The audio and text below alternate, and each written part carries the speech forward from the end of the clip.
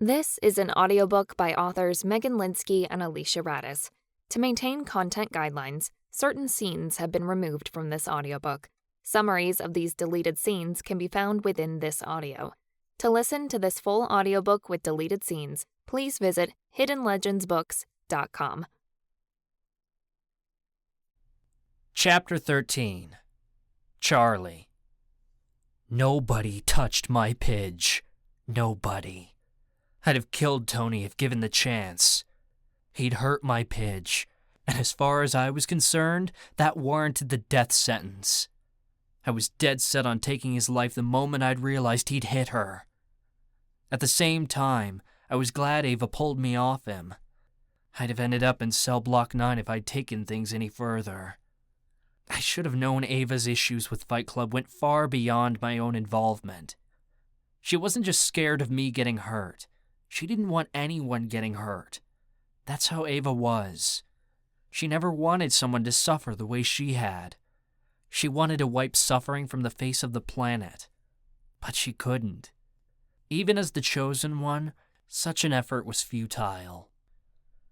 She could live 1,000 lifetimes with the same goal in mind, and it'd do nothing to save our souls.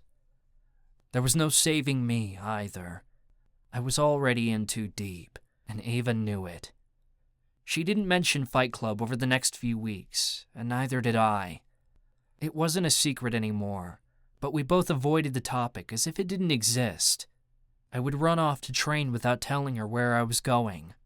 Though she obviously knew, she didn't object. It made me feel as if we were both living a lie, but Ava wouldn't talk about it unless she wanted to, so I didn't bring it up. "Ivy's hired me to design him a dress," Ava announced on our way to class one day. I had my arm draped over her shoulder, and Oberei walked alongside us, her hooves clicking lightly against the floor. Ava bounced on her toes with every step, obviously in one of her better moods. "I should be done with the design by the end of the week, and can start sewing it in the arts and crafts room this weekend." "That's nice, Pidge," I said. "I'm glad you're doing something you love." Ava had been spending an awful lot of time designing clothes, so much that we'd barely spent time in the music room lately. I got the sense that she was avoiding me, but I wasn't interested in having that conversation right now. "It's going to be gorgeous," she raved. "I'm thinking a red satin evening dress with a long slit up the side to show off Ivy's legs." "I'm sure he'll love it," I said.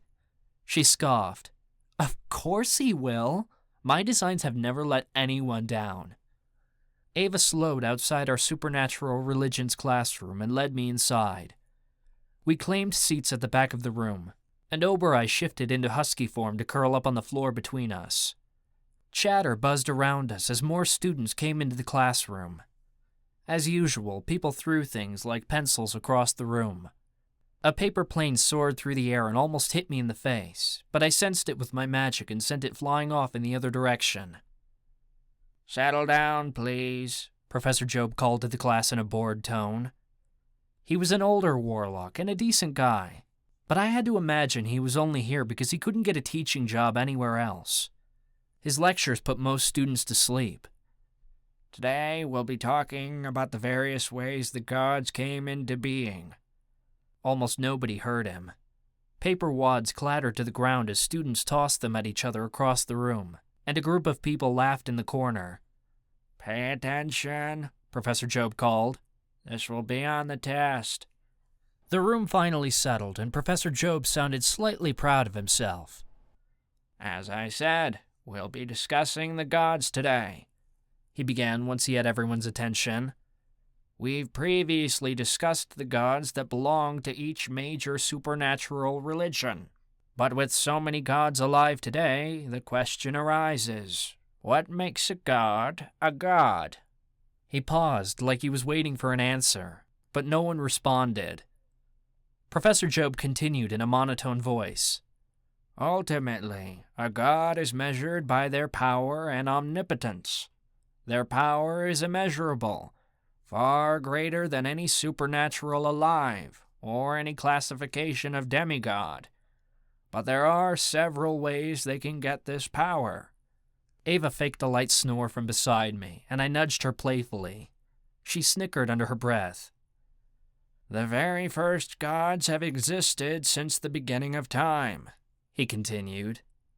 "The Great Spirit in Hawkeye culture, or the 7 gods from Arcanian culture, are great examples of this. The second way to become a god is to be made into one. To ascend to godhood, an existing god must give a piece of him or herself away, gifting a piece of their godhood power to the individual."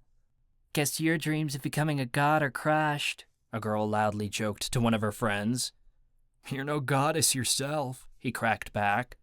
"Students!" Professor Job tried scolding them, but it was a comical attempt at best. Ava leaned over to me and whispered, "Could this class get any more boring?" "Probably not," I whispered back. "Ascension does not happen often, as the gods don't readily share their power," Professor Job continued. "However, there are several documented cases of mortals becoming gods, such as with the goddess of the Miriamic Coven and one of the 2 elven goddesses." Ava grabbed my arm in shock, and I felt her whole body still. "The elves!" she hissed at me under her breath. She shot her hand into the air. "Fuck." "Yes, Miss Maito," Professor Job called on her. "There are 2 elven goddesses?" she asked in a bright tone. I held my breath, hoping Professor Job knew nothing more about the elves, but he launched into an explanation. "Yes, the story is quite fascinating." He sounded more interested than I'd heard him all semester. "One thing you should know about the gods is that their power prevents them from having children of their own. That is to say that a god and a goddess cannot mate and birth new gods. However, the elven goddess, Idril, fell in love with a female human from Edenmire, Carolyn." "A human from Edenmire?" someone balked. "I thought only Fae and elves came from Edenmire." "This was a millennia ago, at a time when there were humans in Edenmire," Professor Job replied. "Carolyn eventually ascended, becoming an elven goddess herself. Before she ascended, however, the 2 goddesses mated and birthed a child, creating an entirely new race known as the Elves." Ava's hand tightened on my arm, and she leaned over to hiss under her breath. "The elves were half god, half human." Professor Job didn't hear her. "As you can imagine, with the blood of the gods running through their veins, the first generation of elves were considered demigods. That is to say, they possessed great power, more than even the most talented supernaturals. The elves were similar to Fae, because like the Fae, they drew their power from Edenmire. But the elves were different in that they drew magic from both Edenmire and their goddesses. For many years, the elves and the Fae lived alongside each other." His voice changed, almost sounding sad.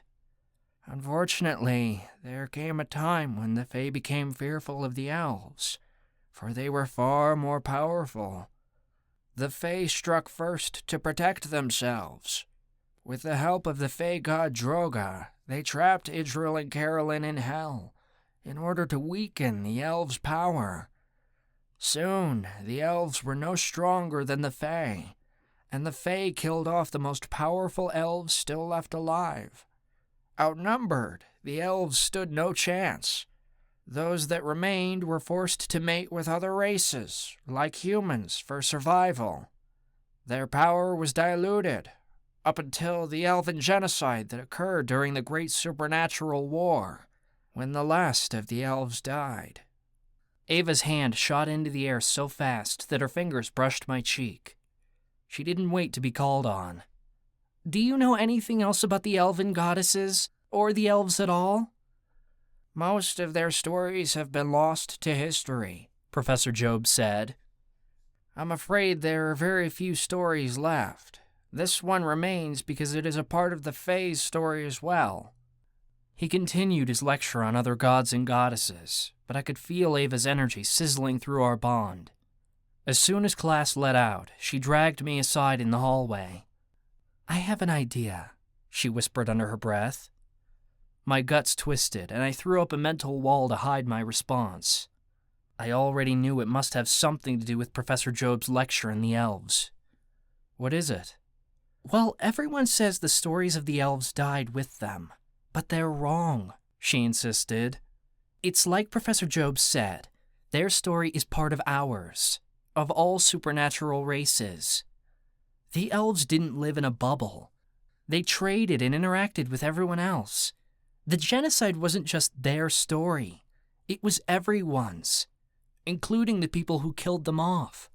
We have to look through the history of other races and their interaction with the Elves to learn more about them. My mouth went dry. I know you want to find Forevermore. Someone must have been at the gate at some point, right? Ava insisted. What if the other races knew how to get through the door? What if someone besides the Elves knew where to find the keys? I sighed. The last thing I wanted was for her to go to Forevermore and get one step closer to fulfilling the prophecy. I don't know, Pidge. I thought Forevermore was an elven secret. Someone knows something.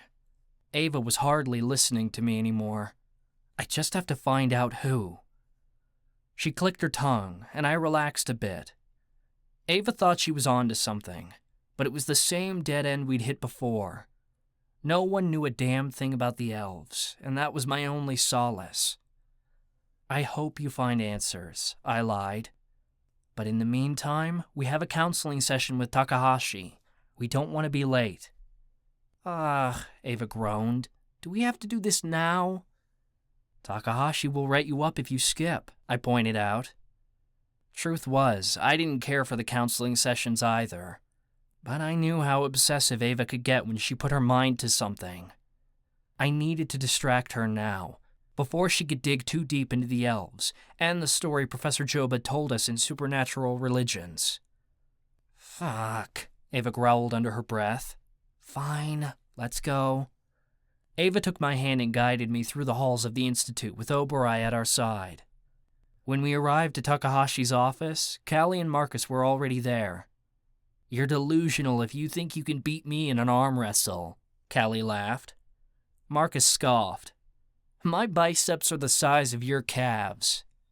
I'd felt Marcus's biceps, and he was a liar with a capital L. And I'm a shifter, Callie pointed out. I bet I've got more strength than my pinky finger than you have in your whole body. Let's go right here, right now. We'll prove who's right. Marcus squeaked. Oh, here's Ava and Charlie. Smooth. Callie huffed. Another time, then. Welcome, students, Takahashi greeted kindly as we took our usual seats. Oberai sat between Ava and me. How are you, Charlie? The tone of his voice indicated he'd noticed the bruises on my face.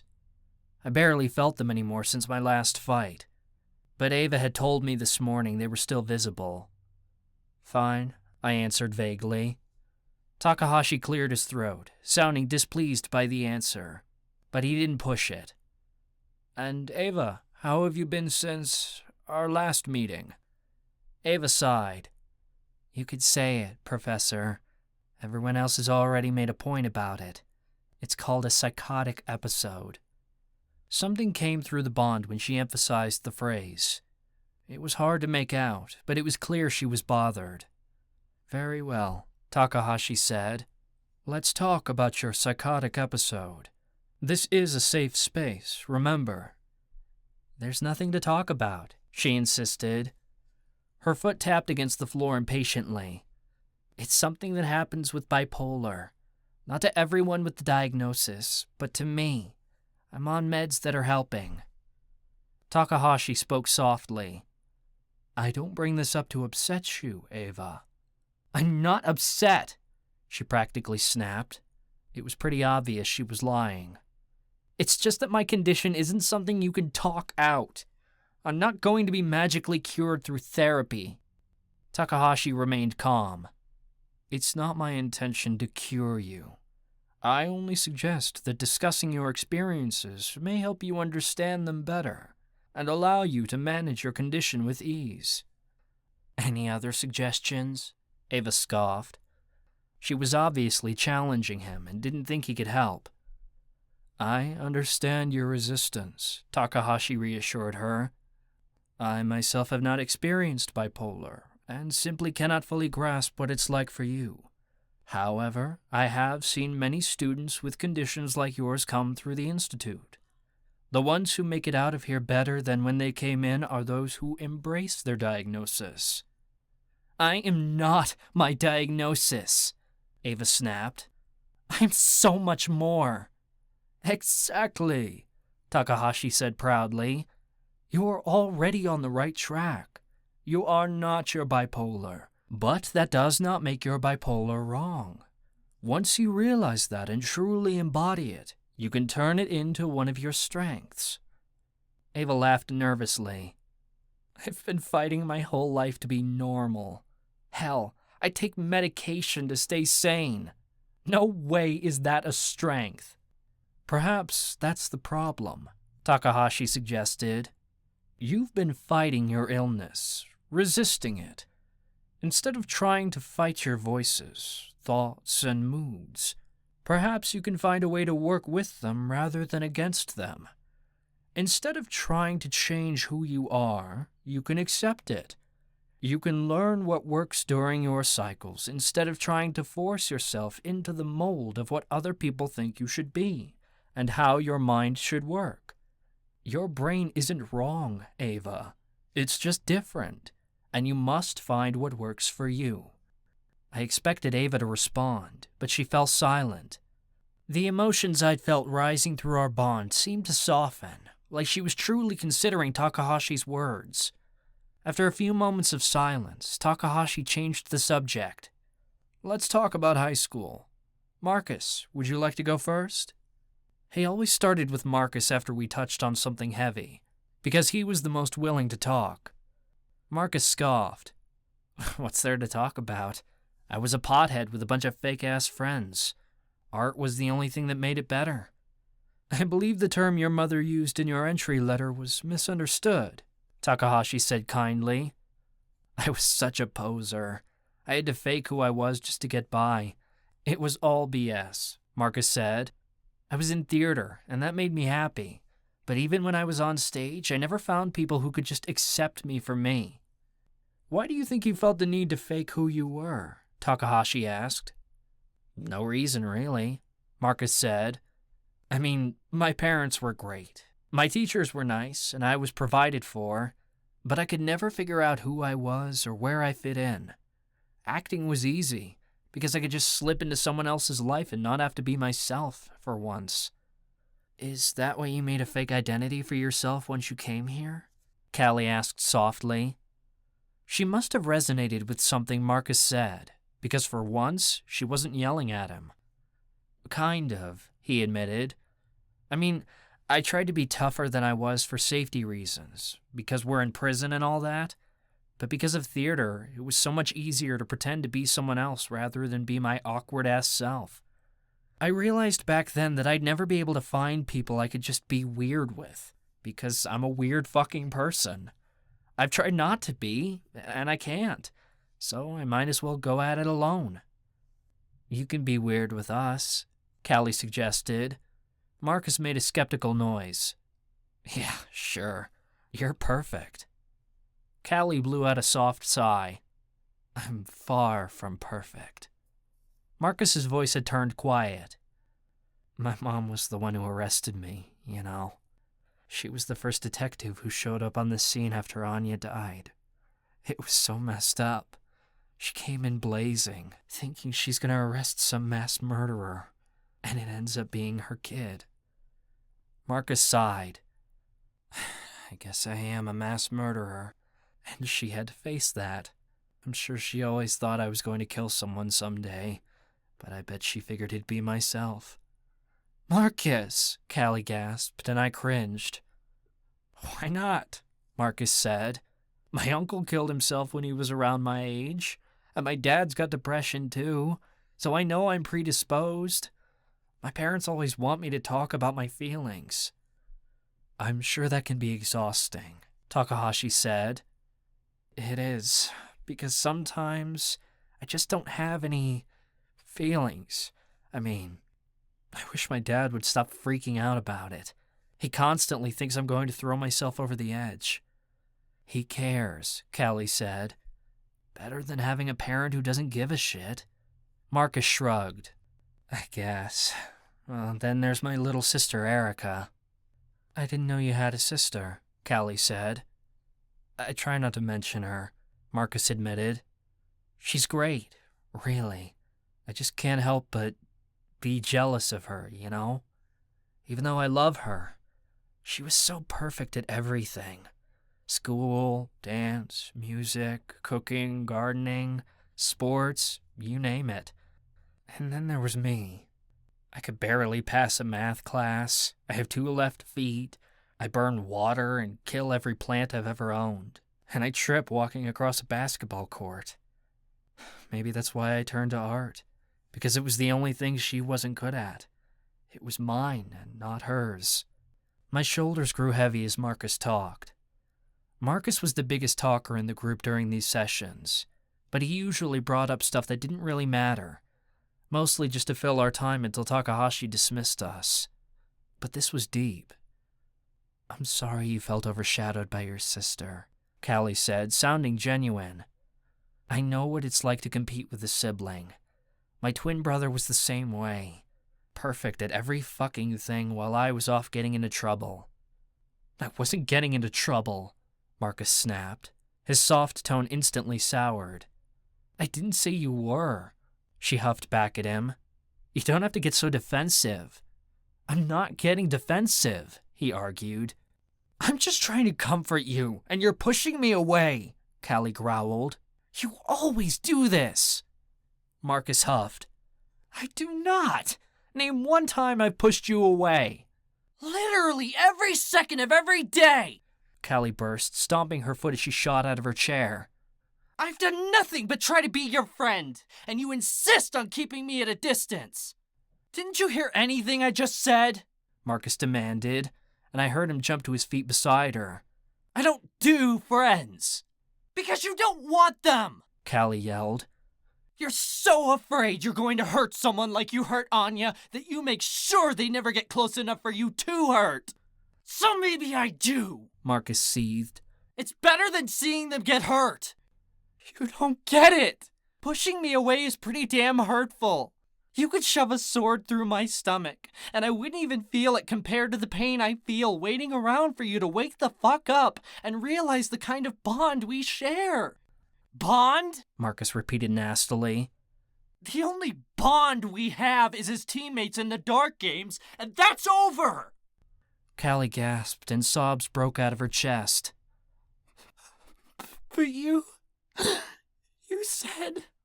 Marcus took a step toward her, his shoes squeaking against the floor. His tone softened as he realized the mistake he made. Come on, Callie. I didn't mean it that way. I only meant... Fuck you, Marcus, she snapped, and I heard her push him away. The only curse you could break is a promise. Callie took off running, and her sobs echoed down the staircase as she left. My jaw dropped. Fuck, Marcus muttered under his breath. Callie, wait! He quickly followed after her, along with Takahashi. Excuse me, students, Takahashi said quickly as he passed Ava and me. Session dismissed. Within moments, Ava and I were left alone in Takahashi's office with Ava-Marie. Whoa, Ava breathed. That was intense. No kidding, I agreed. I had no idea Callie felt so deeply about Marcus. It's totally obvious, Ava said as she stood. A keychain on her bag jingled as she swung it over her shoulder. And it's not like she can help it. What do you mean? I asked as we left the room. God, are all men this oblivious? Ava groaned. She paused a beat before adding, we should probably talk about this somewhere private. Ava led me to the balcony. It was quickly becoming our hideaway whenever we needed a moment alone, just the two of us. I was a bit on edge after what happened the last time we came up here, but Ava was doing well today. Ava-Marie hurried over to the banister and thwacked his tail against the ground as he looked out over the prison yard. He loved being outside. What's so secret we had to come up here? I asked. Didn't you hear, Callie? Ava practically whispered, though we were alone. She admitted they're bonded. Bonded? I gaped. Like magically? I thought she was talking metaphorically. They're mates? That's what Callie told me, but Marcus has no idea, Ava admitted. How's that possible? I thought Fae only mated with their own kind. They're supposed to, but Callie's different, Ava pointed out. She's the only female shifter known to her people. Perhaps her bonding magic works differently too. I guess that makes sense, I said thoughtfully. Between us, Oberoi whined, and I felt his disappointment. What's up with him? Ava asked. At the same time, we both reached out to scratch his head, and our fingers connected. He wants us to talk, I said without thinking about it. Ava's fingers stilled. Talk about what? My shoulders dropped. He wants us to talk about the Fight Club. Ava began scratching Oberoi's ears again. He started panting. What's there to talk about? I don't know, I started gingerly. You've been avoiding me. I thought you were still mad. I'm not mad, Ava cried. Ancestors! Do all men need everything stated explicitly to them? Yes, I stated flatly. Ava laughed. I thought you understood how I felt. I haven't been avoiding you. Then what's up with all the fashion designing lately? I thought you didn't want to do music anymore. Of course I do, she insisted.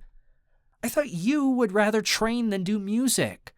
I've been designing so you had time to train. I didn't think you wanted to make songs with me anymore. That it wasn't important. A weight fell from my shoulders. I want both, fighting and music. Oh. Her voice became soft. It's just, you seemed so happy in the ring. I know we've fought about it before, but it doesn't matter how worried I am about what might happen to you. I want you to fight because you love it.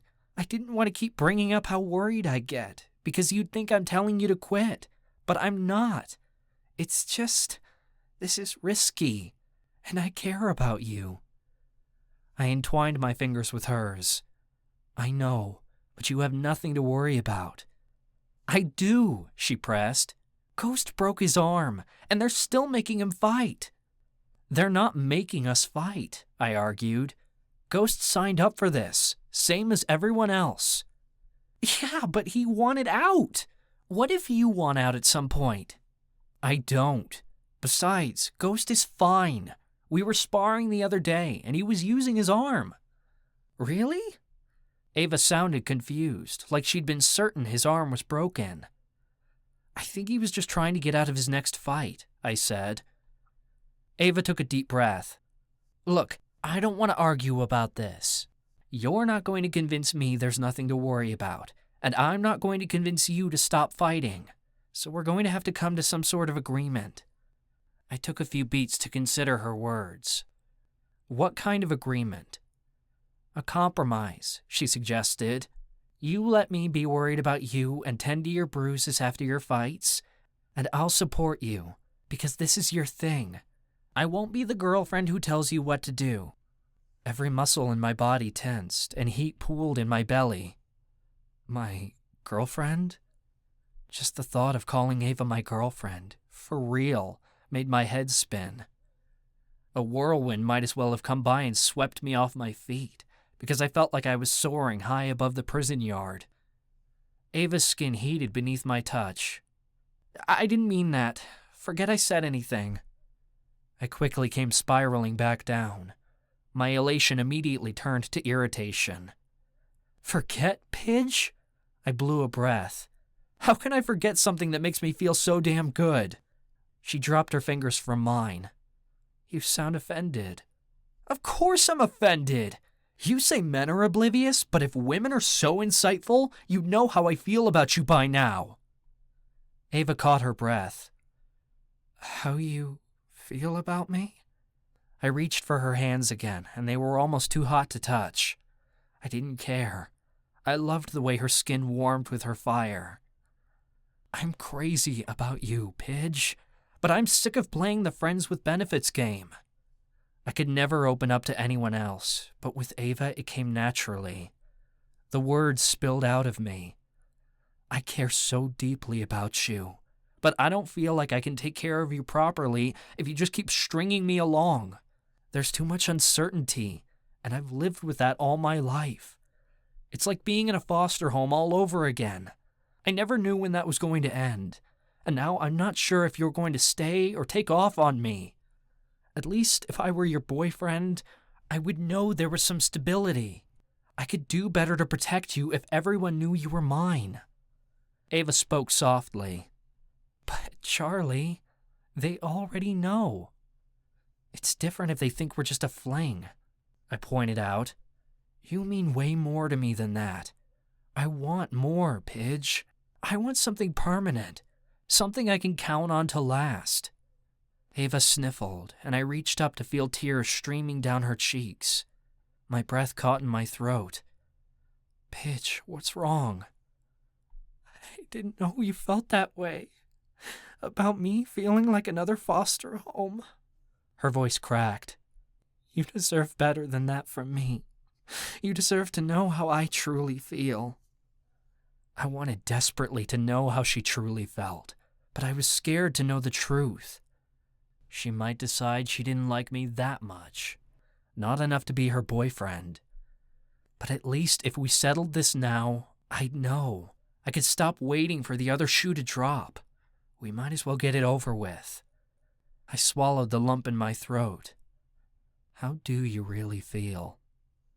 The seconds seemed to stretch into minutes as I held my breath and awaited her answer. My body turned to stone, but my heart hammered. Ava reached up to caress the side of my face. Her warm fingers sent tingles across my skin. Ava's voice sounded like an angel's as she said, I love you, Charlie. It was the last thing I expected to hear. I didn't know what to do. At best, I dreamed she might say she liked me, but loved me? Hell, no one had ever told me they loved me. Not a foster parent or even a friend. Love? I slurred, barely present in the moment. I felt like the words had sent me to another dimension, one where I was disconnected from my body and couldn't decipher how to respond. Yes, Charlie, she chuckled through her tears. I fucking love you more than I've ever loved anything, more than my own freaking element. I love you, Charlie Walken. As she repeated the words, they finally started to sink in. I snapped back into my body, fully aware of the way my heart lifted in my chest. Tears rose to my eyes, and one escaped down my cheek. What's wrong? She asked in alarm.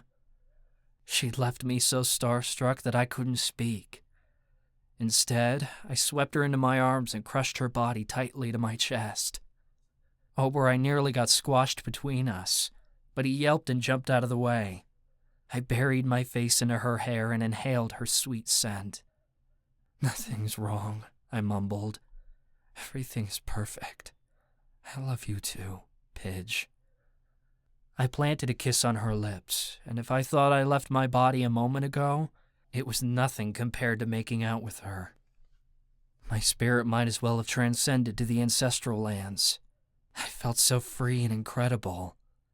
I didn't know what it was like to be loved. Hell, nobody ever wanted me. But Ava did. Ava threw her arms around my neck and dragged me even closer.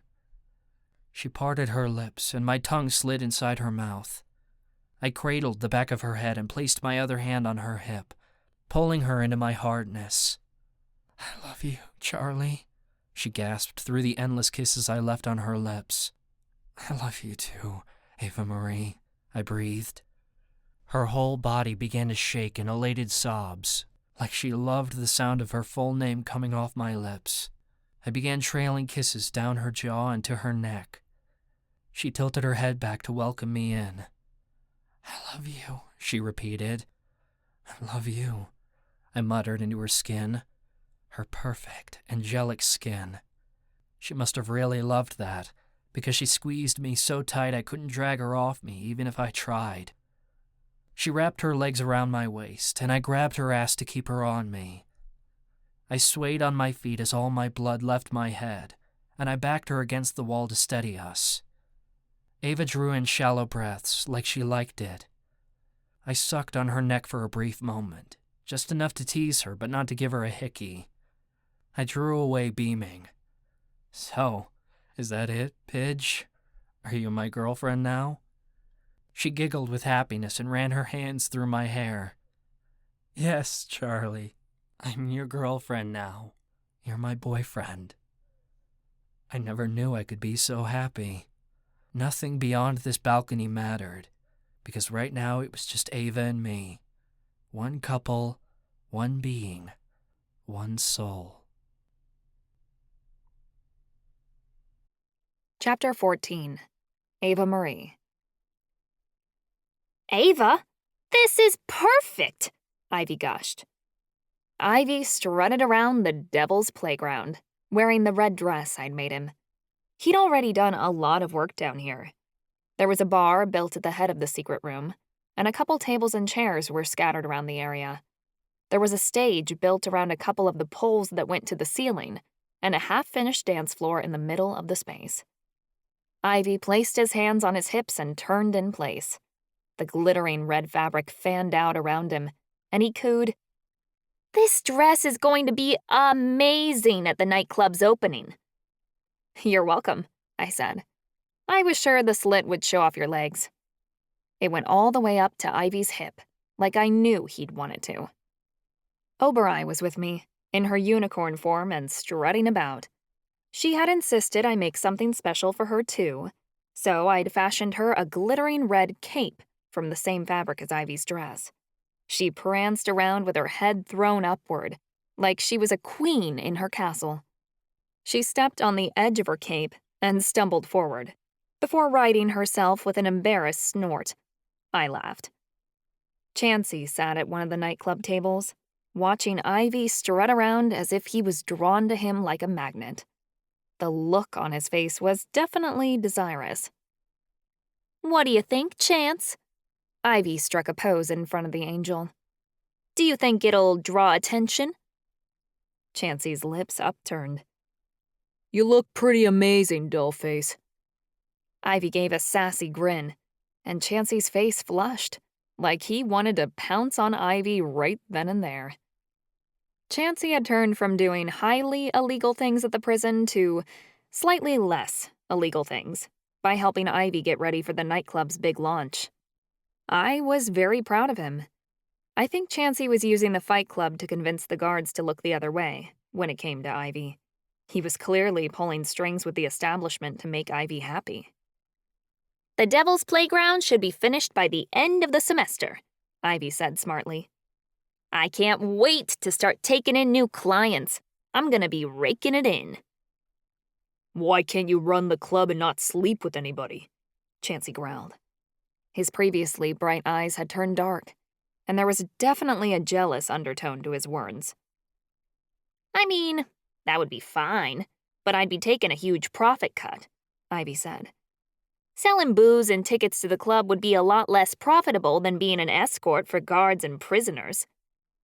Chansey let out an angry breath. "So what we're doing doesn't matter." "Don't take it that way, it's just business," Ivy said with a casual shrug. "Yeah, right, business," Chansey snapped. "I get it. Money is what's important." Ivy's mouth dropped open. "Chance." "I don't want to hear it, Ives." Chansey got up and shoved away from the table. His shoulders were hunched as he walked away and out of the room. "What the hell's the matter with him?" Ivy asked, jerking a thumb at the door. "Isn't it obvious?" I asked. "He's pissed off at the thought of you sleeping with other people." "But it's my job," Ivy whined. "It doesn't have to be," I argued. "Everyone starts over at the Institute. You can reinvent yourself." Ivy's eye twitched. "Well, if you wanted anything more, he should speak up, before I change my mind. I've got a lot of options, All of them willing to pad my wallet. It's not just about that, is it? I asked. Ivy was quiet for a moment. Before he said, when I showed up at the Institute, Chansey and I had an understanding. It worked well for both of us. He got off and I got paid. But it turned into something more, I said. Ivy sighed. I want there to be, he confessed. But I don't think he feels the same. Of course he does. He's smitten with you. I don't think so. Ivy shook his head. You know, I haven't taken on another client since I got here. Chansey's the only person I've been with. But I broke the cardinal rule. I let my feelings get involved with the guy who's paying me. That's not a bad thing in this situation, I insisted. He's literally my second chance, Ivy whispered, and his eyes got misty. I don't know what I would do if I lost him. And I don't mean anything to him, I'm just his whore. That's not true, I insisted. Ask him to be your boyfriend. I know he'll give you the answer you want. How can you be so sure? Because he loves you, Ivy. It's plain to see when he's looking into your eyes. The look on Ivy's face got so soft, and I saw tears welling over his eyelids. Do you really think he loves me? Of course. The evidence is all there. He stopped dealing drugs. He doesn't gamble as much. Hell, he's even less of a prick. Overall, he's turning into a nice guy. I never saw him change. He didn't want to change. Until you showed up. He's becoming a better person for you. I purposefully avoided bringing up the Fight Club because even though I thought that was Ivy's right to know, that was a conversation he and Chansey needed to have. Chansey was a bad guy, but he was turning into one of the good ones, for Ivy's sake. That meant they had something special. Maybe you're right, but I'm so scared, Ivy confessed. What if he breaks my heart?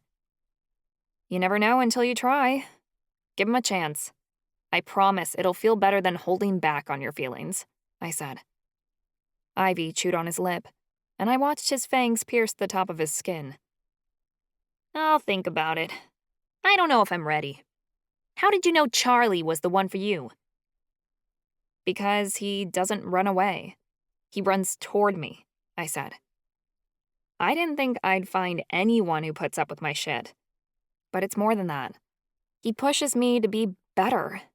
Charlie gives me hope I can have a normal life. A better life even with my bipolar. Maybe Chansey can give you the same hope. Ivy made a sad face. I don't know if I'm cut out for the 2 kids and a picket fence life. It's nice to dream about, but I'm just too bad. That's not true. I used to think the same way, but we're at the Institute to correct our behavior, right? Ivy gave a sour laugh. Nothing's going to change me, precious. I always thought I'd end up dead in some alley somewhere, after a client killed me or after overdosing. You don't live a high-stakes life like me without paying the consequences. Don't say that, Ivy. You deserve so much better. You deserve to be loved and to die as an old person who's lived a full life. Ivy made a scoffing noise. Sounds like a fairy tale to me. Don't think that way. You said Chansey is your second shot. You two can build a new life together once you get out of here. Take it. Ivy drummed his fingers against the bar. Maybe. Ivy gave me a wink. But enough about me.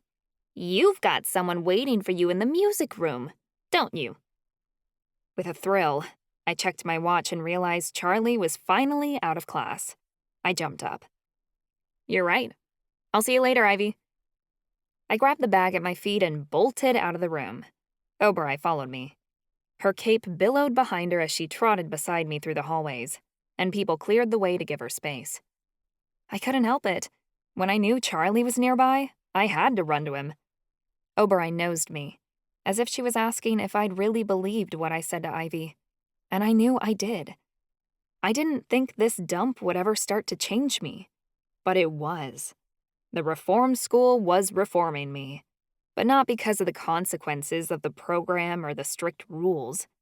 It was because of the people, because of my friends and Charlie and the teachers who cared. It'd been so hard living in Kimpago, and I hadn't even realized it. My family was great, but they didn't have the same impulses I did to react to everything. I'd never realized it before, but I'd felt inferior. The bad kid who did bad things just because she could, surrounded by people who were not just heroes, but who wanted to be good, because that's who they were on the inside. I felt so out of control all the time, and I didn't know how to stop it. Here at the Institute, I was surrounded by people who were just as fucked up as I was, so my thought process didn't seem like such a sin. It felt normal. Better than that, it felt like it wasn't a life sentence to think that way. I was witnessing people turn their lives around after they'd really screwed themselves over. At the Institute, you either got better or you got worse. And I saw what happened to the people who got worse, what kind of monsters they became. Being bad didn't feel like a choice to me before, but it did now. It was making all the difference. I skidded to a stop in front of the music room and nearly fell over. I did fall over when Ava-Marie failed to stop behind me and her front smashed into my ass. I went toppling into the music room, slamming into an accordion, and Ava-Marie neighed an apology. "You always know how to make an entrance." Charlie stood above me, holding out a hand. I took it, and once our skin touched, a surge of energy went through me. I launched myself upward and grabbed onto him. I squeezed him so tight my arms almost went numb. The powerful feelings rushing through me made me feel high. I placed my head on his chest and made a happy sound. "I love you." Charlie kissed the top of my head. "I love you." Charlie and I really like saying "I love you." It was like we couldn't stop. I figured I had to make up for a lifetime of saying it because Charlie had never heard it before, and that was so wrong. How anybody couldn't love him, I wasn't sure. He bounced me in his arms. "You should let go." "No, I don't want to." Charlie gave a noise of amusement. Ava-Marie guided him to the piano bench, and Charlie sat us both down. I ended up on his lap. I loved his lap. It's where I felt so safe. Ava-Marie carried over the bag I'd dropped, and my heart leapt. How could I have forgotten? I took it from her and said, "I brought you presents." "Presents?" Charlie's tone was hesitant. "Yes! Open it." Charlie slowly took the bag. "How much did you spend?"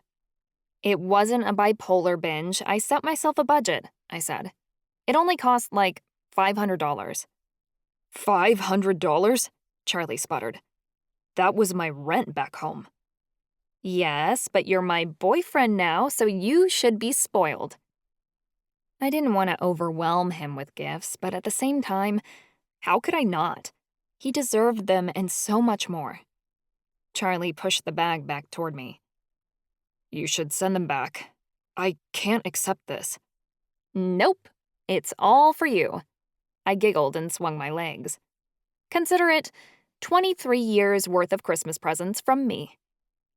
"You already made me the armband," Charlie muttered. "So 22 years. Go on, look inside." I was fit to bursting with excitement. Charlie still looked uncomfortable, but he did as I asked. His face frayed on the edge of becoming emotional as he removed items and placed them on top of the piano. I noticed he fingered each item carefully, taking in the shape and texture. "I got you all kinds of soft new clothes and new shoes and a candle that smells like me, and food you like. Fuck the guards, they don't need to know you have it. Oh, and I made you this jacket," I said, pulling it out. "It took me all week to sew. Try it on." Charlie slipped the jacket over his shoulders. I'd guessed the right measurements. It fit perfectly. His hands roamed over the fabric, feeling it as I said, "It looks so good. Now when we go into Shade Hills for our field trip, you'll have something nice to wear." Charlie didn't say anything, and my smile faltered. "Did I do something wrong?" I just I feel bad I can't give you the same, he admitted. No one's ever done this for me before. I scoffed. I have enough stuff. What I didn't have was you. And I do now. So that's all it takes to make me happy. Charlie sniffed and wiped at his eyes. I swear it touched my cold, dark heart. Thanks, Pidge, he said. I don't know what to say. You don't have to say anything. If you're happy, I'm happy. I wiggled on his lap, and I felt his dick begin to press against my ass. Charlie's voice went low. You keep doing that, we're going to have a problem. So? I wiggled on his lap again and felt him grow harder. We probably shouldn't. Ez is going to be here any minute. I let out a breath of disappointment before I slid off his lap and started fiddling with the piano. Charlie put his presents back in the bag. I didn't know you felt this way. About what? You? I asked. I played a medley on the piano and it grew over the room. Oberai began to sway back and forth. Yeah, Charlie nodded. Before, it was hard for me to even tell if you liked me. I kind of go from 0 to 100 really fast, I explained. I've been holding back forever, so now I have to let out everything that I've been suppressing inside of me. What do you mean? I've been in love with you for a really long time. Really? How long? Charlie leaned forward, like he was obsessed with knowing the answer. Since the night I told you everything in the loft above the chapel. The night of the party, when we got our matching tattoos. My fingers played across the keys. Charlie stilled. Ava, that was months ago. Mm-hmm. I pressed down harder on the keys to make the notes really shine. It was really hard not telling you during the dark games. I didn't know if we'd make it to the end, and if one of us died, I wanted you to know how I felt. Then what held you back? I knew if we both made it out, I'd have to face my feelings, I explained. Plus, I knew once I admitted it, I'd go overboard with all this. I gave a sheepish shrug. I'm not a person who refrains from affection once I care about someone. I can be over the top, and I didn't know if that would scare you off. That doesn't scare me off. It draws me in. Charlie moved closer. I never knew a person could love so deeply.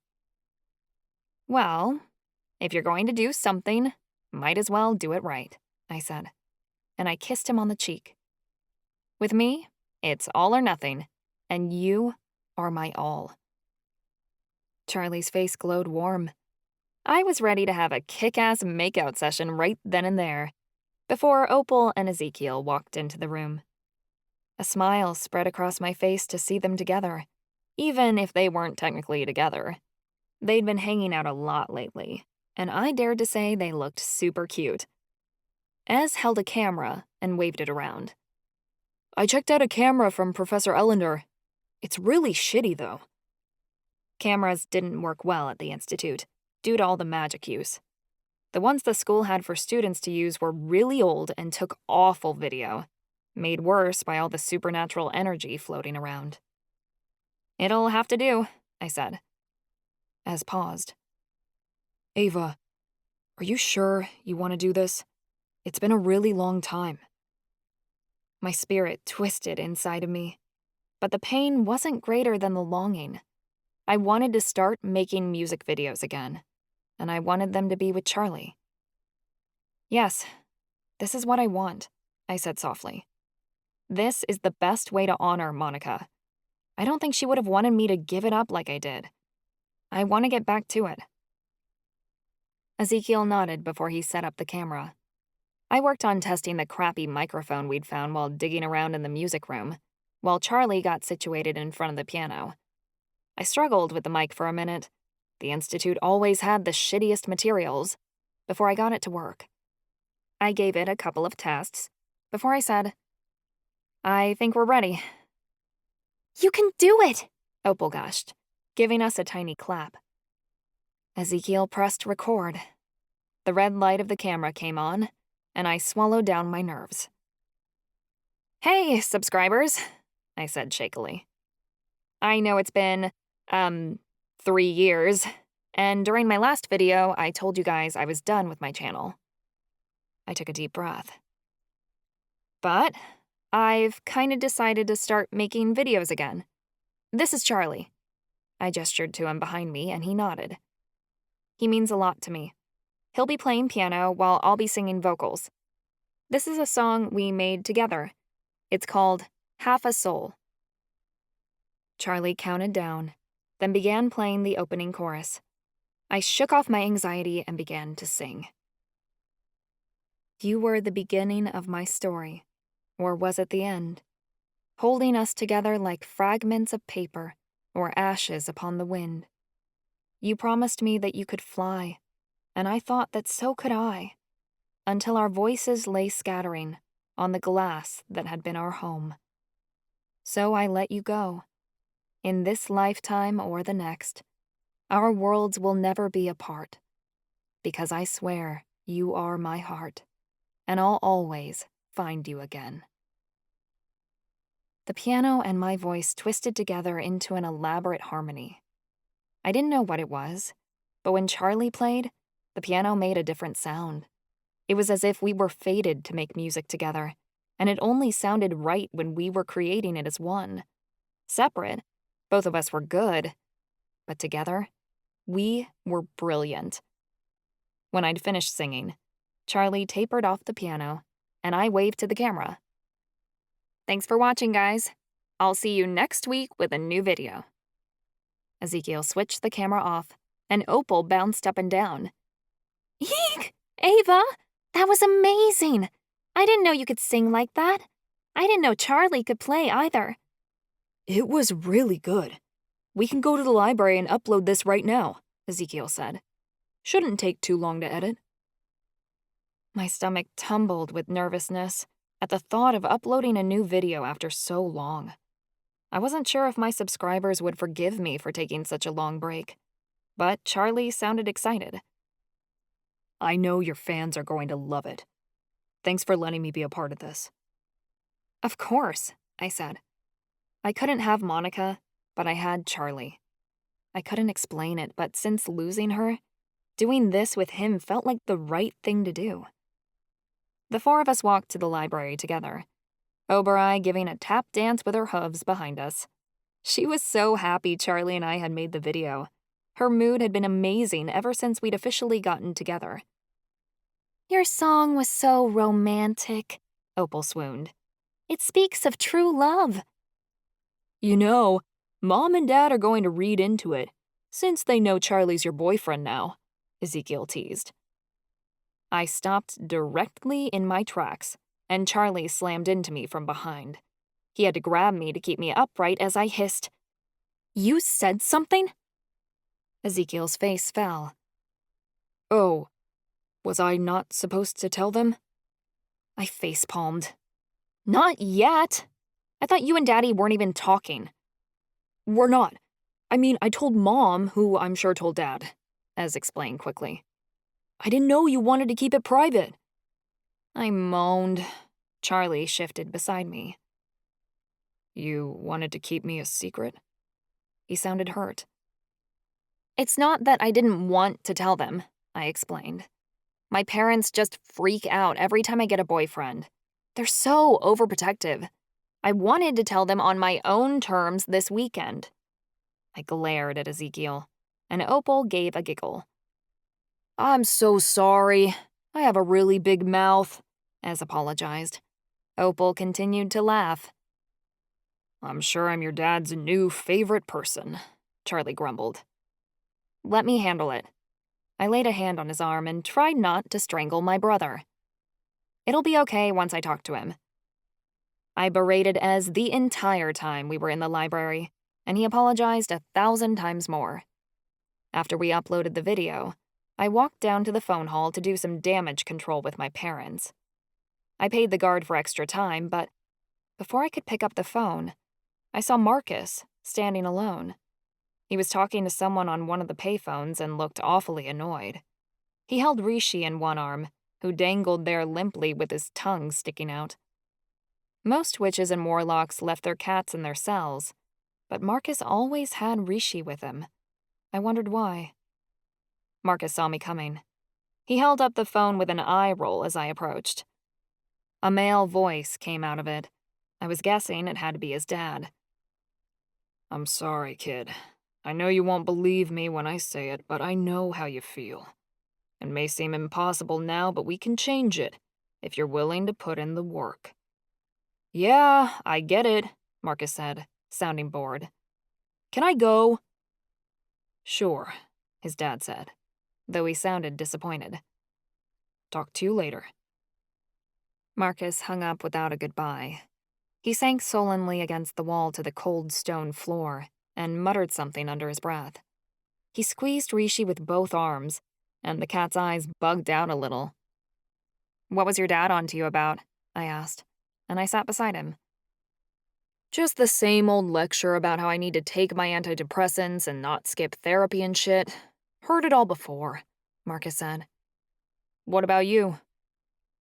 The school must have notified his parents that he'd skipped out on our last therapy session since Callie's blow-up. It'd just been the three of us with Takahashi, and without Marcus, the session had been long and tense.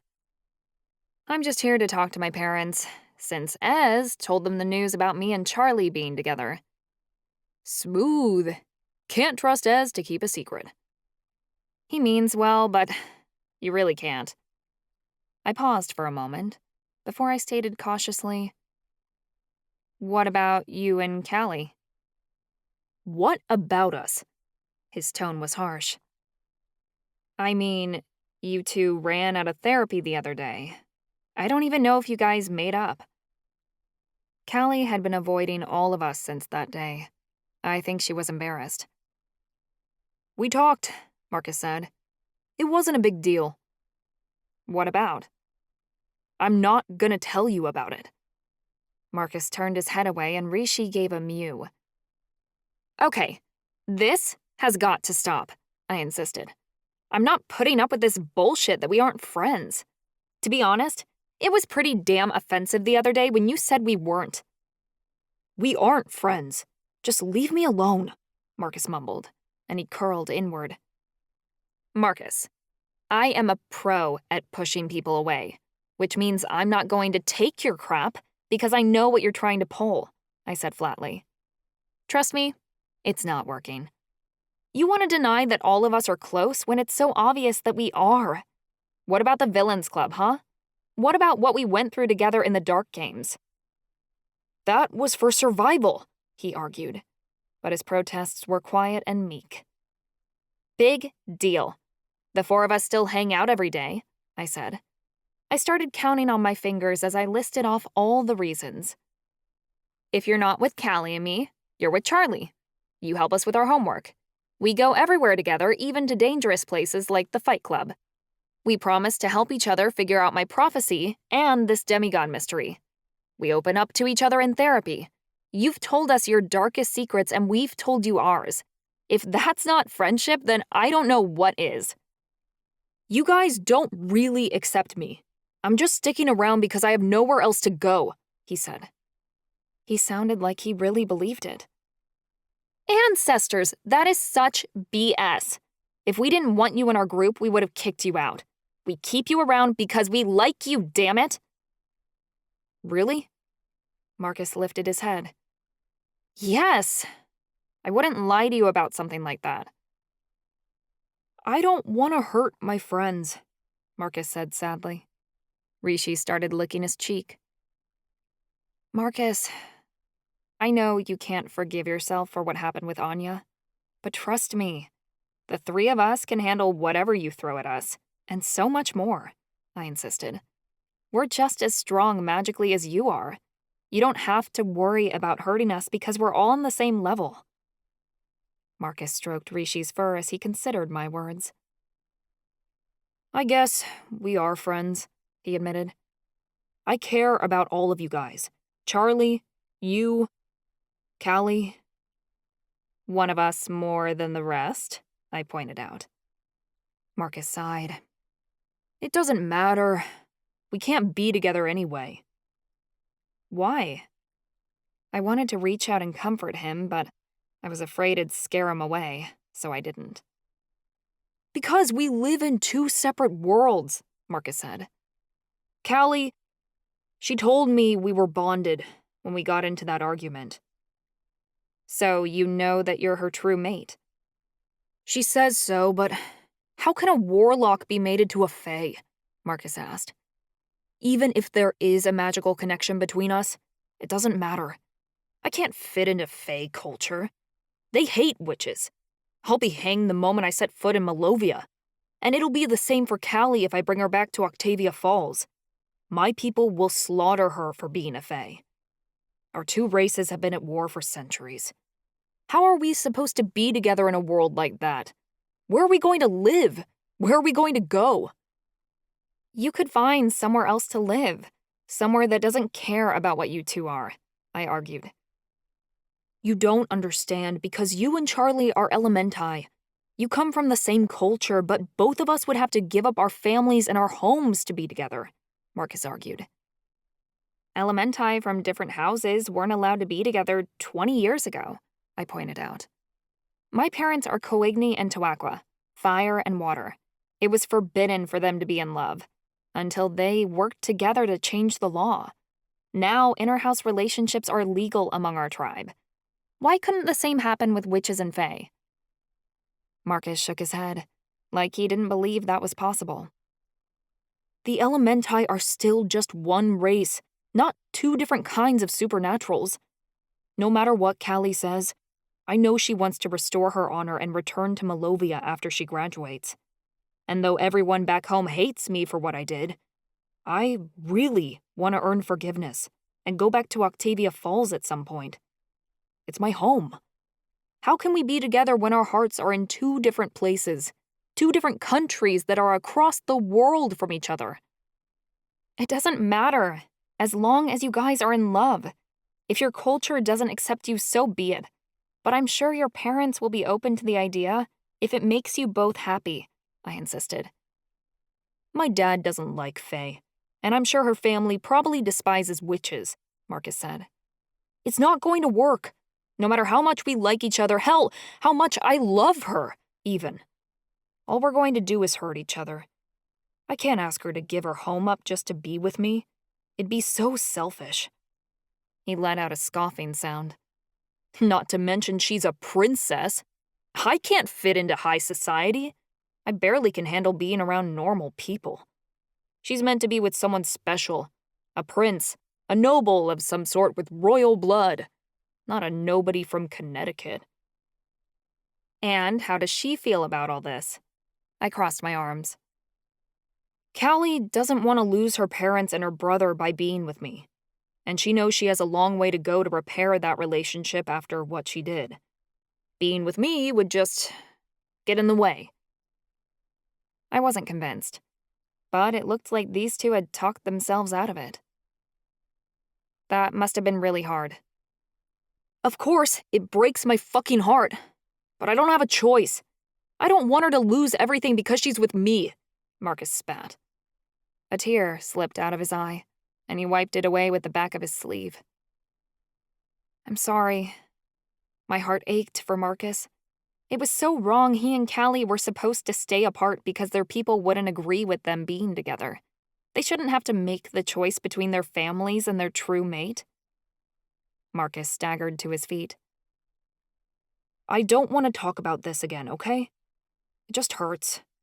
Callie and I have come to an understanding. This is the way it has to be. Okay. I softly rose. Marcus practically ran down the hallway.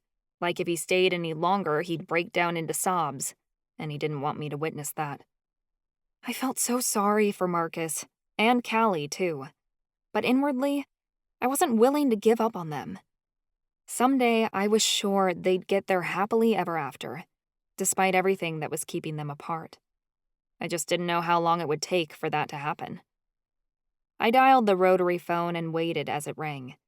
My mother picked up, and I shouted, "Hi, Mama!" Mama gave a soft laugh. Hello, Ava. Your father's home. You're on speaker. Oh, good, I said. This should make it a lot easier, talking to both of them at once. How are you reacting to your new medication? Mama asked immediately. It'd been all that was on her mind whenever she talked to me, since I'd been in the infirmary. I'm doing pretty well, I said. I actually don't think I'm cycling right now. I feel pretty normal. For me, anyway. That's a relief. Both of us were worried when the school told us about the episode, Mama said. My mood is stable. I haven't felt this steady in a long time. Even the voices in my head had started getting quieter.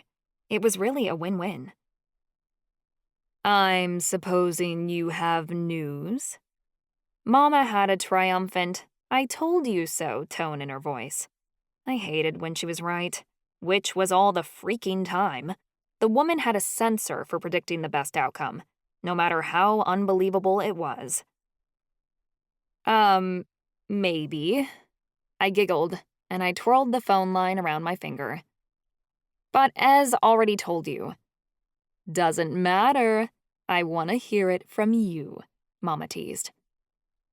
I'm seeing somebody, I said slowly, biting my lip. And who might that be? I let out another nervous sound and squeaked. Charlie? Mama squealed. Oh, that's so sweet. I thought you two looked cute together during the dance. Yes, I win the bet. I heard Uncle Jonah's voice echo from somewhere in the background, and Annie Imogen's excited chittering. They must have been over for lunch. Daddy's voice came over the line as he picked up the phone. Peanut, is he treating you well? Like a princess, I gushed. He's amazing.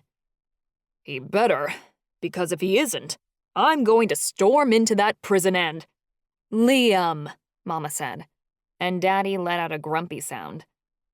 He's the best, I said. I'm so happy. When I hug him, he's so squishy. It's like cuddling a big teddy bear. Squishy, huh? Daddy was not amused. Charlie's a nice boy. Let it be, Mama insisted. I have a right to be concerned, seeing as how he's involved with my daughter, Daddy said. Mama made a tisking noise, and I knew she was rolling her eyes. Daddy's voice became more urgent. Honey, please tell me you're at least using protection. I grinned. I mean, he pulls out. Sometimes. Daddy groaned. I'm getting too old for this bullshit, he mumbled. I gave a laugh. It's just a joke. We haven't even done anything like that. Nothing that would get me pregnant, anyway. This really isn't something to joke about, Daddy said, though he was obviously relieved. Relax. Charlie is very adamant about safe sex.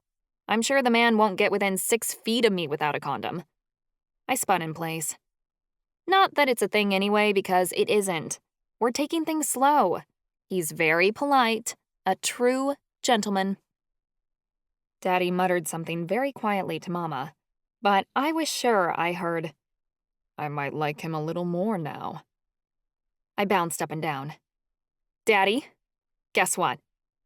What? I giggled and whispered, I love him. Daddy hitched a breath. He took his time responding before he said, That's wonderful, Peanut. You always had such a big heart. That's me. But you should be careful to make good decisions. We won't get into trouble. Too much trouble, anyway. Behave yourself. My voice took on a whining tone. But I don't want to behave. I want to be evil. We're all aware. You approve of him, don't you, Daddy? There was a long pause, and I really hoped he said yes. His blessing meant the world to me. If you're happy, that's what matters, Daddy said. As long as he treats you well. He does, I promise. My heart fluttered at the acceptance of my boyfriend. I can't wait until we're all together again. Charlie's so sweet. You'll see. Just slow down, okay? Daddy sounded so worried. I don't want you getting too attached too quickly. My spirit twisted. Too late for that now. The thought of this ending badly gutted me. I won't. I'm keeping my heart safe, I swear. But it was a lie. I'd given Charlie my whole being, not just my heart, but my soul, too. I had a deeper connection with Charlie than I had with anybody. And even now, part of me feared losing him. The video had gotten 3,000 hits within the first 24 hours. I figured all my subscribers would have forgotten about me by now, but apparently, they hadn't. I guess they really had been hoping I'd get back to making music again. Some comments on the video were mean, but most were very supportive.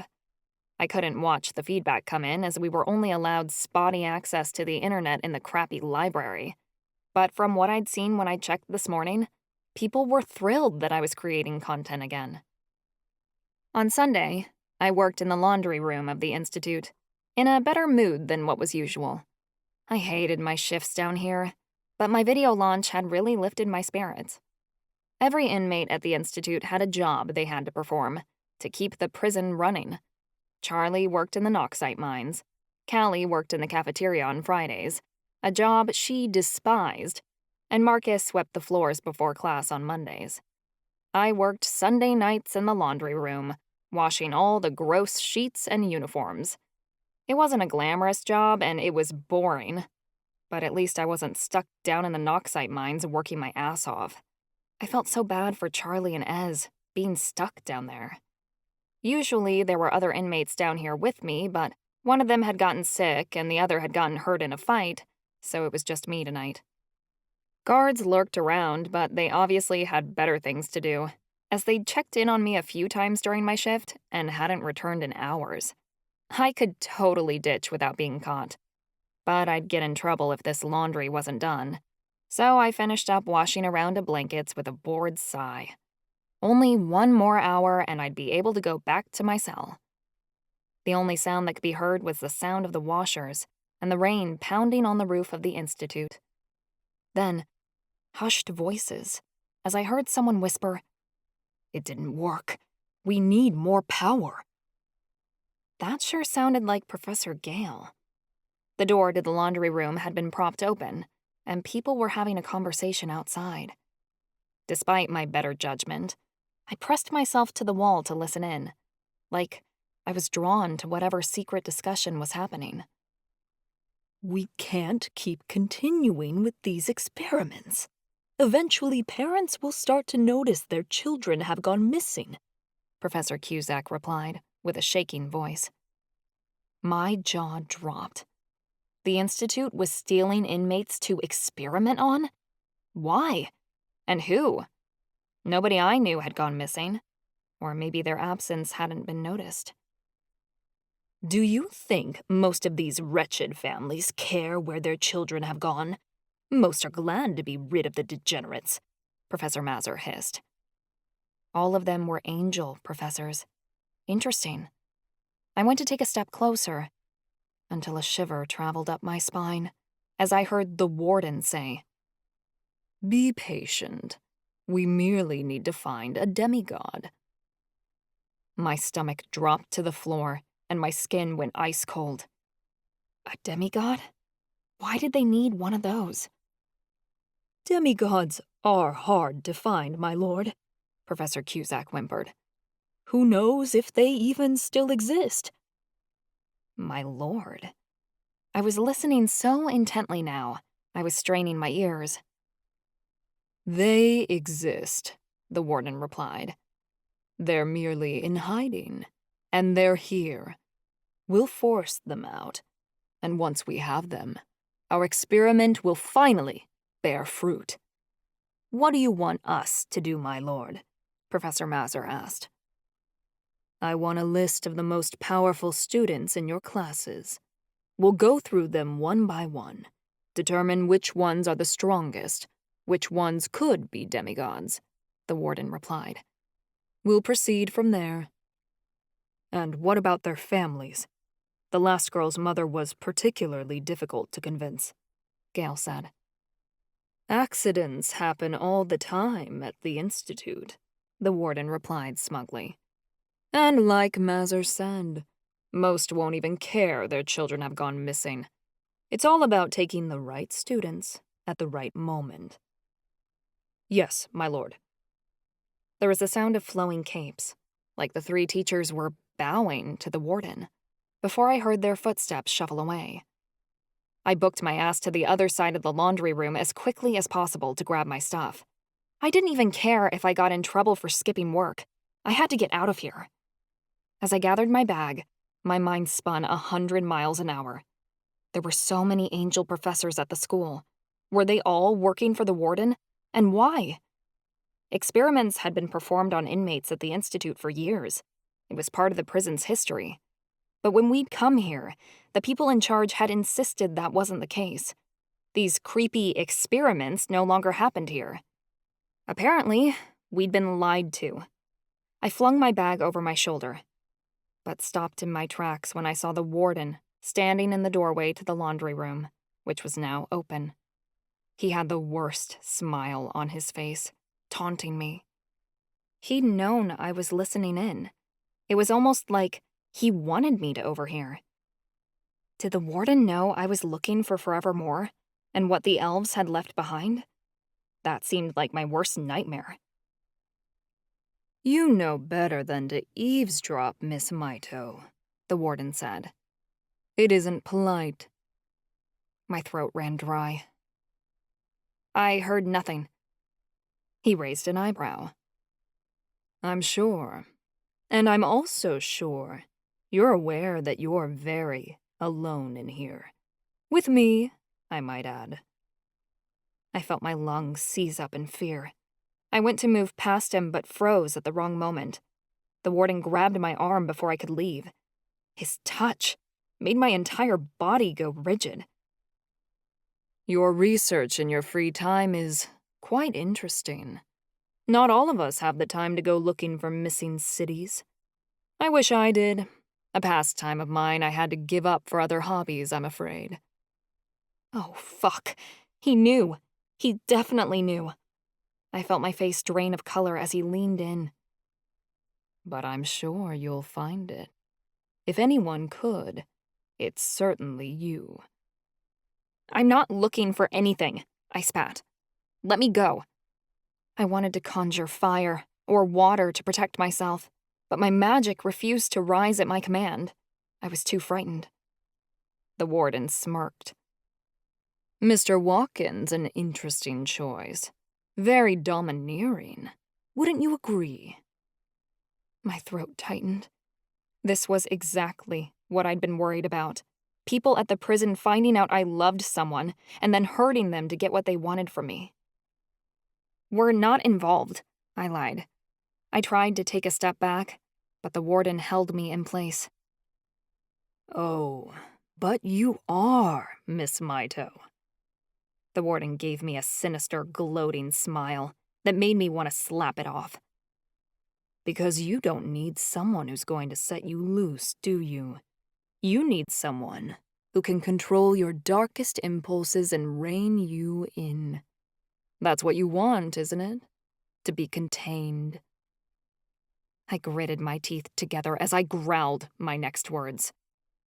If Charlie's keeping me under control, you damn well better be ready when he lets me out of my cage. I ripped my arm away from the warden. He grinned, like he knew he'd broken me, before letting me walk away. The warden acted like Charlie had me on a leash. But maybe he did. Maybe I was just like Mad Dog, a psychopathic lunatic who was waiting for the wrong moment to go off. I was so scared that I wanted to cry. Demigods. They wanted demigods. And by the sound of things, I knew that the inmates who were taken for these experiments didn't come back alive. The warden couldn't find out what Charlie, Callie, Marcus, and I were. Otherwise, we'd be used for these strange experiments, which I didn't even know the purpose of yet. Although I wasn't sure he didn't already suspect us. The warden was watching us closely, and if we weren't careful, we'd disappear. To where, I didn't know. And I didn't want to find out. Chapter 15. Charlie. "This is insane," I seethed. My hands fisted at my sides as I paced back and forth in the lair. Ava had gathered us together before breakfast and told us we had to meet here, that it was urgent. But holy fucking shit, I hadn't expected this. The ground quivered beneath me as I tried to keep my earth magic together. Callie had conjured couches with her illusion power, but I couldn't sit still after what Ava had told us. "The warden can't seriously think he'll get away with experimenting on students," I demanded. "He is getting away with it." Ava sounded pissed, too, but not like I was. She'd had more time to process it since she'd overheard the warden talking to our angel professors. Oberoi nickered at Ava's side, like she agreed with her. "How many professors do you think are in on it?" Marcus asked in a shaky tone. "All of them?" "I doubt it," Ava said. "I can tell some of our professors actually care about us, but at the same time, I really don't know who we can trust." "You know what we have to do," Callie stated. "Yes," Ava replied confidently. "We must avoid drawing attention to ourselves at all costs." "What?" Callie snapped. "I meant we have to leave." "We can't," Ava stated firmly. "You want to stay?" I balked. "You just said the warden is experimenting on kids in search of demigods. That's us, Pidge. We have to get as far away from here as we can, before they find out what we are." Ava huffed. "And how do you expect to do that? Marcus and Callie tried breaking out last semester and got caught. No one's ever broken out of the Institute. The Dark Games was our only way out, and we threw that away." "There has to be a way out," I insisted. "What about your dad? He's the one who sent us here. Surely he can get us out." "I talked to him already. I called him last night as soon as I left the laundry room. Cost me a fortune, too," she huffed. "He must have an idea," I insisted.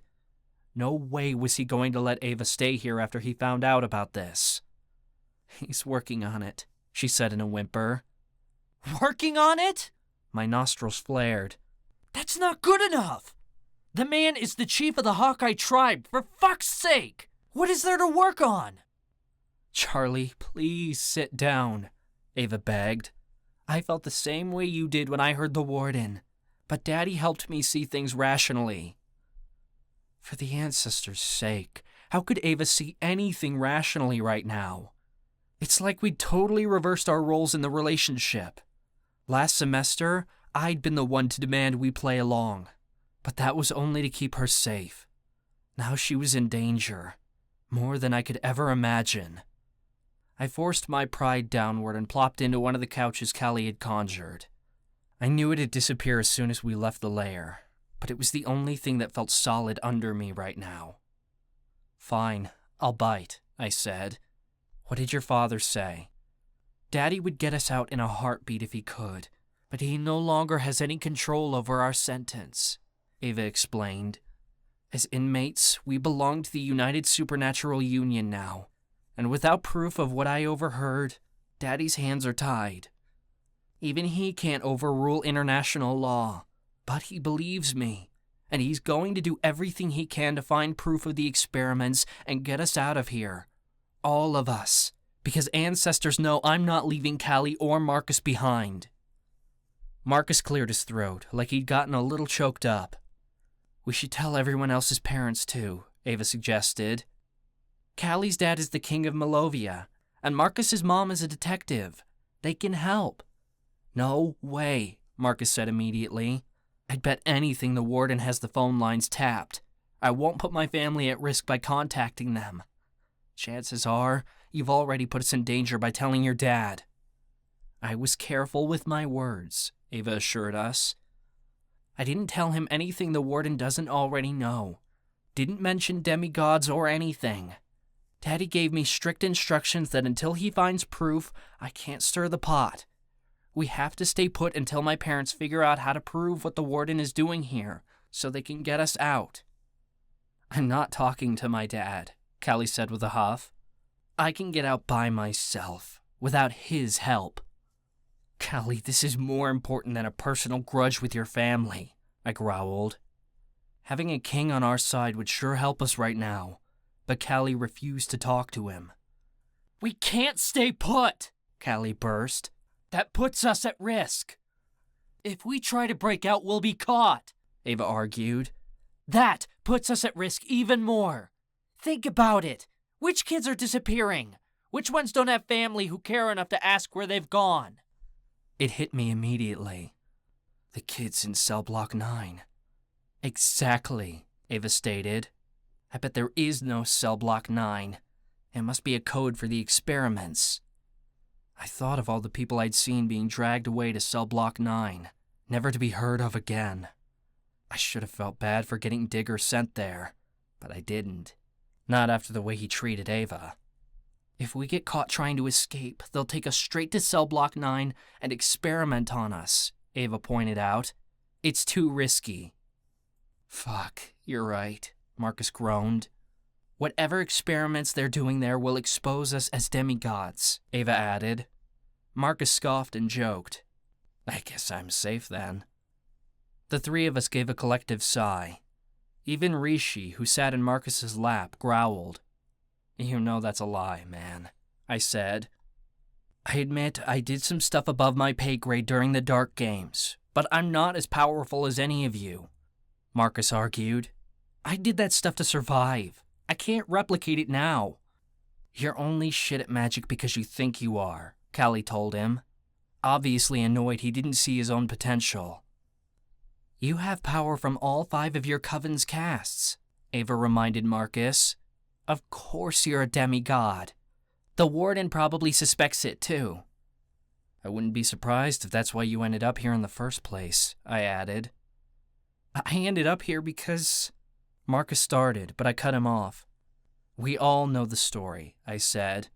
We also know it was an accident, and that it happened within your own coven. They could have sentenced you within their own criminal justice system, but they didn't. They sent you here, because they're afraid of you and wanted you far away from Octavia Falls. I bet the Warden wanted you here, after he learned what you did. It's not even a question, Ava said. The Warden told me during the Villains' Ball that he's watching us. He already suspects something after our performance in the Dark Games. The last thing we want to do is confirm his suspicions. That means no showing off in class, too. Marcus gulped. What do you think he wants a demigod for? He practically told me he's looking for Forevermore, Ava said. We know the portal was made for demigods. He needs one to lead him to the city. And there's nothing we can do? Callie asked.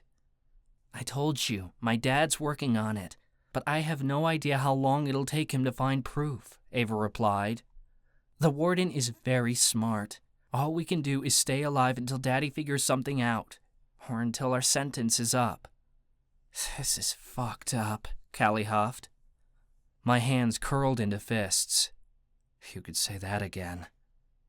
I'm with Ava, Marcus piped up. I want to stay here, where it's safer. Of course you do, you big chicken, Callie grumbled. Marcus sighed.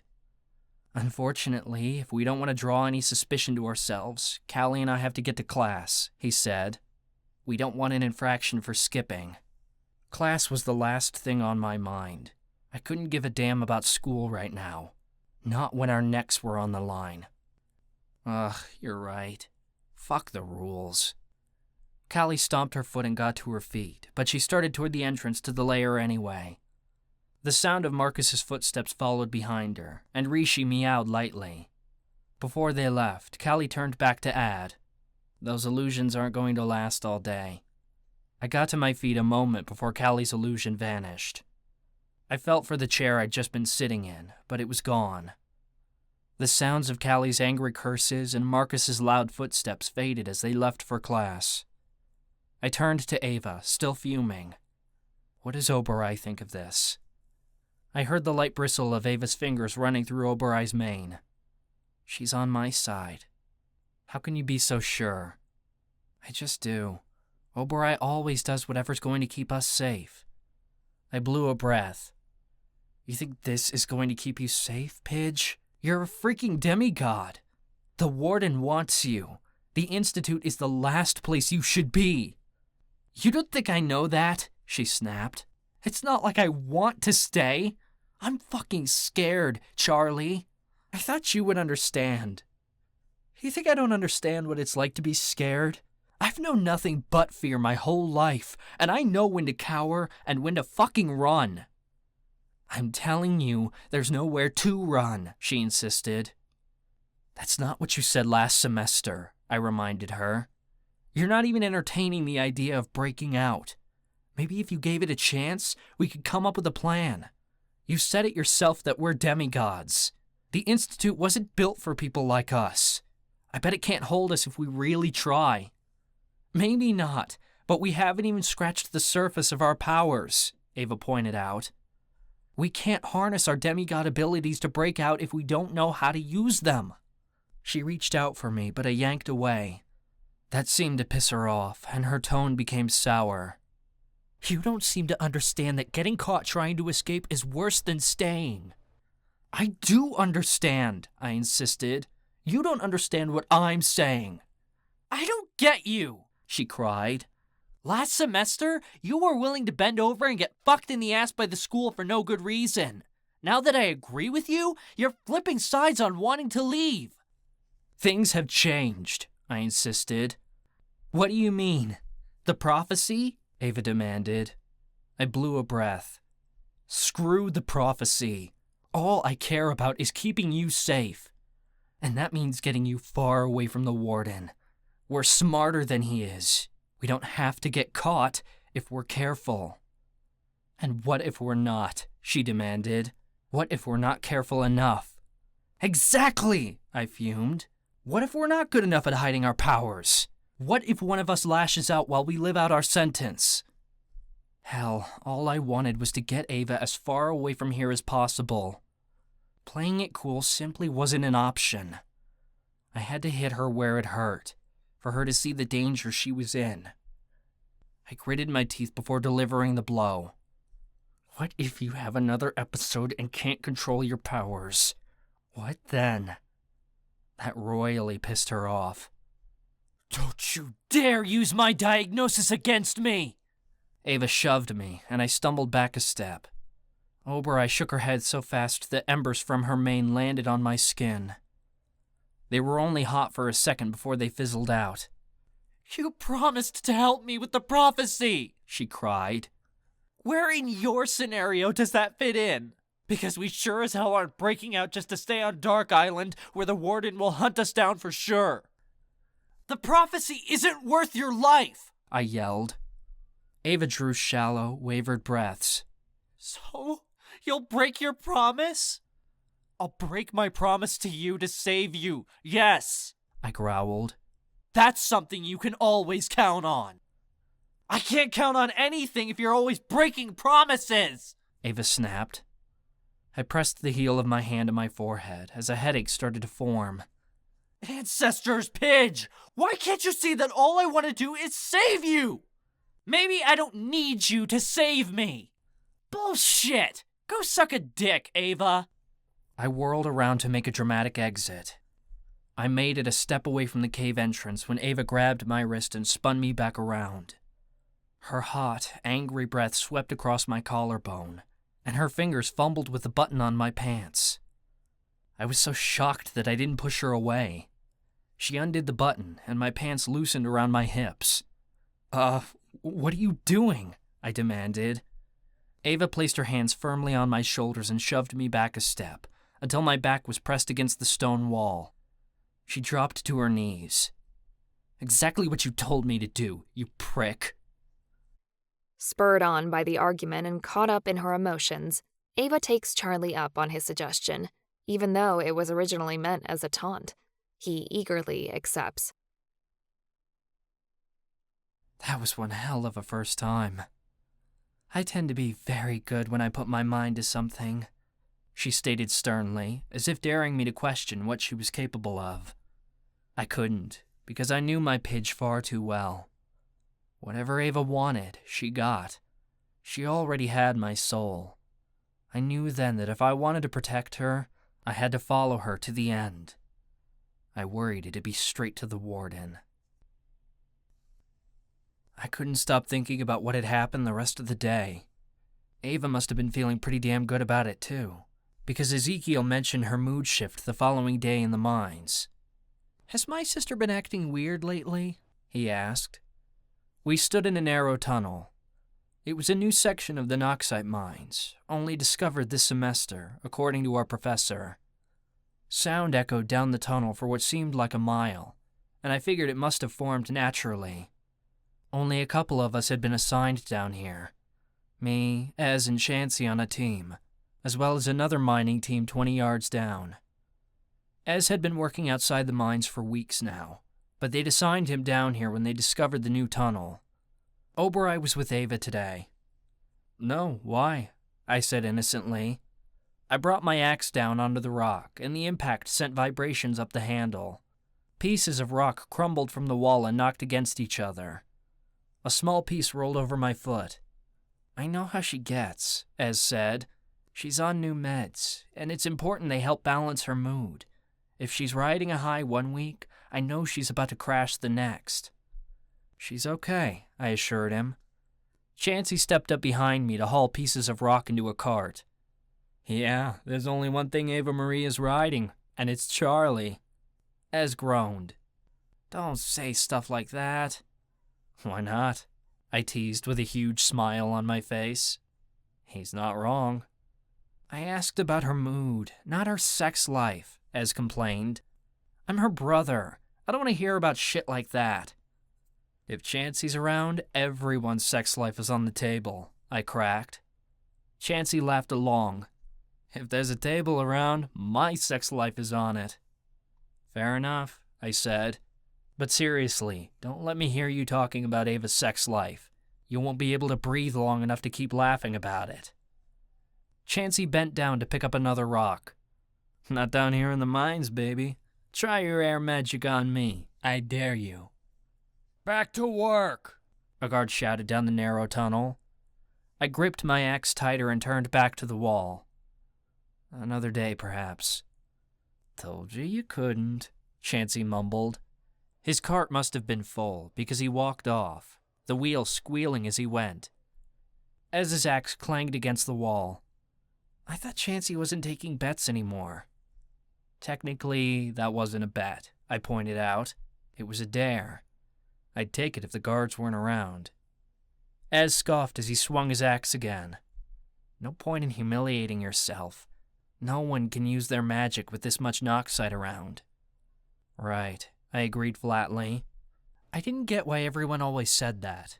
Sure, magic was a hell of a lot weaker down here in the mines, but it wasn't impossible to use. Unless it was just me. I was a demigod after all, or so I'd been told. I snapped out of my thoughts as a rumbling sensation trembled the ground beneath me, vibrating through my earth magic.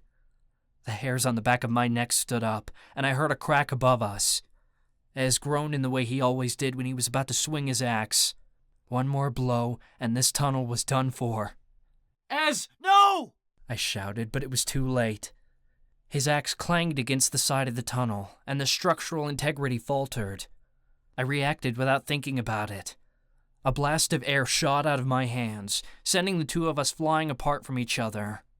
The deafening sound of rock falling over rock filled the tunnel as I flew backward, and I felt the air in the tunnel shift, then become blocked. I landed flat on my back. Dirt rained down on my face and into my eyes, burning them. I inhaled a deep breath and coughed. "Charlie! Charlie!" Several voices called my name, but they sounded muffled and far off. "Fuck! He's dead!" I finally caught my breath and shouted. "I'm fine. Ez, you all right?" "We're okay," he called back. My shoulders sagged in relief. One split second had made all the difference. "Fuck, that was close!" Chansey cried. "Can you get through?" I got to my feet, but my knees shook. I'd used up most of my energy in the blast of air that had shot Ez back from the cave-in. The Noxide in the mines drew everything else out of me. I stumbled forward, feeling out in front of me. My hands landed on sharp rocks, most of them bigger than my head. Panic set in as I felt upward, moving higher and higher until I couldn't reach any further. My head spun as I inhaled dust. I tried to work my magic to find holes in the rock, but my powers were useless. So much for being a demigod. There was no way in hell I was moving this rock with all the Noxide inside of it. "I can't find a way through," I called through the barrier. "Do you see anything?" "We don't see nothing." I listened carefully to Chansey's reply, in case the sound came through any spaces large enough to crawl through, but it was completely muffled. I was trapped. I tried to think fast for a solution, but without my magic, I felt disoriented. "Any chance we can move the rock?" "There's so much," Ez said. "It could take days." "Then you best get started," a guard growled at them. I heard rocks tumbling, and Ez swore. He launched into a coughing fit, and my guts sank. He'd already worked too hard today. The dust billowing through the cave surely wasn't helping his condition. I knew the guards would push him beyond his limits. "Guys, no!" I insisted. "It's not safe. This whole thing could come down on you. By the time you get through, I could have starved to death." "No!" Chansey argued. "We're going to get you out of there. I'll find another way out. This tunnel has to go somewhere." "You don't know what's down there," Ez protested. "You can't navigate unknown tunnels on your own." "Yes, I can. I'm blind. I navigate in the dark all the time. Take it easy, Ez. I'll get out." I wasn't going to let him work himself to death for me, so I turned and started down the tunnel. The sound of Chansey's protests followed me, but they were so muffled that they faded quickly. These mines were a maze of tunnels. There was more than one way out of this one. I just knew it. I placed my hands on the tunnel wall to guide me forward. I kept telling myself the way out was only 10 more paces away. If I went back now, I'd miss the exit straight ahead. But again and again, the 10 paces came, and no exit appeared. My head started to clear the longer I walked. The air chilled, and the effect of the Noxide seemed to wear off. I must have been traveling deeper into the earth, but my magic wasn't back at full force for me to feel how deep underground I was. I swallowed down any panic I felt and focused only on the thought of getting out of here. Back to Oberoi and back to Ava. It kept me moving forward. I felt like I'd been walking for an hour before my magic came back to me. I could feel the air around me with more precision, though all I sensed was the tunnel ahead. No side tunnels that might lead me back to the main entrance. Maybe I'll find an exit far away from the Institute, I said to myself, mostly to keep myself sane. Maybe it'll be our way to escape. "Hello?" A male voice called from further down the tunnel. Someone had found a way around. They'd come to rescue me. My heart skipped a beat. "Hello? Yes, it's me, Charlie. Who's there?" Footsteps approached and slowed beside me. The air in front of me warmed my arm, as if the person was carrying a lantern lit by a flame. "Charlie?" the person asked. I couldn't place their voice, but there were tons of students who worked in the mines. I didn't know them all personally. He sounded young, around my age, so I knew it wasn't a professor. "How close are we to the surface?" I asked. "I feel like I've been walking forever." "You're a long way from the main entrance," the stranger replied. He had a bit of an accent I couldn't place. "That's what happens when a cave-in traps you down here," I chuckled, but nausea swirled in my gut. I was just relieved to hear another voice. "How'd you get this far down? There must be a connecting tunnel nearby." "A connecting tunnel to the surface?" he said slowly, as if choosing his words carefully. "That's where everyone's waiting for us, isn't it?" I asked. He cleared his throat. "Absolutely.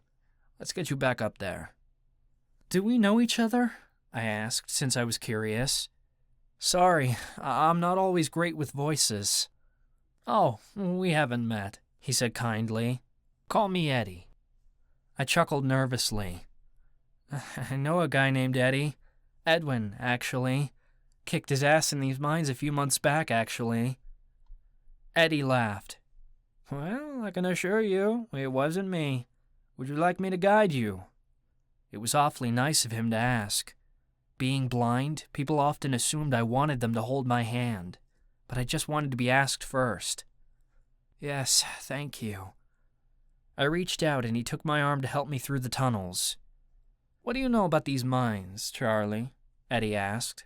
I figured it was just to make small talk. I know they're filled with Noxite.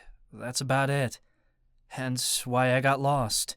You know much about them? Eddie chuckled under his breath. A bit. You've been down here a long time, huh? I asked. He didn't sound frightened at all, as if he'd grown comfortable with the cave system. He must have been a senior at the Institute, which was why we'd never met. Yeah, just a while, Eddie said. It wasn't long before Eddie turned down another tunnel. I wasn't sure I'd have found it myself, to be honest. The entrance was pretty small, but we both fit. Eddie and I made small talk, so the walk didn't seem as long. He mostly asked me about which classes I was taking at the Institute. I told him that I'd been sentenced because my girlfriend stole a boat. He thought that was ironic and a little hilarious. Almost there, Charlie, Eddie said. See, I told you it wouldn't take long. I guess not. I actually really liked talking to Eddie. He wasn't like the other kids at the Institute. He was really nice. The sun touched my skin as we exited the caves, and Eddie let go of my arm. The bus is just ahead. Be careful in the mines, Charlie. I don't want to have to rescue you again. I laughed. Not unless there's another cave-in. Thanks for helping me out. No problem, Eddie said kindly. I suspect I'll see you around. The sound of a diesel engine starting up met my ears, followed by angered voices. He's still down there! Ez shouted. We can't leave without him, Chansey demanded. Shit, those are my friends, I told Eddie. Come on. I started hurrying toward the sound of the bus. It's okay, guys. I'm here. Ez gasped. Ancestors! Charlie! I can't believe you're back! They had us moving rocks for hours! I could hear it in Ez's shallow breaths that he'd overworked himself. Fuck the guards. That's why I'd left the cave inside in the first place. We carved out a crawl space, but you were gone, Chansey explained. They ordered us back to the bus. And you'll get on it now, one of the guards growled. Someone grabbed me by the collar and shoved me forward. Now that you're back, we can return to the Institute. Hell, they'd been searching for me for hours and didn't give a damn that I was alive. All they cared about was protocol. The guards shoved us onto the bus and the door squeaked shut. I ended up in a seat next to Ez. His arm touched mine. I noticed he was really sweaty. How'd you get out? He asked in a low whisper. Eddie helped me out, I told them. I did not, a growl came from across the aisle. Not you, dipshit, I snapped at Edwin. The other Eddie. What other Eddie? Chansey asked. No one else was down in the mines, Charlie. We've all been at the cave-in this whole time. I scrunched up my brow. But he... Technically, Eddie had never said he was from the Institute. He never said he wasn't either, and I had assumed. Maybe he lived in Shade Hills. Why was he down there in the first place then? Never mind, I said. Chansey clapped me on the shoulder. Well, you're back now, and that's all that matters. You still up for your fight against Deuce tonight? My stomach dropped.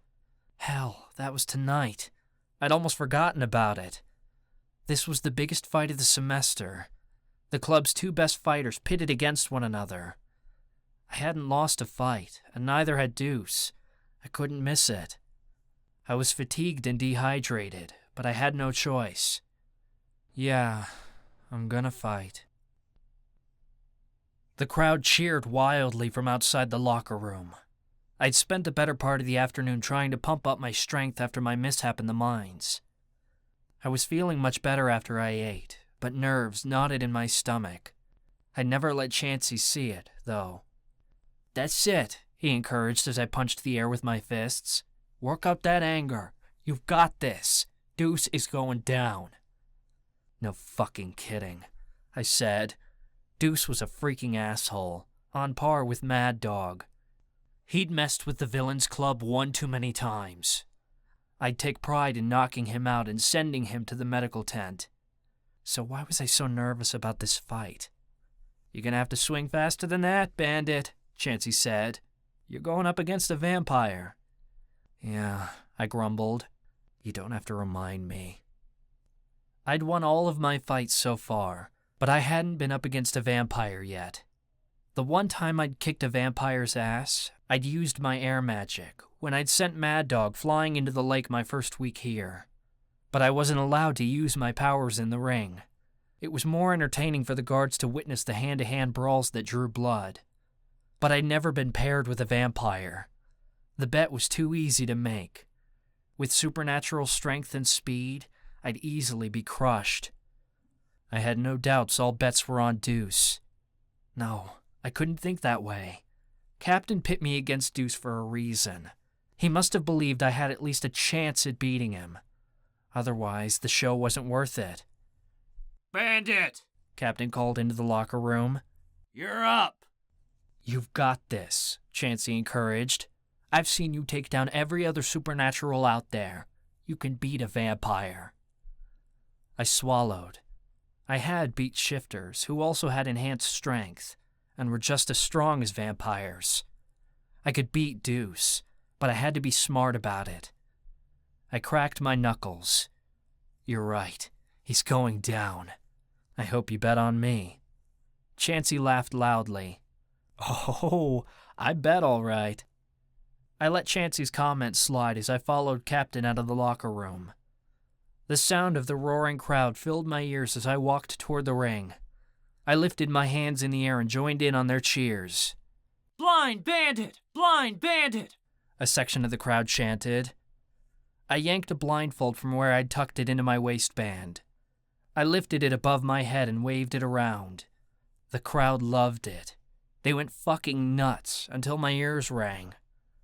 Captain stopped me next to the ring, and I spun around, showing off the blindfold to the crowd. I put on a show about tying it over my eyes. It made no difference to me, but they loved the act. "Ladies and gentlemen, shifters and sorceresses, witches and warlocks, mermaids and mermen," an announcer called over the speaker. "the event you've all been waiting for, the fight of the night. Welcome to the ring your favorite resident vampire, Deuce!" The crowd cheered loudly, and I heard Deuce's heavy footsteps as he climbed into the ring. "Does this vampire have what it takes to defeat our undefeated champion? Well, tonight you'll find out. Give it up for the Blind Bandit!" Screams filled the room and echoed off the walls as I stepped into the ring. I bounced on my toes and did my best to block out the noise.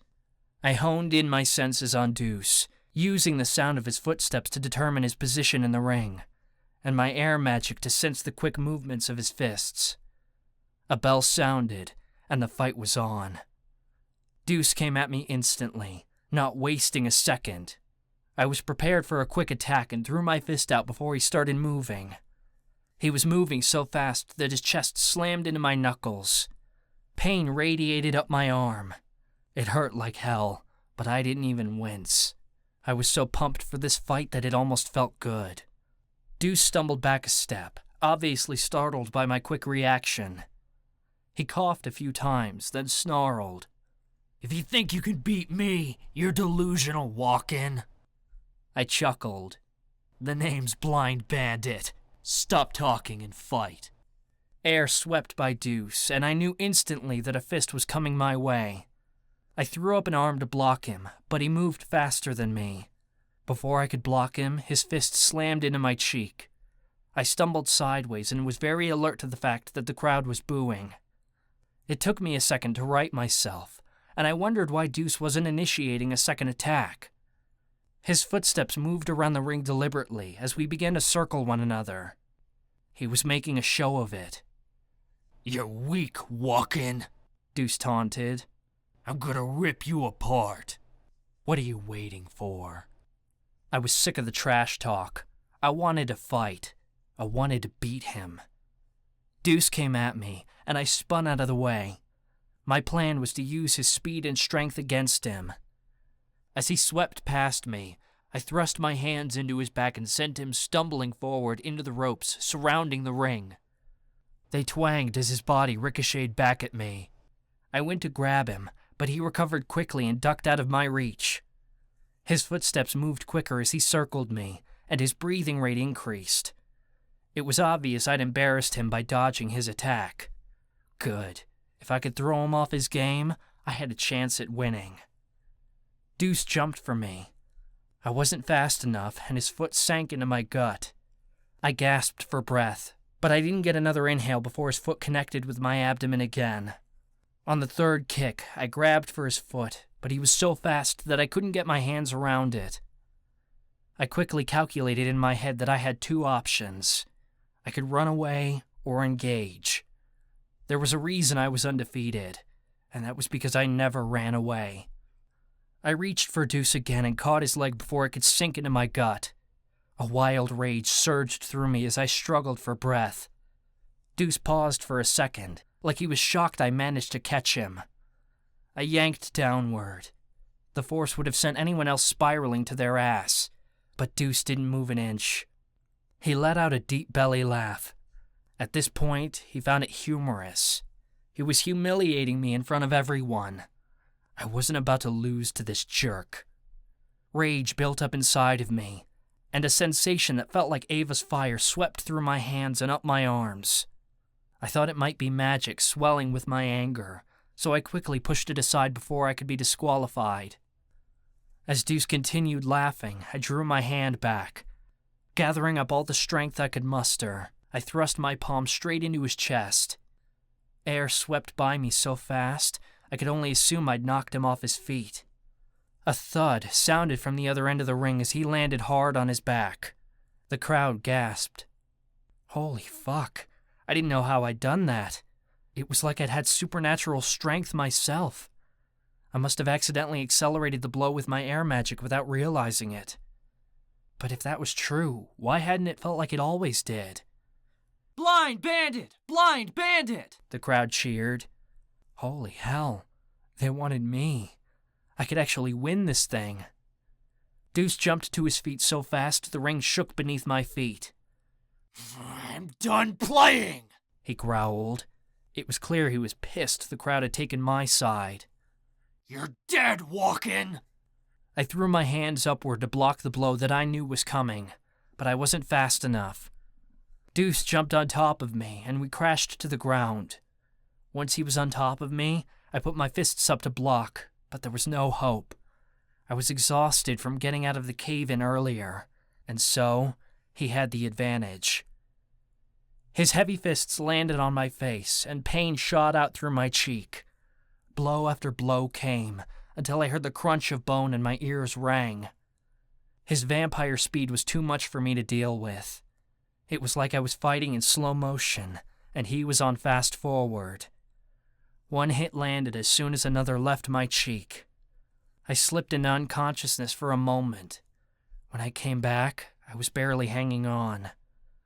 I thought I heard a whistle blow, but I couldn't be sure. All I was certain of was the fists landing harshly on my face, and the spittle flying from his mouth as Deuce spat offensive names at me. "Stop!" Captain screamed from somewhere in the distance. I was so disoriented that I couldn't tell where his voice was coming from. "Cut it out! You've already won!" The words sent an icy chill over my entire form as the crowd groaned in disappointment. I almost didn't even care that I was getting the shit kicked out of me. All I knew was that I'd lost. Deuce was dragged off of me. Captain raised his fist into the air, and my mouth poured blood. I was barely aware of Chansey dragging me out of the ring, my body leaving a bloody smear on the ground, but it hardly mattered. I'd gotten my ass kicked. If I couldn't stand up to a vampire, I couldn't fight the Warden. Because even if we got away, he'd find us. The horrifying reality hit me. If I lost a fight in the ring, then I could lose a fight in the real world, where it counted. I could lose Ava. Whether we stayed at the Institute or not didn't matter, because we...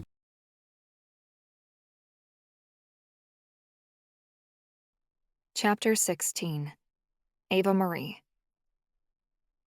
I felt something was wrong with Charlie the minute I awoke on Tuesday morning. I was a sleep in until noon kind of person, but once the lock on my cell clicked open at 6 a.m., I was up. Oberai lay on the edge of my bed, quivering. The husky whimpered, indicating something was very wrong.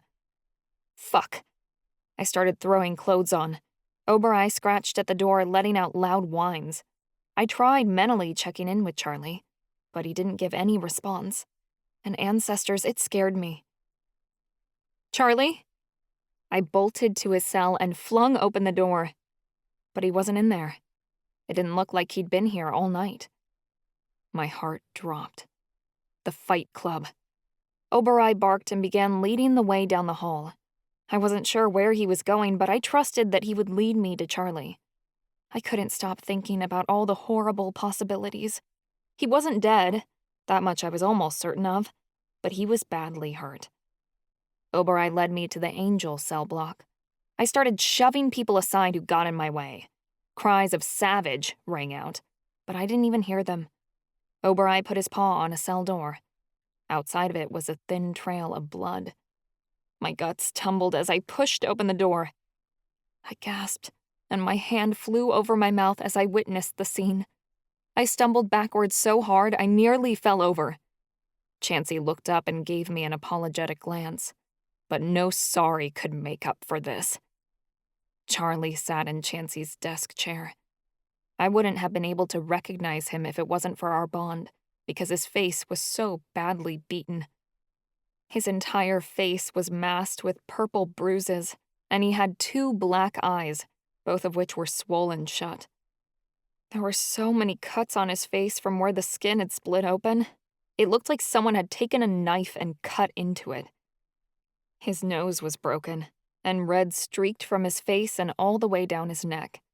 His head lolled, like he was still trying to come around. Chansey was trying to dot the blood away with a cloth, but I shoved him out of the way. I checked Charlie's mouth and found teeth missing. Blood was still pooling against his tongue. "Who the fuck did this?" I seethed. At the sight of Charlie beaten like that, I was ready to kill. "Deuce. He whacked him so hard he almost got his sight back," Chansey replied. "Shut the hell up, Chansey," Charlie replied in a slur. He tried to push him away and failed. He was barely conscious.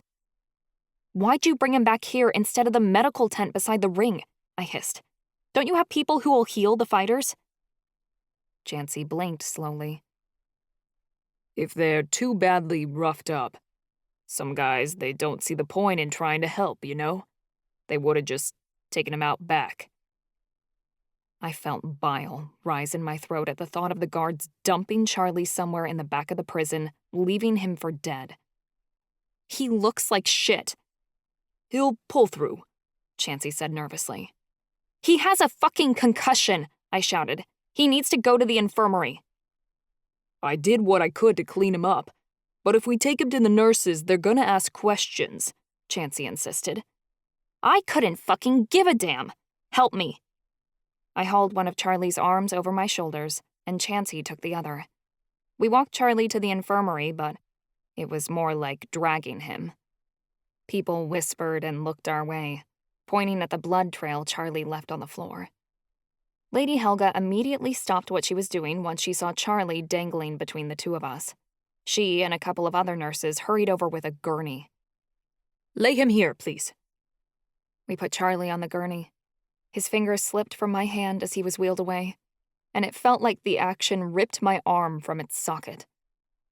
"Will he be okay?" I asked. "We'll take good care of him, Miss Mito. We promise." Lady Helga hurried off to take Charlie to a private room. which I knew was bad. The infirmary was set up with a bunch of single beds tucked close together with little privacy. If Charlie was getting his own recovery space, it meant Deuce had really hurt him. Oberoi growled and snapped his jaws beside me, feeling my rage. My knuckles cracked as I bunched them into fists, and I swear I saw red. "Ava," Chansey started, like he could already read my mind. "Don't," I snapped, cutting him off. "I swear to the ancestors, Chansey, I'll stick your wings up your ass and send you crawling back to whatever hellhole you came from. Don't interfere." I whirled on my heel and marched down the hallway with Oberoi beside me. Chansey didn't stop me, but ran after me anyway.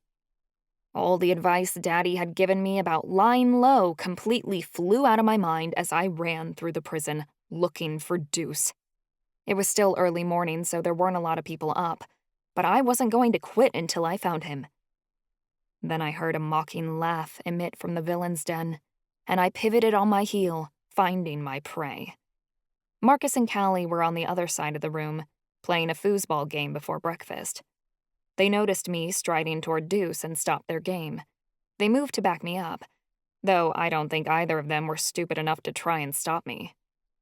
Oberoi changed into a fire unicorn, her fiery mane exploding into bright red flames as we drew closer.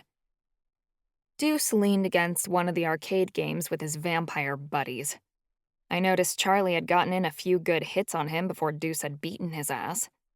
I didn't care that Deuce was a gang leader, that he was a super strong and super fast vampire, or that he'd just beaten the hell out of my boyfriend. All I cared about was delivering a message. I launched myself on him and put my hands around his neck.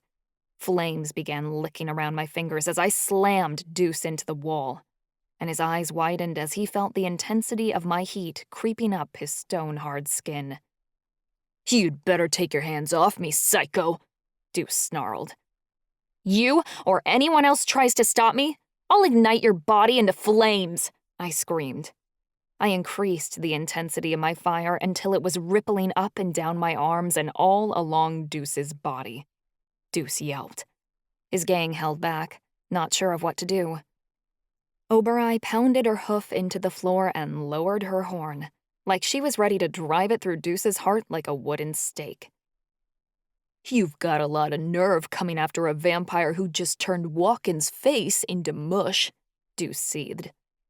"Yeah, but you know what? I've got the one thing vampires are afraid of. Fire, jackass," I growled. "And I will burn you into fucking oblivion if you touch Charlie again. Do you understand?" His gang members posed around him, ready to move on his say-so. Deuce's eyes roamed the room and locked on my friends. He didn't want to take on all of us at once, so Deuce simply sneered. "Your boyfriend lost the fight. It's just business. That's all there is to it." "Ava, you're drawing attention," Marcus said nervously. "Let him go." Reality and the risk I was taking suddenly took over my rampaging emotions.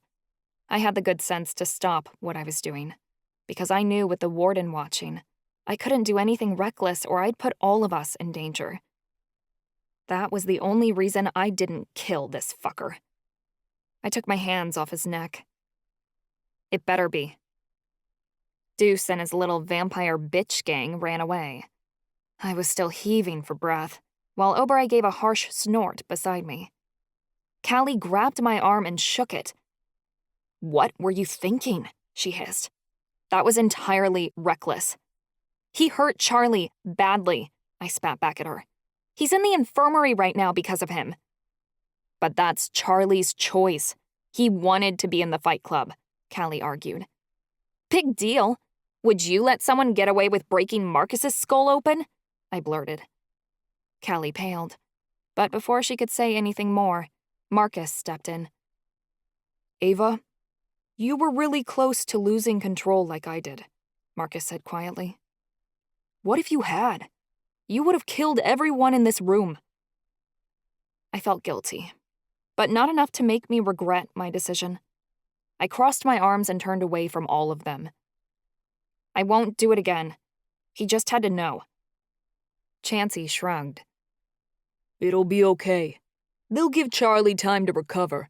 The guards won't make him fight for a long time. He's not fighting again, I snapped. He's done. Chansey stared at me. That's not how the Fight Club works. You don't decide when you get to quit. They do. I huffed, but Marcus said, That isn't important right now. What's important is helping Charlie recover. We should also avoid telling him about this little incident, Callie added. Because I think if he knew Ava threatened Deuce, he'd lose his shit. There was a mumble of agreement throughout the group. My friends dragged me down to the cafeteria and tried to force some food into me, but I didn't eat it. I didn't want to eat without Charlie. I was too pissed anyway.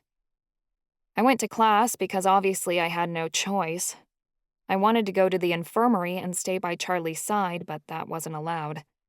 I was thinking that the guards would come by any minute to drag me to the warden for my punishment, but no one showed. Deuce was a gang leader. He wouldn't snitch.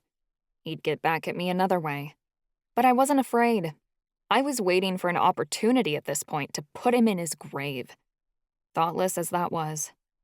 Charlie was right. Lying low wasn't my strong suit. I didn't think I'd be able to control myself long enough for my dad to gather evidence to get us out of here. Maybe we should have agreed to break out.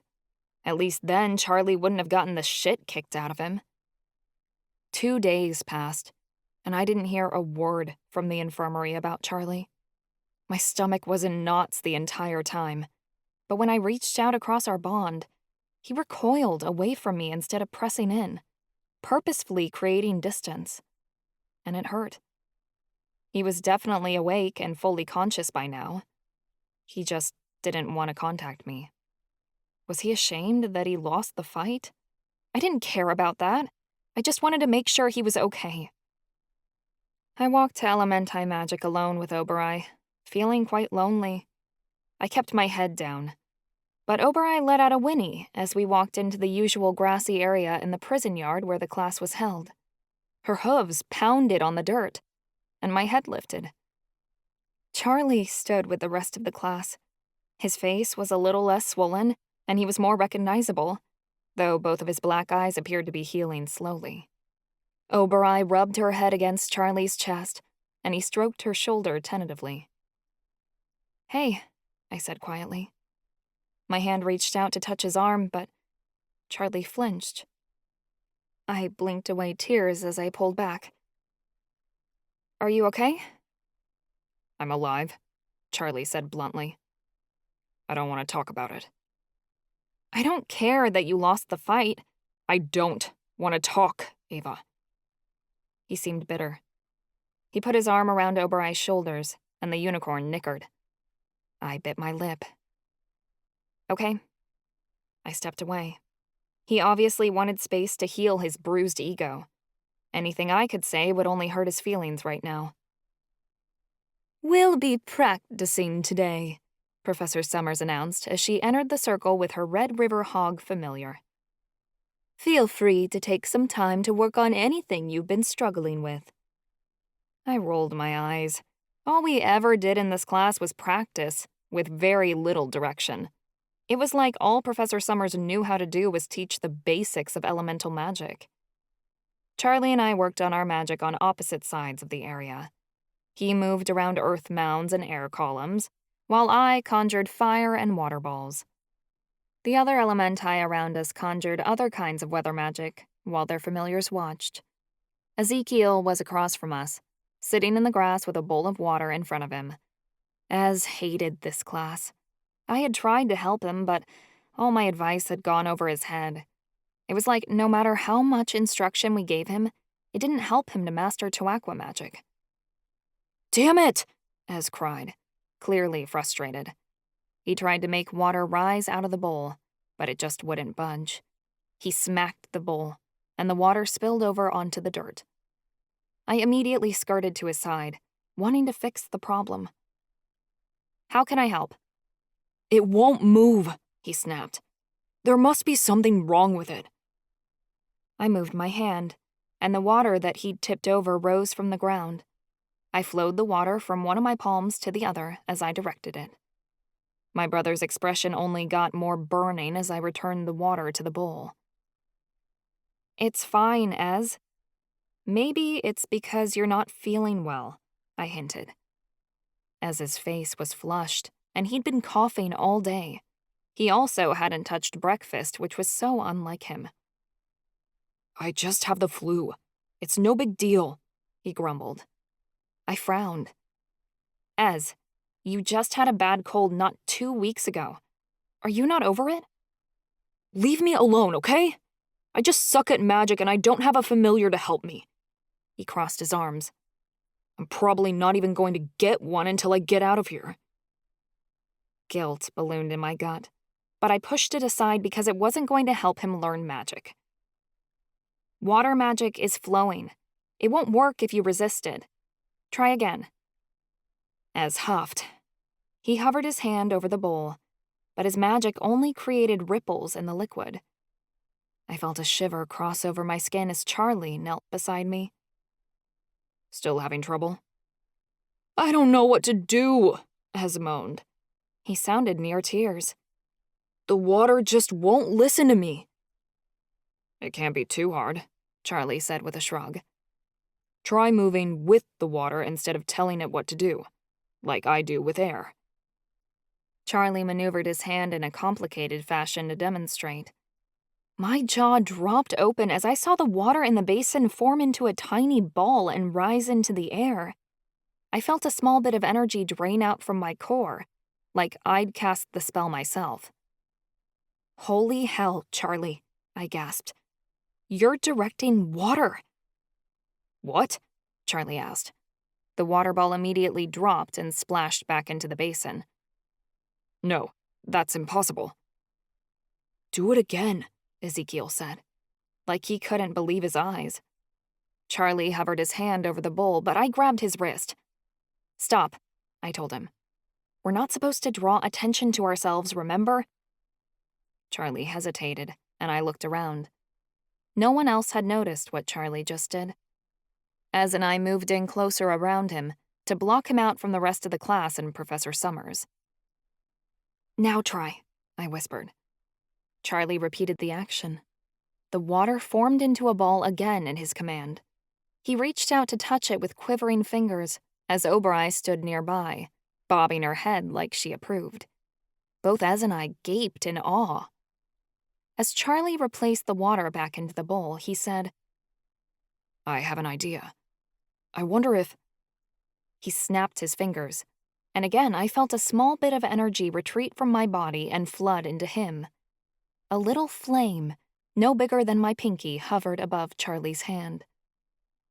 "Fuck," Ezekiel said in a mystified way, like he couldn't believe it. Fuck indeed. There were so many mysteries to Charlie and me, there seemed to be no end to them. Charlie shook out his hand and the tiny flame vanished. "How can I do that? My parents were Yapluma and Navita. I shouldn't have any ability to direct fire or water." "It has to be because of our bond," I mused. "I don't see any other way how you could direct elemental energy that wasn't in your ancestry, unless it was connected to me. You have to be pulling magic from me in some way. I could feel the power leave my body as you were directing the water droplets." "Let's try it the other way around," Charlie said in excitement. "See if you can move air or earth." I was thrilled at the thought of whipping out tornadoes and causing earthquakes. But when I attempted to move a tiny pebble on the ground, like Charlie had shown me, or cast a little gust of wind through the air, neither attempt worked. I tried pulling from Charlie's energy, like I pulled from Oberai, but it didn't seem to work in the same way. By the end of class, I hadn't moved a single leaf or rock, though Charlie had been able to conjure miniature fireballs and move water droplets with relative ease. Not anything near what I could do, but impressive anyway. We had to stop before someone noticed what we were doing, but the fact that Charlie could do anything with fire or water at all was incredible. "This is amazing, Charlie," I gushed, as we walked back into the prison. Just think of all the badass things we're going to be able to accomplish. Great for you guys, Ezekiel said glumly. He'd ceased to be amazed at what Charlie could do, and was clearly depressed. You'll get it, I insisted. You just need more practice. It's hopeless. I'm a useless Toaqua, Az mumbled. Charlie doesn't even have Toaqua blood, and even he can direct water better than I can. It's only because of our bond, I told him. Az scoffed. Yeah, okay. You got all the talent and didn't leave anything for the rest of us. My mouth dropped open. Az! He didn't respond, and stomped into the villain's den. He flung himself into a chair by a table and hunched over it. I wasn't willing to let this go, so I followed him. I sat in the chair beside Az. Talk to me. Go away. He turned his back to me, but I got up and sat in the other chair, so he had to face me. He let out an aggravated huff. You're clearly in a mood. I'm not leaving until you tell me what this is about, I said. I don't want to be bothered by Ava-Marie and the fuck-around gang, Ezekiel growled. That's an amazing band name, Charlie added unhelpfully. Too bad we already picked the Villains Club. I sent a note of irritation through our bond. Charlie got the hint, and Obereye led him away to his next class. I leaned in closer and lowered my voice. Az, what's wrong? You're never short like this. I know you're upset about your magic, but this runs deeper. He held back a moment. Then his anger faded away into hurt. It's Dad. We can't talk anymore without it becoming an argument. It was like that between me and him for a time, too. It'll pass. This is different. He sent you here because of the prophecy, because he had no other choice, Ezekiel said lowly. He actually thinks I'm some kind of psychopath for what I did, like I belong in here. He doesn't think that. He's just being tough, I argued. You don't get it because Dad thinks the sun shines out your ass, Ezekiel said harshly. It's not like that for the rest of us. You can do or say whatever and he'll just let it slide. His comment bit. Was my brother jealous of me? It's because he doesn't want to push me over the edge, I said quietly. He's worried about what I'll do. He knows the rest of you guys aren't as crazy as I am. Ezekiel knew he'd gone too far because he sighed. I know it's not your fault. I just wish he'd talk to me instead of laying on the guilt trip. It's not like I want to be here. Maybe you should tell Daddy the truth, I said. He wouldn't be mad at you for what you did if he knew you were defending me. No, Ava. I'm not going to sell you out. What pisses me off is that Dad should know me better than that. He acts like I just popped off for no reason. You should have seen him when I was arrested. He was so angry he didn't even bother to ask why. You could explain how you feel. I've tried, Ez burst. But it's near impossible because he doesn't want to listen. I don't know how to fix what's between you and Daddy, I began. But Az, you do need to talk to him about one thing, and it needs to be soon. Not this again, he spat. My tone softened. Az, you've been sick all semester. So? It doesn't mean anything. Yes, it does. You need to get tested. Ancestors, I don't want to, okay? Ezekiel jumped up and shoved the table back. Just leave me alone. He strode off with hunched shoulders. I got up to head after him, but before I could, Opal stepped in the doorway. She put up a hand to block me from going further. Opal had been hiding behind the wall, and she'd overheard the whole thing. She was so quiet I hadn't even noticed her when we were coming in. Don't be upset about Ez. He's just not ready, Opal said. Worry knotted inside of me. He needs to face the facts. I'm terrified he'll keep refusing the care he needs and then something horrible will happen, because he's not doing what he needs to in order to stay alive. Opal's eyes dropped to the floor. I know. I've been pushing pain pills into him all semester, just to keep him going. I gaped. You've been stealing from the prison pharmacy? Opal shrugged. Not really. One of the nurses likes me, so she'll give me extra pills when it's time to take my dose, if no one's looking. I usually pass them on to Ez. He hasn't told anyone because, well, he can't really get by without them. I wondered what Opal needed pain pills for, but that wasn't what we were talking about, so I didn't ask. He needs a prescription, along with a treatment plan and a host of other things. I know, but you can't force him to acknowledge what he already knows is the truth, Opal replied. One day, he won't have a choice but to accept what's real. Then he's going to need all of us. Let him have his ignorance if it makes him feel better, for a little bit longer. Combined magical suppression syndrome can be a fatal illness. He's playing with fire by ignoring it for this long. My dad has almost died so many times from it. Ez knows, Opal said softly. But regardless of the facts, his body is his, just like your body is yours and mine is mine. It's his choice of what he wants to do with it, even if he wants to destroy it. You can't force him to get tested and treated without his consent. It's not right. My shoulders dropped, because that got to me. I know, Opal. It's just so hard watching someone you love waste away. He'll come around, Opal said. Let me talk to him. Opal bustled off in the way Ezekiel had gone, and I sighed in aggravation. With Charlie acting distant and my brother being frustrated, I really wasn't in the mood to be social right now. I went back to my dorm and started digging through the journal my Aunt Maddie had left me, looking for more clues on the prophecy.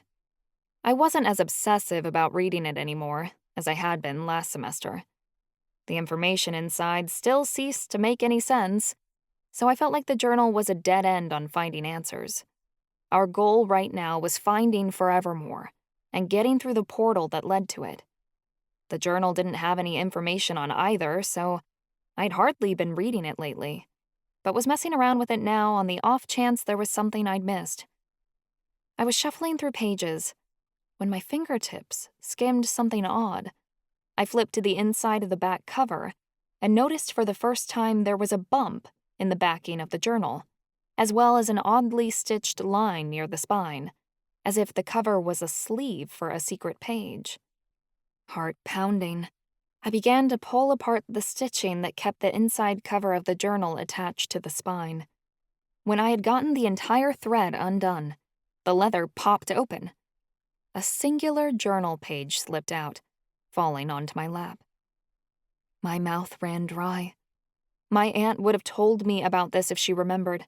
She must have sewn it in during a prophetic trance. That's the only way she wouldn't recall she did this. I wanted to call and confirm, but held back, just in case Marcus was right and the phone lines were being tapped. With shaking fingers, I unfolded the hidden journal page. I felt my breath catch in my throat as I saw drawings of 7 keys on the page. Each of them were different, all various sizes and shapes, with different designs etched into the metal. But I got the feeling they were all very important.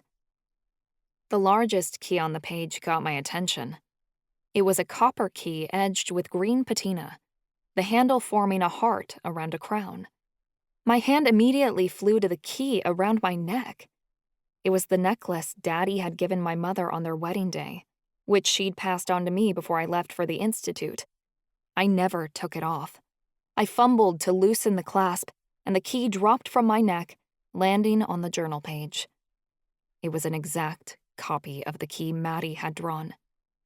There were no words on the page, no further instruction, but my heart began to pound as I realized the possibility of what this meant. The strange elven gate Charlie and I had come across during the Dark Games had odd keyholes that had been scattered around it amongst the runes inscribed on the stone. I put together the information we had and came to a conclusion. These were the keys to Forevermore. That's why no one else had found the city before, because they didn't have these keys and therefore couldn't open up the portal. By a stroke of luck, I already had one key. All we had to do was locate 6 others. And I bet once we did that, the Elven Gate would open, creating a portal to the lost city that we could venture through. We were so close to getting answers. For the first time, it looked like Forevermore was within our reach. Chapter 17. Charlie. I'm not gonna lie, you look like shit, Marcus said when I met up with him and Callie in the villain's den after class. But we're glad you're out of the infirmary, Callie quickly added. Ow! Marcus cried. I could only guess Callie had slugged him. You should have seen the other guy, I joked. Making light of the situation was the only way to handle it, because I was devastated otherwise. I touched one of the tender cuts on my face, and though it stung, it felt a hell of a lot better than before. Obereye sighed and laid his chin on my knee. He got that way whenever someone brought up the Fight Club. Rishi tried to get him to play and kept running into my leg as he jumped at Obereye, but Obereye ignored him. I actually saw Deuce earlier, and he looked fine. Ow! Would you stop that? Marcus snapped. Callie blew a breath. You never learn. I frowned. Marcus really wasn't helping. A pair of footsteps rushed into the villain's den. A woman's, judging by the click of the heels. She breezed up to our table, and Ava's raspberry scent surrounded me. I instantly noticed her unease through our bond, which I'd been trying to block earlier today. I didn't want her to know how much the fight had really affected me. Now, though, I let her through, and my heart lurched. Before I could ask what was wrong, Ava said, "The Lair, now." I stilled for a beat, but Ava was already walking away. Obereye perked up and followed behind her. None of us said a thing as we scrambled out of our seats and followed behind her. Getting to the Lair was easy now, since we'd been there so many times. Whatever Ava had to tell us must have been really important, because she didn't say anything until we were safely inside where no one could hear us. Callie cast a privacy illusion around the Lair, as she always did. "It's safe to talk," she announced once the spell had settled. "You guys are not going to believe what I found." Ava spoke fast, and she paced around the Lair frantically, her shoes patting sharply on the stone. "What's that?" Callie asked. I heard the sound of paper unfurling. "I found this in the journal Aunt Maddie left me, sewn into the leather binding. These 7 keys have something to do with the prophecy, and I already have one of them." "7 keys?" I asked. Ava explained. "It's a drawing of 7 keys, all different sizes and shapes. It's a clue to the prophecy. I'm sure of it. Otherwise, it wouldn't have been in that journal." "Can I see?" Callie asked. The paper rustled as Ava handed it over. "Charlie, you remember the stone gate we found? The portal to Forevermore had 7 keyholes, right?" "Yeah, I remember." My stomach sank. I wasn't sure what any of this meant, but another clue was another step toward Ava's demise. "These keys must be the ones that will get us through the portal," Ava said, but Callie's gasp cut her off. "Oh my gods," Callie said breathlessly. "You said you have one of the keys already?" "Yeah," Ava replied. "My mom gave it to me before I came to the Institute." "Well, you could check another off the list, because I have one too," Callie said. The fabric of her shirt rustled, and I heard metal fall against the buttons of her uniform. "Hold up," Marcus said in a croaky tone. "I recognize this one." Something clinked to the ground like it had come out of nowhere, and I assumed Marcus had conjured it. He cleared his throat as he bent to snatch it up. Oh, fuck. This wasn't just a clue. It was the whole frickin' key to the prophecy. No pun intended. "We already have 3 of the keys?" I asked, trying not to let my unease show. "Ancestors, we're so close!" Ava cried.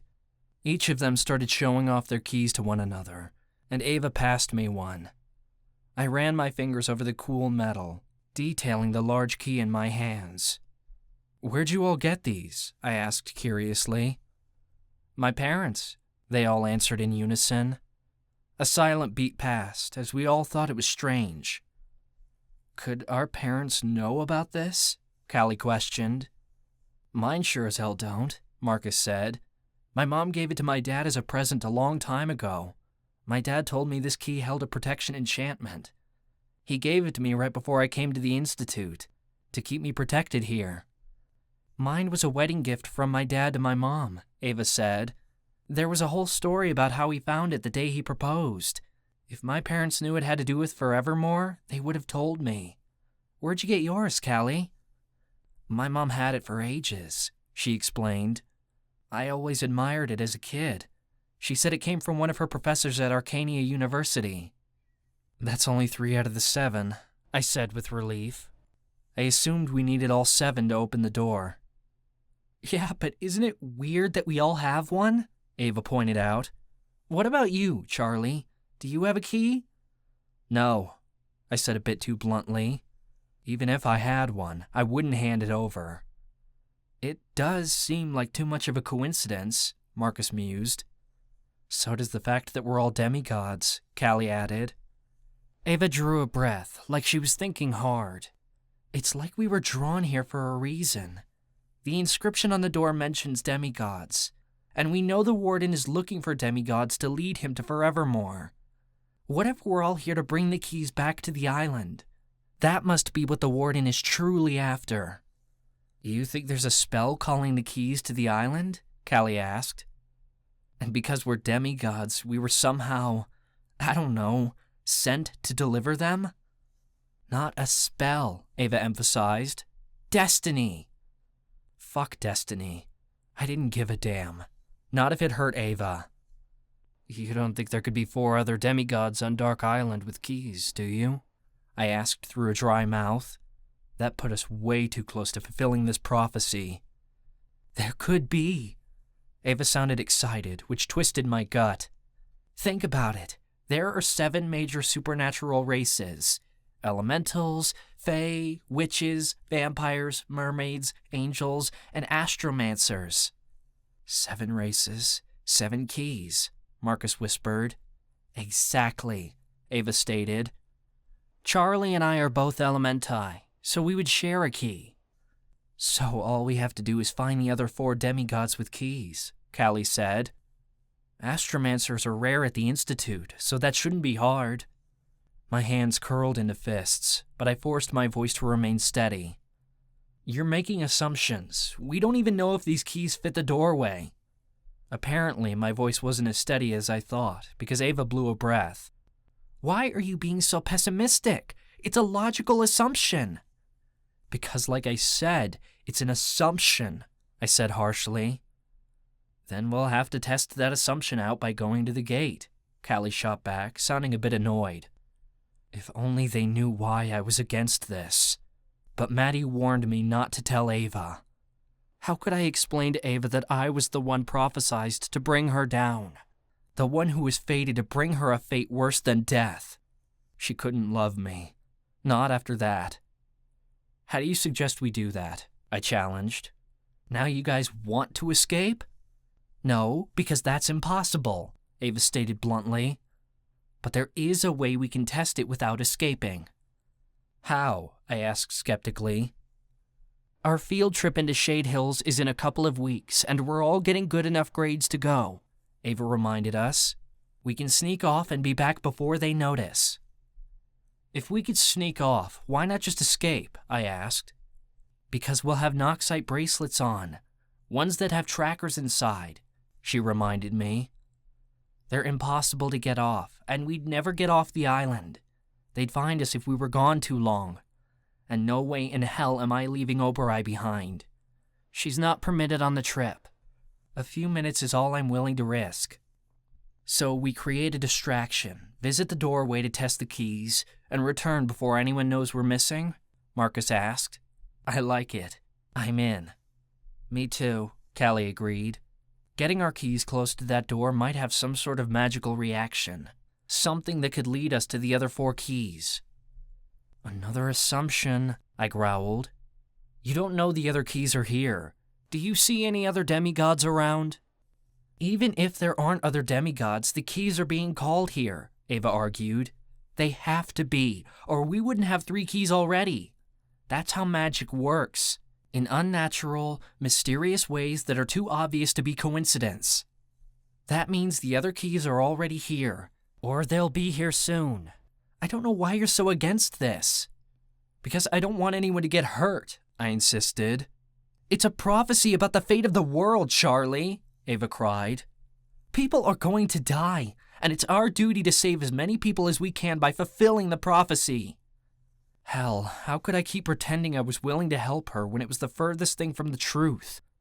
That damn prophecy was all she seemed to care about. She didn't know what it truly meant. I wished so badly that I could tell her, but I knew my Pidge. It'd do nothing to stop her, and it would only push her toward it further. Callie took Ava's key from my hand. So it's settled. Charlie doesn't have a key, so it doesn't matter if he comes or not. I frowned. They were going to do this with or without me. I was going to have to get creative if I wanted to stop this.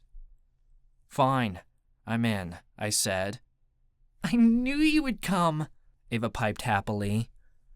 If only she knew I wasn't on her side. Not the way she thought I was. Callie, we should probably get going, Marcus suggested. We have that study session with Ivy and Opal. Right, she agreed.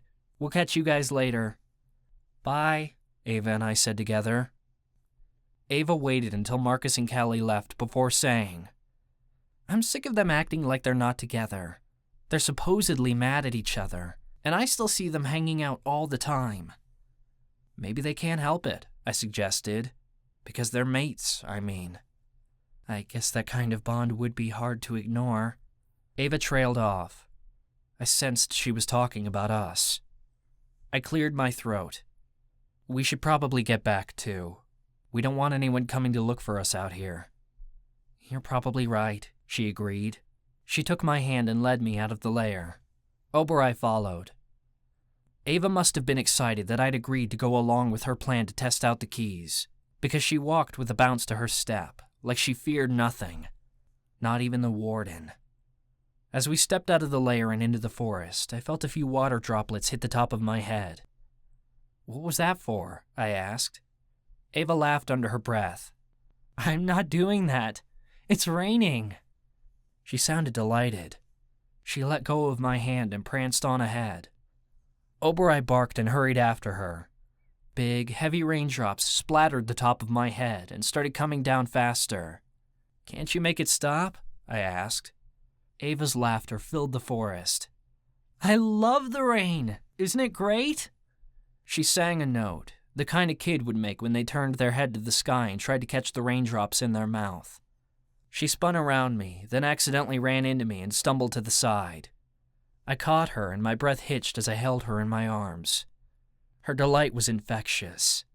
It bled through our bond, and I couldn't shy away from it even if I wanted to. Laughter bubbled up in my throat. Pidge, what are you doing? I'm dancing in the rain, she cried. I used to do this all the time as a kid. It was my favorite. Come on, Charlie, dance with me.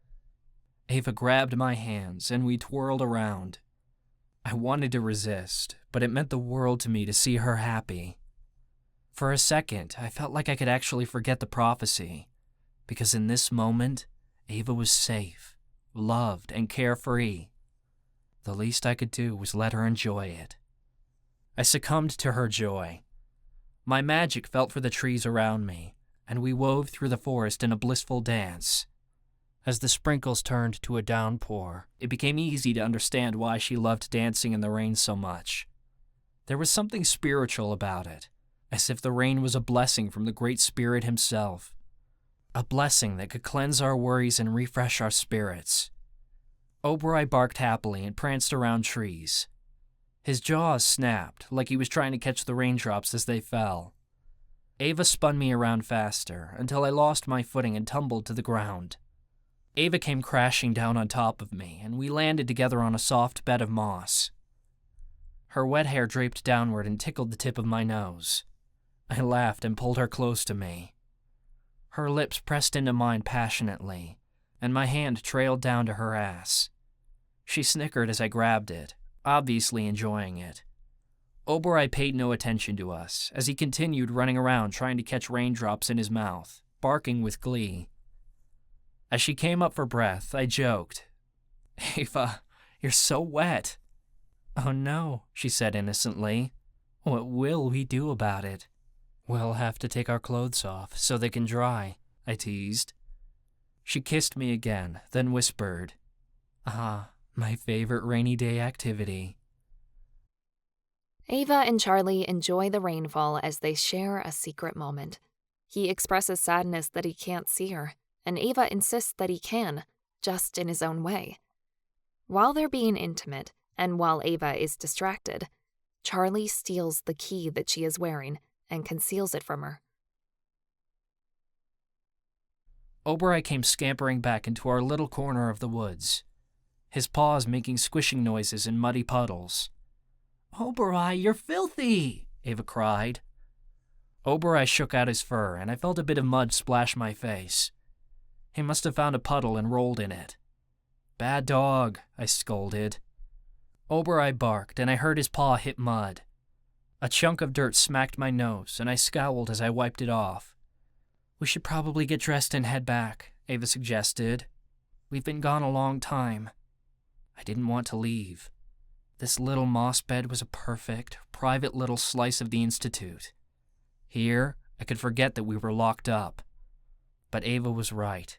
We had to get back, before people started to wonder where we were. Though our clothes were wet, we pulled them back on and headed back to the Institute, hoping Ava was too happy to notice what I'd done. "That was fun," Ava remarked when we got back to the building. "We should do it again sometime." I smiled. Definitely. Ava stood on her toes and kissed my cheek before we went our separate ways. Oberoi followed her. It wasn't until I could no longer hear the click of her heels or the scratch of Oberoi's paws that I finally dropped my shoulders. She hadn't noticed the key missing from around her neck, or the fact that I'd been clutching it the whole way back.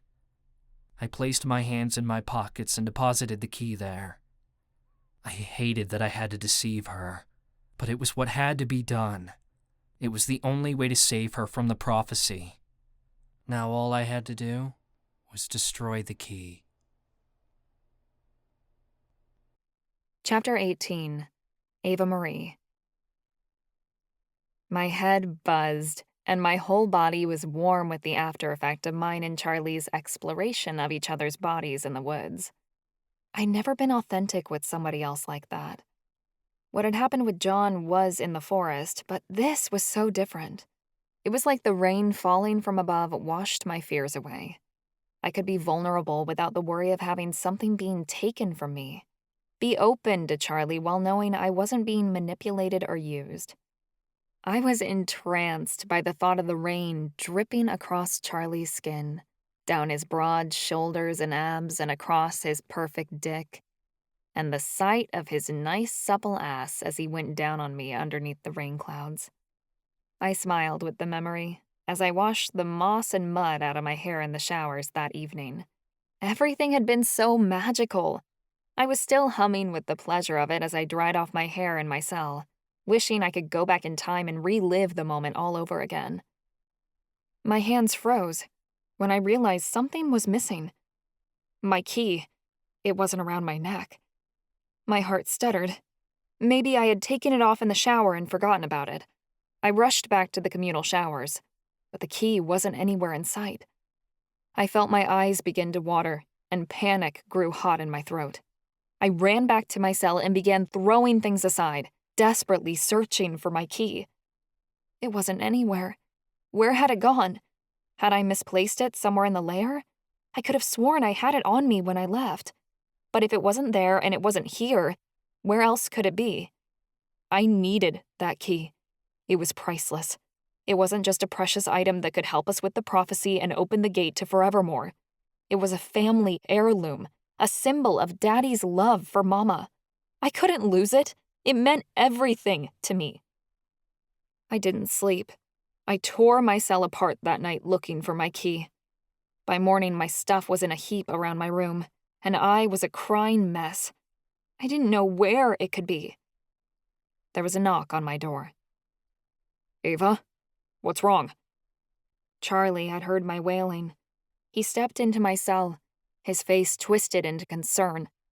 I staggered to my feet and wiped my face with my sleeve, which didn't do much good because I was still crying. "I'm so upset," I sobbed. "My key is missing." Missing? He stilled. You mean it's gone? "Yes."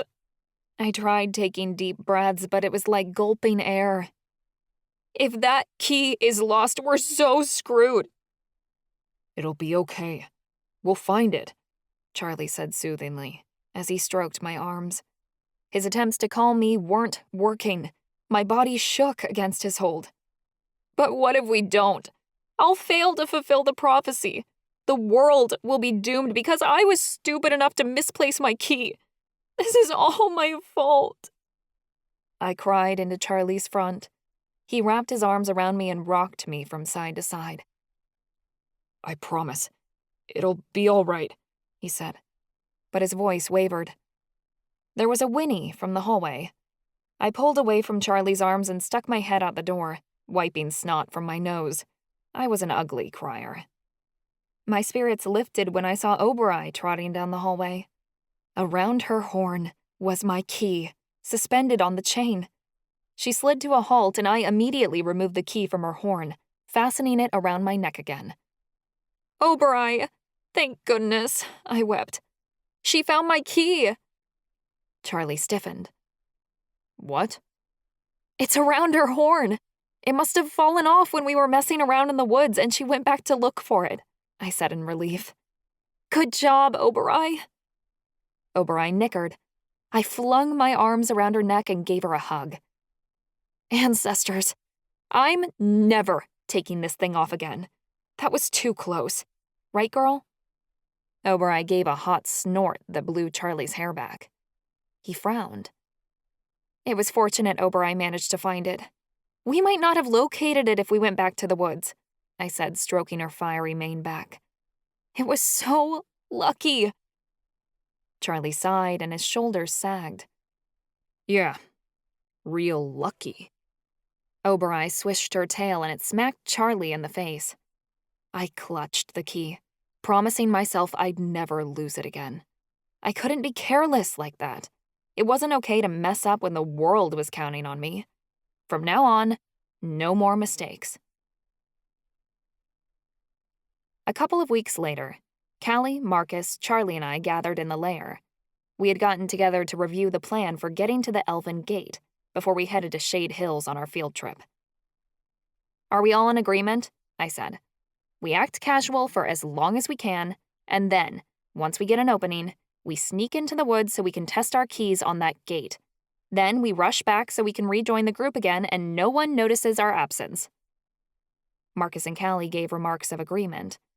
Charlie remained silent. Ava-Marie was giving Rishi pony rides around the cave.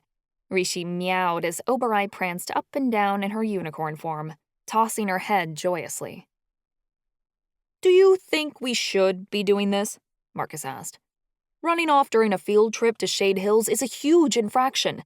It's enough to get us tossed into cell block 9 if the guards realize we're missing." "We don't have a choice," I said. "If we're sneaky enough, we won't get caught." Charlie brushed back his hair, which was falling into his eyes again. I could tell it was irritating him. I touched Charlie's locks. "Your hair is getting a little long," I said. "Let me cut it." "Ow. We aren't allowed scissors, and I'm not going to the prison barber," Charlie said. Most inmates were forced to get their hair cut by the guards when it got too long. They always did a horrible hack job. Callie conjured a pair of hair-cutting scissors with a hairdressing cloth and handed them to me. "Here you go." "How can you do that and not conjure something to get us out of here?" Marcus complained. "Come to think of it, you did conjure swords for us to use in Macaulay's class last semester," I added. "I can conjure almost anything, but that doesn't mean I should," Callie said. "Macaulay's class was different. Fae are allowed to make any illusion under teacher supervision. but any fae that conjure stuff they aren't supposed to have outside of class, like knives or weapons, and who get caught, are forced to wear Noxite tracker cuffs 24/7 until they graduate. If I get caught conjuring something that's contraband, my powers will be useless, because I'll instantly get booked. So, don't get caught. I shrugged. Callie scoffed. Yeah, like I want to take that chance. Fuck up once, my magic is taken away until I get out of here? No thanks. What about a portal? Marcus offered. You can make those, can't you? Of course I can, but they're still hard to create, Callie argued. A lot of fae never master them. It's opening up a door in 2 different spots of reality, which is really hard, and it gets harder the farther away the destination is. Just make one and get us out of here, Marcus suggested. You really think the Warden hasn't thought of that? Callie asked flatly.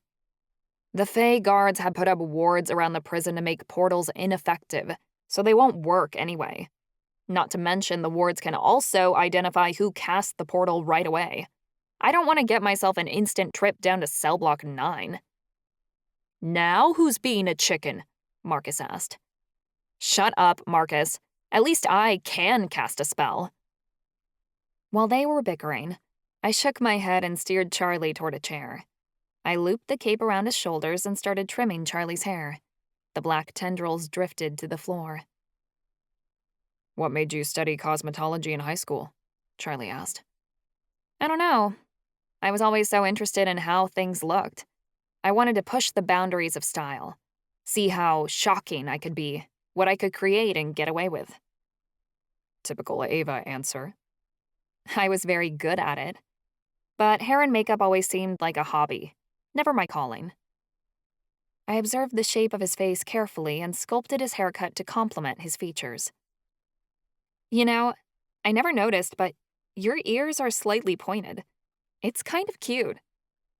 Really? Guess I didn't know. I bit my lip and checked the length. I don't want to cut it too short, I said. You look nice when it's slicked back. If it gets any longer, he'll look shaggy like Marcus, Callie added. Hey, Marcus complained. He tugged self-consciously at the end of his hair, which was close to his shoulders by now. My hair used to be all the way past my hip bones, I said proudly. I'd like to get it that long again. Why'd you cut it? Charlie asked. I snipped off a couple of stray pieces. In Hawkeye culture, our hair is thought to be part of our spirit. Many of us grow it long to show our inner strength. But when someone we love dies, we cut our hair in mourning to show that our spirit has been wounded and how deeply we've been hurt. It's a symbol of what we've lost. I shrugged. But then the hair regrows, showing that we've been reborn after the loss. You cut your hair when Monica died, didn't you? Charlie asked. I didn't clearly reply. Instead, I said, when I was sad, Daddy used to tell me our tribe would braid our hair to trap the sadness inside. And then the wind would come and blow all our troubles away as it rushed through our braids. I remember I braided my hair almost every day after she passed. I'd stand outside on stormy days and just wish that all the pain would get carried away with the wind. Did it make you feel less sad? A bit. I finished up and brushed loose hair off his shoulders. Your hair is important. It's part of your spirit, which means you shouldn't let just anyone touch it. Don't let anyone cut your hair but me, okay? Okay. Charlie ran a hand through his new haircut tentatively. Then he scowled. What's wrong? I don't know anything about our culture. I'm so far behind, he said in frustration. I'm too old to learn all this stuff. I know nothing about our tribe. You're never too old to learn where you come from. I kissed his cheek. Plus, you have me. Ugh, Callie complained. You two are gross. Marcus and I already figured out you two have broken in the lair. I hissed with laughter, thinking back to the delicious blowjob I'd given Charlie. Maybe. No time for that, Marcus said as he checked his watch. The bus for Shade Hills leaves in 15 minutes. We'd better get going. We had to leave Oberoi and Rishi behind in our dorms, per Institute rules. It was a good way of preventing people from trying to escape during the field trip, forcing them to leave their pets and their familiars behind. No witch would leave their cat, and no elementi would abandon their familiar either. Oberoi insisted on remaining a unicorn, until she realized that Charlie and I couldn't stuff her through my dorm room door, despite trying. She changed into a husky and hopped on my bed with a grumble. Oberoi whimpered, and Rishi let out a soft yell as we left them behind in my dorm. I felt so bad, as I knew Oberoi wanted a chance to play outside Institute grounds. But we didn't have a choice. Dozens of prisoners were already waiting at the bus stop in front of the prison, excited at the prospect of getting out for the day. Most people had been stuck inside the Institute for a year or more, and were thrilled at the opportunity just to get some space, even supervised. Field trips into town were rare, and not everyone got to go every time. So, for once, I was glad for my good behavior. We were fitted with the Noxite tracker cuffs, which definitely put a damper on my mood. I could feel the poison sucking away at my magic. I knew if anyone here tried to escape, they'd have a rough time of it with these cuffs on. Slipping away to go check on the gate in the middle of the woods was going to be a long shot, but we had to try. We were ordered to loop our prison ID cards around our neck with the lanyards they handed out, and told we had to keep them on at all times. Anyone who took theirs off would get an immediate infraction and a trip back to the Institute. Charlie put the lanyard on. A giggle rose past my lips as I read his ID tag. Charles? Your full name is Charles? It's the formal name for Charlie, yes, he replied tiredly, like he'd known I'd figure this out eventually and hadn't been looking forward to it. I snorted. Charles! It's so fancy. Lord Charles. No, Prince Charles. I don't know what my parents were thinking when they named me that. I'm not a stuck-up guy, he argued. Of course not, Charles, I replied in a snooty tone. He sighed. I teased Charlie all the way to Shade Hills. When we disembarked the bus, I looked around. We hadn't had much of a chance to observe Shade Hills during the dark games, but now that we were here, I could take in the sights. Shade Hills was overcast and cloudy, with a lot of abandoned shops along the twisted and winding cobblestone roads. But it was also quirky. The windows we passed advertised all kinds of unusual items. We walked by a botany shop that exclusively sold poisonous, man-eating plants, and a bookstore that only contained banned books. I wanted to go in there, but a guard cut me off before I could enter, so I was forced to stay with the other inmates. We moved as a massive group through Shade Hills, the guards surrounding us so we didn't have a chance to walk off. We weren't allowed to have any money at the Institute, but the guards had permitted us to bring a couple of small bills for approved trinkets and treats in Shade Hills. Cursed Collectibles was the first shop we entered. It was a witch store. But instead of being full of the usual things witches would want, like wands, crystals, and herbs, the shelves were packed with cursed objects, skulls, haunted cauldrons, mummified cat remains, possessed Ouija boards, and magical artifacts. It was dark in here and smelled musty. The necromancer running the shop was balding, and he had a crooked, toothless smile that I really didn't like. A bone parrot sat on his shoulder, squawking and flapping its skeleton wings. Couldn't let him go after he died, the necromancer croaked to me when I passed, and he stroked the parrot's beak. Now he's with me forever. Totally gross. A couple of people bought things, but me? No thanks. The last thing I wanted was to bring a cursed object back to my cell, where I'd certainly receive bad side effects, if not bring back a fully fledged ghost. My cell was too small to even share it with the dead. As the group left, we had to pull Marcus away from the artistic section of the shop, which was full of magical paints that would change colors as you put them on the canvas. Why would you even want to tamper with that? The sign said the paint has demon blood in it. You're asking to summon something you don't want to play with, Callie protested as we left. I'm part necromancer. It doesn't bother me, he said. I am not helping you exorcise a demon once it possesses your ass, Callie grumbled. Marcus shrugged like he didn't see what the big deal was. Our next stop was a pet shop for Elementi named Precarious Pets. I usually didn't like pet stores that sold animals, as I thought they could be cruel. But this one was very unique. It was full of creatures in cages and stalls that could potentially bond with Elementi.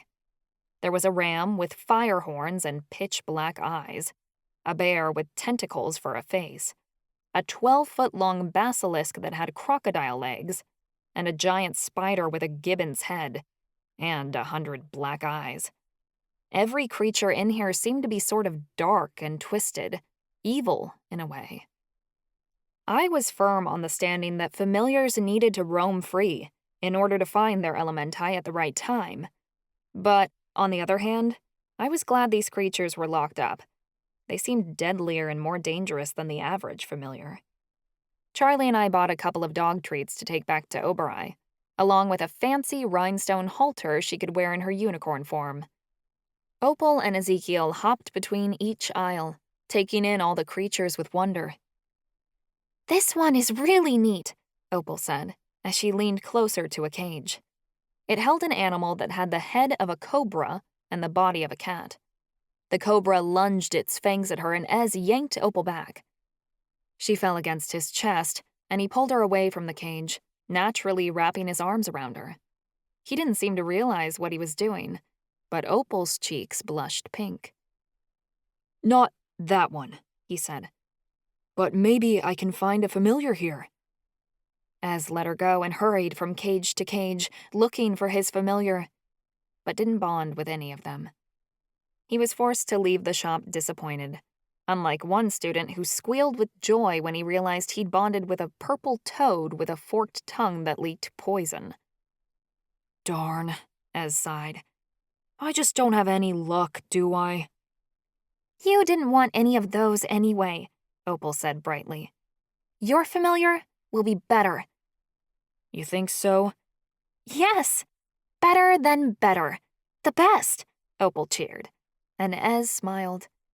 As Opal and Ez chatted on about what his familiar could be, we went further into town. I didn't think the downtown area could, get worse than any other part of the village, but apparently I was wrong. Shade Hills became, shadier the further in we went, with more and more shops that sold paraphernalia that would be illegal anywhere else but on the island. There was a blood bar for vampires called Last Drop, but the guards wouldn't let us go in. The vampires loudly complained as we passed by, whining they wanted a drink. I just want one damn cup of real blood, for fuck's sake, I heard Ivy say. The synthetic shit they give us at the prison is garbage. You can take a drink from me, Chansey said. I wouldn't mind. Ivy audibly swooned. Oh, Chance, baby. What an honor. I'd be delighted, sweetie peach. And Callie said we were bad. Ancestors. No drinking from inmates or I'll give you an infraction, a guard barked. Ivy flipped him off. There was a strip club that was run by sirens next to the blood bar. The guards wouldn't let us go in there either. Instead, they ferried us toward a small aquarium, where a couple of bored-looking mermaids led us on a tour. The fish inside the aquarium were unlike any sea creatures I'd ever seen, and I was half Tuaqua.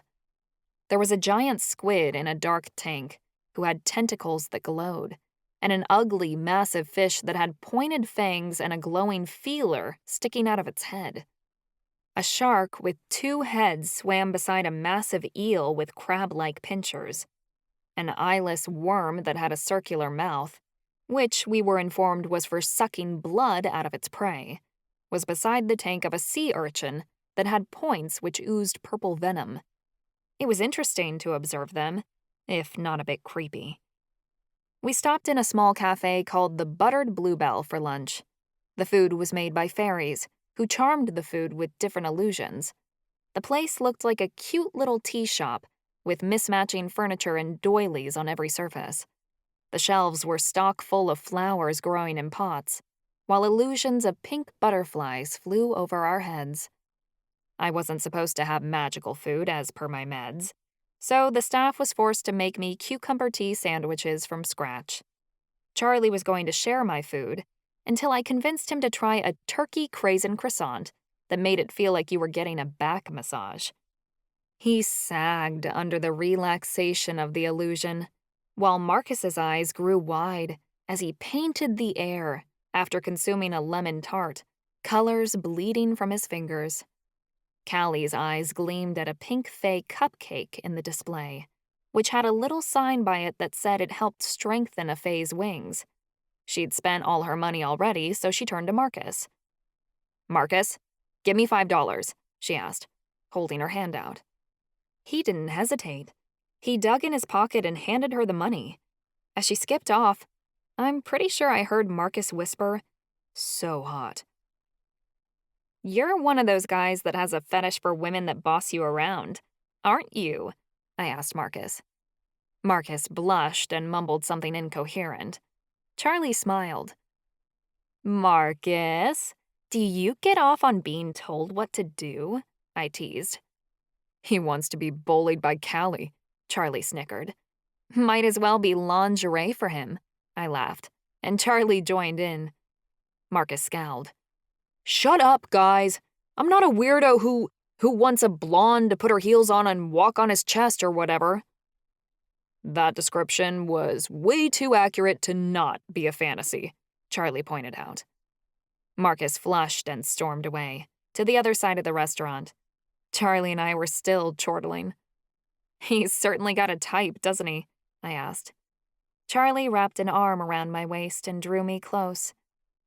"Nothing wrong with enjoying the presence of a strong, independent woman." That made me glow inside. So I wrapped my arms around Charlie's middle and squeezed, loving the fuzzy feelings. Charlie ducked to give me a kiss, and a couple of people around us complained. "Hey, arm's length apart," a guard growled, yanking Charlie off of me. "No physical contact. Institute rules." Annoyance flickered as the guards strolled away. Ancestors! I got this was a prison and all, but we were consenting adults. We were too old to be playing the leave room for the Great Spirit game.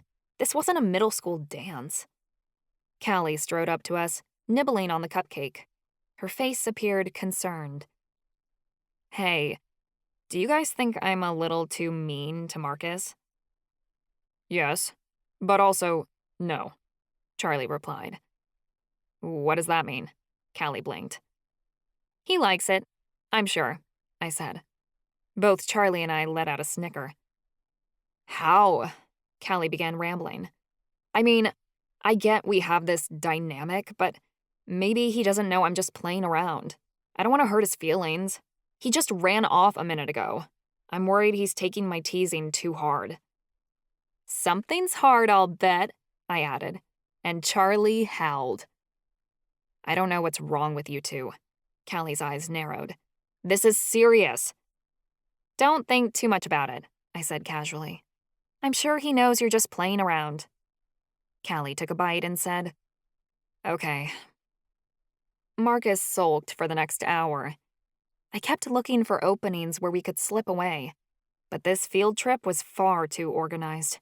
There were guards everywhere, circling the group and preventing us from sneaking out. I was wondering if we'd ever get our shot to take off. We'd been shuffled along to a museum in the middle of town, which was run by angels. I usually loved historical stuff like this, but it was clear the guides running the museum were trying to convert us to the angel religion instead of teaching us about their culture as they rambled on about religious stories of their golden idols. I was sure this was a mandated part of the trip, ordered by the Warden. The four of us stood at the back of the group and hushed whispers to each other as the sermon went on. "This isn't working. We need a distraction," Callie insisted. "There's only a couple of hours left in the trip. If we don't go now, we won't be able to leave and come back without them noticing we're gone. Maybe one of us should stay behind, to cause a diversion? Marcus asked. His words were cut off by a crashing sound at the front. Mad Dog was wrestling with a plethora of guards. He'd tried to steal one of the gold idols on display, and now all the guards were trying to restrain him.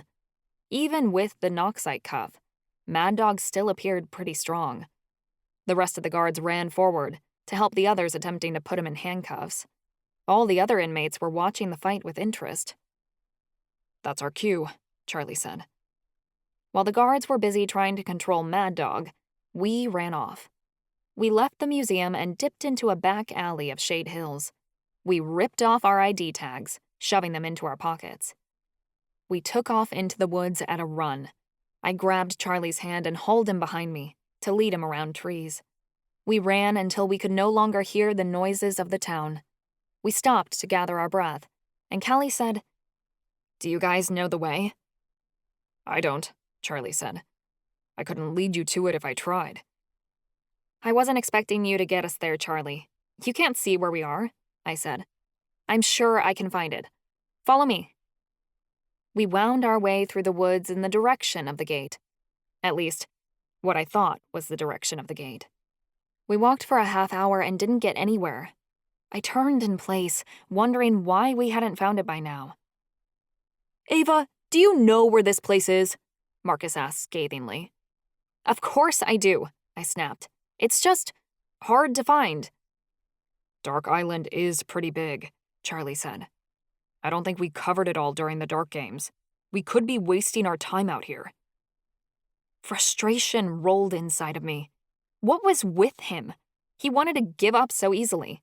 He was supposed to be helping me out, not throwing in the towel. Callie changed into a wolf and put her nose to the ground, like she could smell it out. The attempt must have been unsuccessful because she changed back. "I have no idea," she said, throwing her hands up. My stomach rolled nervously. "Let's walk this way," I suggested. "I'm sure it's close." I wasn't sure if I was leading us in the right direction or not. I hoped I wasn't getting us lost, because if we couldn't find our way back to Shade Hills, we'd be in real trouble. "What's that itching?" Marcus asked, and he scratched at his arms like he had a rash. "I don't feel anything," Charlie said crossly. "It's bad," Marcus insisted. "There's something crawling across my skin, and there's this buzzing, too. Can't you hear it?" "No," Charlie snapped. I could feel his grumpiness through our bond. He'd crossed into a bad mood. "Wait a minute," Callie said. "I can feel it too." I paused to pay attention. There was a strange feeling tingling across my skin, and the faintest buzzing in my ears, calling me toward the unknown. The gate. It was calling to us as demigods. "Come on." I increased my pace, and the others followed. Relief and awe entered my veins as we reached the clearing where the gate was set. Now that we had more time and weren't constrained under the pressure of the Dark Games, I could appreciate the majesty of the beautiful structure. The curved stone gate rose up to the sky, ascending to the treetops. The beautiful elven runes were carved in a cursive twirling fashion around the gate's edge, creating an intricate design. The massive wooden door in the middle of the gate appeared like it'd barely been touched by time, save for the ivy vines crawling up the bottom of it. The 7 keyholes in the door stood out sharply in the sunlight, uniform and expertly crafted. "This is it," I whispered. Callie and Marcus came beside me, craning their necks back to take in the majesty of the beautiful stone gate. "Cool, we're here." Charlie crossed his arms. "Let's do what we came for so we can go." I frowned. This place was special. It was where we'd had our first kiss. Why was he ruining it? Callie, Marcus, and I took out our keys. We tried fitting them into the various keyholes in the wooden door. Most didn't fit, but my mouth fell open when my key slid into the first slot on the left. Callie's key fit beside mine, and Marcus's key slid into the keyhole next to hers. The three of us gasped as the keys began to glow. They shone with a white light that was almost blinding. When I touched my key, I found it was warm underneath my palm. "Charlie, come here," I said. I put his hand on the key, but he jerked his fingers back when he felt how warm it was. It wasn't hot enough to burn him. He more acted like, I don't know, like he hadn't been expecting the keys to react, and they did. "These keys definitely fit this door," Callie insisted. "They were made for it." "This has to be a portal to Forevermore. There's nothing else behind this gate," Marcus insisted. "So, our original theory is right. We just need 4 more keys and then the portal to Forevermore will open," I said. There was triumph in my voice. We were getting so close. And if these keys were being drawn to Dark Island, like I predicted, it was only a matter of time before we found them all. Charlie scoffed. "We now know that the keys fit the door. We don't know if it's really a portal to Forevermore." I yanked my key out of the keyhole and looped it back around my neck. "What other clues do we need? Our theory matches up." "Your theory," Charlie emphasized. "We don't have any proof. That door could lead to anywhere. It could let out someone or something we don't want to tamper with." "The runes say that the door leads to Forevermore pretty much," Marcus offered. "I even think it's safe to open." "Then you're being an idiot," Charlie shot at him. Marcus blanched, and Callie stepped in to defend him. "Don't be like that," she said. "Opening this door might mean avoiding another great supernatural war, which is what we're trying to prevent, right?" "You don't know what's behind it," Charlie growled. "What if opening that door is what starts the war?" Charlie seemed firm in his viewpoint, but so was I. "Look, whatever's behind that door, it links to my prophecy. My destiny," I insisted. "Which means I have to open it, no matter what." "This isn't a game, Ava," Charlie shouted. "The prophecy says that a discovery of the Ancient Ones on the Island of Shadow will change the course of our universe. That sure sounds like opening that elven gate. And if it is, do the 4 of us really have the right to change the course of the entire universe? What if it screws things up?" My insides did loops. "Whatever the prophecy means, this door has to be opened," I insisted. "Marcus, Callie, and I wouldn't have keys if that wasn't the case. It's too much of a coincidence. Fate has led us here. We just have to have faith that opening the door is the right move." Charlie huffed. "Well, I guess it doesn't matter anyway because we don't have the other keys," Charlie said, and he crossed his arms. "Good luck finding them." My heart dropped right out of my chest and landed on the ground. He didn't want to help me. If anything, he had me convinced that coming here today was a bad idea. Marcus shifted anxiously. "We should get back, guys, before the guards realize we're gone." Callie's look grew mischievous. "You know, we're free now. We could just wander our way off of Dark Island, if we wanted to. There's no wards stopping portals out here." "We're not leaving Oberai," Charlie and I both said at the same time. "And I'm not leaving Rishi," Marcus said firmly. "Callie, let's go. We still have trackers on us. You won't make it on your own." Callie rolled her eyes and groaned. "Fine. Gods, you people are lame." We made our way back to Shade Hills, me a little depressed. We had some answers, but to me, they were useless if Charlie wasn't beside me.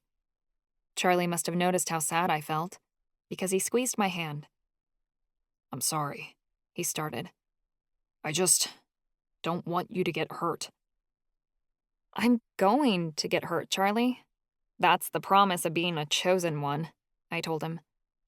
"But it won't be as bad if you're not fighting me on every single thing." "I want to protect you." "I don't need a protector. I need a partner," I said. "Can't you do that for me?" Charlie got quiet. I was ready for this field trip to be over. I just wanted to get back to Oberai, so I could cuddle him and bury my face in his fur. He'd make me feel better right now, because obviously, Charlie didn't see my side of things. When we entered the alleyway we'd left the museum from, a guard immediately jumped out at us, raising a knock-sight gun. The four of us put our hands up, and I scowled. Great. So much for not getting caught. "Where have you four been?" the guard snarled. "Your trackers went off the moment you left. We've been looking for you for over an hour." We just, snuck off to smoke some weed, Callie blurted, like it was the first thing that popped into her head. Marcus face-palmed, and the guard's face twisted into a snarl. "You're lucky the warden's in an awful mood. I don't want to be the one to deliver more bad news to him. Get the hell back on the bus before I change my mind." We didn't argue. The four of us hurried onto the bus that was parked in the street and took seats near the back. Ez gave me a curious look, asking why I'd wandered off, but I shook my head to tell him to ask me later. Marcus leaned his head in as the bus started down the road. "He didn't give us an infraction. That's crazy," Marcus hushed under his breath. "Why wouldn't he report us?" I don't know, but it's pretty obvious he only let us go because he doesn't want to face the warden, Callie whispered back. Why? I asked. Why is the warden so pissed off? What's frustrating him? Probably the same thing that's frustrating us, Callie said, with a glance at Charlie. He didn't say anything, and I felt my chest twist. Charlie didn't want to do this with me, didn't want to help me work out the prophecy. But he was my bonded partner. I couldn't do it without him. Yet, by the looks of things, it seemed he'd already made up his mind. Chapter 19. Charlie. Damn those keys. I'd be lying if I said I hadn't been holding my breath the whole time, hoping those keys wouldn't fit that door. But they had, which meant Ava-Marie was right. The door led to Forevermore, and she nearly had half the keys needed to open it. I'd tried to destroy Ava's key the night I'd stolen it. It was made of metal, an element of the earth, which meant I should have been able to manipulate it, at least to some degree. But no matter how hard I tried to change the shape of the key or to disintegrate it into nothing, it didn't work. I was no match for the magic inside of it. I'd resolved to try other methods later, until Oberei showed up, taking the key out of my dorm and handed it back to Ava. Traitor. Oberei had been avoiding me. He was mad I'd tried to sabotage Ava again. Whatever. He could be mad. I was pissed he'd given the key back. He knew what fulfilling this prophecy meant. I didn't get why he didn't seem to care. Didn't he want to protect her too? The only solace I found was in the fact that Ava hadn't figured out where the other keys were yet. She didn't even have a clue, thank the ancestors.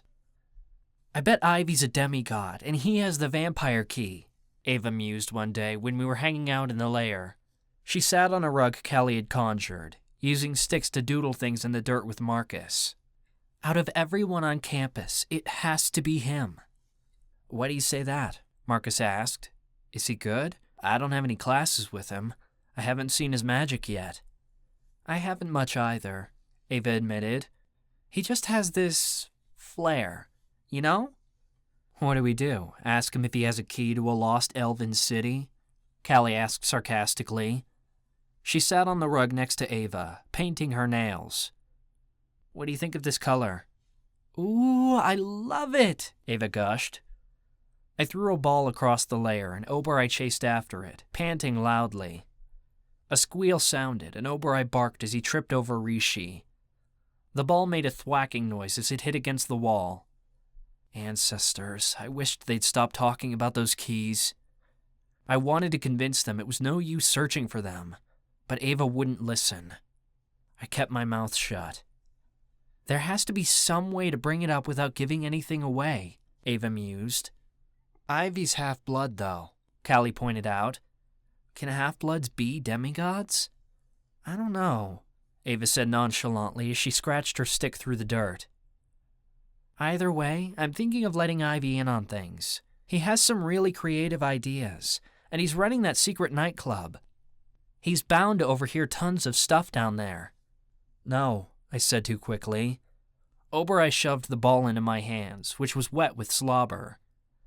Ava's scratching stopped. Why not? We can't tell anyone, I said. It's too dangerous.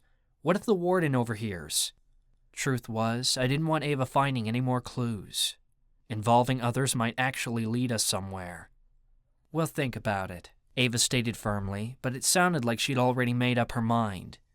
She was just waiting for the rest of us to agree with her. I've been thinking, Marcus started.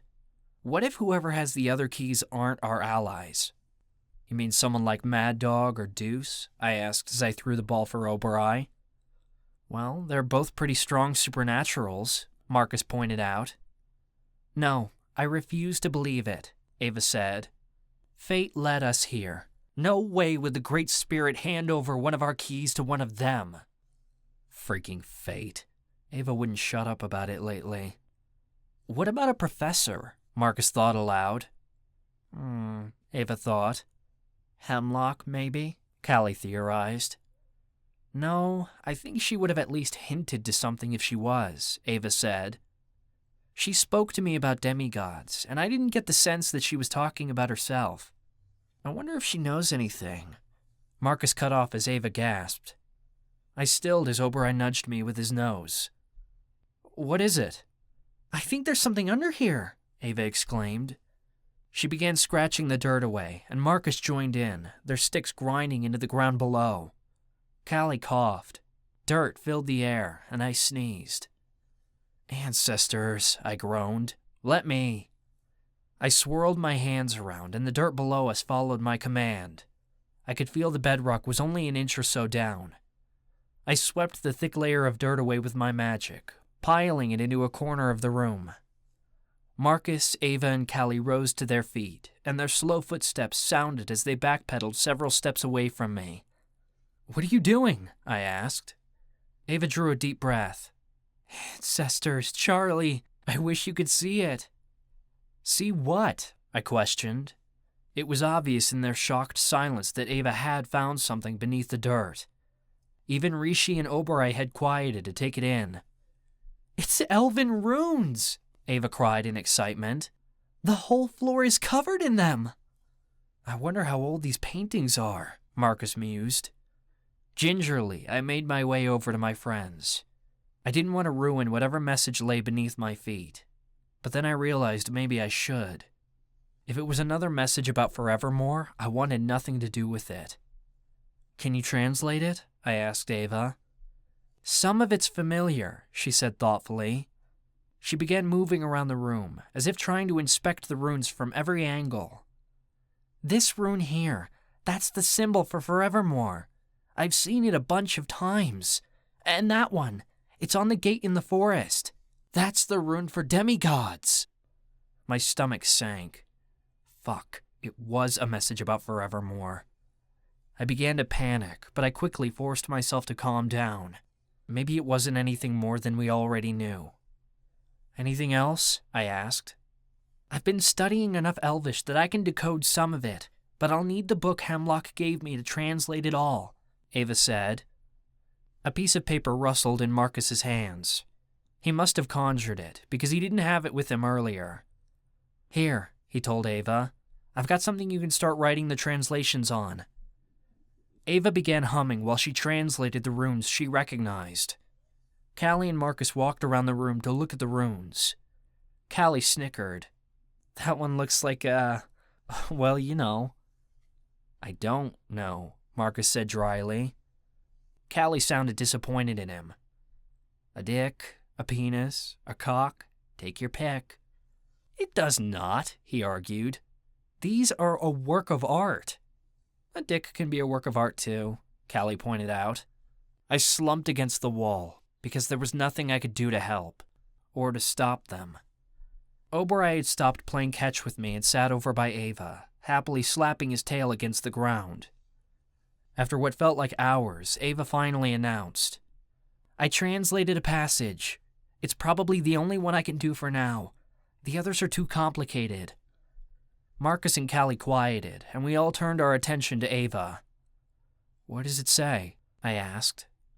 It's not an exact translation, she admitted, but the gist of it is an overview of demigod powers. I perked up a little.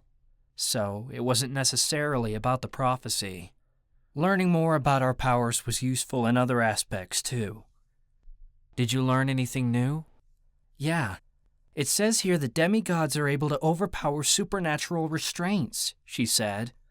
I thought about it a moment. Supernatural restraints. Like Noxite? Exactly, she replied brightly. It doesn't specifically mention Noxite. I'm not even sure the elves had a symbol for it. I never saw any mention of Noxite anywhere in my book. But supernatural restraints must mean Noxite, right? This could be a game changer for us, Callie cried. Yeah, we could actually escape, Marcus pointed out. My heart surged for a second before Ava said, I'm not sure I'd go that far. Overpower isn't an exact translation. Magic like Noxite will still weaken a demigod, but because they're so powerful, it won't be as effective as on a regular supernatural. That makes sense, I said thoughtfully. What does? Ava asked. Down in the mines, people talk about how tired they get from the Noxite exposure, I explained. My magic takes a bit of a hit too, but I'm still able to use it. How far do you think we could take this? Callie wondered aloud. I mean, could we blast through the effects of a Noxite bracelet? Could we get through the fences? I got thrilled over the idea. The first thing I'd been excited about in a while. This gave us a huge advantage inside the prison. Against the guards, the warden, and even other students. It could be our ticket out of here. Damn, Marcus muttered. I wish we could have tested it on our field trip. We could still test it out, I said. Callie scoffed. I'm not trying to jump the fence again. I smirked. There are other ways to experiment with Noxite. Charlie, no, Ava protested immediately, sensing where I was going with it. Hey, Pidge, you said you wanted my help, I said nonchalantly. Did you mean it or not? Ava fell silent, then gingerly said, What were you thinking? I smiled. Leave that to me, baby girl.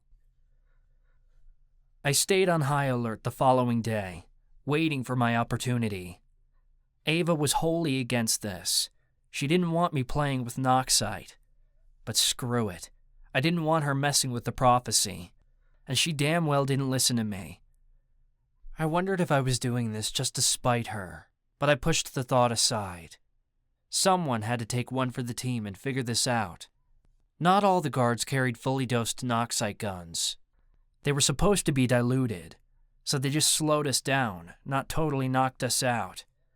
They didn't want us missing shifts at the mines if they could help it. But I'd overheard some of the guards during Fight Club training. They'd bragged about their full-powered guns and how they just loved to test them out on students. I just had to find one of the jerks. Where's Ava? Ez asked with a full mouth as I sat beside him at lunch. The cafeteria was alive with chatter. Sulking, because we got into another argument, I teased. What else? What happened? He asked hoarsely. Nothing. Ancestors, you worry too much. I took a bite of a dinner roll. You act like she's your little sister, not the other way around. Someone has to look out for her, he said. I swallowed. Obereyes with her. Footsteps approached. At first, I thought it might be Marcus, but then a heavy hand landed on my shoulder. The hand was cold, with a firm grip. Definitely a vampire. I've got a message from the captain, a gruff voice growled in my ear. He sounded older, like one of the guards, and he worked for Captain, which meant I'd found my man. You fight this weekend. No exceptions. I hadn't entered a fight since Deuce kicked my ass weeks ago. I was ready to get back into the ring and reclaim my title. But I wanted a Noxite dart in my ass even more. Tell him I refuse, I snapped. Ez gasped from beside me. He didn't know about Fight Club, but he sure as hell knew you didn't talk to a guard like that. What did you just say? The guard snarled. I turned to him. You heard me. I'm not doing it. You don't have a choice. The guard tried to keep his voice down, but the irritation was clear in his tone. I stood and puffed out my chest. Damn, it felt good to stand up to one of these jerks. Who's gonna stop me? You? His gun clinked against his belt as he grabbed for it. If I have to, you really want to make a scene, bandit? I leaned toward him and hissed. If it keeps me out of the ring, I'll fight when I say I want to fight. You'll fight when you're told, he hissed back. You want to see a fight? I challenged. Be my guest. I swung a fist and it cracked against the guard's jaw. Pain radiated through my knuckles and adrenaline shot through my veins. I could practically dance across the cafeteria, it felt so good.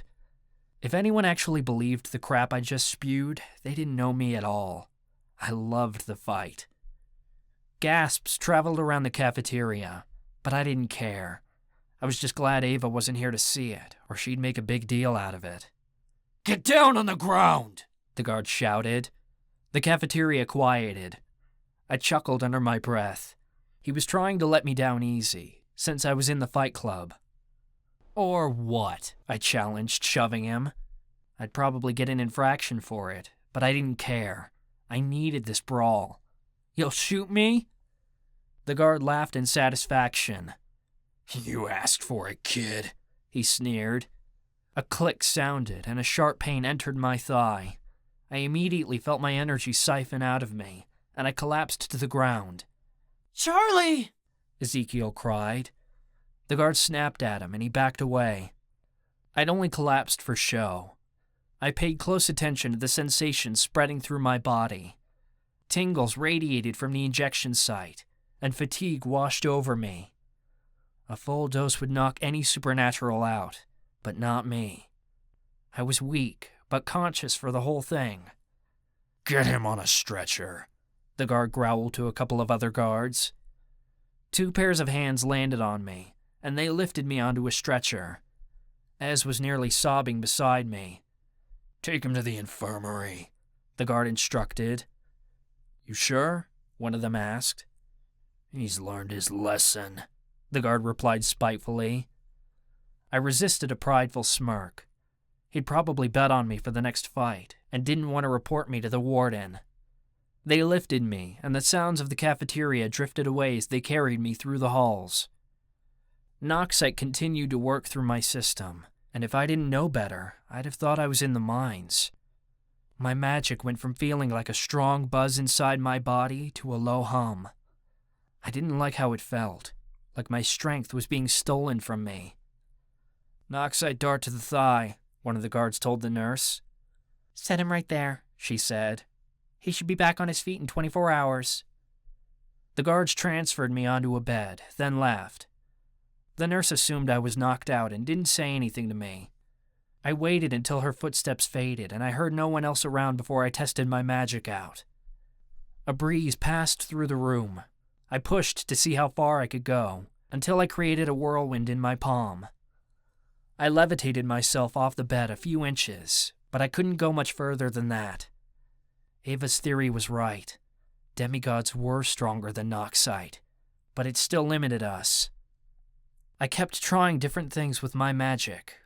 I was working on blooming a flower in a vase across the room when I heard a noise and drew back my magic. Several pairs of footsteps came racing over to me, so fast I couldn't count how many people there were. "Charlie!" Ava cried. She flung herself onto me.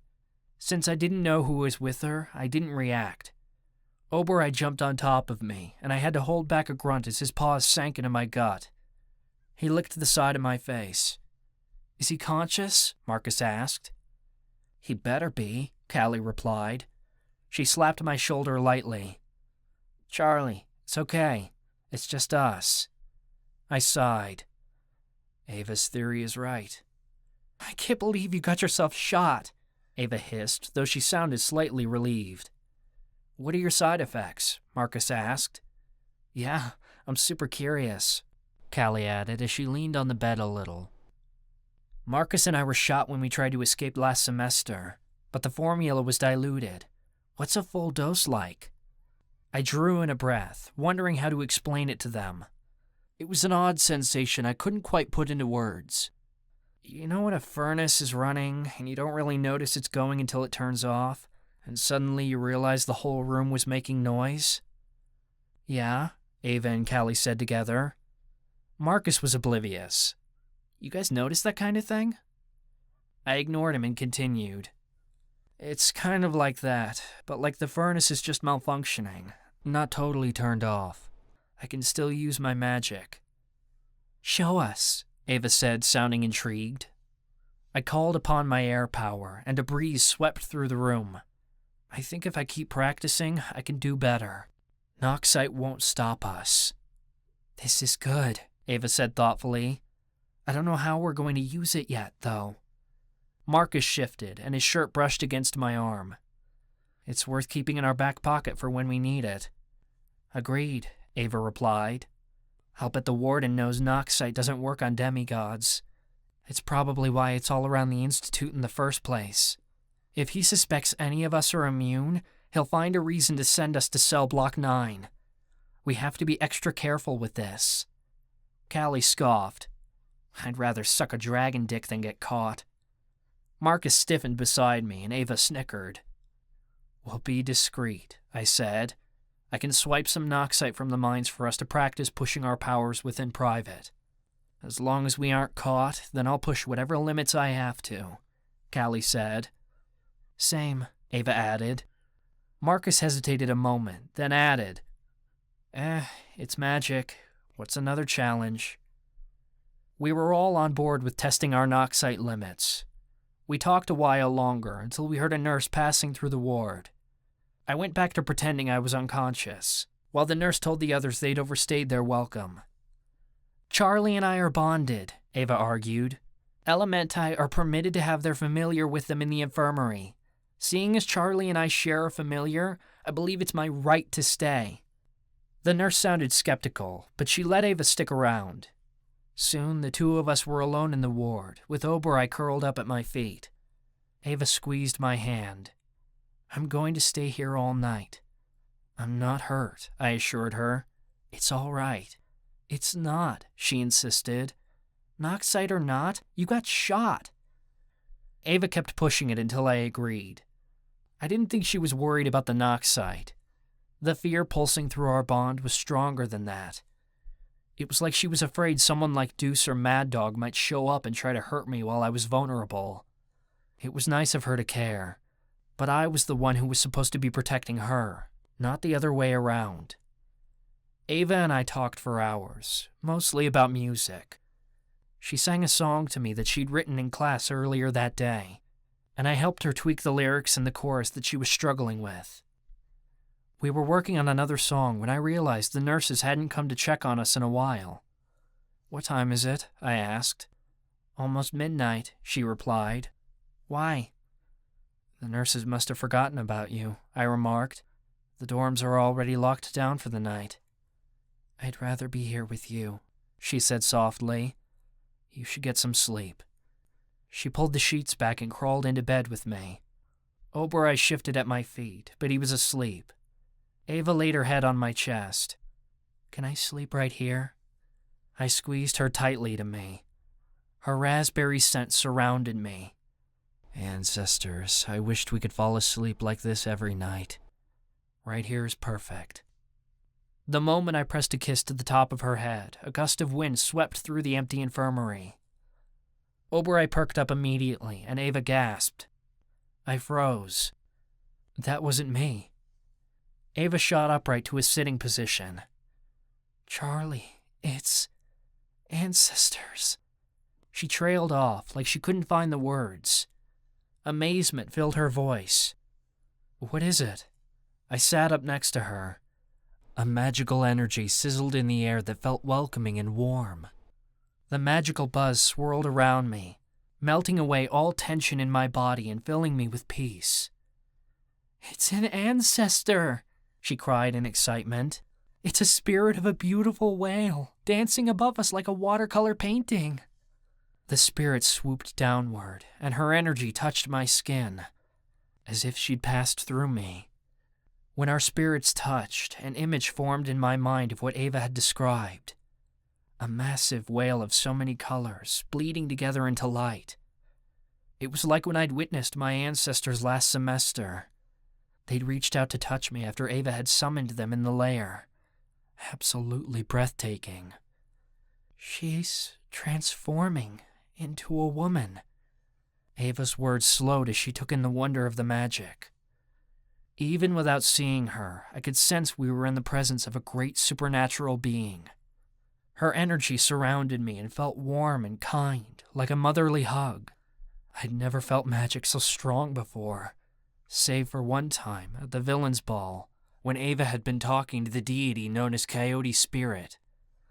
Then the ancestor reached out to touch me again. I stiffened as the image of a woman broke into my mind.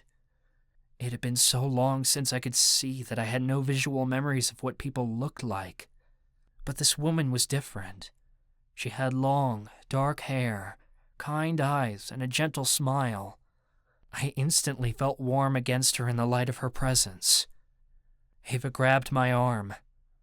"Whale spirit! Charlie, it's the Elementai goddess of water, the goddess of Tawakwa and part of the Great Spirit!" My jaw hung slack. I could hardly wrap my head around it. She's here for us? "It's nice to see you again, Ava-Marie," Whale Spirit said in a melodic voice. "Again?" Ava asked. "But we've never met."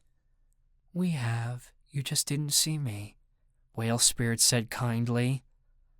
"I was there in the hospital when your father was healed, the night he nearly died. You remember, don't you, Ava?" She gasped. "That was you?" Whale Spirit didn't answer directly. Instead, she said, "I have been beside you always, along with Coyote. From your birth, gods and goddesses on the side of the light and the dark have been warring over you, attempting to control your path. Some have even sought to take your life. Do you remember when you were a young girl and you went missing in the forest?" I hadn't heard this story before, but to Ava it seemed to make sense. "Yes, I was so little. One moment I was in my house, and the next I was in the woods. A monster attacked me, but something saved me.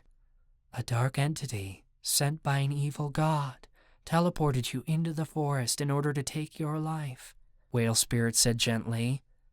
"But Coyote and I sent your spirit guides to protect you, and they defeated the creature while you ran away. The animal that saved me, it must have been a bear," Ava choked out. "It was my grandfather's spirit." "Precisely, dear." Whale Spirit had reached out to stroke Ava's hair. I felt the chill from her hand emitting near my skin. "You are very important to the magical world. You always have been. Ever since, deities in the spiritual realm have been fighting over your existence and trying to control you. I am here to say that you must not listen and must forge your own path. Be very careful, for there are mortals and gods alike that seek to bring about your end." Ava's voice wavered. "What do I need to know?" "I am here to deliver a message," Whale Spirit announced. "You are closer than you believe to your goal. The directions are already in your hands." My stomach dropped. This was about the prophecy. "What directions?" Ava asked. "To Forevermore?" "You must go into the Noxite mines for the answers you seek," Whale Spirit said. "But be warned, reaching your destination will not be easy. There will be traps along the way. But should demigods as yourselves work together as one, you will conquer these obstacles and uncover the truth." "The mines," Ava mused to herself before turning to me. "Charlie, that must be where the next key is. That means—" Ava cut off as the magic filling the room dissipated. Whale Spirit was gone. Wait, no! Ava cried. "Come back! I have questions!" The room remained silent. It took me a few moments to gather my breath. The last thing I wanted to do was find another key to that damned portal. We can't go down into the mines, I stated bluntly. We have to, Ava argued. You heard Whale's spirit. That's where the next key is. Yeah, I heard that she said there were traps down there. I can't stand to see you get hurt. I won't. I'm meant to do this. But there's Noxite in the mines, I argued. What does that matter? Ava asked. You just proved that Noxite has minimal effects on us. Hell, I'd fucked myself over on that one. But the mines are huge. I was grasping at straws. How are we supposed to find a single key hidden inside a full cave system? Ava thought for a moment. Whale Spirit said we had the directions. I'll bet you anything she's talking about the runes we found in the lair. I swallowed. Do you think you can translate them all? I have to try, she said. I'll talk to Hemlock and see if she can help me decipher the runes I don't know. As far as traps go, I know an expert. I took Ava's hands. I wasn't sure how much closer to the prophecy I could get without telling her what Maddie said lay on the other side. Just thinking about getting one step closer tore me to shreds. Pidge, this is fucking crazy, I wanted to say. Instead, she finished my sentence for me.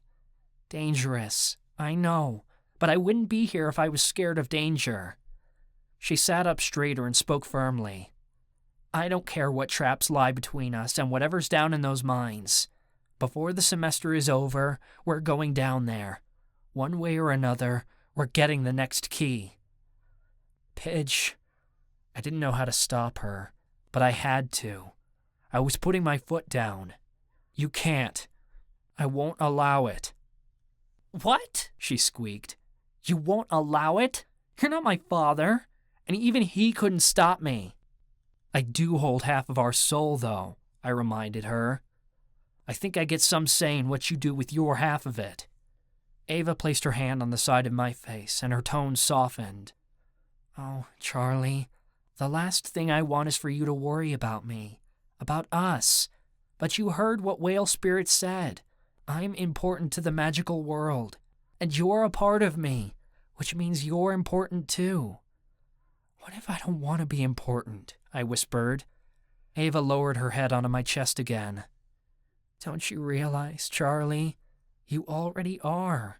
You are more important to me than you can ever imagine. I squeezed her tightly. I was glad she was lying on my chest, because I didn't want her to see the tears pricking at my eyes. No one had ever told me I was important to them before. A brand new emotion settled into my heart. It was so warm and comforting.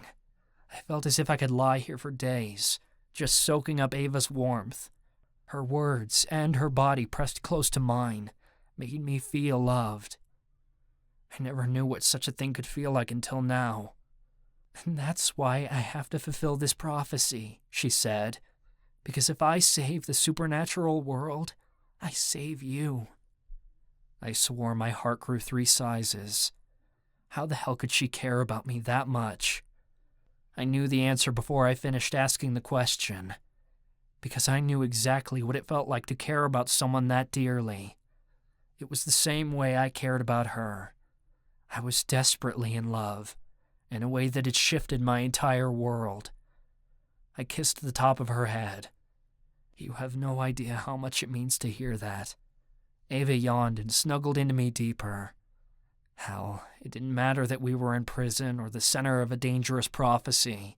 This moment was perfect. I'd do anything for this incredible woman. Which was why I couldn't keep protesting.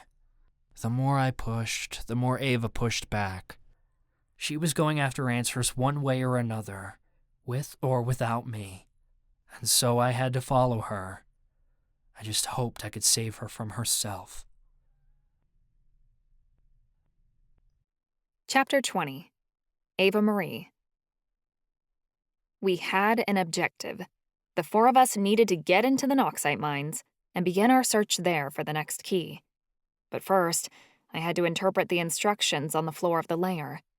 I'd spoken to Hemlock about the elven runes I didn't know, which was difficult because I had to play it off as research and not give away that we were trying to gain clues for a secret exploration. With her help, I'd managed to cobble together the phrases that were carved into the stone floor. There will be trials, a ghostly summoning, a riddle in the dark, a temptation by illusion, a flooding of water, and a door that will only open with the blood of one that is mine. They were obviously steps to get to the next key. As far as I could tell, they were warnings about booby traps set up to protect the key, but I didn't understand what these clues meant just yet. My grandfather was a great explorer. He had so much experience crawling around in caves and looking for ancient civilizations. If anyone could help us understand what these instructions meant, it was him. On Saturday morning, I hurried to the phones and dialed my grandparents' number. The elegant voice of my grandmother Eleanor drifted over the line as she picked up the phone. "Ava, darling, so nice of you to say hello," she said fairly. "I do wish they'd get rid of that dreadful message at the beginning. You are receiving a phone call from a student at the Dark Institute for Supernatural Offenders." "Huh," she huffed. "As if I do not know who's calling. Do I look like an imbecile who cannot read a telephone number?" I laughed. "No one ever mistook you for one." "It must be important," my grandmother stated. "Your grandfather and I were just about to pay another visit to the heart doctor. The Great Spirit himself knows he needs to watch his cholesterol." "The Great Spirit herself, grandmother," I reminded her. "You know how I feel about it." "Ava, please. Enough of this God is a woman nonsense," Grandmother Eleanor said. "If God was a woman, he would have gotten it right the first time." I heard Grandpa choke in the background, as if he considered what she said hearsay, or something of a similar effect. My grandmother said, "Here's your grandfather." "Oh, Elliot, did you stain your shirt again? It's hardly 10 o'clock in the morning." Grandpa took the phone from her. "Ava, what a wonderful surprise. What do you need?" I had to ponder how to ask the question, as I needed to be careful what I exposed. "I've actually been studying elven culture," I told him. "It's fascinating." "Is it now?" Grandpa's voice was tinged with excitement. He was always tickled pink whenever I brought up anthropology. "You know, the elves were an incredible people. They were phenomenal fighters, had amazing voices, and were extremely talented at music." "Yes, I'm definitely learning all about them," I said, because Grandpa would go on a tangent if I didn't cut him off now, and I only had 5 minutes to talk. "The thing is, I think I'm onto something." "Ooh, what did you find?" Grandpa asked. "Just a book in the library," I lied, because I didn't know who might be listening in. It said something about booby traps. Did the elves ever set any up? "Oh, absolutely," Grandpa said. "The elves were the heads of the criminal underworld way back in the day. They often placed traps to protect their stolen goods and the lairs that they hid in." That probably meant whoever placed the traps long ago had been damn good at making them. This wasn't going to be easy.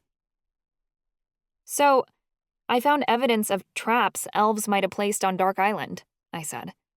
"Do you think you can help me interpret what they are?" "Let's hear it," Grandpa said in a jolly way. "I'm sure we can work it out." I told him about the phrases I'd found written into the stone, though I fabricated that I'd researched about them in a book instead.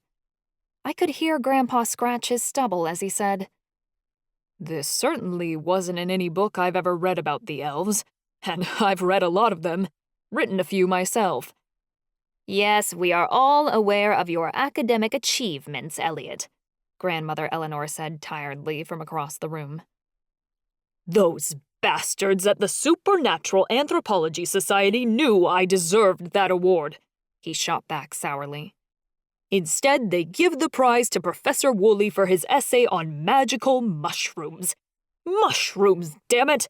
I didn't survive the Hawkeye Civil War to write my manifesto on supernatural races, only to be beaten out by fungi." "Grandpa, focus." I pulled his attention back. What does this all mean? Grandpa made a musing sound. These riddles could mean anything, he began. But what's important for you to know is that to get around them, booby traps always leave clues as to how to escape. Difficult to find when you're currently trying to escape one, but there is always a way out. I've found that often enough when I've had to squeeze my way out of being impaled on spikes in ancient temples, you know. My grandmother scoffed, and I smiled. Daddy had gone on an expedition with my grandpa once, and had ranted often how he'd nearly been flattened by rolling boulders and charred by fire traps, while my grandfather was aimlessly poking around. I thought Grandpa had avoided all those traps by dumb luck, but maybe he really did know what he was doing. Are elven traps unavoidable once you set them off? I asked. Well, when people place booby traps, they do so in order to prevent the wrong people from finding the treasure within, Grandpa said wisely. Which means the only people who will be able to pass the tasks are either the ones who set the traps or the ones whom the trap makers intended to get through the traps in the first place. What else would an explorer look out for while journeying through elven ruins? I asked, taking mental notes. Well, when wandering through any place you're unsure of, you have to use your surroundings. Try analyzing and evaluating the space before you walk in. Use all your senses, and not just your eyes. They can be deceiving. When in doubt, think as the trap makers would. In this situation, as the elves do. Does that help? Yes, more than you realize, I said excitedly. A paper you're writing, is it? He asked. Yes, I said, but my heart sank. I hated lying to anyone in my family, but Grandpa was especially hard because he was just so gullible, and that made it even worse. I'm so proud of you that you're following in my footsteps. You're going to make a wonderful anthropologist someday, he gruffed. It's your fault, I laughed. I'd had the exploring bug ever since he'd given me my first headlamp at 5 years old. Of course it is. Someone has to keep up the work after I'm gone, Grandpa said warmly. Who better than my granddaughter? I didn't like talking about Grandpa dying. It hurt. The phone pinged, telling me my 5 minutes were up. Thank you so much, Grandpa. This is really going to aid my research. Any time, Ava. You know my wealth of knowledge is at your disposal, Grandpa said. Humph, more like your endless foolishness, Grandmother quipped. I'm writing a letter, Grandpa raged. Let's see what the society board thinks about me after I tell them exactly what I think of the situation. I hung up the phone with a giggle. I skipped down to lunch because I was in a good mood due to making so much progress, so why not? Before I entered the cafeteria, I heard someone shout my name. Ava! Ivy came tearing up the hallway. He grabbed my hands and began jumping up and down. I did it! I did it! Did what? I didn't know what was going on, but I began bouncing with him anyway because his enthusiasm was contagious. I asked Chansey to be my boyfriend, and he said yes, Ivy gushed. I just took charge and told him how I feel, and he said he felt the same way. That's amazing, Ivy. I gave him a tight hug. I'm so happy for you. Isn't it the greatest? Tears beaded in Ivy's eyes. We're going for a walk around the prison yard tonight. I just can't wait. I knew it was all going to work out. See, I told you. I squeezed his arms. A grin spanned across Ivy's face. I'm just glad the both of us got our man. I've wanted Chansey and I to have what you and Charlie do for so long, and now it's finally coming true. Thank you so much, Ava. My spirit fell into my stomach as I watched Ivy twirl away. Chansey and Ivy seemed closer than ever, but when it came to Charlie and I, we just seemed so far away. This prophecy was pushing us apart, and I hated it. I slid beside Charlie in the cafeteria. Callie and Marcus, who were sitting across from us, leaned inward. Obereye panted under the table while Rishi batted at my shoelaces. I nudged Charlie, but he didn't say anything, just remained stiff. I bit my lip, wondering if I should tell them what I knew. If it made Charlie upset, I didn't want to have anything to do with it. But this was prophecy stuff, and I knew we couldn't avoid this forever. Did you find out anything? Marcus asked. I bobbed my head. Yes, my grandpa gave me really good information. I launched into an explanation of the phone call. By the end, Callie was twirling her braid around her finger. The clues are definitely trials to get to the key, and according to your grandpa, only the right person can get through them, Callie mused. Interesting. Yeah, which means maybe we shouldn't try, Marcus said nervously. We'll get killed if we try to get through those traps. Don't you get it? The trials were set up for demigods. That's who the elves wanted to find the keys to forevermore, I said. We're the perfect people to get through those traps, because we're the only people who can get past them. They're basically designed for us. What better hint do we need that we're on the right path? How are we going to get into the mines? Charlie's the only one who's got clearance and it's off campus. We can't get there unless the bus takes us, Marcus said. A guard came to the front of the room, calling everyone to attention. Listen up, he barked, and the cafeteria immediately fell silent. The Warden wants to increase Noxite production down in the mines, and the current output isn't enough. We're taking volunteers for prisoners who are willing to perform extra work down in the mines. You'll be compensated with points from commissary, as well as the potential to have infractions wiped off your record. Anyone interested should sign up on the sheet at the front of the cafeteria. The guard went to stand behind a table by the head of the room, and my heart started. This was our chance. Why does the Warden want to increase production down in the Noxite mines? What's he looking for? Marcus whispered. It's obvious, isn't it? I asked. He knows there's a key down there, just like we do. And now he's excavating the caves trying to find it.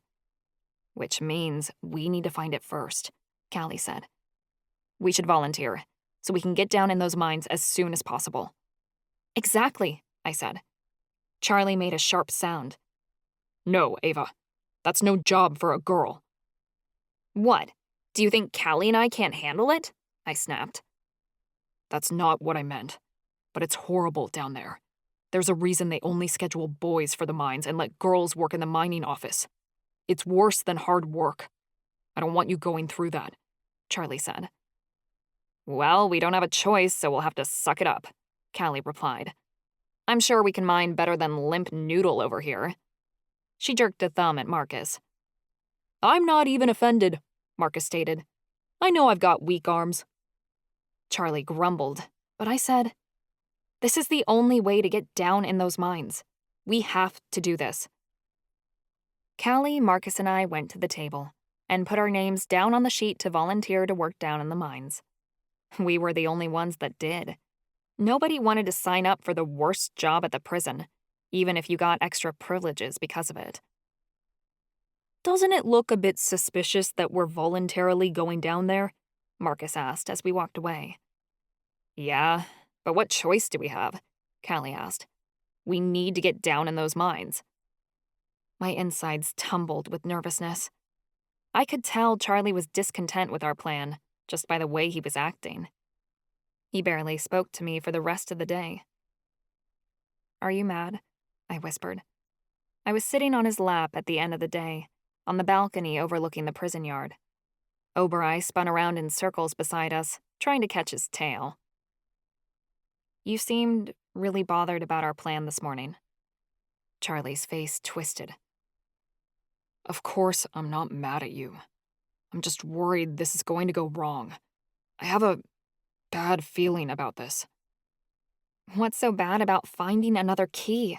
It'll get us a step closer to our goal, I said. And what if it rips us apart? Charlie asked. I won't lose you, Pidge. Not for anything. Obereye whimpered, and I brushed back Charlie's hair. What could separate us? We're bonded. We share a familiar. We even share a soul. Far as I'm concerned, I don't see anything that could make us want to walk away from each other, even if a prophecy is involved. Charlie didn't answer, just held me tighter. I curled up on his lap and nestled my head against his chest. Charlie didn't understand. I'd already made my decision weeks ago, after I'd told him I loved him. I knew Charlie would burn down the world for me, so I'd do the same for him. If it came down to saving the supernatural races or saving Charlie, I already knew who I'd pick, and it'd be Charlie every time. I didn't care if it was selfish or wrong, and the ancestors had made a mistake. They had picked the wrong person to be a hero. How could they expect a villain to save the world? I had a dark side. No, more than that, I was evil. I made bad choices, half of the time because I didn't know any better, and the other half just because it felt so good to be bad. I couldn't help it if they'd chosen the wrong girl. I was a villain, and when we loved hard. Charlie was my everything, and I couldn't see myself sacrificing him for the world's sake, even if it came down to it. I wasn't my mother. I wasn't a chosen one who could give up the one she loved for the sake of other people.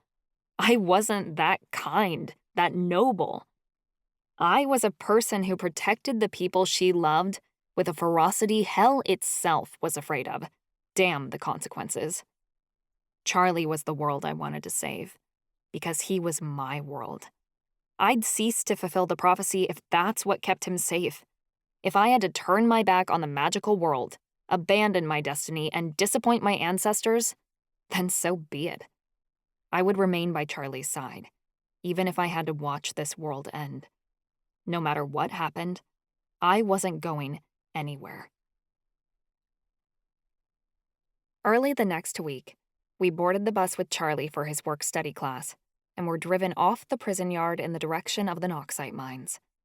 My thoughts tumbled with excitement, wondering what we'd find there, if anything at all. The next key seemed to be within reach, but at the same time, I had a feeling in my gut that we might not find what we were looking for. I yanked at the nylon fabric on my leg with a scowl. We were given these dreadful blue mining uniforms, and clunky-ass boots with helmets that had a light attached. They were ugly as hell, and nothing like my exploring gear. We were practically going into this without any supplies. I didn't even have my journal. Charlie sat beside me in silence. I touched his hand, and he grabbed it, but he didn't say a word more. His thumb rubbed the back of my hand as the bus pulled into the proximity of the Knoxite mines. I looked out the window. The mines were more or less pits into hell, cave entrances that wound down into the earth. Once we got off the bus, I began coughing. The air was thick with dust and debris, and the area stung with the sharp tinge of Knoxite. There were already some prisoners here from the morning shift, loading Knoxite into mining carts and pushing them into a nearby warehouse to sort and pack. Ezekiel began wheezing once he got off the bus. He already looked sick. Opal began walking in the direction of the mining office where she worked, but when she noticed Ez wheezing, she turned around. She started rubbing his back, and he gave her a grateful smile. Thank the ancestors they actually allowed Oberai and Rishi to come with us. We'd snuck them onto the bus, and the guards didn't give us shit when they saw us disembark with our animals, just told us to keep them the hell out of the way while we worked. We were given equipment and shepherded into the darkness of the caves, where the guards took us about a mile in. Tiny lights lined the walls and provided the only illumination as the hallways grew thinner and thinner. The chill from the mines crept into my bones the further we went in. The buzzing of the Knoxite around me made me feel sick, even though I knew my powers could resist it. I pressed closer to Charlie, and he put an arm around me as they led us further in. Once we reached the end of the cave, we were told to get to work. The four of us hacked away at the stone, yanking off Knoxite with our pickaxes. Within a few minutes, my arms were already sore, and my lungs contracted as I breathed in grime. Charlie was right. This was hard work, and it was made worse by the close confinement of the mines and the little light besides. Oberai and Rishi scratched at the stone with their little nails, but didn't do much besides scrape some dust off. O'Bry let out a low whine, and I gave his head a pat. It was even worse, because it looked like the Institute chose the worst prisoners to work down here. The rest of our crew was all brawny men, and, as I noticed, were the type who'd been sentenced here on murder charges, or something equally heinous. The work was made more aggravating just by being in close quarters with these fucks, who seemed to get irritated by our mere presence. "What are you looking at?" A prisoner sneered at Charlie, whose head had been turned in his direction. Nothing, obviously, Charlie shot back. The prisoner reddened when he realized his stupid mistake, and walked away to work on a different part of the mines. Callie shuffled closer to a whisper, her back turned to the guard watching us. How are we going to get away? The sooner we leave, the more time we have to explore the rest of the caves. I could cause another cave-in, Charlie suggested. That wouldn't be safe. If you did, we wouldn't be sure if we could dig our way out, even with your Navita magic, I pointed out. The last cave-in almost killed you and a couple others. We don't know how stable the tunnels are, and caving them in at the wrong place could topple the whole system. We have bigger problems than getting away. What happens once they realize we're gone? Marcus asked, wiping sweat off his brow. He was already worn out from mining. He hit the rocks with all the force of a teddy bear. I can cast an illusion. Duplicates of us to work in the mines while we're gone, Callie suggested. As long as the guards don't get too close, they'll think it's us. Isn't that really hard magic? Marcus asked. Most Fae can't duplicate themselves without getting sick, let alone 3 other people, and the Noxite down here weakens our powers. It is difficult, but I can pull it off, Callie said confidently. But it won't last forever, only a couple of hours. We're slated to be down here for the next 4 hours. We have to be back by the time our shift is over, or we're in big trouble, Charlie said. We just need a diversion, Callie said, casting her head over her shoulder, like she'd been looking for one. Ezekiel came back with another empty cart. He'd been given the job of loading the Noxite into the carts instead of working in the mines directly, as Charlie had promised me. But his face was still red with exhaustion. He began loading the Noxite fragments into the cart warily, a hand placed on one side of the cart like he feared it was going to tip over and needed it to stay upright. I placed a gentle hand on his shoulder. "Az, you okay?" He gave a double take. He hadn't seen me board the bus or come down here to work. "Ava, what are you doing here?" he hissed. "It's not a place for you." "We're here because of my prophecy," I hushed, and he tilted his head. "There's something we need down in the mines, but we have to get away to go find it. We can't do that with the guards watching us like hawks." Ezekiel glanced back at the guards and hushed. "Leave it to me. Opal and I will cause a distraction. It'll leave you guys time to go. If we hurry, we might be able to find it and get back before the guards even realize we're gone," Marcus added, and Ez nodded. I gave him a grateful smile. "Thanks, Ez. You're a real lifesaver." "Don't thank me. You're the one trying to save the world. I just want to help," he offered. Ezekiel pushed the cart back out of the mine. After he'd been gone for 10 minutes, Callie whispered, "How do we know when he's caused a—" There was the sound of a loud explosion, one that shook the mine and caused dirt to fall from the cave ceiling. It was so strong that it almost knocked me over, until Charlie caught me. Marcus, unfortunately, went face first into the wall and smashed his nose. Callie helped him up as he groaned, holding his face as blood trickled between his fingers. The rest of the prisoners were on the ground. A radio attached to the guard's hip buzzed with an urgent voice. "The office is on fire and spreading to the warehouse. We need all staff available to put it out." The guard picked up his radio. "Be there straight away." He shoved the radio back onto the holster on his hip and pointed at us. "You degenerates better not go anywhere, or I'll make you pay for it once I find you," he growled. "Wouldn't dream of it," Charlie replied sarcastically. The guard huffed and hurried back with the rest of his cronies to the entrance of the mine. The other prisoners working with us instantly took their chance to take off down different tunnels, but I knew they wouldn't get far. They'd be arrested the minute they left the cave entrance, with how many guards were at the head of it trying to put the fire out. Idiots. But we were different. We were going further in. Callie cast the illusion spell.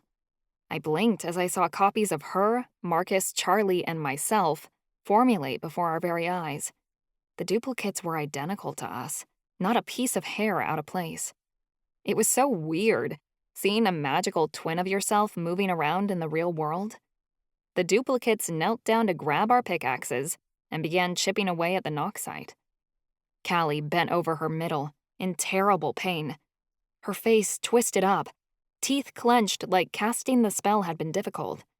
She let out a gasp, but her illusion didn't waver. Marcus immediately came to her side. Callie, are you okay? He asked, placing a hand on her back. I'm fine, she ground out. We need to get moving. Those guards won't be gone forever, and this spell won't last more than a couple of hours. I watched the eerie sight of our clones hacking away at the Noxite stone before Charlie grabbed my arm. Come on. He waved his hand, and his earth magic began shifting the dirt and stone that made the tunnel's end. We walked forward, and Charlie continued to move the dirt around us until we came to an entirely different tunnel. Charlie sealed up the dirt behind us, so the guards couldn't follow our footprints or see where we'd gone. Very impressive, I said, as the four of us clicked our headlamps on. Oberai barked, and Rishi let out a low mew. I stole a Noxite cuff from a guard and have been practicing magic with it on, Charlie said. It gets stronger the more I work at it. How do you think your brother and Opal started the fire? Callie asked, as we continued down the dark tunnel. Marcus rustled in his pocket, taking out a map of the Noxite tunnels underneath Dark Island that we'd grabbed from the library before we left. Opal must have used her siren scream to explode the furnace in the office, I said. We owe her one. We wandered down the tunnel, until eventually, the Noxite in the walls faded completely. I knew there was no more Noxite around us once the buzzing in my ears had stopped. The fatigue from being around the poisonous compound drained away, leaving me energized again.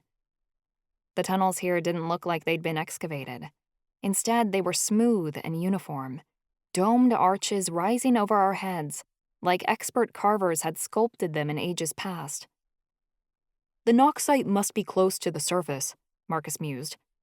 These tunnels that we're going into must have been built by the Elves centuries ago. Are we sure the Elves built these tunnels? Charlie asked. But his words cut off as he slammed into me from behind. Charlie rubbed his stomach as he backed away. Ava, watch where you're going. You know I can't see, Charlie complained.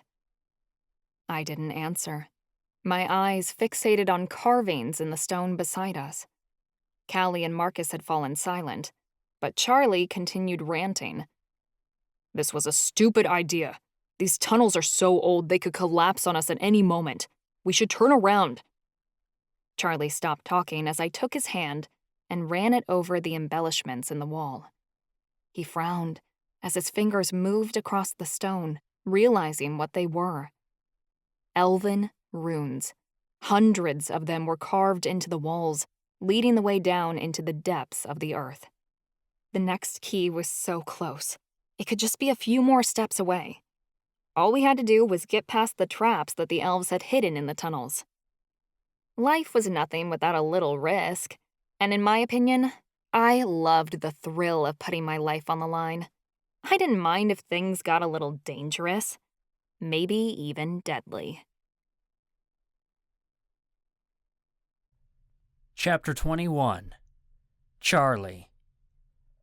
I didn't know if it was by sheer luck or divine guidance, but somehow we'd ended up in the right tunnel. These runes proved it. We were deep within the caves now, perhaps even further than I'd traveled when I'd been trapped by the cave-in. We must have been the first ones down here in a century. What do the runes say? I asked Ava. They're instructions, she answered, like the ones we found in the criminal lair. That must mean we're in the right place. So it's the riddle again? Callie questioned. Just the first part, Ava replied. It says a ghostly summoning, then just forevermore over and over. Ghostly? Marcus trailed off like it made him faint to think about. It'll be okay, Ava said quickly. My grandpa said all booby traps have a way out, in case the person who built them accidentally trips them. This must be the first one. A trap? By ghosts? Marcus's voice rose a few pitches. That sounds a lot like possession. So what? Ava said casually, like it didn't scare her. You guys have been possessed before. And we had resources to brew a potion that would exorcise the demon, Marcus cried. How are we going to? Callie cut Marcus off. She grabbed his arms and began shaking him. Get a hold of yourself! You're a member of the fucking Miriamic Coven! Your people talk to ghosts all the time! Look at that tattoo on your arm and tell me you're not a fucking seer! Well, I am, Marcus stammered. But I've never... I don't care what you've never done! Callie barked, though she was trying to be encouraging. You are Marcus fucking Taylor, and you can handle a damn ghost! You need to start believing that you're capable! Callie's voice stopped dead as a cold breeze swept through the tunnel. We all stilled, and a shiver traveled down my spine. We were so deep within the caves that there shouldn't be airflow this far down. Ava leaned into me and shivered, while Marcus ducked behind me, as if using me as a human shield. A moan echoed down the tunnel, and my friends gave a collective gasp. Beside me, Oberai barked and Rishi hissed. What is it? I demanded. I barely got the question out before I felt a cold chill sweep through me. It wasn't like the chilly air, which only touched my skin. This permeated every inch of my body and ached in my bones, as if a spirit had just passed through me. Ancestors! It's ghosts! Ava cried. Ghosts of the Elves! Callie screamed. Hundreds of them! The moans grew louder as the ghosts began to surround us. My heart hammered, and I asked in a shaky tone. They can't hurt us, right? Well, actually, oof! Marcus started, but he cut off when a pair of hands shoved me, and I stumbled backward into him. Ancestors, Kelly! I screamed. She was the only one who wasn't near me. It had to be her. I didn't do it! She cried from several feet away. I felt the blood drain from my face. I realized I'd just been shoved by a freaking ghost. How do we... Ow! Callie yelped. Fuck! They left a bruise! They're just trying to scare us, Ava insisted, though she sounded frightened. We can't turn back now! Come on! Ava grabbed my hand and yanked me forward. We burst out into a run, in the direction of the ghosts. Was she fucking insane? Hell, we all were, just for being down here in the first place. Rishi yowled, and Oberai continued to bark as we rushed down the tunnel. Shiver after shiver traveled down my spine as spirits of the elves passed through me. Hands as cold as ice landed on me, taking physical form for the briefest of moments. I tried to shove them aside, but I couldn't barrel my way through spirits. One moment, their hands were solid, and the next, they passed straight through me. They could touch us, but we couldn't touch them. The ghostly moans of the forgotten elves resonated throughout the cave, like some kind of death anthem. It only made the situation that much more terrifying. Callie wasn't lying about the bruises. I'd taken plenty of hits this semester, but I'd only been up against one guy at a time. These attacks from the ghosts came from all angles, and they clawed at us as we ran. Fists slammed into my gut, and fingernails scratched across my face. Warm blood sprang from a wound on my cheek, and it trickled down my skin. I didn't care about myself, but I'd be damned if I let my friends get hurt. We have to turn back, I protested. Ava continued dragging me along. We can't! There's no end in sight! Callie cried. Something smashed to the ground, and glass cracked. It sounded like Marcus's headlamp. Ava! I started, but my shoe caught on something solid, and I went tumbling forward. Ava and I crashed to the cave floor, and I fell on top of her. Blow after blow landed on me as the ghosts beat us up. I tried to spring to my feet quickly, because I knew from all the fights I'd been in that you never stayed down. But there were just so many ghostly hands colliding with me that I couldn't move. I curled on top of Ava, doing my best to protect her from the blows. Nearby, Rishi shrieked, and Oberoi howled. I heard a thud, then Callie gasped, as if she'd just been shoved hard against the wall of the cave. Charlie, we have to keep moving, Ava demanded. I couldn't. If I moved, she'd be hurt. Pain radiated across my back as bruise after bruise took shape, and the ghosts continued pounding down on my raw skin. Fingers sank into my hair and tugged hard on the strands. I reached up to yank them off of me, but as soon as I tried to touch them, they vanished. A second later, they were back. There was no fighting against the ghosts. Marcus, how do we vanquish them? Ava screamed from beneath me. Sage, salt, and cedar oil, He cried. Tell me you have some. Callie shrieked. Fuck! Marcus cut off. He must have conjured various items out of his stash, because several things clanked to the cave floor all at once. Hell, that hurt! A sharp pain rippled through my back. Do the spell! Marcus scrambled to pick up the items he dropped. He swore, and it sounded like he landed hard on his knees. He grunted several times. The ghosts were taking a real beating to him. Hell, I wished I could beat up these motherfuckers and save him, but I couldn't move. Sage, salt, I've got it all! Marcus announced in a pained voice. I heard the sounds of salt crystals pouring into a bowl, then smelled the cedar oil. Something clicked, but Marcus gasped a second later. Whatever it was fell to the ground yards away. My lighter! I've got fire! Ava offered, but when she tried to extend her hand, one of the ghosts kicked it. Her hand flew into my face, smacking against my nose. I've got it! Marcus strained. The lighter clicked again, and the scent of burning sage filled the tunnel. He began chanting. I am love. I am light. You cannot hurt me. I am love. I am light. You cannot hurt me. I heard the bowl scrape off the ground as Marcus, I assumed, took it into his grasp. After he repeated this several more times, he stopped wincing to catch his breath. It must have been working. Guys, come on! Marcus demanded. I can't keep shoving this bowl into their faces without help! Callie started chanting along first, then Ava and I joined in. I am love.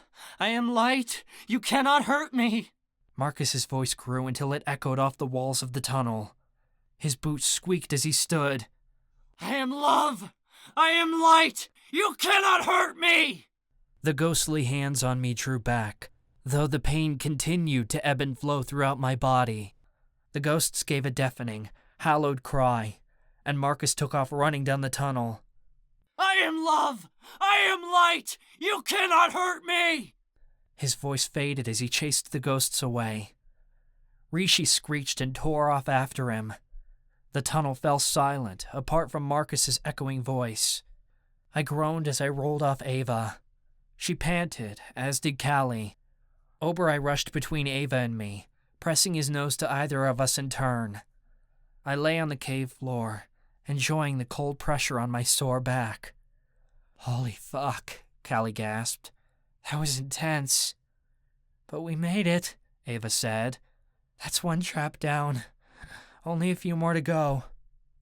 Hell, what if we couldn't make it out of those ones? But I told Ava I'd help, and I didn't think I'd find my way back on my own, so I had to keep going. Time passed. I worried Marcus had been taken by the ghosts, until I heard the sound of footsteps. Marcus and Rishi returned, panting over us. They're gone. I pushed myself to my feet. I was sore everywhere, but I'd gotten used to it with all the fighting I'd been doing this semester. It was the others I was worried about. Thanks, bro. Yeah, Callie added. That was very brave. Was that admiration I detected in Callie's tone? Is everyone all right? I asked. Ava sighed from beside me. Sore, but I'll live. Sore? Marcus squeaked. Ava, you have blood running down your face. My stomach hollowed, and I reached out for her cheek. Blood coated my fingers, and she yanked away. I said I'll live, she snapped. We should get that patched up, I insisted. It's fine, she countered. I stole a first aid kit from the infirmary earlier this semester, Marcus said. Hang on. He conjured and distributed gauze pads and disinfectant wipes. We cleaned up the blood. It seemed everyone had at least a few scratches that were oozing, and continued down the tunnel. The walk was quiet. The only sound came from our boots on the cave floor, and the rustle of our mining uniforms. I half expected the ghosts to return, but they didn't. After several long minutes, Callie asked, "How much farther do you think?" Click. My friends all shrieked at once, and Oberei stilled from beside me. My heart gave a start. What? I demanded. Our lights went out! Callie cried. She smacked her helmet as if that would get the light to turn back on. I stilled. I don't have a good feeling about this. Relax, Ava said. I've got fire to light the way. A few beats passed. I heard Ava snap her fingers several times before she cried. What the fuck? It's not working! My illusion magic isn't either! Callie's voice wavered. She smacked her hands together, but apparently nothing happened. Marcus gasped. I can't create light orbs! Our magic is useless! Callie groaned. Oh, the elves must have put a ward on this place in order to take away all magic. It's part of the task. Whatever booby trap we were coming up on, we've landed in it. Our powers are going to be useless against whatever lies ahead. What was the next clue, Pidge? I asked quickly. What are we up against? It's the riddle in the dark. She fumbled the words, like she'd forgotten for a moment. None of us can see. I felt her panic through our bond at the loss of her sight, like the feeling of being drowned. I was sure Marcus and Callie felt the same way. Marcus whimpered, and Callie panted beside him. Their eyes wouldn't help them onward. Each of them were helpless in the pitch blackness of the cave, but I wasn't. This was everyday life for me, being unable to see where I was going. I had this part handled. Then it's easy, I assured Ava. It's no different for me. I'll lead you guys through it. You're right. Ava took my hand and took in a deep breath. We've got this. Rishi meowed beside me. As a cat, he wasn't worried. There were a couple of large rocks in our way, and I rolled them aside with my earth magic. Hey, why is your magic working and ours isn't? Callie complained. Maybe that's part of the puzzle. A riddle in the dark, I theorized. Perhaps you have to surrender to the dark to break the enchantment blocking your magic. And since the darkness doesn't matter to me, I can access it when you can't. I'm just gonna roll with it. We started forward, but as soon as we did, the sound of rock sliding over rock met our ears. Callie drew a sharp breath. What's that? It sounds like... I reached out toward the cave wall, and my stomach instantly dropped as I felt resistance from the stone wall. I tried to push back against it, but instead of the rock remaining still, I realized it was moving. Shit! The walls are closing in on us! Ava's tone wavered. Use your magic to stop it. I tried. I pushed my earth magic against the walls, but it didn't help. It must have been some sort of enchantment my magic couldn't override. Everyone grab hands! We have to move! I dragged Ava forward, and the rest followed close behind. I could sense with my earth magic that the tunnel was beginning to narrow. It was slow enough that it'd take several minutes to crush us, but fast enough that I questioned whether we'd get out in time. The cave walls began to wind and twist, leading us in all different directions. My heart hammered as the sound of our footsteps echoed off a wall in front of us. There wasn't a lot of air down here in the caves to navigate by, but I could sense the cave walls with my earth magic. There were 2 openings ahead, like the end of our tunnel branched off in various directions. Hold on! I came to a stop at the openings of the new tunnels. Ava ran into me, and Callie and Marcus stumbled into her. Oberoi barked, as if to say we had to get a move on. We have to keep going, or we'll be crushed, Ava insisted. The tunnel branches. I need a second to figure out which way to go. I tried to concentrate, and I reached out with my earth magic to get a sense of the tunnel layout. It was still working somehow, though it couldn't stop the walls from crushing us. Down the left tunnel, my magic slammed into something solid, but it kept going down the right one. This way! I dragged my friends down the right tunnel, nearly breaking out into a run. It's a labyrinth! Ava cried, sounding horrified. My heart twisted as I realized she was right. This place was a maze, purposefully set up to trap and crush whoever got stuck down here. I couldn't respond to Ava's cries, because I was so focused on mapping out the tunnels up ahead. One wrong turn could cost us precious time, and if we took the wrong route, we would get squashed down here. A few yards ahead, the cave split off into 3 directions, but 2 of the lanes connected in a loop. I led my friends down the left tunnel, which continued on. Every tunnel was smaller than the last, inching smaller and smaller by the second.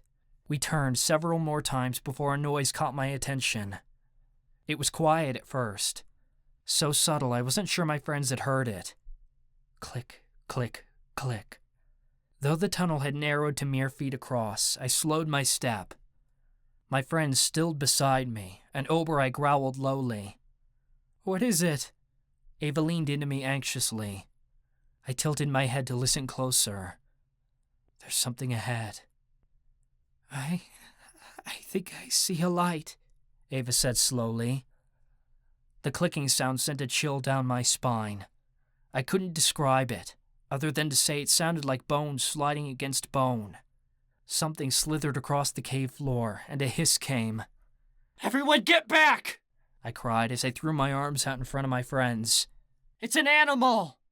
We'll fight it, Ava said bravely. She stepped forward, but I stopped her.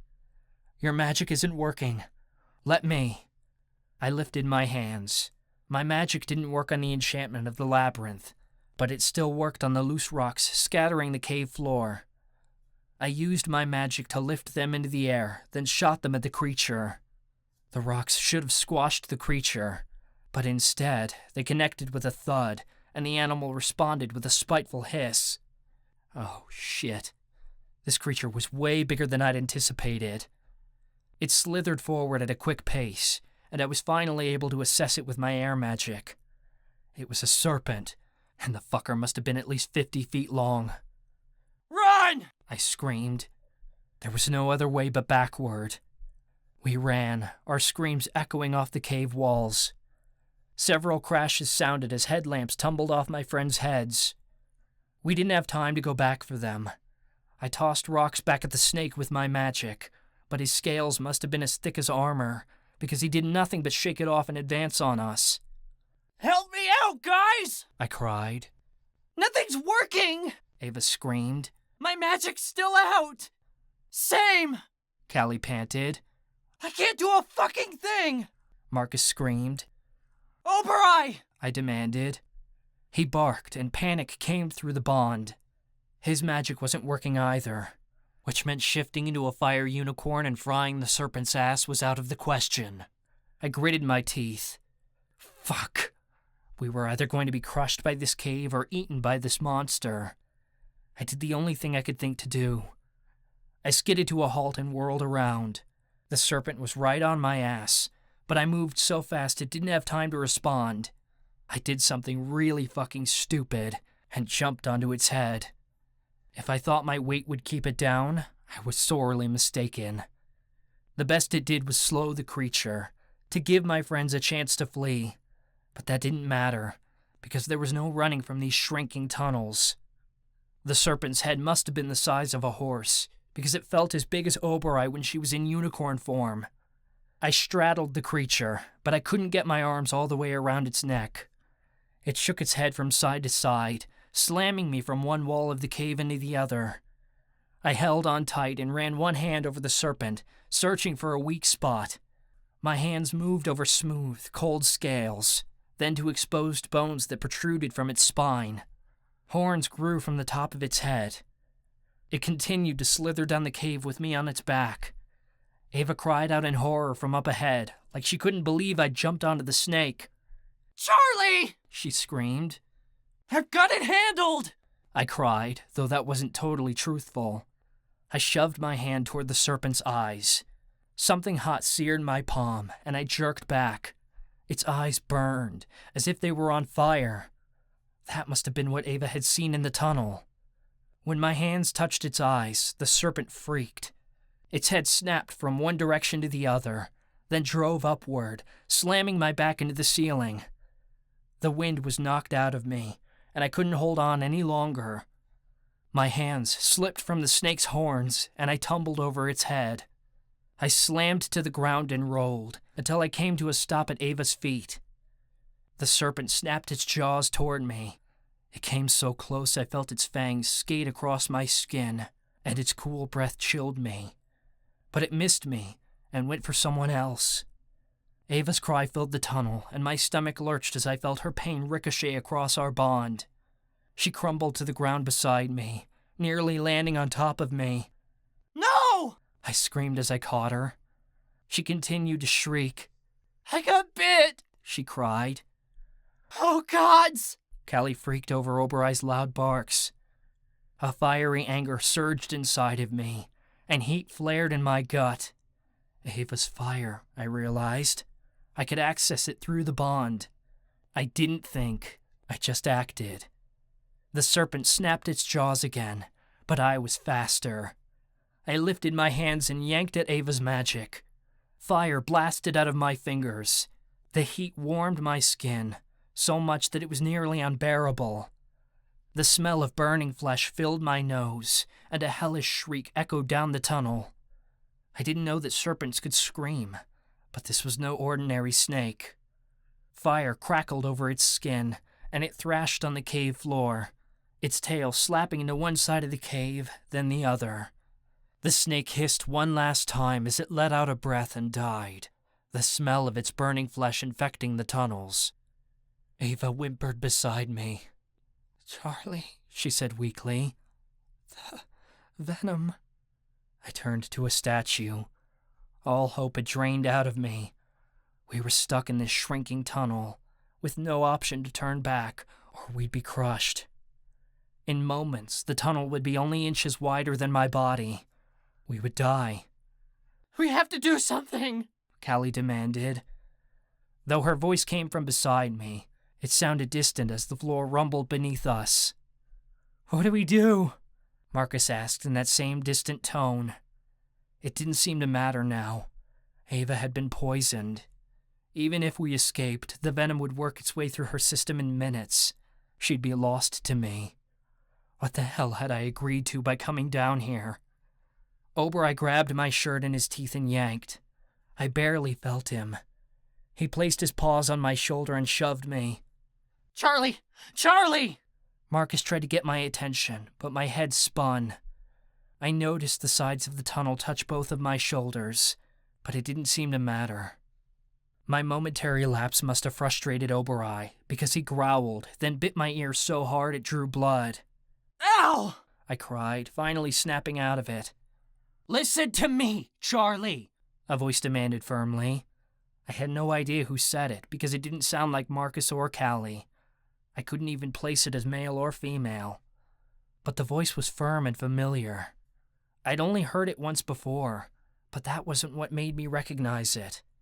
It was the feeling behind it, like that voice had been speaking to me every day for months, and I'd never realized. It was Oberei. You need to snap out of it, he insisted. Ava's in danger. We all are. Only you can get us out of here. And it's not going to happen with you sitting on your pretty little ass like this is a fucking picnic. Hell, he was right. If we had any chance, I had to get moving. And fast. Oberei nudged his nose into my chest, and I sprang to attention. My earth magic surged, and I felt an opening in the tunnel up ahead, through a couple twisting hallways. We're close to the exit, I gasped. I jumped to my feet. Ava tried to stand beside me, but she collapsed. I yanked her body to mine, and she wrapped her limp arms around me as I boosted up her legs. Let's go. I rushed forward as fast as I could. The fire continued to scorch the serpent's body. I used Ava's fire magic to calm the flames, and we sprinted over charred flesh. The snake's bones crunched beneath my feet. Fuck! Callie breathed. The tunnel's going to crush us! We won't make it! We have to hurry up! I growled. The exit's just ahead! I can feel it! I kept on running, and I barked to beckon everyone forward. The tunnel shrank so small that the fabric of my mining uniform ripped as I tried to barrel my way down the tunnel. I turned to the side, shuffling my feet as quickly as I could. It was a good thing Ava was so tiny, or I wouldn't have been able to carry her down the narrow passage. I held my breath. Up ahead, I felt the tunnel widen, but it seemed that the tunnel shrank another inch with every step I took.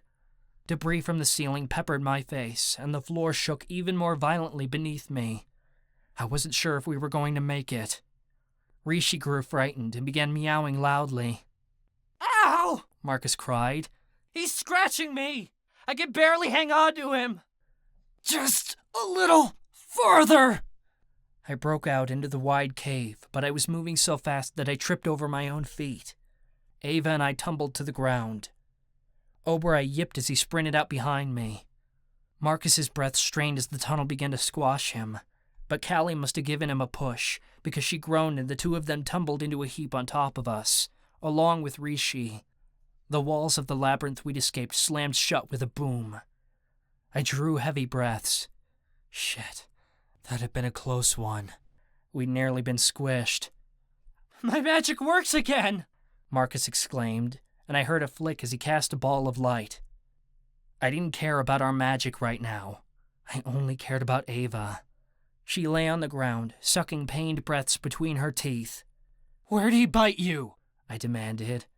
I began running my hands over her, until I felt the tear in her pants and the wet blood soaking the fabric. The snake had gotten her right in the calf. Charlie, stop! She cried, but I didn't listen. I yanked on the fabric, and it tore. I ducked my head to begin sucking out the venom. She tried to shove me off, but I didn't stop.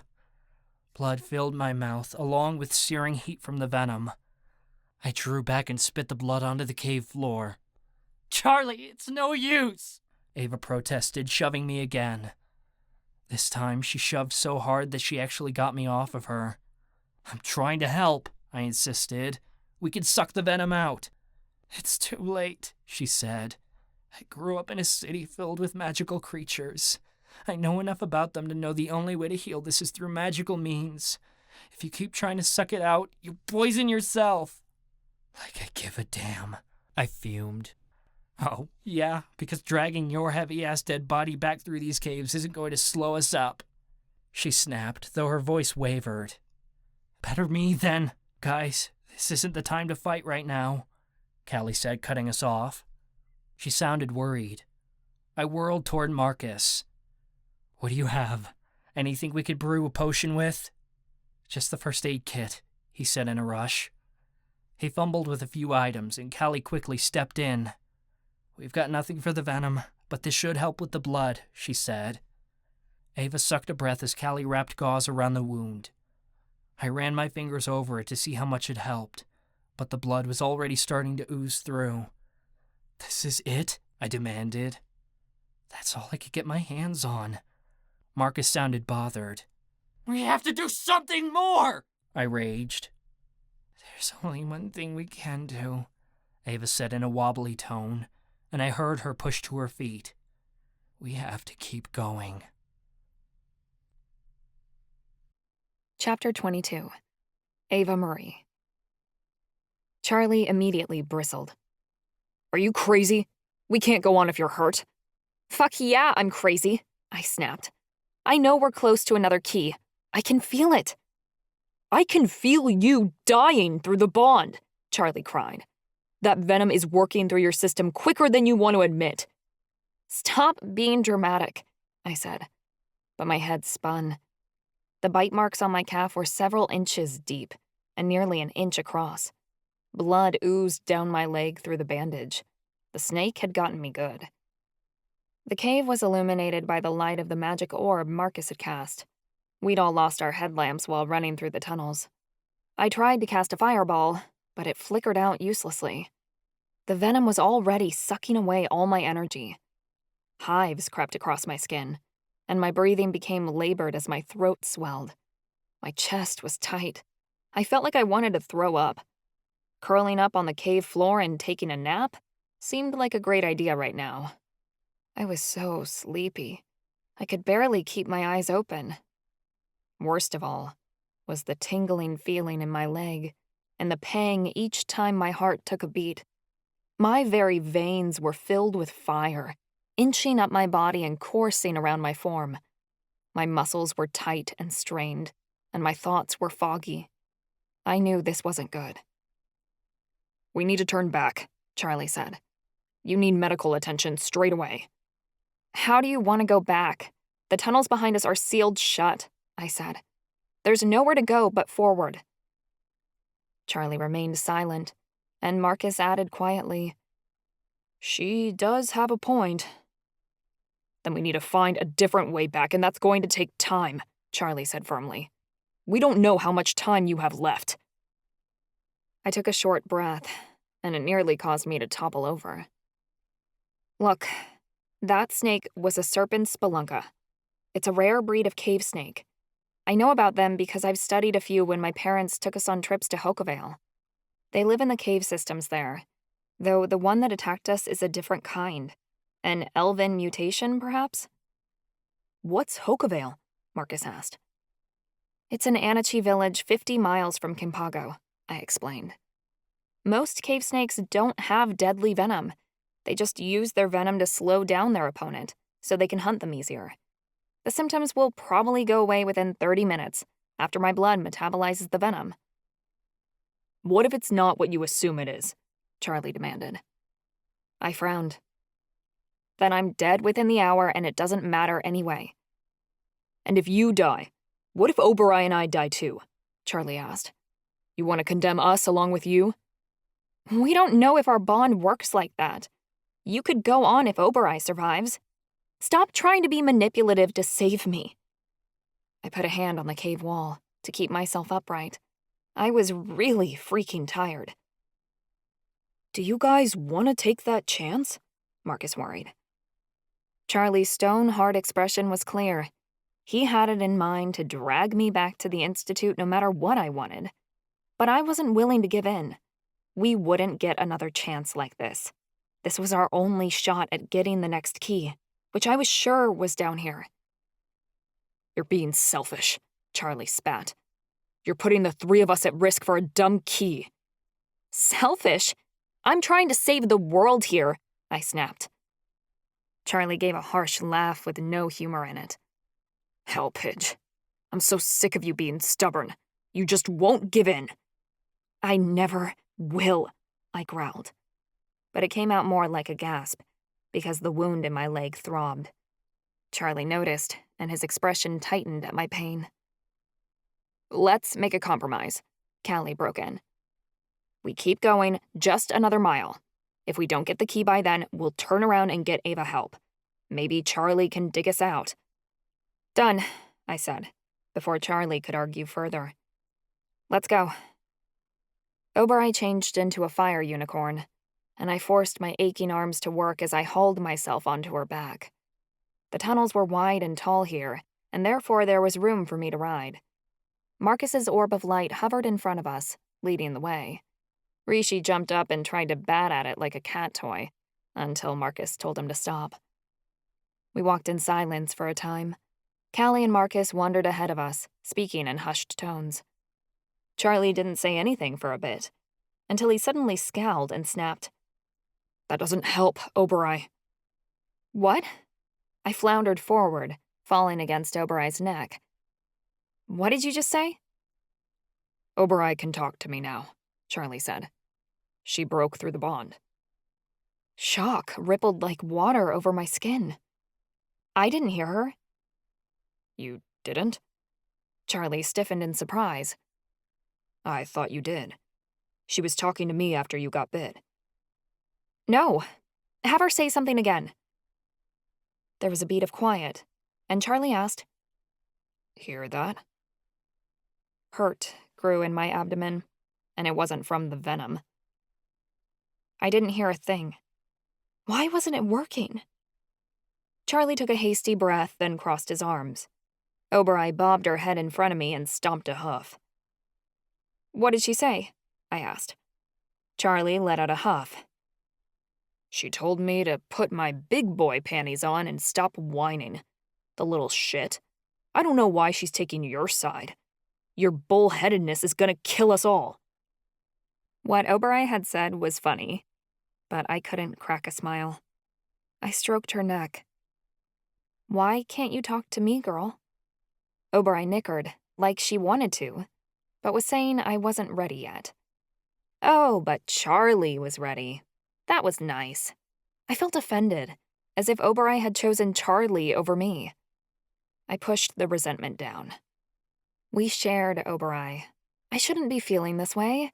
I should be happy for Charlie that he and Oberai had such a big moment. I didn't. I just felt jealous, because now I didn't feel good enough. We continued down the tunnel, and the elven runes on the walls increased in number until they were scrawled to the ground and over the ceiling. This was getting eerie. Marcus shivered. "Don't you think we should have come across another trap by now?" He stopped so abruptly that Callie almost ran into him. She went to bite an insult, but her words fell flat as she realized there was someone standing in the tunnel ahead of us. "There's someone else down here," Callie said curiously. "Hello? Do you need help?" The figure stepped into the light, and Marcus went completely pale. It was a girl, a couple of years younger than us. She had thick brown hair and a petite frame. She quirked a smile and said, "Hey, Marcus. It's been a while." Marcus made a few choking sounds before he blurted out, "Erica?" I realized the girl looked so similar to Marcus. This had to be his younger sister. But what was she doing down here? She couldn't be here. There was just no way. She wasn't real, she was an illusion. "This is another trap," I said. "The temptation by illusion. The spell must work so that you're tempted to take whatever it is you want most." "She looks so real." Marcus reached out to touch her, but Callie grabbed his hand. "Don't," Callie said. "I've seen magic like this before. You touch the illusion, it means you're accepting it as your own. Then we're all dead." Marcus blinked. He went to go around the illusion, but she blocked his path. "Erica, I know it's not really you. Just get out of the way," Marcus said. His shoulders slumped. "I just came to tell you that everyone wants you back," Erica insisted. "You should return to Octavia Falls." "I can't go back. I'm a convicted mass murderer," Marcus said tightly. Ancestors.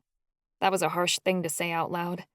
I always forgot that even though Marcus was the meekest among us, he'd committed the worst crime. "Mom got your sentence erased. You're free to go," Erica said. "Don't you miss all of us? All your friends are waiting for you. We've been so sad ever since you went away." "You're lying. People have forgotten all about me," Marcus said, though his voice was strained. He was starting to crack. Rishi stood behind him and yanked at his pant leg with his teeth, but Marcus didn't even notice. "Of course they haven't," Erica said, and she took a step closer. "You have the power of all 5 castes. People think you're a hero. They won't even notice me anymore once you come back." Marcus gave a harsh laugh. "Yeah, okay. You're perfect. I looked like such a fuck-up standing next to you." "Of course you didn't," Erica soothed. "The townspeople want to accept you, I promise. Don't you want to make things right with Anya's family? Her brother needs you. Kellen won't survive if you aren't there to help him." At the mention of his mentee, Marcus began to shake. Callie put a hand on his arm. "Marcus, don't listen," Callie warned. She'll say anything to try and trick you. You know, I'm just looking out for my big brother, Erica responded. You can't survive in prison. Just take my hand and I'll take you home. The burning look on Marcus's face told me he really wanted to. Callie's hand on his arm was the only thing holding him back. When Marcus didn't move further, Erica added, Everyone has forgiven you for what you did. I promise. As she said that, something in Marcus broke, and his expression shattered. He turned his back on the illusion. I don't need to earn everyone else's forgiveness. I need to forgive myself first. And I'm just not ready to do that yet. The fake Erica frowned. I expected the illusion to fall away, but instead, Erica moved to the side, allowing us to pass by. As we continued down the hallway, the fake Erica floated behind us, like a mesmerized ghost. Why didn't the illusion vanish? I whispered to Callie. I don't know, Callie replied, her eyebrows furrowed. Marcus refused to look at the impersonation of his sister floating behind him. I tilted on Oberon's back. I nearly fell off, until Charlie grabbed me before I did. Pidge, stay awake, he said gruffly. He jostled me and I gagged. A bit of bile rose past my lips, and I spat it on the floor. Callie gave me a worried glance. Charlie bit his lip. We need to go back. We keep forging on. I gripped Oberon's fiery mane and held tighter. We weren't quitting. Not yet. Another figure emerged from the darkness ahead. I squinted to see who it could be, until my heart dropped into my stomach as the illusion stepped into Marcus's witchlight. It was me.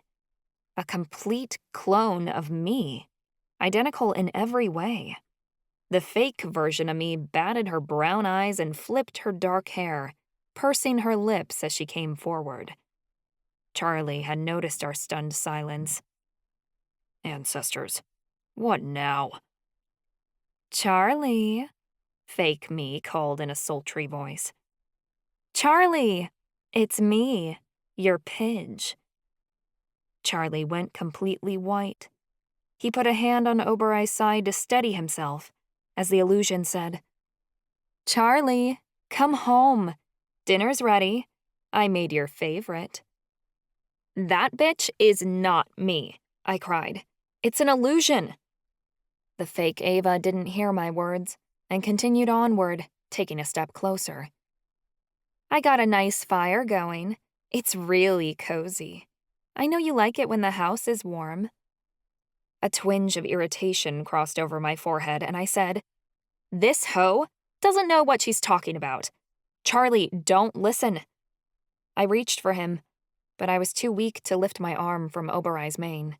The venom had me spent. Charlie didn't take my hand, which gutted me. I don't have a home, Charlie responded hollowly. I don't belong anywhere. Don't be silly. You have a home. You belong with me. Fake-ass, bitch-ass me purred. You're so tired, aren't you? Let's take a nap. I fixed the hole in your favorite quilt. You know, the one I made you. Everything's nice and dry. Charlie's fingers twitched, like he wanted so badly to reach out and touch her. It was so crazy that Charlie was falling so easily under the illusion spell when the real me was right beside him. Charlie, I whimpered. I was starting to get dizzy, worse than before. The whole cave was spinning by this point. Charlie noticed and put a hand on my back before he said to the fake Ava, I can't go home with you. It's not who you are. Fake me scowled. Damn, I had the bitchiest face when I was pissed. And moved aside.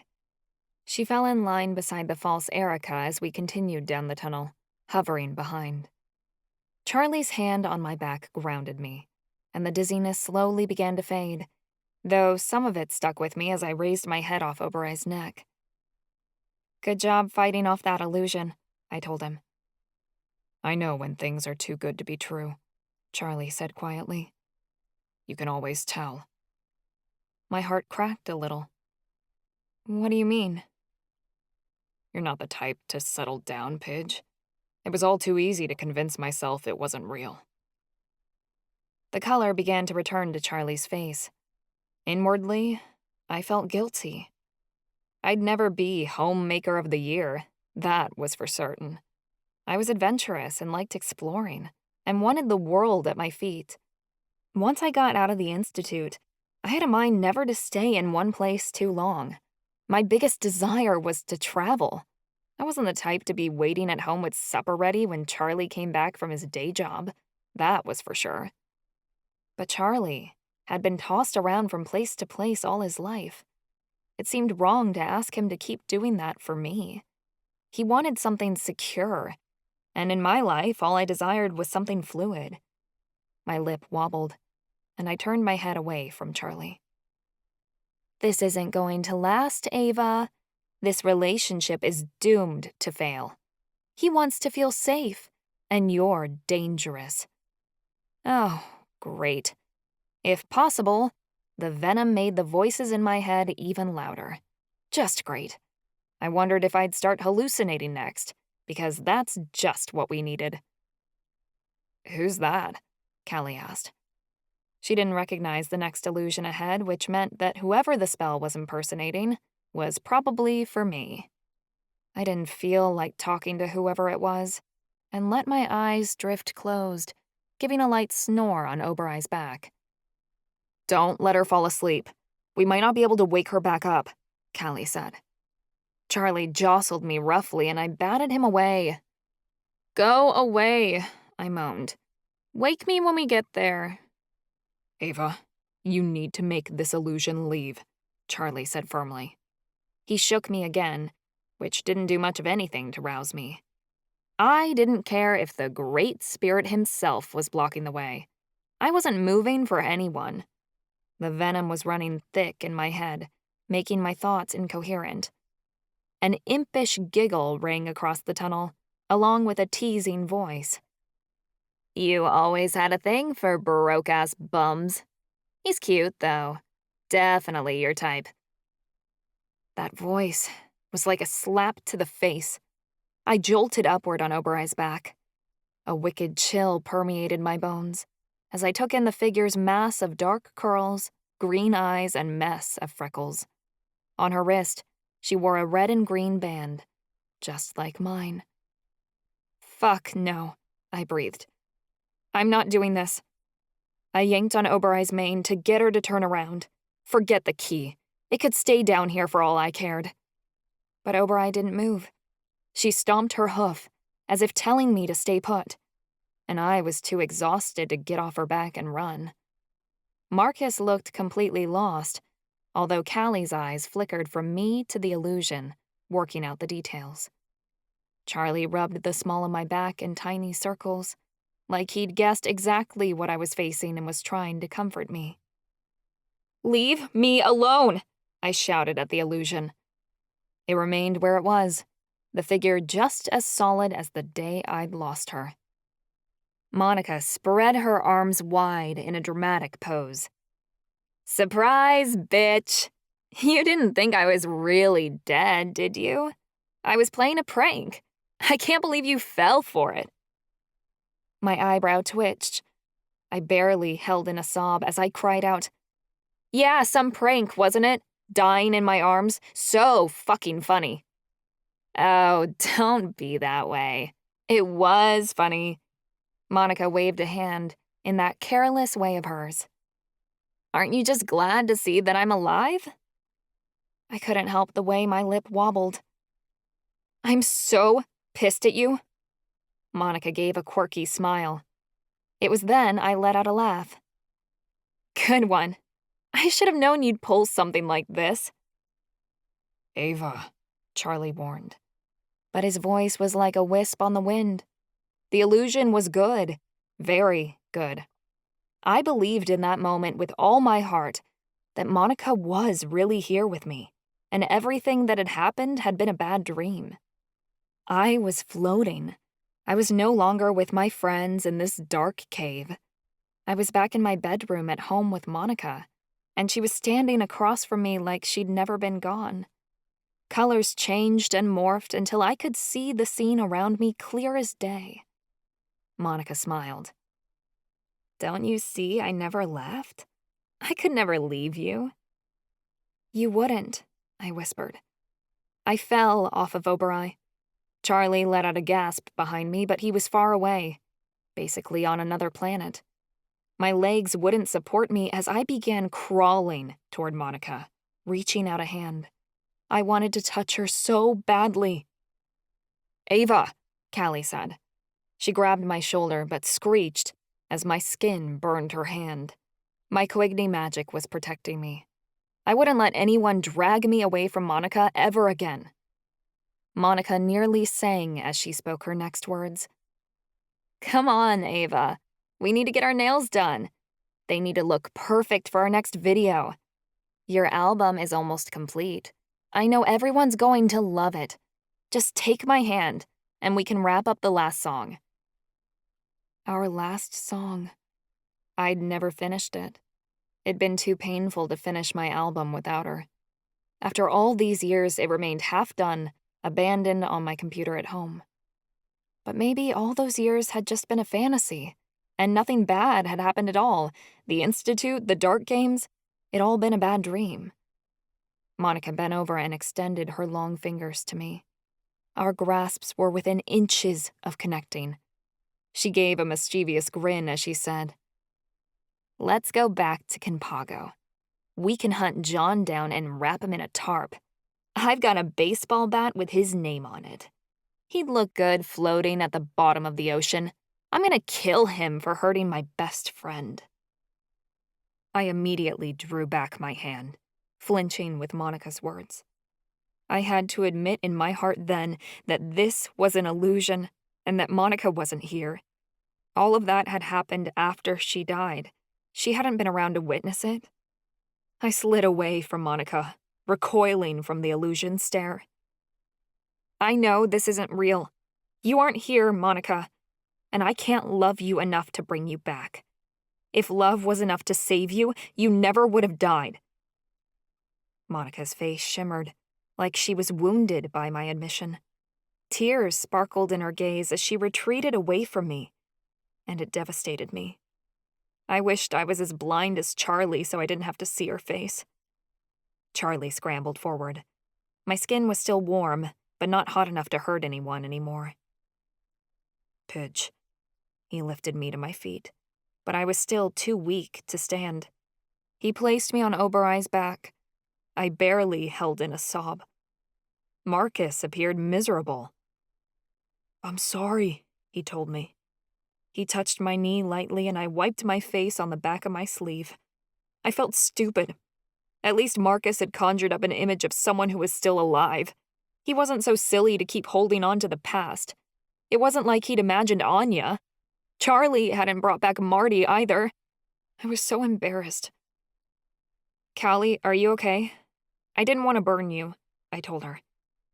"I'm fine," Callie said, as she cradled her hurt hand. "I know you didn't mean it." Monica floated behind us, with Erica and fake me in tow. The false Ava and Monica held hands as they hovered. It was bizarre and heartbreaking. I kept my gaze locked forward as the specters continued floating behind us. "We have to keep moving," Charlie said. "Ava's running out of time." Hardly cared if I did at this point. I felt worthless. But Callie's illusion, whatever it was still ahead, and I wanted to be there to support her through it. We continued through the tunnel until we came to the last figure hiding in the darkness. Oh, great. Another clone. Except this time it was of Callie herself. And damn, she'd sure dressed herself up. She had a glittering gold medal around her neck and a crown on her head. Her blonde hair fell in massive curls, and her makeup was done to perfection. She wore a big purple gown and a bright smile on her face that was too white and clean. Her boobs were bigger, her middle was thinner, and there wasn't a blemish or spot out of place. She looked so fake. It was gross. Marcus appeared disgusted at the sight of the perfect Callie, taking a step back and recoiling away. Callie's eyes narrowed when she faced herself. "You," she sneered. The illusion flipped her hair and gave a girlish laugh, which I hated. It was far too feminine for Callie. "Here I am." "Move out of the way," Callie said. "I killed you." "You didn't kill me. I've been with you all along," Perfect Callie said.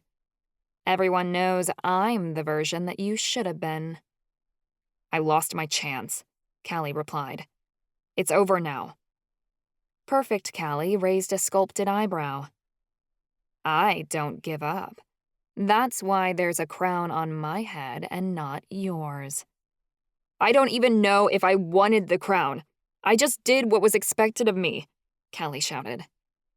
"You wanted a chance to show your flawless brother up," Perfect Callie spat. "I'm giving you another one. You can't just throw it away.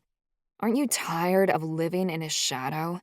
Because I am, and I made sure he knew it."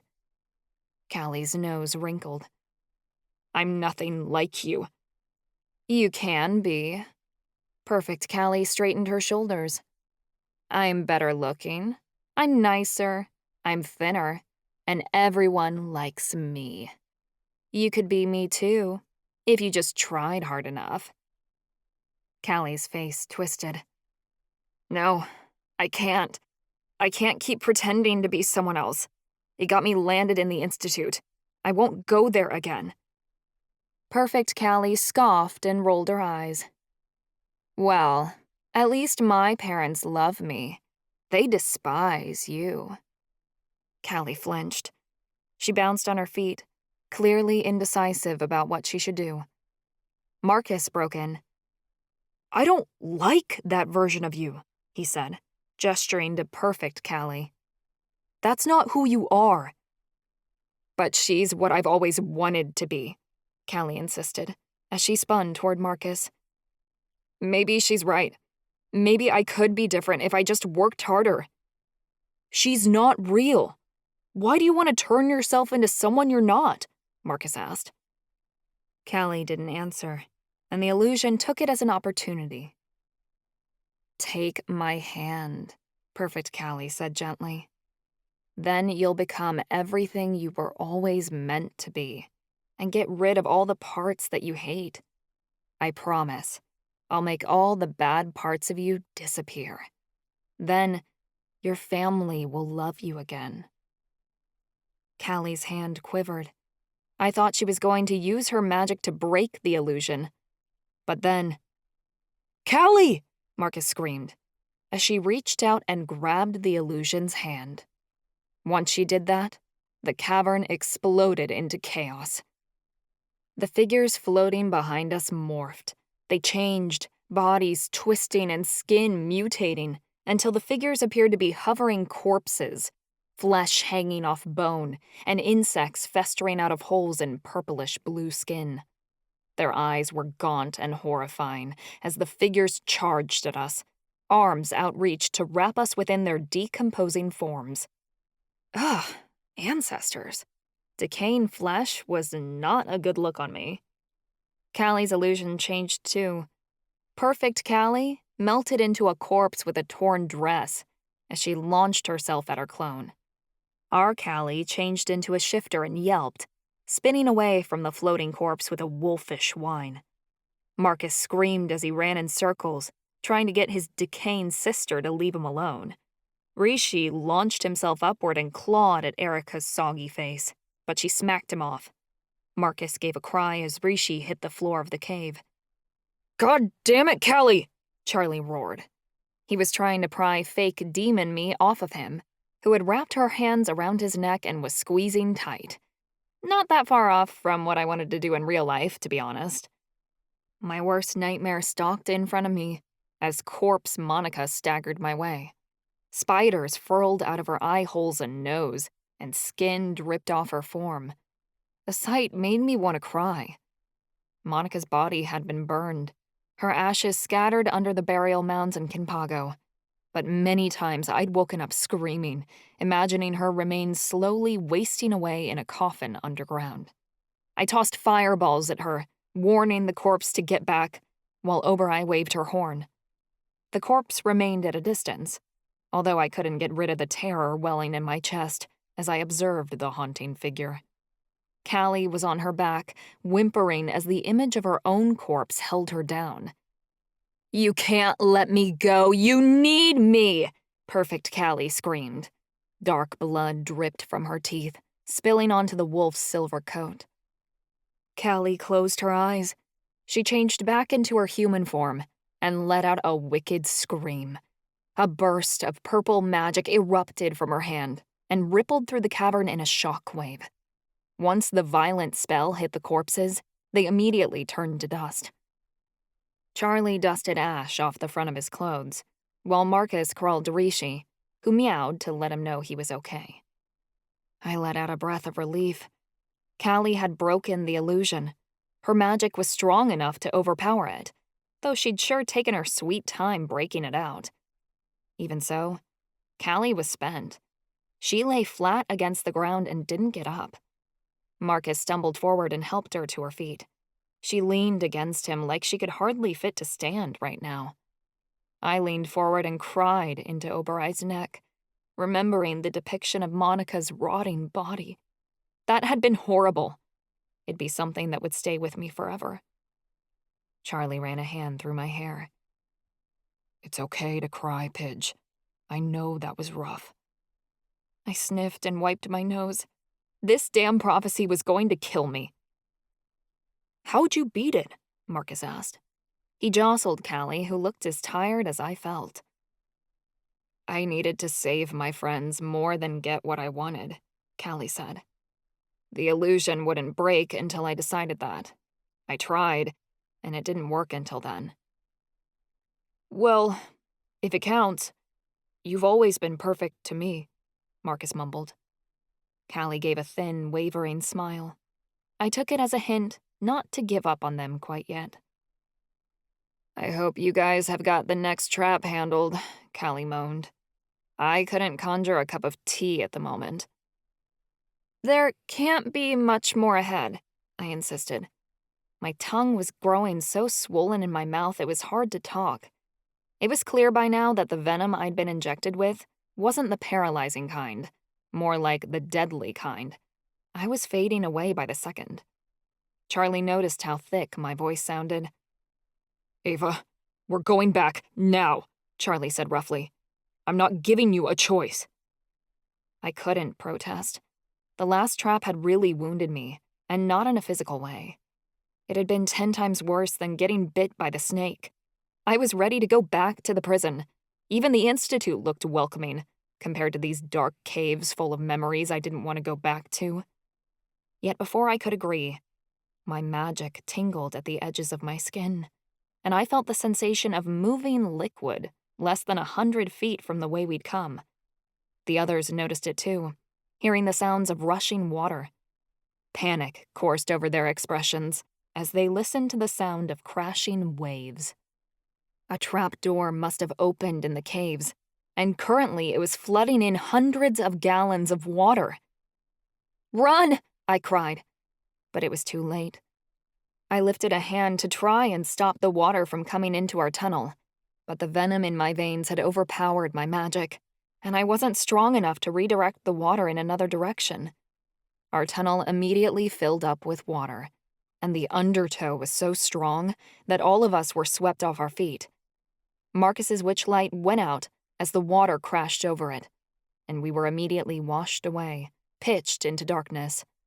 Screams could be heard, until they were drowned out as my friends' heads went underwater. I reached out for Charlie, who didn't have a clue which way was up. He tumbled over and over in the rushing water as we were carried down the tunnel's length at a frightening speed. The water had yanked him away from me, to a place I couldn't reach. Obereye's hooves pounded against the spray as she struggled to keep her head above water. Somewhere ahead, Rishi gave a yowl. Then the bottom of the tunnel dropped out, and we began falling. Callie and Marcus screamed all the way down as we dropped 20, 30 feet. I thought for sure there'd be hard rock at the bottom, and that all of us would smash upon the stone. But my feet hit water, and our bodies were plunged into the depths. I swam upward, taking deep breaths as my head breached the surface. I heard Callie and Marcus floundering not too far away, as well as Rishi. Marcus cast another witch light, and it hovered above us, casting illumination around the area. We'd fallen into some sort of underwater cavern, except that it wasn't that big, and water was still pouring in, raising the water level by the second. I didn't hear anything from Charlie. I was terrified he was dead. I reached out through our bond. I felt his life stubbornly clinging onto mine, about 10 feet below me. I took a deep breath and swam downward until I saw him. He spun in circles, unsure of which direction to swim. I indicated I was coming through our bond, and he paused briefly to wait for me, so he wouldn't kick me in the face by accident. I knew the movement took all of his trust as he waited for me to rescue him, slowly losing air. I wrapped my hand around his wrist. I swam us both upward until Charlie's head burst through the water, and he began taking deep breaths. Now that I knew Charlie was near, I looked around frantically. Despair welled in my chest as I realized my familiar was missing. "Where's Obereye?" I screamed. Charlie flailed, turning this way and that, as if he couldn't sense where she had gone. I didn't know where my familiar was, and Charlie didn't either. Both of us were lost without her. Where had she gone? Was she struggling to breathe beneath the surface and I just didn't know? "I can't swim!" Marcus screamed. He flapped in the water helplessly as Callie's head bobbed against his chest. She was on the verge of passing out. Marcus couldn't cast any more magic while trying to keep himself and Callie afloat. Rishi sat on his head, mewing frantically due to the rising water. Marcus gasped as water streamed past his mouth and Callie's head dipped under. I lifted my gaze and watched the waterfall streaming into the cavern. At this rate, the cavern would be filled within minutes, and we couldn't swim forever. We'd all drown if I didn't get us out of here. There had to be a way. My scrambling eyes caught a ledge. It led to a stone doorway, which had to go beyond, into another tunnel. But it was 50 feet away. We wouldn't be able to swim that far before the cavern filled up completely. The venom was wearing away at my strength, but I had just enough magic left in me to make miracles happen. "Ava, take Callie and Marcus and get out of here!" Charlie cried. His head went under and he choked on water. Determined resolution set in me. I only had enough time, enough energy to save 3 people. Didn't mean I had to save myself. I was dead because of the venom anyway. At least I could rescue my friends. I pushed my powers outward, containing Callie, Marcus, and Rishi within a jet of my magic. "Pidge, what are you doing?" Charlie said in a panicked voice, as he felt my water magic wrap around him. "Go," I said weakly, and I pushed my powers outward in a burst of energy. My water magic carried my friends away in seconds, blasting them from our location to the ledge on the other side of the cavern. I heard Charlie scream my name as I sent him away, and my head went under. I didn't have the strength to keep myself above the surface. I was a great swimmer, but I couldn't even paddle at this point. The venom pulsed through my veins, stealing my life moment by moment. Marcus's witchlight flickered above me, on the verge of going out. My eyelids drooped. I was content to drift downward and let the rushing water carry me away. A form began taking shape ahead, and something swam toward me. A fish, maybe? It was so dark and murky underneath the depths, I couldn't be too sure. Then the creature became illuminated by the light. It was a narwhal. The whale's skin was dark blue, with flecks of white on its sides and belly. The narwhal was 13 feet long and had a horn emerging from her head between her black eyes. The creature was so beautiful and majestic that I wanted to cry just looking at her. The narwhal let out a musical croon and bobbed her ivory tusk in the water in a way that I knew. The narwhal's black eyes glimmered, and she did a twisting circle before me as she swam to my side. Oberai! I knew it was my familiar the moment we locked eyes. I put my arms weakly around the narwhal's form, and she wiggled her tail, giving a powerful burst of energy as we swam toward the ledge. With Oberai's powerful tail, we crossed the 50-foot gap in less than 20 seconds. She launched herself out of the water, and we landed on the ledge beside the others. I slid against Charlie's knees and began coughing up water. I curled onto my side as I heaved for air. Charlie grasped my shoulders and stuttered above me. "Damn you, Pidge! I thought I'd lost both of you." I had nothing to say about that. The thought of leaving Charlie alone in the world was too unfathomable to bear. "Oberai's water form," I gasped. "We found it! She's a narwhal! She saved me!" Charlie froze. He reached out to touch Oberai, to see if she was truly real. Charlie's hand caressed Oberai's smooth, slick skin, which became fur as she changed back into a husky. Oberai licked Charlie's hand and let out a happy bark. Oberai was a mutabicha, a shifting familiar with multiple forms.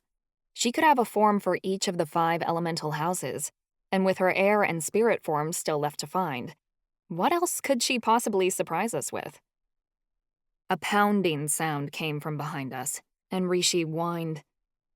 "This cavern is still filling up," Marcus cried. He pushed at the door on the stone ledge, struggling to get it to move. Callie groaned. She was on her hands and knees, and she shook her head. With a whimper of pain, she changed into a wolf and charged at the door. Her shifter strength broke it open, and Charlie was able to drag me through. The others followed. Callie slammed the door shut behind us with her paws just as water started to seep over the stone ledge, though she slunk to the ground with a shake as she changed back.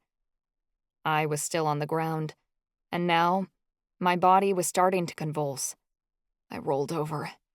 Black bile streamed out of my mouth. I coughed a few times before I flipped onto my back.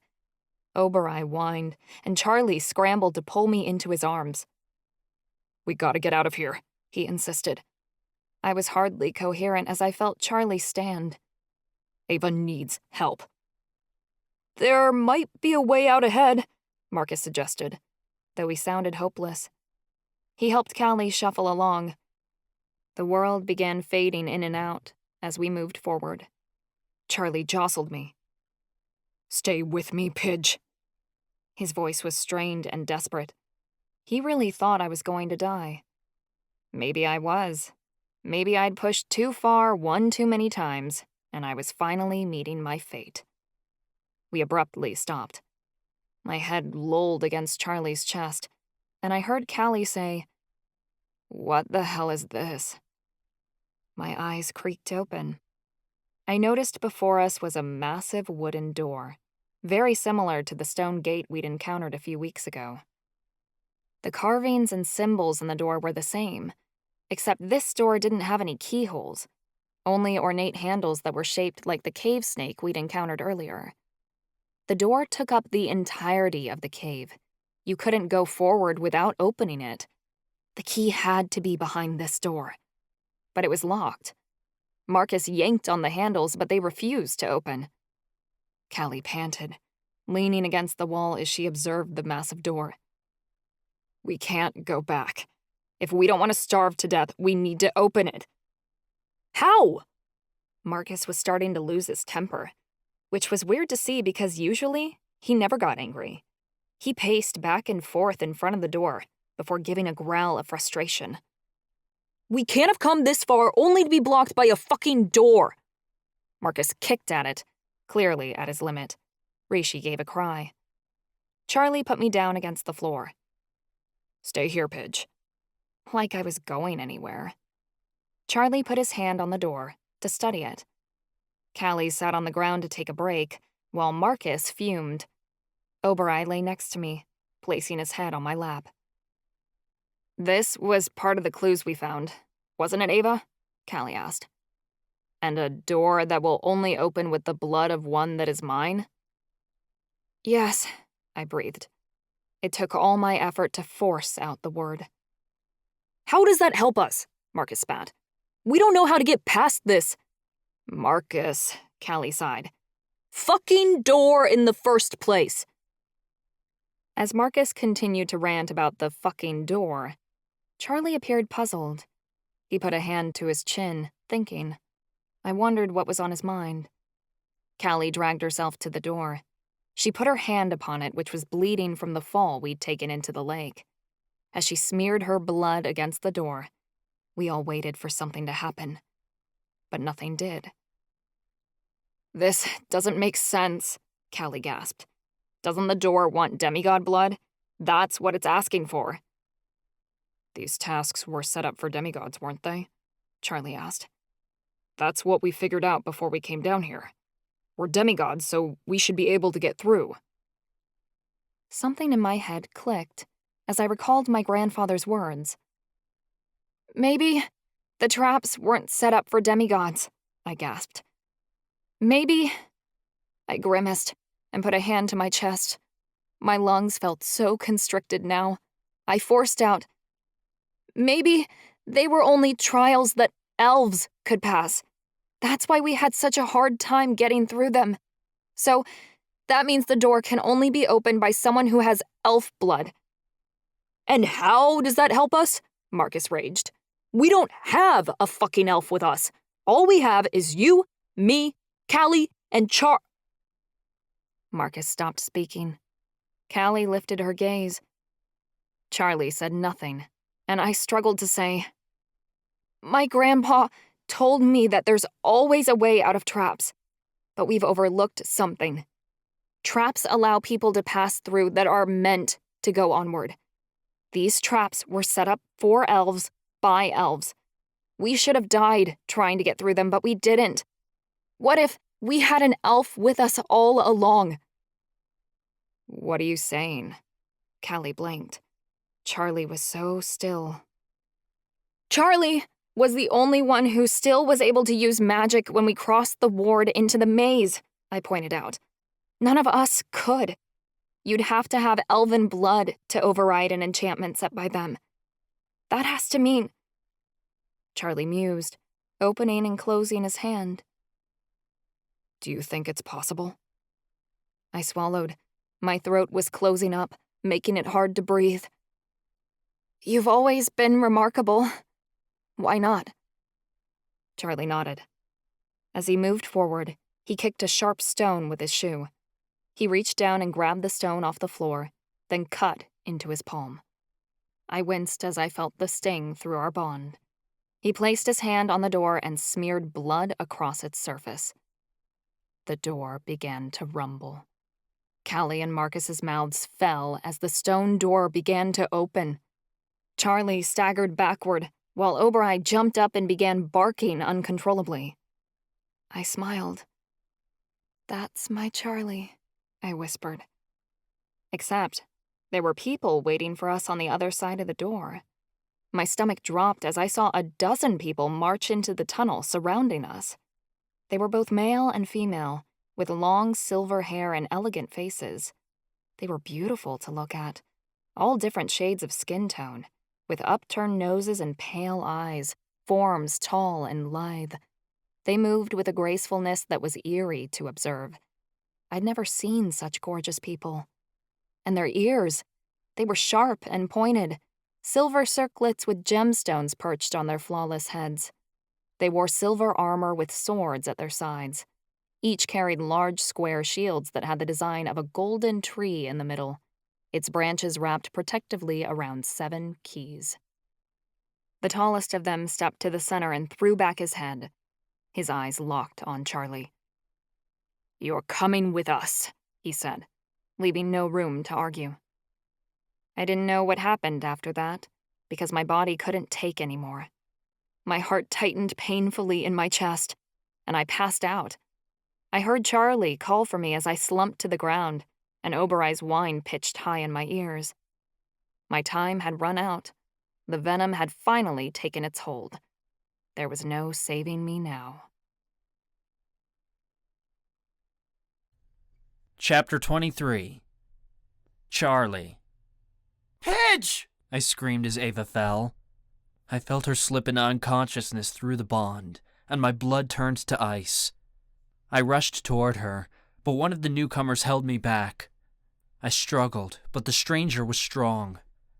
I'd spent so much energy getting through the traps that I couldn't fight them off.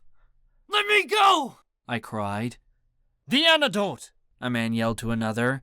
She needs it now, before it's too late! Antidote? I demanded. It could be another trap. You're not giving her anything! Callie snapped. Leave her alone! Marcus added. The two of them must have been held back too, because their feet scuffed against the cave floor like they were struggling. Calm down, the man holding me insisted. We're only trying to help. You must give her some space. Like hell, I growled. I didn't know who these people were, and I certainly didn't trust them. I yanked my elbow free and threw it backward, into the guy's face. He dropped my other arm, and I rushed to Ava's side. But someone was already there. Ava gurgled as liquid slid down her throat. What did you do? I burst. The ground beneath us began to shake beneath my rage. If this was another test, I wasn't sure I could handle it. A woman with a smooth voice answered. It's like General Ibrahim said, an antidote. I yanked Ava's limp body into my arms, cradling her head to my chest. Ava was completely still, but my whole body shook. Everyone had gone quiet, except for a small whine that came from Oberoi. His paws patted across the cave floor as he came up to me. He laid his head on my shoulder, as if offering me comfort. Ava, please, I begged, shaking her a bit. I held my breath, but the following moments stretched into eternity. I could feel her slipping, the venom eating away at our bond. This had to be another illusion. I couldn't lose her. Sobs racked my chest, and I stroked her soft hair, but her skin had gone cold, as if all the fire within her had died. "Don't leave me, Pidge," I whispered. The tiniest cough bubbled out of her throat, and I started. My spine straightened, and I ran a thumb over her lips, as if to see if she'd actually made that sound, or if I just imagined it. Her lips parted as she rasped, "Never." Relief surged through me, and I squeezed her tightly, burying my face into her hair. Ancestors, you're safe! You weren't lying, Callie said, sounding shocked. You really did give her an antidote. Of course, a man said. General Ibrahim, I presumed, by the authoritative tone he used. We would never seek to harm you. Marcus scoffed. I would beg to differ, based on the traps we went through to get here. I drew a breath of relief and lifted my head. Who are you? You're not from the Institute, clearly. How did you find us down here? They're elves, Ava whispered breathlessly. I couldn't get the words out. It's true, the woman across from me said. She reached out, and a cool hand touched mine. I jerked away, but Oberoi nudged me with his nose, as if to say that it was safe to grab her hand. I let her take it, and she guided my fingers to her ears. I gasped when I felt that they were pointed. I am Colonel Amilda, she introduced. We are members of the Emperor's Guard. I shook my head. This couldn't be. But the elves went extinct 100 years ago, during the Great Supernatural War. Most of us, yes, General Ibrahim stated. The few who survived were forced into hiding. Please, let us help you, Charlie. I hesitated. How do you know my name? General Ibrahim spoke so calmly that it was hard to feel anything but safe in his presence. We've been waiting for you. I realized they must have been watching us navigate the tasks. We'd passed, which meant they must be here to lead us to the key. Though I had major trust issues, I felt that I should follow them. They had, after all, just saved Ava's life. I stood, then helped Ava to her feet. Though the antidote had helped with the venom, it hadn't cured her blood loss. I could tell by the way she swayed on her feet that she was ill. Beside me, Obereye shifted into a fire unicorn, and I hoisted Ava onto her back. "We'll follow you," I stated. "It's just, where exactly are we going?" General Ibrahim gave a friendly laugh. "Where else, Charlie? To forevermore." My heart stalled in my chest. It took me a second to process what he'd said. By the time my heart started beating again, the Emperor's guard was already heading down the tunnel. Obereye's hooves clicked on the ground as she started forward. "Hang on," Ava said. "You mean you're taking us to a key to forevermore?" I rushed behind Obereye. The elves were quite tall and walked briskly. Marcus huffed as he tried to keep up. "A key?" General Ibrahim sounded confused. "No, not at all. Welcome, my friends, to forevermore." The second he said it, I felt the air shift. We stepped out of the tunnel and into a huge cavern. My air magic reached high to the ceiling, at least 100 yards up. The cavern was so wide that I couldn't reach across the great expanse with my magic. By my estimates, this cavern certainly was large enough to house an entire city. My friends gasped in unison. "By the gods," Callie muttered under her breath. "Holy shit," Marcus said at the same time. Ava grabbed my sleeve so quickly, she nearly toppled off Obereye. We found it! We found forevermore! All this time, we thought we were searching for a key to forevermore. I never expected to find the whole damn city here in the caves. Something was very strange about forevermore. My magic told me we hadn't left the caves, but I felt the warmth of the sun on my skin. The sounds of the city echoed off the walls of the cavern. There had to be thousands of people down here. Friendly chatter came from nearby, and the sound of flutes and stringed instruments surrounded us. The scent of freshly baked bread filled my nose. The whole place was comforting, as if I'd stepped through the doors to a home I'd never had. "How have you hidden yourselves this long?" Ava gasped. "Ancestors, did we step through a portal?" "There wasn't a portal," Callie said. "I would have felt it. This is more like an illusion," I finished for her. "We're still in the caves. I can feel it." But I felt other sensations too. A gentle breeze passed by, and birds chirped from a nearby tree branch. I inhaled the scent of blooming cherry trees. It was like we were underground and outside, all at the same time. General Ibrahim was already farther ahead. He hadn't heard us. "This way," he said kindly. I kept my hand on Obereye's side, and she guided me forward. I heard the trickling of water and laughter up ahead. We slowed near the water, and a child laughed gleefully from below me. A splash sounded, and warm water splashed onto my face. I felt water wash over my shoes as we stood next to a pool. All I wanted to do was sink into the warm, welcoming water. The child snickered. Their ears look funny. "Simon, please," General Ibrahim reprimanded gently. "These are our guests." The children splashed a few more times, then jumped out of the pool and began chasing each other around. Their laughter faded down the street. "This is the golden pool of the goddesses," General Ibrahim explained. "Our goddesses themselves, Idril and Carolyn, have bathed in these waters. These pools are blessed with healing energy. A few minutes in the pool, and you should all be good as new." Are you serious? Callie squealed. This pool is epic! "The bathhouse has changing rooms and robes," General Ibrahim continued. "You may change there. Edward will be by soon to escort you to the Emperor's palace." We're meeting the Elven Emperor? Ava gasped like it was a great honor. I was still so starstruck by the illusion that I hadn't found my mouth to speak. "Yes, of course," General Ibrahim replied. "He'll be delighted to finally meet you." Enjoy the pool." The Emperor's guard left then. The four of us, along with Oberoi and Rishi, stood there for a moment.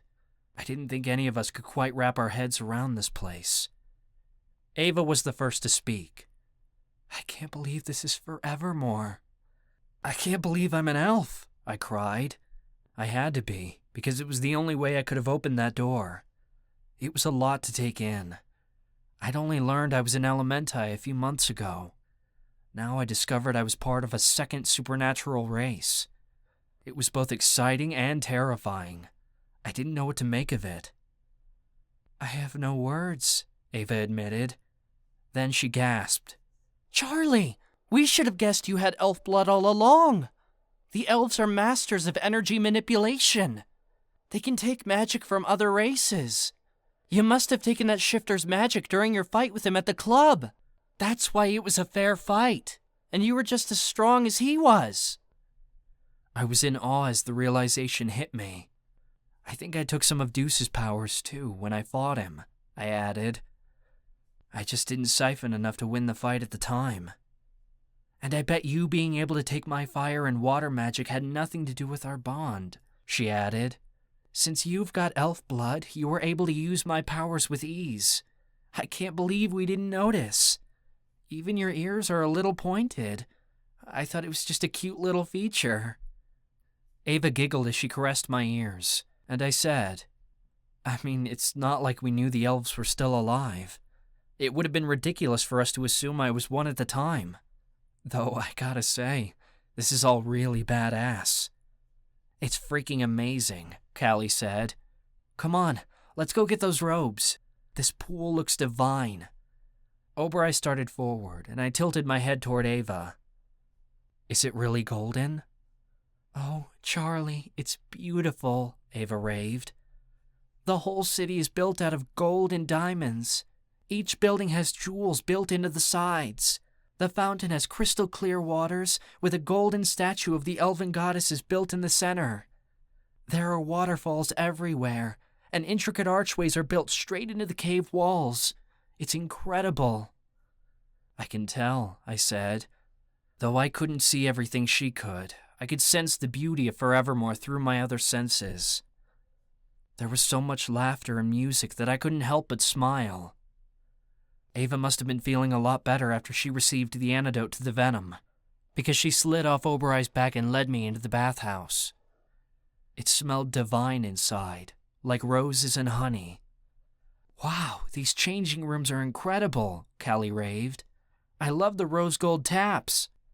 "I've never felt anything so soft," Marcus cried. "What is it?" I asked. "You'll love it." Marcus guided me to a plush sofa, and I sank into the fluffy cushions. I couldn't stop running my fingers over the velvety fabric, because it was just so amazing to touch. Something clinked as Callie picked it up from a counter. "Check out these perfumes. Lilac, honeysuckle." She sniffed something. "I don't even know what this is, but it smells amazing." "Wow, these robes are super soft," Ava said. "The sign says to take one if you need it. It's not a perfect translation, but close enough." She handed me a pair of swim trunks, a towel, and a robe. "If the elves still write in their native tongue, how come they speak English?" Marcus asked. "They haven't been gone that long," Callie reminded him. "Think of how many hundreds of years they spent trading with other races. Even the Fae and Malovia learn English, because it's easier to communicate with other races." Marcus blew a breath at the insult. "Hey, witches aren't the only race who chose English as their first language." "Hey, kids," Ava jabbed playfully. "Now's not the time for arguments. We're in the most beautiful city ever built. Let's enjoy it." We went off into separate changing rooms, then returned to the golden fountain. When I stepped into the water, it was like sinking into a warm bed at the end of the day. The water was pleasant in every way. Thick, like salt water would be, and soothing against the skin. The pool bubbled, like a hot tub would. Ava guided me over to a ledge, and we sat on it. The ledge was deep enough that the water came to my chest. I sank into the water until everything but my head was submerged. My muscles relaxed, and the tender bruises all over my back began to heal. Oberei barked from the edge of the fountain, then spoke in my mind. "See you in the deep end, sucker." He took off running. I heard a big splash as he shifted into a narwhal and cannonballed into the deep water on the other end of the fountain. The shift was easy to notice now, as I felt the energy change between our bond. Oberei's splash had been so big that waves swayed against us all the way on this end of the pool. Ava giggled. "What is it?" I asked. "Oberei looks like she's having a ton of fun," Ava snickered. "Rishi's batting at her horn from the edge of the fountain." Ancestors! Rishi almost fell in! We all laughed. I could only imagine what Rishi would do if he fell in the water. Marcus couldn't swim to begin with. I bet his cat wasn't any better. "The elven kids are loving Oberei," Ava said. "They're all swimming over to feel her horn." "It's actually a tooth," Marcus piped up. "Did you know that? Narwhal horns are tusks that grow from their canine tooth. It has all these nerve endings in it that help them navigate their environment. Most female narwhals don't have tusks, but Oberei must be special." "Okay, nerd," Callie laughed. "I saw it on TV," Marcus grumbled. "I didn't say being a nerd was a bad thing," Callie added. Ava laid her head on my shoulder. She breathed a blissful sigh. "How do you feel, Pidge?" I asked. "Much better. Feel this." Ava took my hand and guided it over her leg, where the serpent had bitten her. The skin was smooth, as if the snake bite had never happened at all. "That's incredible," I said breathlessly. "The pool really does have amazing healing powers," she said. "It must be true that the elven goddess is bathed here." Callie hummed like she was completely in her element. "This whole place is incredible." "How much of the city do you think is real, and how much is an illusion?" Marcus wondered aloud. "Most of it's real," Callie stated with certainty. "I can feel it with my own illusion magic. The buildings, the people, all that is real. The sun and sky are obviously illusions, along with some of the plants." "Not all the plants?" Marcus asked. "I can feel some of them with my earth magic," I said. "I bet they're able to grow them under artificial lighting." "Right," Callie said. "But the biggest trees could never grow underground like this. Those, I'm guessing, are for aesthetic purposes." "They're very good illusions," I stated. "I can smell the cherry blossoms." Callie said, like fancy illusions were no big deal. Forget her. This place was breathtaking. Footsteps approached, and someone stopped next to the pool. Ava and I turned toward the newcomer, and he cleared his throat. "Charlie," he greeted brightly. "It's great to see you again." I furrowed my brow. "Forgive me, I'm not great with voices." "Yes, of course. My apologies. I am Edward of Forevermore, guard to the Emperor's legacy," he introduced. "You may call me Eddie." I gaped. It was the guy who'd found me after the cave-in earlier this semester. The one who'd helped me navigate my way out and get back to the prison bus. That's why he was down in the caves to begin with, because he lived here. He was an elf all along. It took me a few moments to find my voice. "Eddie, how the hell are you, man?" I hoisted myself out of the pool and held out my hand to shake his. His grip was firm, and he shook my hand fast, like he was excited. "I'm great now that you're in Forevermore," he said. I tilted my head. "What do you mean by that?" Eddie laughed lightly. "There is much to tell you.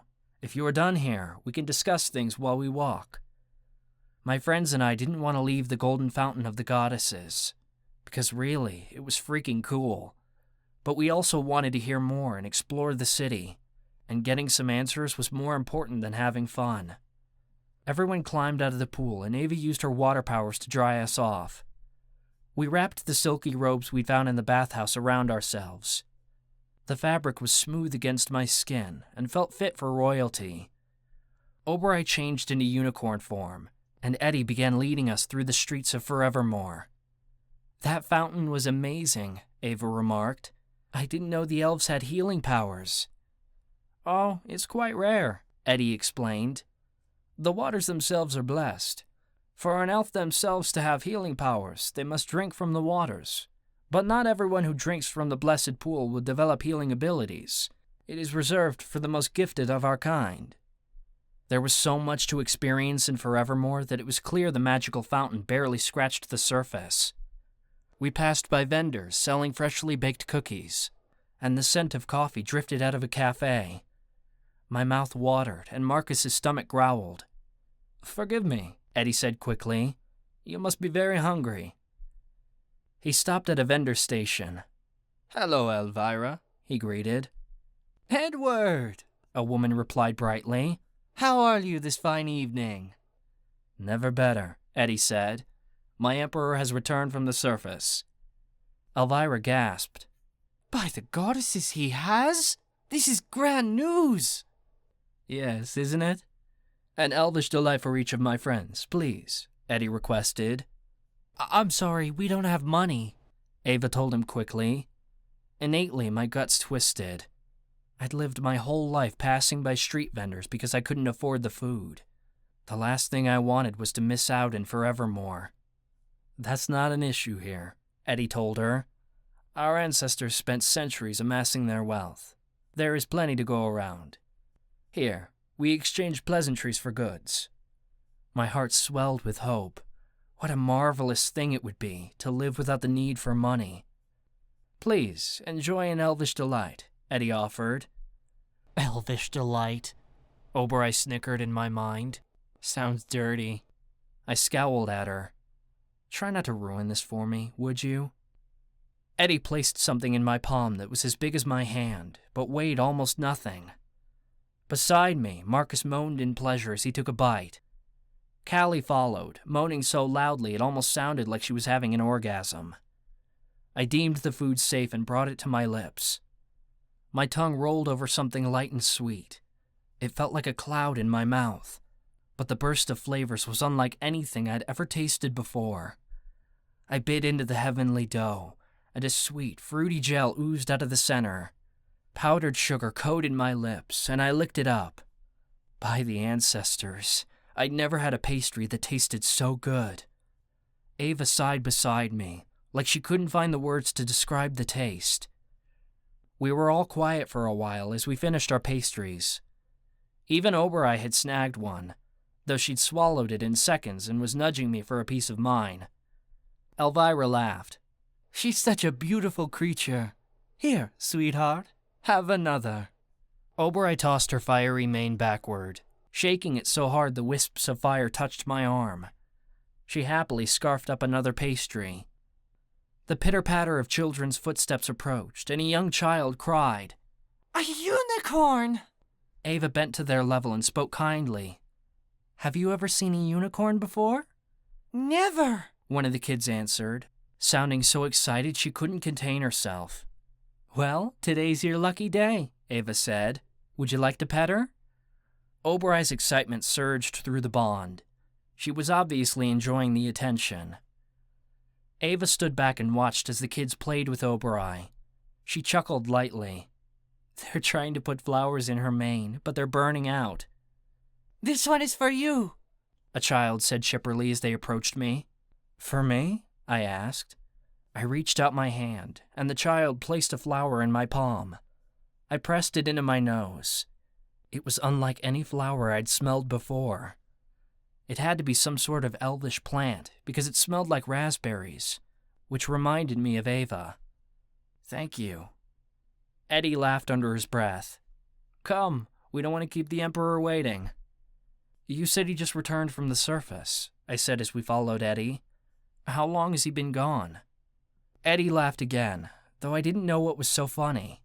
Something I couldn't see, I figured. "A very long time." There was so much to take in as we continued down the street. People nearby conversed in both English and Elvish. The Elvish language was beautiful, with smooth vowels and a soothing accent. I felt like I could meditate at the sound of the voices alone, even though I didn't know what they were saying. "Callie, look at the flags!" Ava cried in wonder. She squeezed my hand and described them in detail. "They're like prayer flags." hanging in rows from one of the golden towers. They're all different colors, with beautiful elvish runes on them. I can't translate them all, but that one for sure is love, and that one is peace. Eddie said he worked for the Emperor, but it seemed that he was royalty himself around here. People paraded through the streets, singing and dancing around us. Cheers echoed through the cavern, growing in intensity as we neared the palace. Someone grabbed my hand and twirled me around. Ava began singing along to a nearby flute, improvising the melody. Something rained down on me from above, and I thought it was flower petals, until I caught a piece and realized it was confetti mixed with flower petals. By the ancestors, this place was so full of life. It was everything the Institute wasn't. Ava was having so much fun that she took my hand and skipped alongside me. "Oh, wow," Ava gasped. She dropped my hand and came to a halt. "What is that?" "Oh, that?" Eddie said, like he passed by it every day. "It's the Mirror of Ingress." "It's huge," Ava said breathlessly. "Oh, I wish you could see this, Charlie. The mirror spans all the way to the sky and disappears into the illusion. It's so long, I can't even see the end of it, and is wider than a skyscraper." "It contributes to the illusion," Eddie explained. "It helps make the city seem bigger and provides us passage in and out of Forevermore." It's a portal! Callie squeaked. Ava gasped. She took my hand and guided my fingers to the mirror. It felt like warm, thick water, and was smoother than the robe I wore. Ava ran her fingers across the mirror, and I felt the ripples from her touch. Eddie laughed, like our amazement amused him. "It's like you've never seen a portal before." "It's not exactly common at the Institute," Marcus deadpanned. Ava turned to Eddie. "You guys actually come to the surface?" "Sometimes," he admitted, "though it's very rare." "How come no one has ever noticed you before?" she questioned. "Everyone thinks the elves are extinct." "We only leave when we have to," he said. "We're able to cast illusions to disguise ourselves, but it's a complicated spell, and one that doesn't hold very long. With so few of us, we can't risk getting caught, so we typically only leave through the mirror to bring resources back to Forevermore." "So I could have met an elf before and never known it?" Ava mused. "It's possible, but very unlikely," Eddie said. "Let's keep going. We're almost to the palace." The stone street beneath us sloped upward, and I heard the trickle of a stream beneath us as we passed over a bridge. A beautiful bird song drifted through the wind. "Your illusions are impressive," Ava complimented Eddie. Ava had thrown herself into so much elven research this semester that I could tell the city fascinated her. "What other magic do the elves possess? There's so very little written about your people." "Our magic is very versatile," Eddie explained. "Like the Fae, we come from Edenmire, so our magic is similar." "Your illusions don't hold, though," Callie observed. "They don't become solid. I can feel it." "Yes," Eddie confirmed. "Our illusion magic works well on the senses, but we cannot bring those illusions into reality like the Fae can. Our greatest attribute is the ability to block or transfer someone else's magic. That's why Noxide is so effective at blocking magical powers." "What do you mean?" Ava asked. "What does Noxide have to do with the elves?" "Oh, you don't know?" Eddie replied like it was common knowledge around here. Dark Island was the site of the Elven genocide. During the Great Supernatural War, we fled to the island for refuge. We were hunted down and slaughtered. As the blood of the slaughtered elves leaked into the soil, it transformed the minerals on the island and infused them with our magic. Noxide is only found on Dark Island because it's the only place that has seen so much elven blood. Luckily, Noxide doesn't work on us because it comes from us." Wow, that was a lot to take in. "Other powers. Let's see," Eddie mused. "We can adopt powers that aren't our own." "Adopt them how?" Callie asked curiously. "If we have magic to draw from, we can make it our own," Eddie said. "Take a dragon shifter, for example. If one happened to be nearby, I could take his magic and become a dragon myself. but only for the period in which I am siphoning his magic." "That sounds dangerous and actually quite terrifying," Marcus remarked. Eddie chuckled. "Why do you think the Fae tried so hard to kill us during the Great Supernatural War? We are somewhat of a magical conduit, and that's why they were afraid of us. They didn't like that we had the power to end bonds, either, because they feared we might sever bonds to their mates. But that power is so rare, you would have to practically be a demigod to perform it. Even most Grand Masters can't do it." "Grand Masters?" I asked. "Another thing you should know about elves is that some of us are gifted with a unique power, something that's different from all other elves," Eddie explained. "Our Grand Masters are those who possess these special gifts, such as mind reading." "You don't have a special gift?" I asked. "Not that I've learned of," Eddie replied. "Though I wouldn't expect to become a Grand Master. Not inside my role." I frowned. "Just because you're a guard doesn't mean you can't develop special talents." "You misunderstand," Eddie said. "It's not about my training. It's what I was born into, as all elves are born into a specific calling. It's why we're able to operate so efficiently without money. Everyone has their calling, which they would lay their life down for. Take Elvira, for instance. It would be an insult to suggest she do anything but bake pastries, because she loves to cook and wouldn't have it any other way.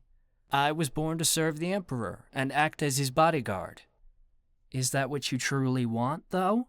Ava asked curiously. "Yes," Eddie said, like he couldn't imagine anything else. "I would die for my master." Cheers became louder as we approached the palace, and the sound of trumpets came from above. The air shifted as we entered a large foyer. Beside me, Ava slowed. "That chandelier is incredible. I've never seen so many rare gems." "It is quite nice, isn't it?" Eddie mentioned. We continued on through the halls of the palace, and Ava narrated the decor for me. "It's even more grand than the Arenda Academy castle. Everything is plated in gold, and the archways are carved so intricately.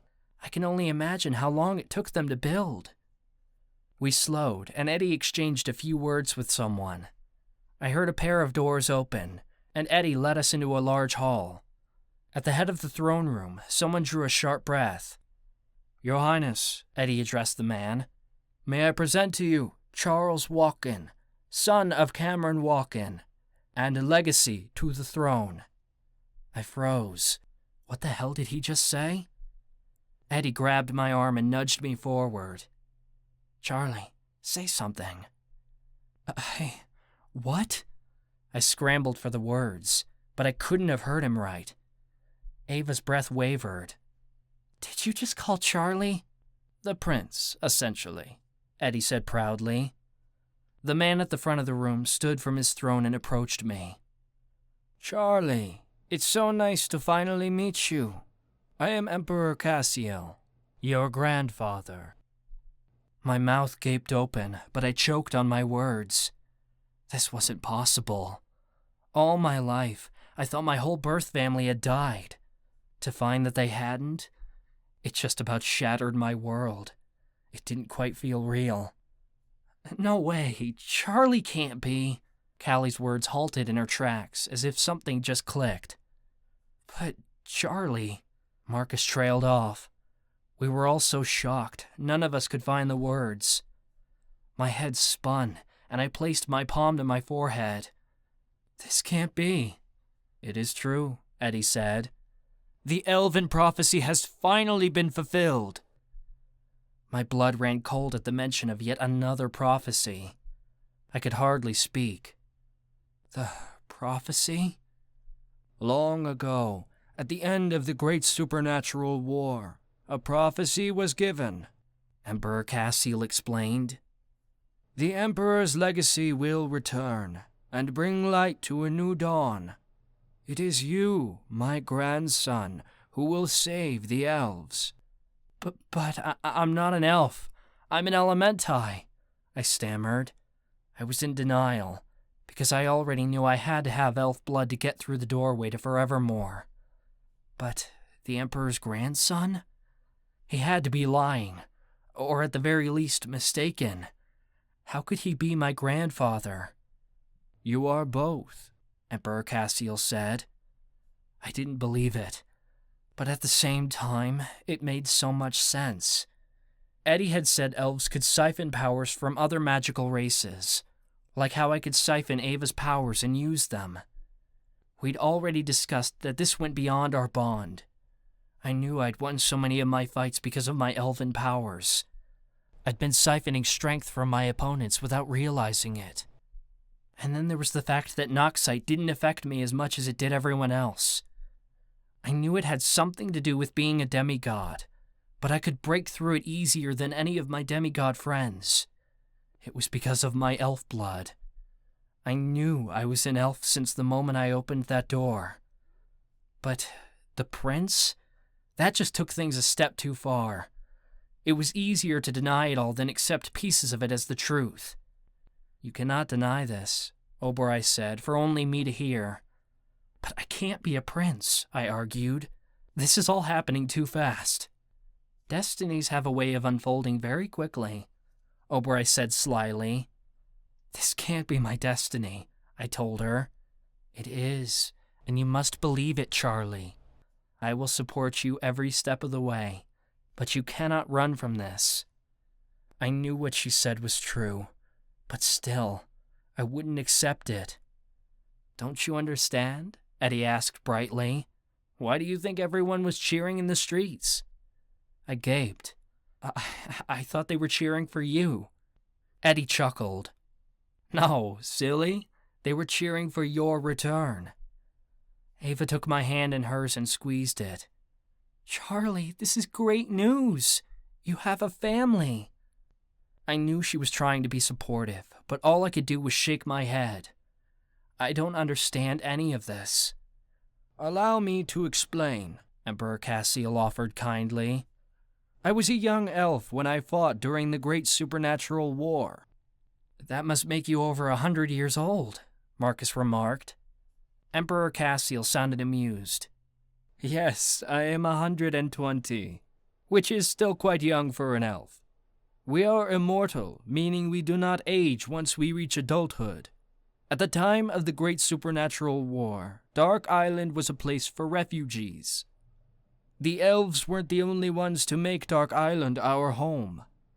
Witches, elementi, and others sought refuge here as well, but we were found, and most were killed during the genocide.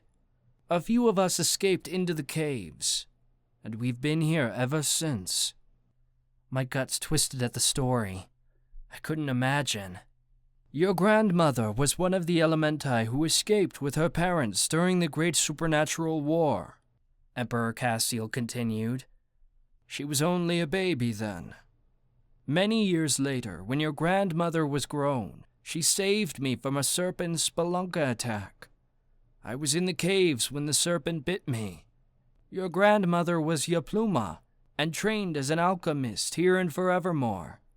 She developed an antidote to the venom and saved my life. We were married soon after, and we had your father several years later. I thought my father was from Kinpago, I said, trying to make sense of it all. Your father rebelled, as most young men do, Emperor Cassiel explained. He left Forevermore and went to Kinpago, where he could learn his elementai magic and bond with his familiar. It was there that he met your mother, Kelly Katori. As you very well know, your mother was Navita. And at that time, the elementai did not allow members of separate houses to marry.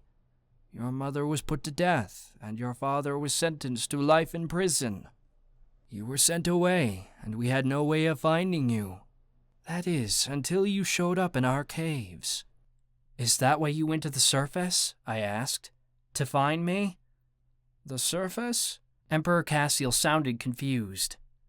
Eddie said you just returned from the surface, I explained. He said you'd been gone a long time, Eddie chuckled. I wasn't talking about Emperor Cassiel. I said my emperor. I meant you. As I told you, I was born to serve the Emperor's legacy. That's you, Charlie. My eyebrows shot up. I thought when he'd mentioned it before, He'd meant he was born to serve the Emperor himself, not the prince. Did you know who I was when you found me in the caves? I asked. Why did you let me go back to the Institute? I did not know at the time, Eddie admitted. With elves, what we are born into becomes a sacred, magical contract. But I'd never experienced the magic before, so I didn't understand it. I went out in the caves that day because I just had to. I couldn't explain it. Now I know that my magic was pulling me toward you, calling me to serve you in your time of need. You're my alpha, my master. Alpha? I repeated. Like a wolf pack? In a sense, yes, Eddie confirmed. I said we were very similar to the Fae. They themselves shift into wolves and have their pack hierarchy. We too have a hierarchy. I was born to serve you. I did not know who you were or what the magic meant that day I found you wandering the caves. Not until I returned to Forevermore and researched your history. But by the time we figured out who you were, we weren't sure how to get you out of the Institute. We were planning to help you escape through the mines, but hadn't figured out all the details. Now you're here. Wow, I breathed. It's a lot to wrap my head around. Being your alpha makes it sound like we're bonded or something. In a way, Eddie said. I took a step back. This was a little weird. How can that be? I'm bonded with Ava. It's not like a romantic bond, is it? I'm not gay. Eddie burst into laughter. No, Charlie, I'm gay, but it's not that kind of bond between us. It's more that I am bound to the magic and obligated to obey and protect you. I cannot disobey you, even if I want to. I was born to serve you. I don't want anyone to be obligated to protect me, I protested. Sorry, but you don't have a choice, Eddie replied. It is a great honor to be your guard. There was no arguing with Eddie on this one. Magic or not, he believed me to be his greatest purpose. It was strange, considering no one ever gave a damn about me before. Now this random elf from a mythical city wanted to follow my every order? I must have gone insane. If you were insane, would I be standing here talking to you right now? Oberoi huffed, like she was offended by my thoughts of insanity. As crazy as this all was, I knew Oberoi was real, and I could feel the strength of our bond. It confirmed for me I wasn't imagining any of this. Stuff like this doesn't happen where I come from, I told her. Where you came from is not where you are going, Oberoi said. You must accept the truth. So, I'm part elf, I mused. It makes a lot of sense, actually. Like how we got through your traps, and how I can resist Noxite so much more than everyone else. Unfortunately, Noxite will affect you, as it did your father, due to your elementai side, Emperor Cassiel remarked. But my guards overheard your conversation in the caves. You are a demigod? That's what I'm told, I admitted. There was no point in lying if they already knew. Then you shall learn to overcome the effects of Noxite, he said. It will simply take practice. Emperor, Ava addressed him softly, there's something I'm very curious about. You may ask anything you'd like, he offered. Well, we thought we were coming into the caves to find a key to Forevermore, she told him. You see, we found a stone gate in the forest near the Institute. There were 7 keyholes on it, and based on what we've been able to gather from various elven runes on the island, we thought Forevermore was beyond the gate. Is this the true Forevermore? Forevermore is not simply a place, he stated. It is a feeling, one that resides both here and beyond the doorway. This city is Forevermore, which is another word for sanctuary, or safe haven in our native tongue. Forevermore is anywhere we are, as long as we feel safe. We are aware of the gate you speak of, though we have not been able to pass through it ourselves. What exactly would you hope to find on the other side? Callie asked curiously.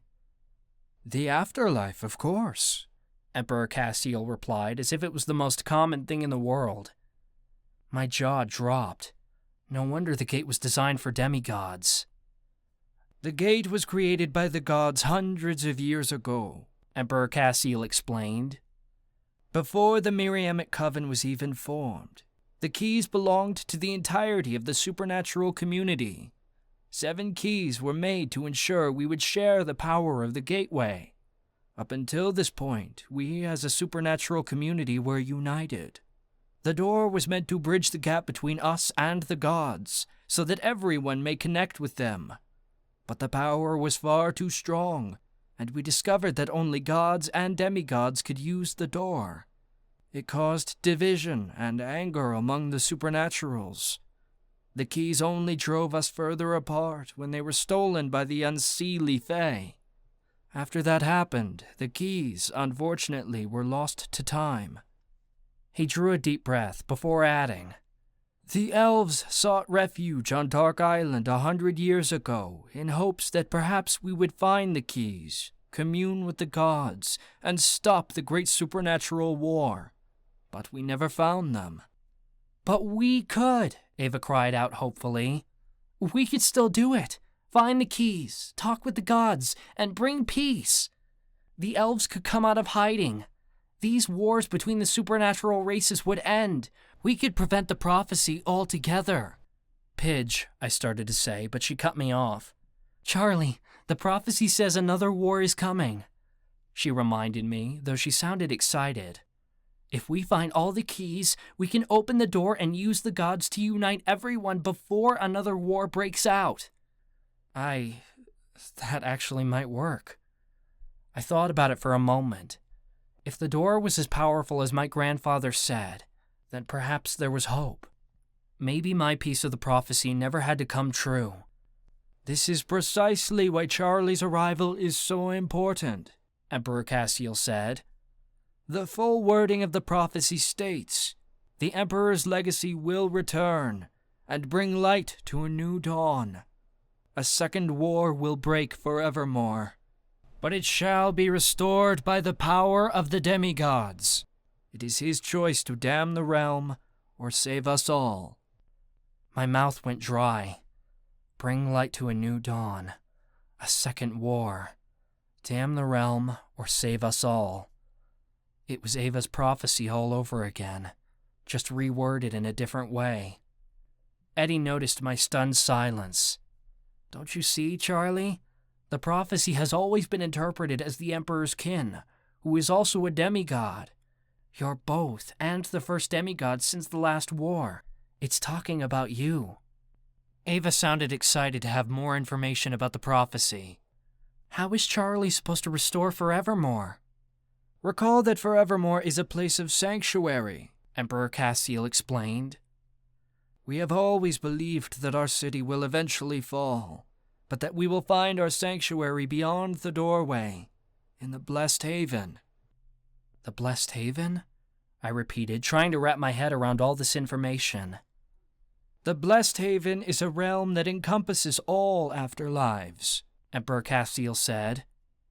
The Elven Gate leads to this heavenly city, which in itself contains all of our afterlives, including the great hunting grounds from Arcanian culture, the ancestral lands of the Elementi, and Allura from Miriamic lore. Anyone may enter the Blessed Haven, just as anyone can enter the Eternal Torment, also known as Hell, the Underworld, or the Abyss. We have always believed the city we're standing in to be a temporary home. Our true home, our true Forevermore, lies on the other side of the gateway, in the Blessed Haven. There is no other home for us. The Fae took over our first home, Edenmire, and the people of Earth do not want us here. We have been waiting a long time for a demigod to lead us to our eternal Forevermore. Pride surged through me. I'd never felt so important before. I could be the ones to save the elves. The prince that could lead my people to heaven. My birth family needed me, and I could finally do some damn good. But my pride quickly twisted to resentment. There was more to the prophecy than anyone knew. The peace that Maddie had given me. A choice will be made by the twin of her soul, to save her and damn the realm, or curse her and save us all. A fate worse than death is the chosen one's destiny. They didn't know it, but the Emperor was asking me to choose between the Elves and Ava. So we just need to find the rest of the keys, and the Elves will be saved, Ava cried, sounding thrilled. Yes, Emperor Cassiel said, but finding the keys to the doorway has proven to be an impossible endeavor. We already have 3, Ava blurted. 3? He breathed like he couldn't believe it. It was then a male voice cut in from the other side of the throne room. He's here? Heavy footsteps rushed into the room. Forgive me. I've only just heard. Ah, yes, Emperor Cassiel said calmly. So nice of you to join us. The man approached me and took my face in his shaking hands. The movement made me go still. I didn't know what was happening until he spoke in a broken voice. Charlie, he breathed. Cameron, give the boy some space to breathe, Emperor Cassiel pressed. No, Cameron protested. I've waited too long to see him again. I want to hold my son. My mind went completely blank. I couldn't believe it. This was just too much to bear. Dad? Chapter 24. Ava-Marie. Finding Forevermore was nothing compared to the bombshell that had just been dropped. It was unfathomable. After 20 years, Charlie's dad was still alive. Cameron and Charlie shared some features, but his skin was lighter and his hair was brown instead of black. But at the same time, the way he moved was so much like Charlie. Cameron's lip wobbled as he observed Charlie's features. By the goddesses, you look just like your mother. Cameron went to take Charlie into an embrace, but that didn't work, because Charlie reacted. His body stiffened, and immediately I knew this wasn't going to be good. Get the hell away from me! Charlie pushed him away.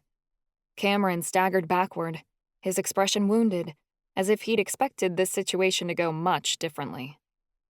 Charlie took a few steps backward, breathing raggedly. Ava-Marie stepped in front of Charlie, lowering her horn as if telling Cameron not to take a step closer. Marcus and Callie looked between them, not sure of what to do. They glanced at me, obviously expecting me to do something.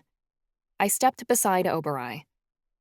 "You're not going to touch him," I said harshly. A golden alicorn entered the room. I figured he must have been Cameron's familiar, because the stallion stood across from Ava-Marie and bobbed his horned head. The alicorn and unicorn faced off, stomping their hooves and letting out snorts that were far from friendly. Cameron looked on the verge of tears, so Emperor Cassiel spoke for him. As I said before, Cameron ran away from Forevermore nearly 25 years ago, to Kinpago. He rebelled and found Charlie's mother while living amongst the Elementi. I didn't rebel. I had no interest in being emperor, Cameron said spitefully. That's the same fucking thing, I thought with irritation. Cameron took a breath.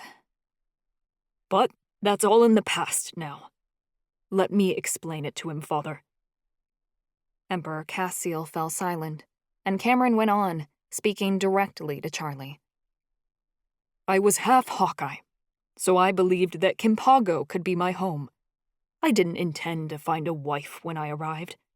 Kelly was a brilliant Navita. I was enchanted by her. We fell in love, and she knew of my past, but I wanted no part of my legacy to take the elven throne. I thought that we could live a life of secrecy amongst the Elementi and avoid my father. I knew if he found us, I would be forced to return to Forevermore. So Kelly and I married in secret, and tried to live a quiet life amongst the tribe. No one knew I had elven blood. Then, Kelly had you, Charlie, and we knew we had to be even more careful. Inner house children were seen as an abomination among the Hawkeye. Your mother loved you so much. The thought of losing you gutted her. Charlie said nothing. and Cameron gave a heavy sigh. I knew my father was searching for me, but the Hawkeye elders found us first. Inter-house relationships were illegal at that point in time, and since I was Yapluma and your mother was Navita, we were guilty as charged. At the time, air and earth were not allowed to be together. I'm sorry to say that your existence proved our guilt, Charlie. The trial they put us through was a farce. You were taken away from us, and we didn't know where they sent you. Your mother was put to death, the penalty for bearing an inner-house child, and I was made to watch. Cameron's voice cracked, and I put a hand on Charlie's arm. He felt so stiff and cold. I couldn't imagine what Cameron had been forced to endure. But it seemed like what Charlie had gone through was even worse. He'd been so still since the mention of his mother, as if her name wasn't something he could bear to confront. Charlie's father came closer, and I got ready to protect Charlie if need be. But he didn't move to grab Charlie again. He just kept talking. After the execution, I was dragged off to a Hawkeye prison within the tribal grounds, given a life sentence for being in an inter-house relationship. But my father had finally located me by this point, and sent the Emperor's Guard to free me. Once they broke me out, I was forced to come back here, instead of being allowed to search for you. When I returned, a prophecy was given, stating my son would one day come to Forevermore. Cameron frowned. It wasn't enough. I attempted to find you, but your adoption record was sealed, and you were moved so many times from foster home to foster home that by the time I located you, you were already gone. Once you left the system at 18, it became impossible to find you. It was like you vanished. I moved across the country to get the hell away from California, Charlie said. I wanted nothing to do with that place. I can understand, but it made it harder to find you. Cameron appeared wary. After all my efforts, I still could not locate you. So I left it up to fate, and I've been here ever since, waiting for the day my son would return. The silence was so thick in the throne room that it was nearly suffocating. Charlie didn't say anything, and Cameron tried again. I'm sorry that I left you alone all these years. Sorry? Charlie sneered. Sorry isn't good enough. Why didn't you come back for me? I wasn't allowed to leave, Cameron said. Due to my previous bout in Kimpago, I was guarded night and day. The security of Forevermore is imperative, and my foolish actions had nearly exposed the Elves. I was not allowed to cross through the mirror of ingress to get to the surface world. I am not only a prince, but I am also a refugee and therefore wasn't permitted to leave Forevermore. I attempted to escape several times to look for you, but I was always stopped. He speaks the truth, Charlie, Emperor Cassiel said sadly. We wanted you here with us, but by the time the Hawkeye tribe had given you up to the foster care system, we could not find you, and continuing to search for you would put our entire city in danger of being exposed to the supernatural world. That's a bullshit excuse, Charlie snarled. If my son was out there, I'd do anything to get him back. I would have torn down this whole city to find him, crown or no crown. Then Charlie took a sharp breath. I can somewhat understand your reasoning, grandfather. You are an emperor and have a whole city to protect. Charlie's voice was raging as he directed his anger at Cameron. But there's nothing that can excuse what you did to me. You could have snuck out, found a way, but it wasn't important to you. You had 20 years to do so, and you never even tried once. You sure didn't have any hesitations about leaving Forevermore when it was to suit your own selfishness, but when it came to rescuing me, you sure left me to the wolves. Cameron's attempt to soothe Charlie was worthless. I wanted to find you. I was starving, Charlie cried. If the whole kingdom hadn't heard him shouting before, they did now. His voice echoed through the throne room, shaking the walls. Nobody gave a fuck about me. I had nowhere to go, no one who loved me. Hell, I had to prostitute myself just to get a warm place to sleep most nights. Callie's and Marcus's mouths dropped open. He'd never told them that. My heart twisted and fell into my gut as he brought up that painful memory. I could feel his rampant emotion smashing through our bond. He was angrier than I'd ever known him to be. I just wanted it all to stop, so I could take his pain away. I'd take the pain for him, suffer every day just so he wouldn't feel like this. Enduring a broken heart was nothing compared to watching Charlie be in agony. But this was beyond my power to fix. Cameron had gone completely pale, appearing horrified. Charlie gave a harsh, cold laugh. But you wouldn't know that, huh? You weren't around. You didn't care. I did care, Cameron insisted.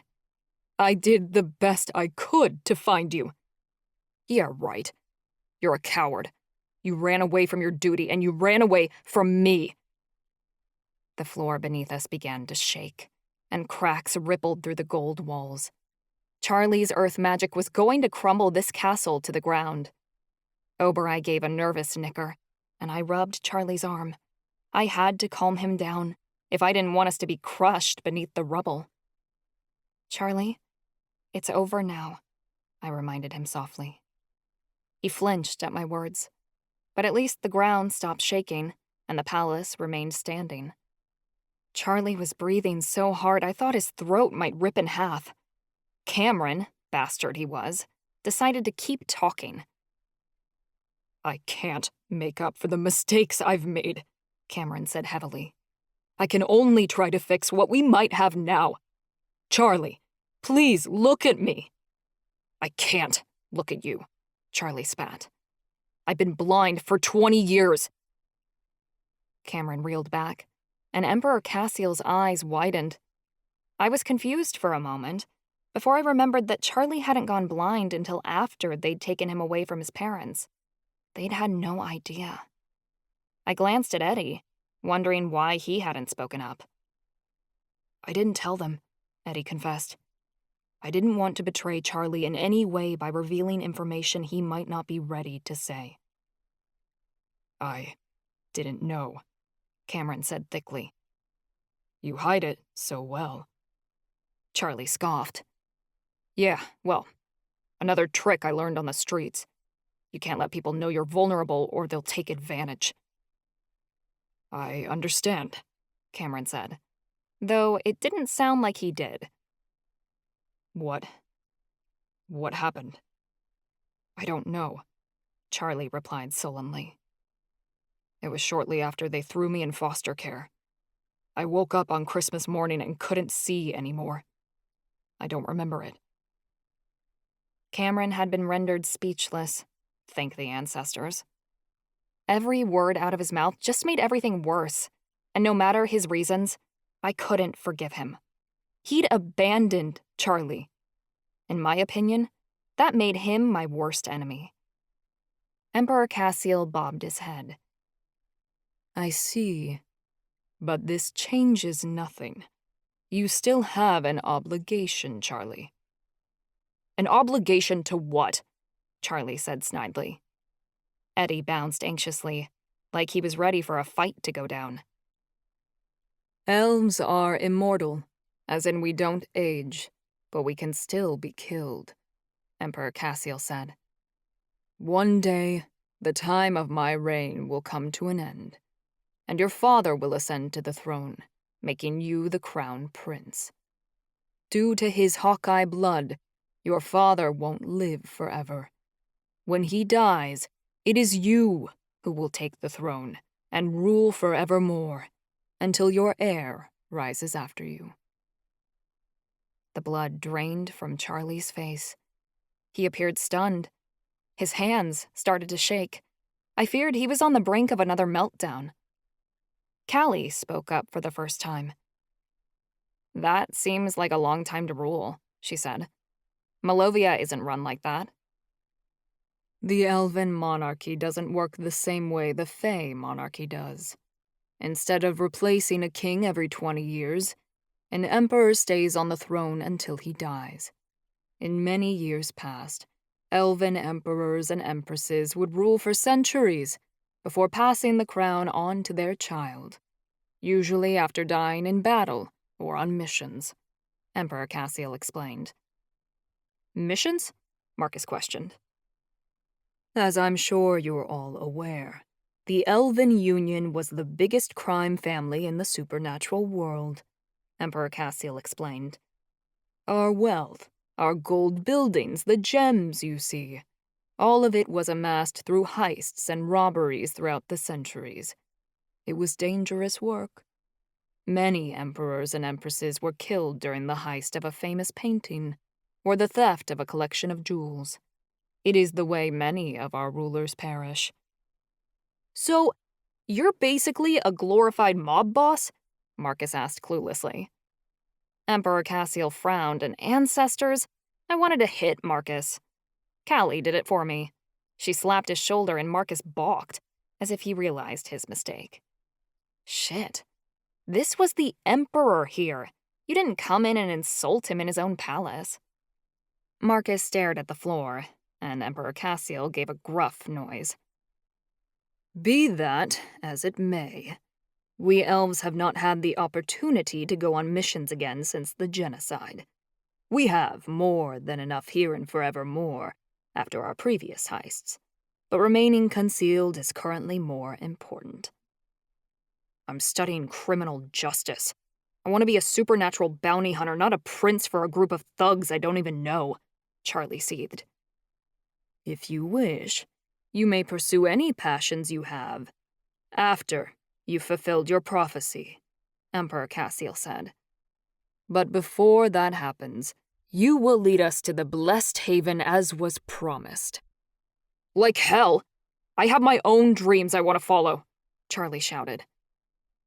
I know this is all a great shock to you, but you have a responsibility to deliver us to the afterlife, Cameron said. The Elven people have been expecting you for a long time, and that takes precedence over anything personal. Charlie's jaw tightened. I don't have to hear this. Eddie, get me the hell away from him. Right away, sir. I'll escort you to your private quarters. They've already been prepared. Eddie took Charlie's arm and led him away. Oberai trotted after them. I was torn between following Charlie and giving him space. I didn't know what to do. Cameron wanted to go after them, but I put a hand on his chest and shoved him back. If you don't want a fireball to the face, you'd better stay away from Charlie, I warned. I ignited a blue fireball in my hand and prepared to launch it at Cameron. A female elf stepped forward. She had to be Cameron's personal emperor's guard, but I didn't give a damn. I'd fry her too. There's no need for violence here, Emperor Cassiel said calmly. We'll give Charlie some time to process the situation. In the meantime, I think it's best if we show you to your rooms. Rooms? Marcus yelped. Of course. You didn't think we'd allow you to come to Forevermore without making sure you had a place to stay, Emperor Cassiel replied. He nodded to a servant at his side, who bustled forward and bowed to us. You mean, we're not going back to the Institute? I asked. It wasn't in my knowledge that you wanted to go back, Emperor Cassiel replied. It is a prison school, after all, and due to the security of the city, I'm afraid we can't allow you to leave. You must stay here, for your own safety as much as ours. That was worrisome to me, but not to Callie. She brightened immediately at the mention of staying in a palace once again, whereas I shared a wary glance with Marcus. As pretty as this place was, we were prisoners here as we were at the Institute. They weren't going to let us go. I'll have food sent to your rooms, Emperor Cassiel said. You've all had a very long journey and need time to rest. Follow me this way, please, the servant said. Marcus, Callie, and I drifted after the servant. My fingers twitched as I noticed Cameron watching us lonesomely, as if he wanted to follow. Tough. I wasn't accommodating at all to the absent father bullshit, and Cameron had seriously pissed me off by hurting Charlie. He could go suck a dick. As we passed all the elaborate paintings and sculptures in the hallway, Marcus was absolutely gushing. This is an authentic Van Gogh, he cried, pointing to a painting of poppies on the wall. He hurried across the hallway and pointed to another group of paintings. And a missing Rembrandt, and a lost Picasso? Some of these paintings have been lost for decades. Yes, the elves are great appreciators of all forms of art, the servant replied. We have a college here that is devoted to studying the masters. Our theater program was the best in the world, before we had to go into hiding. Marcus squealed. Looks like he'd changed his mind about staying in Forevermore in 2.5 seconds. Mother Miriam's bosom! Is that a portrait by Raphael? He all but screamed. Rishi meowed as Marcus squeezed him, like it was a dream come true. I rolled my eyes. Marcus was totally getting a hard-on for all this art. I bet all the rare missing paintings in the world were in Forevermore. The elves really had a talent for getting away with crimes. Your rooms are connected to the quarters of Prince Charles.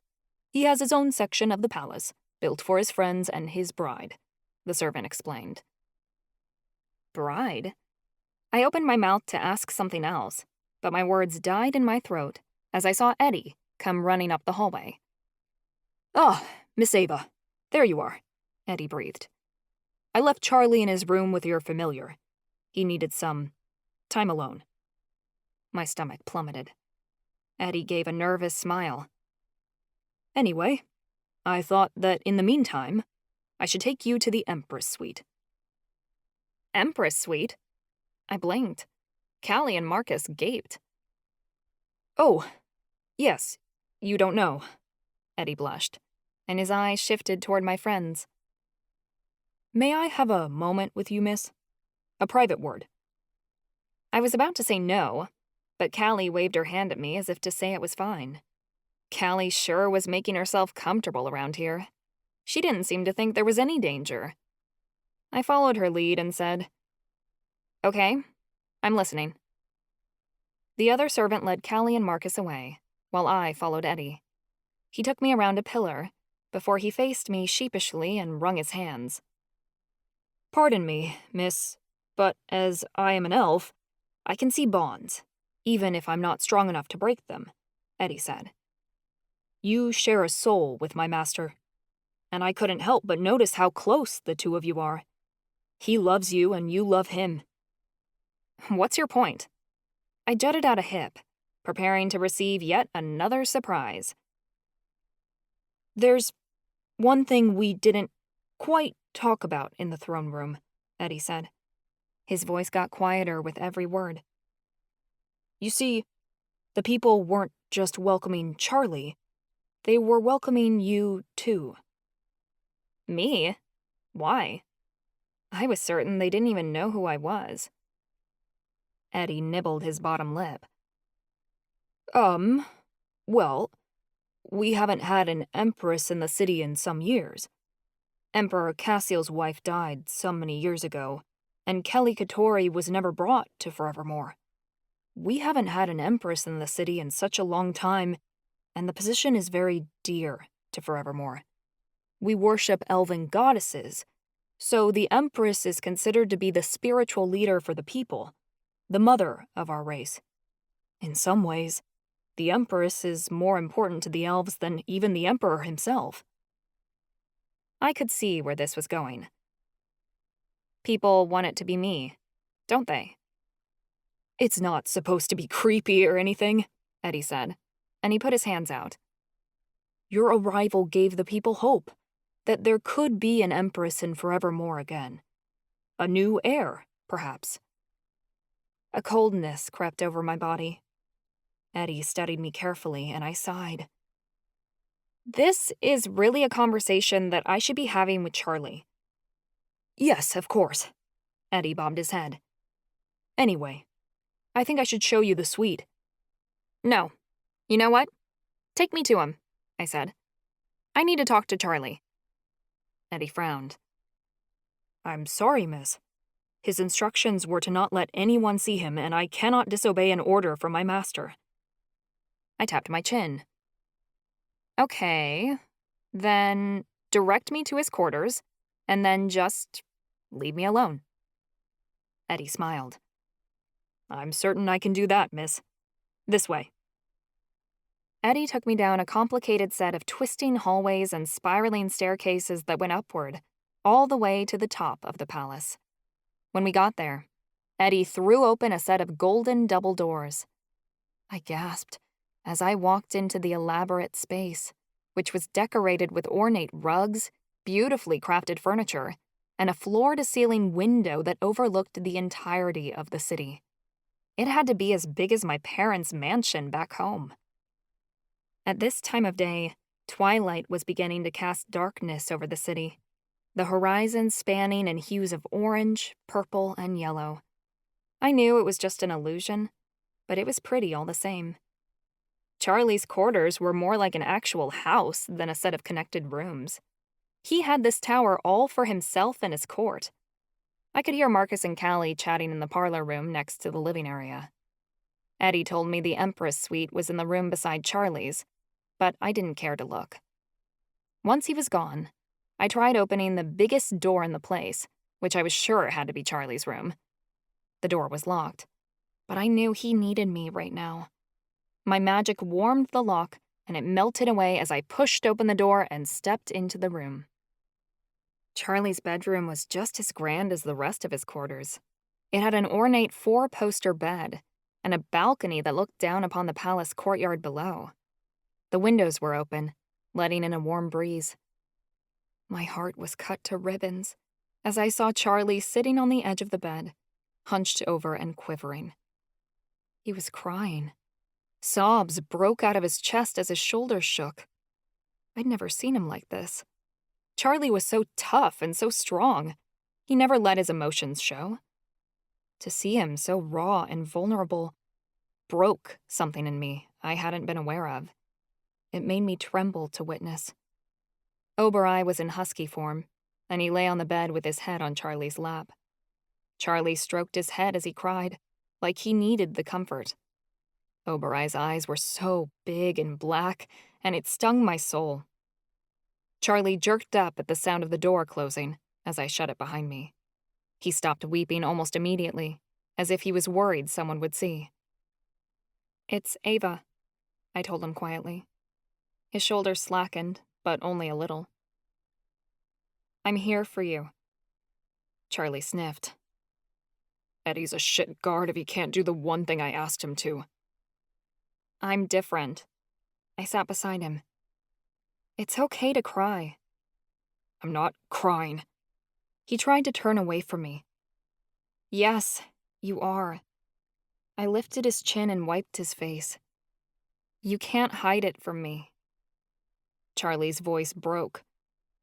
"I killed my mom." I felt both sides of our bond twist in pain. "No, Charlie, you didn't." "Yes, I did. Because she had me, she was killed. I thought both of my parents had died because they were in an inner-house relationship. Figured my dad had died in prison, but that wasn't true. They let my dad live and murdered my mom because she gave birth to me." "Your mom chose you," I insisted, and I continued to wipe the tears away. "She knew the risks of having an inner-house child, but she gave birth to you anyway because she loved you. My mom chose me too. I'm an inner-house child just like you. Both of our mothers would have died to save us. It was only a cruel twist of fate that your mother did, and mine survived." "My dad should have done more," he cried. "He should have protected her." "He probably did the best he could," I told him. "But you can't blame yourself for your mother's death. She wanted you, Charlie. What she sacrificed proves she did." "My dad sure as hell didn't want me," Charlie said, and Obereye gave a whine. He left me to rot. I'm not saying you can't blame him, but being angry with him is only hurting yourself, I insisted. He could have prevented everything that happened to me, and he did nothing, Charlie said. I could never leave my son to fend for himself, especially as a child. I would have done whatever it took to make sure he was in a place that was safe. But your dad isn't you. I took Charlie's head and laid it on my chest. I wrapped my arms around him and held him tight as my fingers danced through his hair. Sometimes, the people in our life make shitty choices, and we have to pay for them. How would you know? Charlie asked. You always had parents who loved you. How could you know how I feel? His accusations didn't bother me. I knew he wasn't in control of his feelings right now. Because I'm the shitty family member, I admitted quietly. I'm the one who makes bad choices. No, you're not, Charlie objected. You care about everyone. You can love someone and still do terrible things to them, I reminded Charlie. My parents were good, but I was bad. They loved me and did everything they could to support me, and I turned my back on them more times than I can count. Sometimes I didn't even mean to. I just did. And it was never to hurt anyone. I didn't want to cause my parents pain. I just couldn't stop the darkness inside of me. You were a child. My dad's an adult, Charlie said fiercely. He could have chosen better. Maybe he wasn't capable of it. I wiped away more tears with the sleeve of my robe, which was starting to become soaked. He could have tried for me. He tried the only way he knew how. I felt like this was my fault, and I was the one causing Charlie so much pain. If we hadn't been looking for the keys, we never would have found this city or his dad. I hated myself for putting him through this. I know what you're thinking. You can't blame yourself, Charlie said with a shudder. I would have met my dad eventually. Maybe it's better this way, that I met him now instead of later. I felt wrecked on the inside. My prophecy led to all this. Your prophecy is tied to me too, Charlie choked out. Don't you realize how closely the Elven prophecy and yours are worded? The Emperor's legacy will return and bring light to a new dawn. Yours literally says, the balance between the light and the dark will be brought together by the light of the new dawn. It's talking about you and me, Ava. Together. Everything we do is intertwined, whether we want it to be or not. It's like we can't avoid it, and it's too much to handle. My heart hollowed out. I didn't want Charlie to feel like this, that our fate was too overwhelming. It was breaking him right now. It seemed like it was going to crush me too. Whatever destiny decides, it's led us here, I insisted. And finding forevermore isn't a bad thing, even though it seems like it right now. We thought the elves were wiped out, but they're still alive. That gives the supernatural world hope that things aren't as bad as they seem. I'm not even a real elf. I'm more elementai than anything, he mumbled. You are an elf, Charlie. As difficult as it is to face, you've got so much elven blood in you, I began. You're gifted at singing and music. You're intelligent and cunning, and let's be honest, you're a damn good criminal. Those are all elven traits. You had your people living in you all along, and you didn't even know it. You were never truly alone. I spent my entire life living as a street rat, and now I'm the heir to a royal throne? Charlie said bitterly. How can I be an emperor? It's not me. Maybe that's a good thing, I said gently. You understand suffering. You didn't lead the pampered life of a prince, so you know how it feels to struggle. You can help your people so much easier because you've been there and you understand how they feel. If anything, that makes you a better candidate for the job, not a worse one. Charlie took a moment to ponder this. His tears dried. He sat up before he said, But I don't want any of this. I'm tired of being the criminal. I want to hunt the bad guys now, not be one of them. And now my grandpa wants me to be the boss of the biggest crime family in the supernatural world. The elves don't really do that anymore. They can't. They're in hiding, I pointed out. You could just rule the city and keep everything quiet, like it has been for 100 years. Then lead them on to heaven like you're supposed to. No crime involved. What about you? Charlie asked. What do you think of all this? I put my hands on his shoulders and squeezed. I could be a mob boss's wife. Charlie's lips twitched. You said wife. Why not? I think the title of Empress suits me perfectly. I could waltz around the palace with a crown and a big pink dress. It'd be brilliant. You know that's not all of what the job entails. So, I can do it. My heart pounded wildly. I couldn't believe I was considering having Charlie's heir and furthering the royal elven line. I wasn't even sure if I wanted kids before this moment, but it was like my mind had been made up for me. It was so much to consider so fast, but I was a ride or die kind of chick. Whatever Charlie needed me for, I was here. His lips tilted downward. What about your duty to the water tribe as chiefess? You're a firstborn. You're obligated to lead the Tuaqua tribe after your father steps down. My heart fell. I was torn between the two options. I couldn't have or do both. I'd be forced to choose, my own people or Charlie's. Which meant I could be pressured someday to become chiefess or give Charlie up. He needed an empress by his side, and it couldn't be me if I had other duties. The thought made me sick to ponder, so I pushed it away. It's not something we need to consider right now, I said softly. You wouldn't become an emperor for a really long time anyway. Who knows? Your grandpa is a full-blooded elf. He's immortal. Maybe he never dies and you cork off before he does. Then you'll never have to take the throne. Charlie smirked. Wouldn't that be great? In the meantime, I held a breath. Maybe you should try mending things with your dad. Charlie gave a skeptical sound.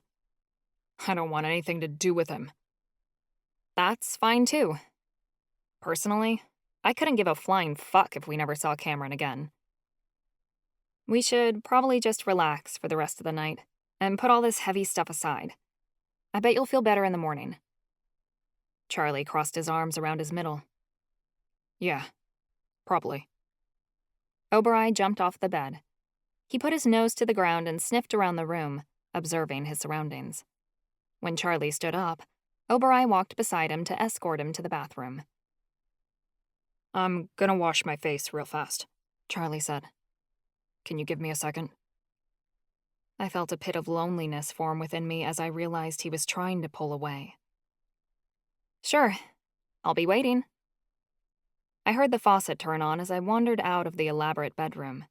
I found Callie and Marcus in the main room, sitting on the chaise lounges and having a feast. The servants had dropped by several carts that were loaded with food. There was salmon, prime rib, and an abundance of vegetables that the elves grew underground. It smelled delicious. I popped a steamed asparagus into my mouth and nearly died with how good it tasted. The elves' cooking was a hell of a lot better than the stuff they served at the Institute. That was for sure.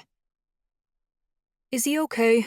Marcus asked, as I stood over a cart, trying to decide what I wanted. He'd poured himself and Callie a few glasses of wine.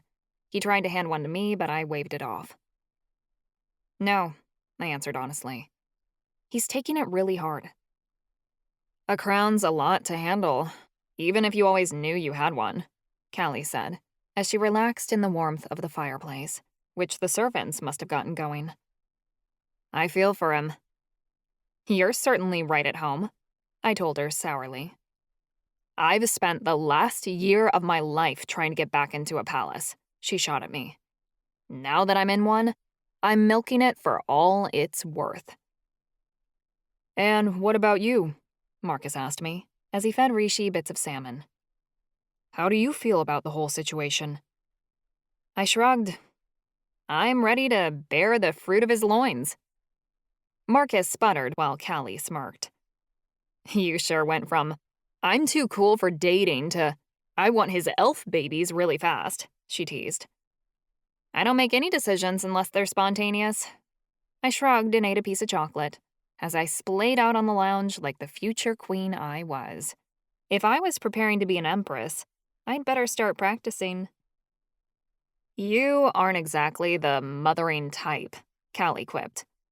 So? I can push a baby out my hoo-ha. Just you wait and see, I shouted obnoxiously. Marcus spat out his wine, and it dribbled down his chin and onto the couch. Callie cackled. The door opened. We all got really quiet as Oberai led Charlie into the room. Charlie sat down on an armchair. I began making a plate for him. I set it on the coffee table beside him, and he started eating. I physically felt his mood lighten through our bond as he consumed dinner, which made me a little more at ease. Oberai seized a steak off one of the carts and began devouring it all by himself, chomping the meat into bits so he could savor every delicious bite. It's not cooked too well, you're being picky, Charlie shot at Oberai. Oberai snuffled and choked up a bit of prime rib, which Rishi scampered over and swallowed. I wrinkled my nose. Aren't we going to decide when we're leaving this place? We can't stay here forever, Marcus said. There's no decision to make, Callie said. Emperor Cassiel said we can't leave, so I guess we just have to listen. She didn't have me fooled. She'd leave if she wanted to, but clearly that wasn't an option to her, seeing as how she was back to being treated like a princess again. Our families are going to worry about us. We can't just up and vanish, Marcus argued. Why not? Callie asked. I'm sure we can get a message to our parents somehow telling them we're safe. It'll be fine. I thought Marcus had a point. We have people back at the Institute, I objected. What about my brother and Opal and Chansey and Ivy? We'll figure out a way to get them here, Callie said. It's just going to take time to break them out. But no one has ever broken out of the Institute, Marcus said nervously. Hello. We escaped the Institute, Callie all but cheered. We did it. We won. We fucking beat the Warden. We never have to go back to that dump ever. Elation ricocheted through my stomach as I realized Callie was right. We had escaped the Institute. The Warden had no idea where we were, and because he didn't know where Forevermore was, he'd never find out. We didn't have to go on the run to escape our sentences. We could literally stay here for the rest of our lives, enjoying Forevermore and avoiding the rest of the world. Screw the prophecy. Though, I don't think this suited Charlie. He sat back in his seat, like the idea of remaining here longer than a few days bothered him. Callie and Marcus got drunk off the rest of the wine and fell asleep on the lounge chairs. Servants came and took our plates away. They asked if we wanted anything else, but Charlie told them that he was tired, and they left us alone. Oberai slept on his back on one of the giant pillows by the fire. Rishi curled up on Oberai's stomach, nose touching tail. Both creatures were completely out of it. I led Charlie back to his bedroom. It was dark inside, lit only by the light of the false moon coming through the balcony. Charlie let his robe fall to the floor and slipped underneath the covers. I hung my robe up on one of the hooks lining the wall and slid into the bed beside Charlie, fully nude. Ancestors. This was the most comfortable bed I'd ever laid in. The pillows felt like clouds, and the silk sheets caressed my bare skin. I curled up in a ball on my side, enjoying the floating feeling the bed gave. The bed's really soft. I know you like that, I offered. And the food's good, too. You have a home now. It's everything you wanted. I wanted us to earn that for ourselves, Charlie said. Not have it be handed to us. I didn't think it mattered how we got what we wanted, so long as we had it. But it apparently mattered to Charlie.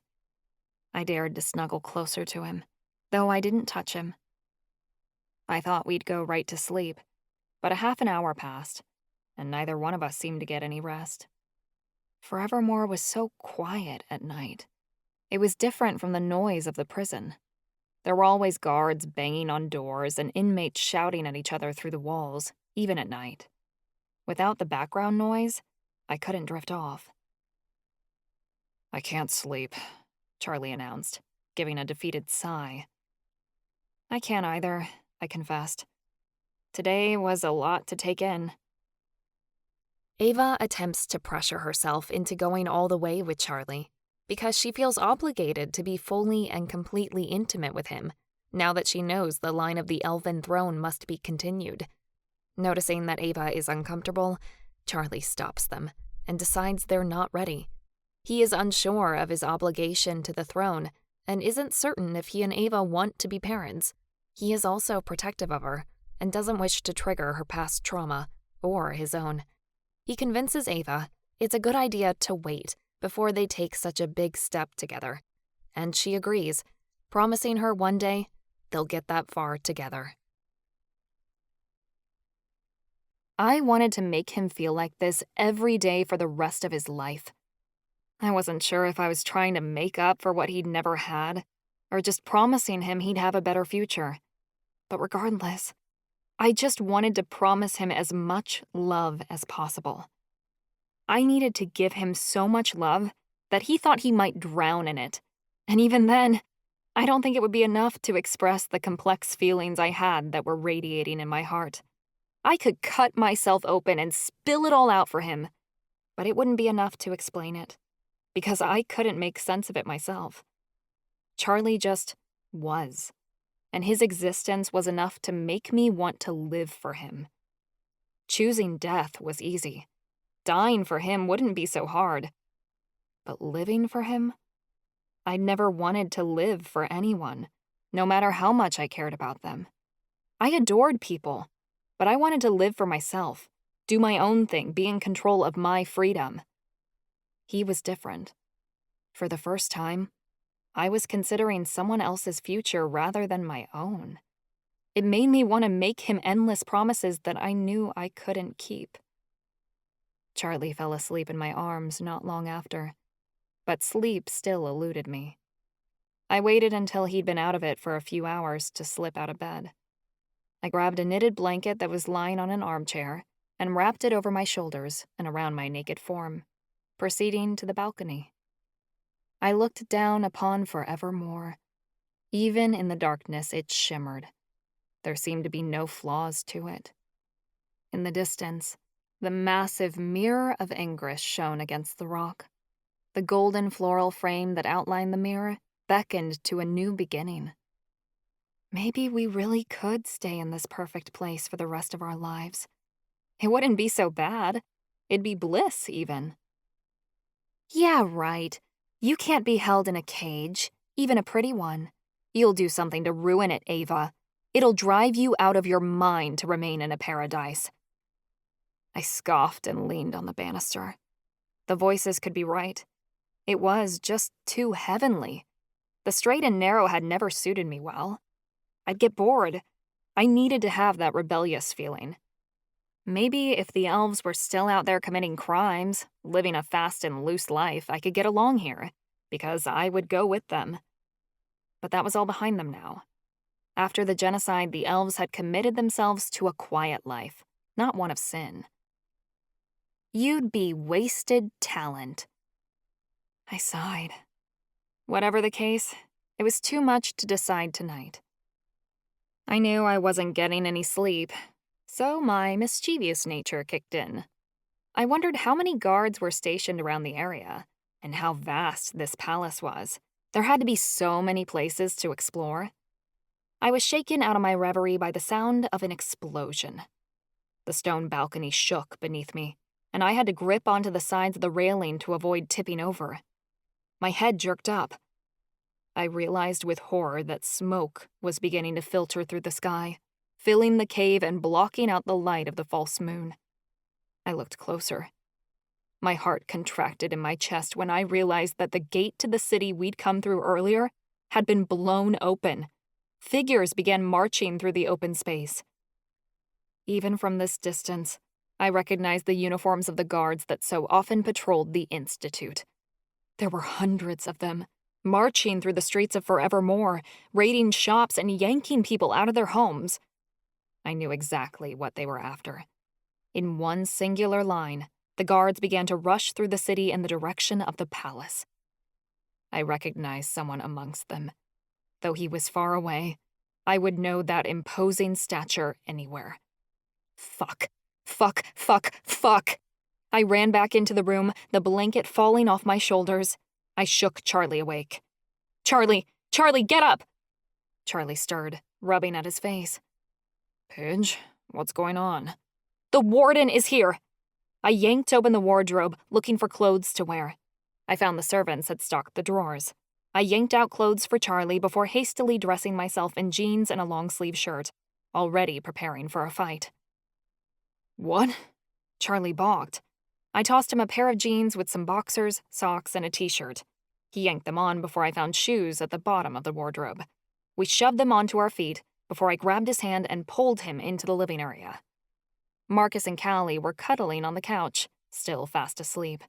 Somehow, they'd ended up entwined in each other's arms, completely out of it. I think they'd been too drunk to notice what they were doing. Great. They decided to look cute the moment our lives were in danger. Typical of them. Get up, I screamed, and I tossed a pillow at them. The city is under attack. The pillow smacked both of them in the face. Marcus pulled his head off Callie's cheek. He drooled on it. Callie stirred in a daze. Both of them shot upward when they heard the sound of screams resonating outside. More explosions echoed through the city. I could hear the sounds of the elves fighting back, swords clashing together as guns were fired in the city streets. Callie was not bothered by the Marcus slobber in the slightest. She wiped it off her cheek and said, "Damn it! Forevermore hasn't been attacked in over 100 years. The night we show up is when shit goes down?" "We're bad luck. Just face it," I told her. Charlie had gone pale, losing color with every dying scream that resonated through Forevermore. Oberai and Rishi were both awake. Oberai had started barking like crazy while Rishi ran in circles. It was at that moment Eddie flung open the door. "Charlie, we need to get you out of here," Eddie began. "The city isn't safe anymore." "But what about the elves?" Charlie asked. "We can't leave them to fend for themselves." "The city is evacuating." Emperor Cassiel entered the room, looking grim. He was flanked by Cameron. He, Eddie, and Charlie's dad were all dressed in elven armor, swords at their sides. "We have contingency plans for things like this. We need to get as many people as we can to the Mirror of Ingress. Getting them through the portal is the only chance we've got." "We can't abandon Forevermore," Charlie shouted. "This is the only safe place the elves have." "We always knew this day would come," Emperor Cassiel said sadly. Fuck, it was too soon. The elven prophecy spoke of a second war breaking Forevermore, but I assumed we had more time, like, a lot more time. "The city isn't safe anymore," Emperor Cassiel said. "And you, Charlie, are our top priority."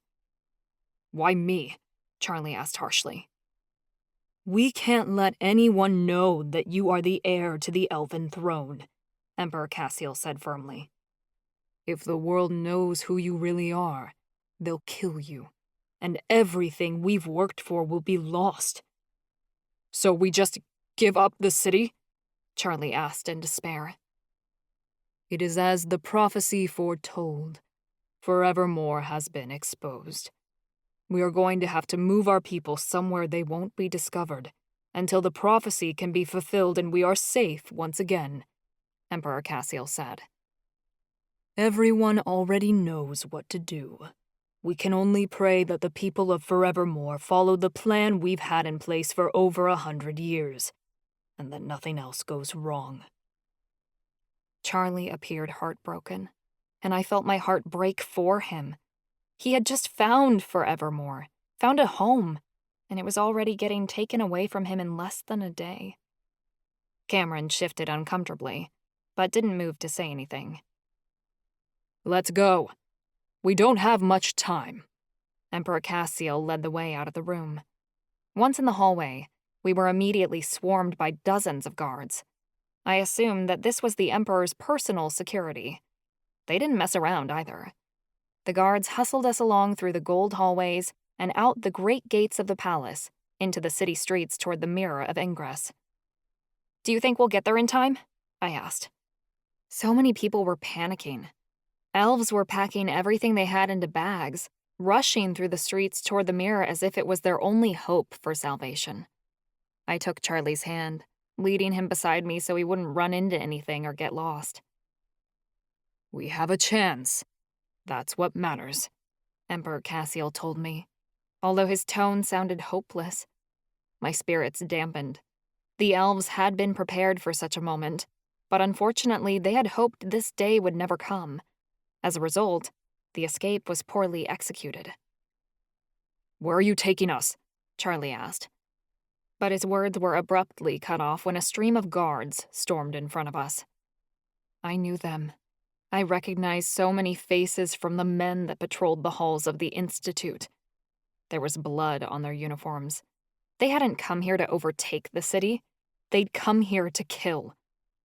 Professor Hemlock was right when she said that finding Forevermore would be a grave mistake. I wished I had listened to her. "Defend the Emperor!" a guard yelled. Immediately, the area turned into a bloodbath. Elven battle magic whizzed by us, fired by the Emperor's guard. But it was chaotic and didn't hit its target. The Institute guards fired their guns into the crowd. And this time, it didn't look like they were shooting Noxite, but actual bullets. So many elves went down. The spray of blood and the stench of innards began to rise around the street as one by one, bodies collapsed onto the stone. It made me sick to watch, to smell. I suppressed a fit of nausea and summoned a fireball. I began tossing my blue fire at the guards. Once it hit their uniforms, they immediately ignited, becoming torches of screaming flame against the darkness of the cavern.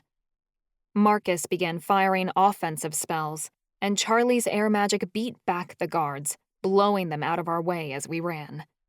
Once the guards were behind us, Charlie used his earth magic to create concaves in the earth, pits that sucked the guards down and prevented them from following us. A couple of guards saw what Charlie was doing and went to stop him, but Eddie immediately placed himself between the guards and his prince, unleashing his sword with a wild yell.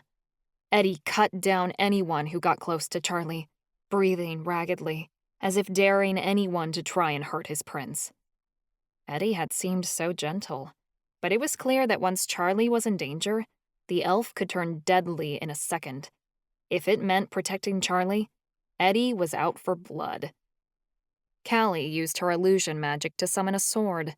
She charged ahead of the group with a wild yell and killed any guards that got in our way.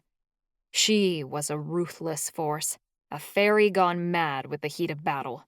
She swung her sword with one hand and used her other to cast harsh spells at the same time, making a small pathway that we could escape through.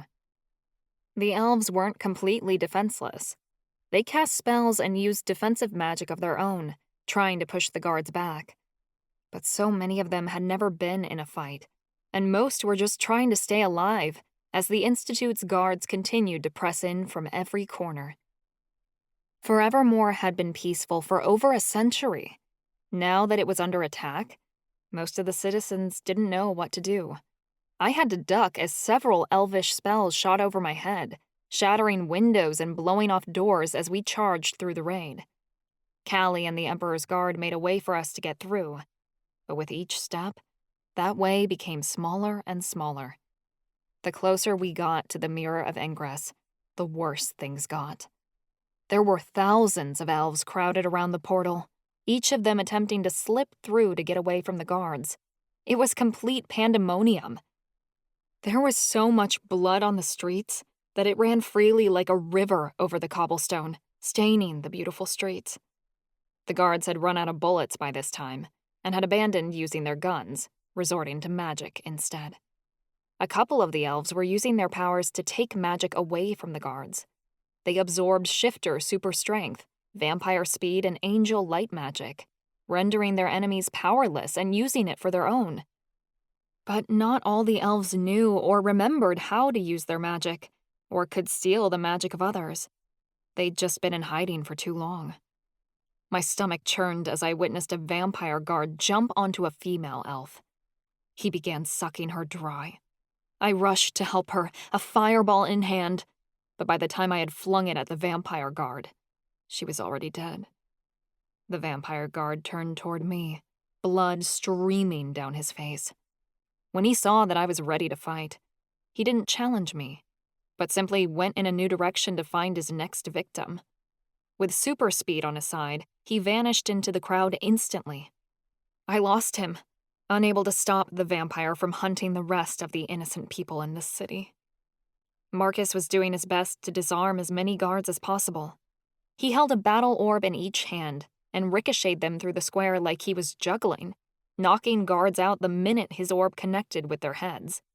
Rishi clawed at the eyes of guards, and Obereye changed into a unicorn, lowering her horn and shooting off fireballs as quickly as she could cast them. Her fire smashed into nearby buildings and ignited them, lighting the city on fire in what seemed seconds. Shifter guards that could transform into creatures like dragons and griffins were ripping the elves apart. Rage flashed upon Charlie's face. He lifted his hand and, with a wild yell, cast a spinning whirlwind at a whole battalion of guards. It lifted them up, tossing them over the length of the city and sending them to ancestors only knew where. I summoned water from a nearby fountain and splashed it upon the feet of nearby guards, freezing them in place so they couldn't move. The guards wrenched at my ice, but my magic held them. Then, the night illusion over the cave broke, and the false moon went out, leaving the cave completely dark. Elves cried out in terror. The only light in the caves that remained was the fire that had overtaken the buildings. Fear overtook me. With the fires eating up all the oxygen in the cave, we'd soon cease to breathe. But neither could we put them out, because if we did, that would leave us all in total darkness. I lifted a fireball over my head to light my path as I continued onward. Charlie was stubborn, continuing to fight even when it was clear that all was lost. He cast air funnels in any direction that he heard a guard, although I was sorry to say that some of those tunnels ended up hitting elves instead of enemies. Charlie had no idea where he was casting. He was shooting off spells in every direction. He was so frantic to save Forevermore, he was hurting more elves than he was helping. "Charlie," Cameron screamed. "we have to leave them." "We can't abandon everyone," Charlie replied. He seemed at the edge of madness, a delirium in his eyes that told me he would die here if it meant preserving the lives of people that he now felt responsible for. "You are the heir to the throne and the prophesized one," Cameron cried. "The survival of the elves depends on you staying alive." Cameron didn't wait for Charlie to protest. He grabbed Charlie by the arm and hauled him away, toward the mirror of ingress. Since Charlie was blind, he didn't know where his father was taking him. I felt rage at Cameron for forcing Charlie to follow his orders, but I knew if we stayed here, all of us would be dead. Institute guards swarmed into the cave, and they were beginning to outnumber the citizens of Forevermore. I wasn't sure how many people the Warden had hired to come down here, or what he had promised them, but I knew if the elves had any hope of survival, it wasn't beneath Dark Island. As we got closer to the mirror of ingress, space became non-existent. Bodies were packed so tightly together that I couldn't move. I felt squished between the frantic elves who were trying to escape through the portal. Air left my lungs as I was slowly suffocated within the crowd. Callie, Marcus, and Charlie were already far ahead of me. Somehow, I had gotten left behind. "Ava!" Charlie screamed, desperately fighting against his father to get to me. He didn't know where I was, but he knew through our bond that I was in deep trouble and that I wasn't beside him. I had so little breath from being crushed within the crowd that I couldn't call out to him. Someone shoved into my back and I fell over. I screamed aloud as I felt people stepping on me from above, mashing my lungs and delivering bruises to my bones. I was going to be trampled by the panicking crowd. My eyes rolled in the back of my head, and everything went dark as I passed out. I was startled awake by the sound of the earth breaking beside me. The ground shook with a powerful quake, and everyone in my immediate proximity fell over. I heard Oberei's strong whinny as she came rushing to me. And suddenly, Charlie was there. He lifted me up into his arms and cradled me against him, brushing back my hair. Pidge, are you all right? "I'll make it," I breathed. It felt like I had bruised lungs. I put a hand to my pained side as I said, "The mirror, Charlie. We're nearly there." He gasped and tried to heft me up beside him so I could show him the way. Except there was a problem. I was so beaten I could barely walk. I still needed time to recover from being trampled, but there was no time. The mirror was only a few yards away, but it still looked so far. I wasn't sure how long I'd been unconscious, but it must have been a few minutes at least. By this time, the city had started to empty. I watched as Elves stepped through the portal, disappearing to somewhere else. We hadn't been told where. By now the guards were blocking the way, forming a line to prevent any more Elves from getting through the mirror of ingress. It appeared most of the citizens had gotten out, but the Elves who hadn't escaped or been killed were being arrested, put into handcuffs by guards. Noxite didn't work on Elves, but handcuffs were still handcuffs, and they were strong, fortified with strong metal to hold supernaturals. It terrified me that I didn't know what the Warden wanted to do with them, or why he wanted to take them prisoner. Emperor Cassiel and Cameron both waited by the mirror of ingress, petrified as they observed the distance from them to Charlie. Cameron cradled his arm like it was broken. Charlie must have hurt his dad to get to me. Callie and Marcus stood beside them, unsure of what to do or how to break the line of guards blocking our way. I knew we could make it. We just had to— "I believe the time for your rebellion has come to an end." A hated, condescending voice cooed behind me. Charlie turned us both, and I came face to face with the man I despised most in the world, the Warden. He wore no blood or dirt from battle, as if he preferred to let others do his dirty work for him. He wasn't even wearing defensive armor. He had on a clean suit, his hair combed back as if this was a business meeting and not a raid. His cruel face was cast in firelight as he approached, like some demonic being from hell itself. I managed to find the strength to stand as I turned toward the Warden, summoning a fireball in one hand and a water ball in the other. "You'll never take me alive," I threatened, fully intent to shove both down the Warden's throat. "You touch me, this is all over," the Warden replied coolly. "You are outnumbered, Miss Maito. I advise you to put your magic down. If you come quietly, this will go smoothly." "Come quietly? I'd rather die," I growled. The Warden had destroyed Forevermore. I wasn't getting out of this cave without destroying him. "I don't think that's wise," the Warden said. "I thank the four of you for setting off all the traps and showing me the way to the city. I have failed to find Forevermore for years, but you guided the way. Well done." The Warden gave a dark laugh. "You should be a little more careful during your phone conversations, Miss Maito," the Warden said coyly. "You never know who might be listening in, though I never expected you might be a chosen one. How gifted you are. You are more special than I ever imagined you to be." Marcus was right. They had been tapping the phones. The Warden knew about my prophecy. Some way or another he'd found out. probably by eavesdropping on my conversations with my parents. And he'd been watching me. He'd been hoping I'd lead him to forevermore all along. I gritted my teeth, and the warden rambled on. Did you assume we didn't look to see where the Noxite cuffs tracked you during your little exploration on the field trip? The warden asked. I knew you and your companions went to the Elven Gate in search of forevermore, and that you'd want to start poking around the island to look for it.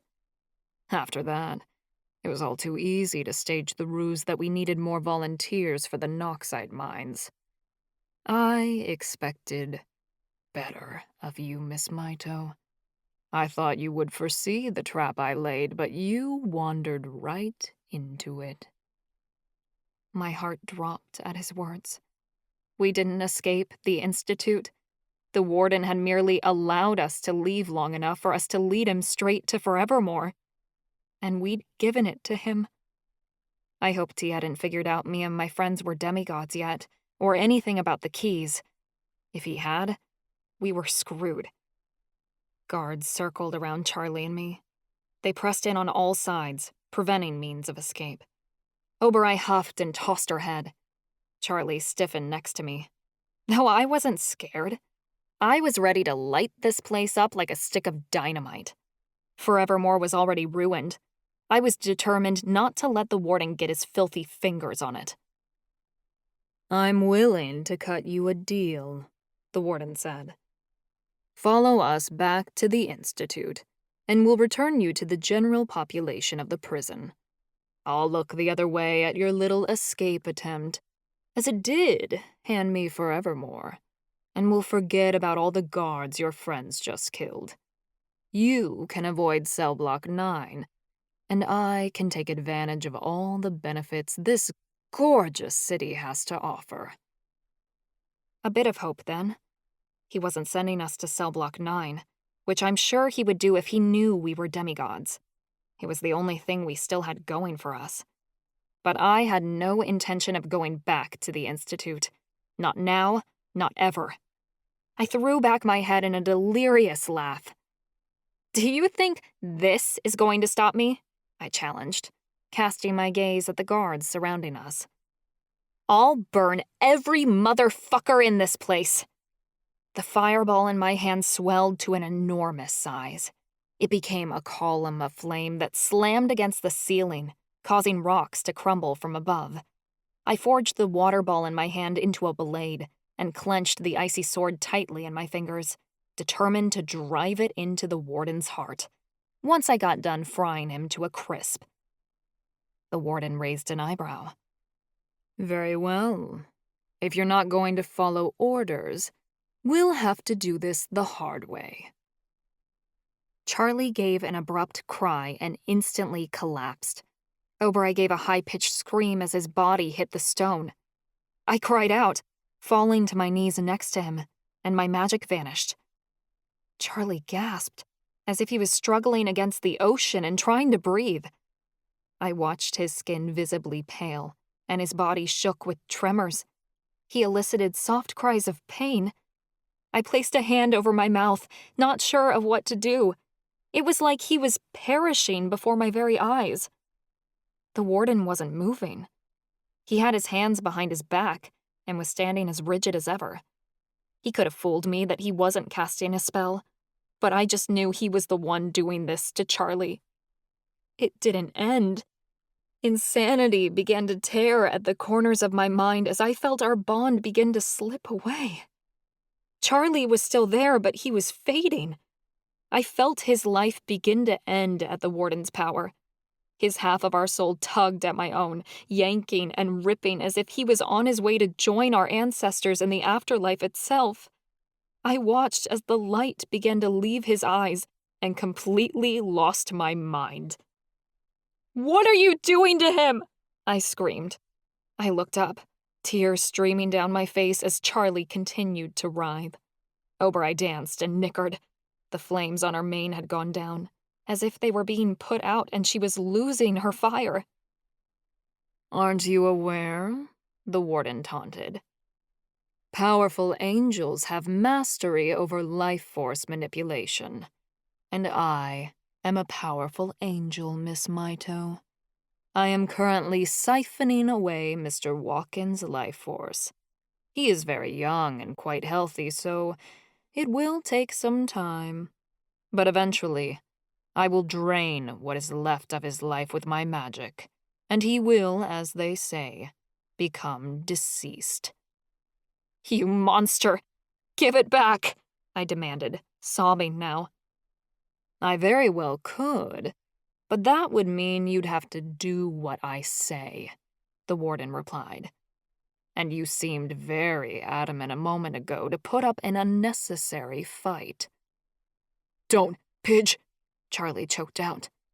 Don't go with him. His voice was raspy and rattled, like he was on the edge of death. It cut me to the core to hear. With each breath, I felt Charlie's tie to me and Obereye grow weaker. He was struggling to breathe.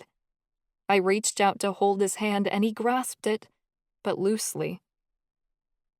I know you and your friends are very powerful, but keep in mind that I don't need all of you, the warden said.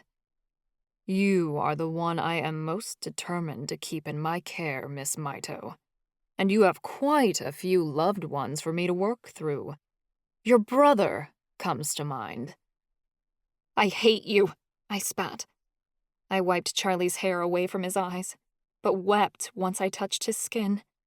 It was ice cold. Hate me all you like, but it's not going to change the outcome, the warden said. You have 5 minutes to make up your mind. That should be enough time for me to drain out the rest of Mr. Walken's life force. What's left of it anyway? Charlie!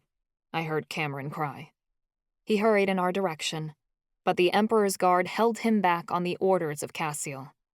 It was obvious the ruler was on the brink of making a tough decision. Go! I screamed.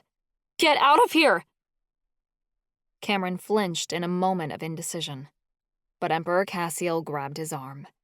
The Emperor rushed through the portal, along with Cameron and all the Emperor's guard. In seconds, they'd passed through the mirror of ingress into another place. A couple of Institute guards went to follow the Emperor through the mirror, but once the Emperor passed through the portal, the mirror completely shattered. Glass rained down from above, cutting into the uniforms and skin of guards. They screamed, and I felt a small bit of victory at the Emperor's escape. At least the guards wouldn't be able to follow wherever the elves had gone. But they were lost to us now. Who knew where they had gone to hide? I put a hand to Charlie's chest. Horror rushed into my veins as I realized his heartbeat was starting to slow, on the brink of failure. I cast a pleading glance at the warden. Don't hurt him! Punish me! I yelled. Hurt me! I'm sorry, but you and I both know you have a high tolerance for pain. And if torturing someone else is the only way to get you to listen, then so be it, the warden hissed. I told you when you arrived here that I will break you. And make no mistake, I will break you. Charlie's skin turned from pale to yellow, and I knew the warden's words were true. He would employ any means necessary if it meant breaking my spirit, even if it meant hurting or even killing someone who was innocent. Someone connected to me, whom I loved. I heard Eddie scream. He came out of nowhere, rushing forward with his sword aloft to stab the warden and protect his prince. But before he even got close, a couple of guards blocked his way. They yanked Eddie's sword from his hand and punched him in the gut, making him double over. The guards struck Eddie across the face, and as a punch landed on his cheek, he passed out. Eddie was put in cuffs, dragged away to be held with the rest of the elven prisoners. I heard footsteps as Callie and Marcus hurried to our sides. The guards had let them through and into the circle, but that was our mistake because now all of us were trapped. Ava, do something, Marcus pleaded. He was on his hands and knees at Charlie's side, completely terrified. Callie's gaze flashed from me to the guards, as if she wasn't sure if we should fight or give in. I love you, Charlie whispered. Tears fell from my eyes onto his face. He wouldn't say that if he didn't think it was time for him to go. The other half of my soul was so far away now. I could feel Charlie's spirit on the brink, ready to detach from mine and pass into the ancestral lands. The movement would rip my soul in half. I was sure I'd die from it. Oberei's black eyes landed on me, and then I knew. Charlie wouldn't survive this if the Warden didn't stop his assault. He had to lift his magic. Otherwise, Charlie wouldn't make it. He was dying before my very eyes, and there was only one thing I could do to make it stop. The Warden looked down upon me with a cruel gaze. Are we willing to comply yet, Miss Mito? I bowed my head. Yes, please, I said. I'll do anything. I give in. I'm glad you've come to your senses. The Warden took a step back, and immediately the spell lifted. Charlie took a deep gasp, as if it were the first breath of life. I wept as I watched the color come back into his face and light ignite in his eyes. His skin became warm again, and as I laid a hand on his chest, I felt with relief his heart beating wildly against his ribcage. Charlie slowly sat up with the help of Callie and Marcus. His head lolled. I feel so sick, Charlie murmured. Nausea crossed through our bond, though it wasn't from me. I'm too weak to stand. Lean on me, man, Marcus said. Both Callie and Marcus got up, and they hefted Charlie to his feet. He had to lean on both of them in order to stay upright. They managed to get him onto Oberei's back, though he slumped forward immediately. Marcus and I each took a side to catch him if he fell off. Callie held Rishi in her arms. The cat's hair stood straight up, like he'd been spooked. You're alive. I brushed back Charlie's hair yet again and tried to see my way through the tears. Barely, Charlie breathed, and I kissed his face. A guard came marching up to the Warden, who'd failed to be affected by the scene. Heartless and motionless bastard. The guard straightened to attention in front of the Warden. Sir, we have 40 elven prisoners as you requested, the guard said. What would you like us to do with them? Take those 23 and younger to the Institute, the Warden instructed. All the rest, drag them to the adult penitentiary on the island. Yes, sir, the guard said, nodding shortly. He turned back to the group of guards that had contained Eddie. Elven prisoners were taken by force back through the stone gate, handcuffed and completely helpless. Sir, do you want us to cuff them? Another guard asked, motioning his head to me and my friends. I don't think that will be necessary, the Warden replied. They've been sufficiently trained. A burning ember of resentment sparked in me, but it quickly died out when I glanced at Charlie. 20 guards circled around my friends and me. They marched us through the broken remnants of the city, which was still burning and filling the cave with smoke. I expected us to go back through the traps again, but once we got out of the stone gate, the guards took us down a different tunnel, one that had been newly dug by a Navita guard, most likely that night. I bet the Warden and a couple of his guards had followed us through the traps. Then, once they'd gotten to the door that led to the city, he went back to the prison and got as many guards as he could, and dug a new tunnel down here to funnel his army into. That's why it took them so long to attack the city after we arrived. We'd been so stupid. The immensity of our mistakes, my mistake really, warred with me from the inside out. The guards were dragging us back to the Institute, and the Warden was pillaging the city that the Elves had called home for over 100 years. As we walked, a verse from my prophecy broke into my head. A discovery of the Ancient Ones on the Island of Shadow will change the course of our universe. A chill crept over my skin as I realized it had already been done.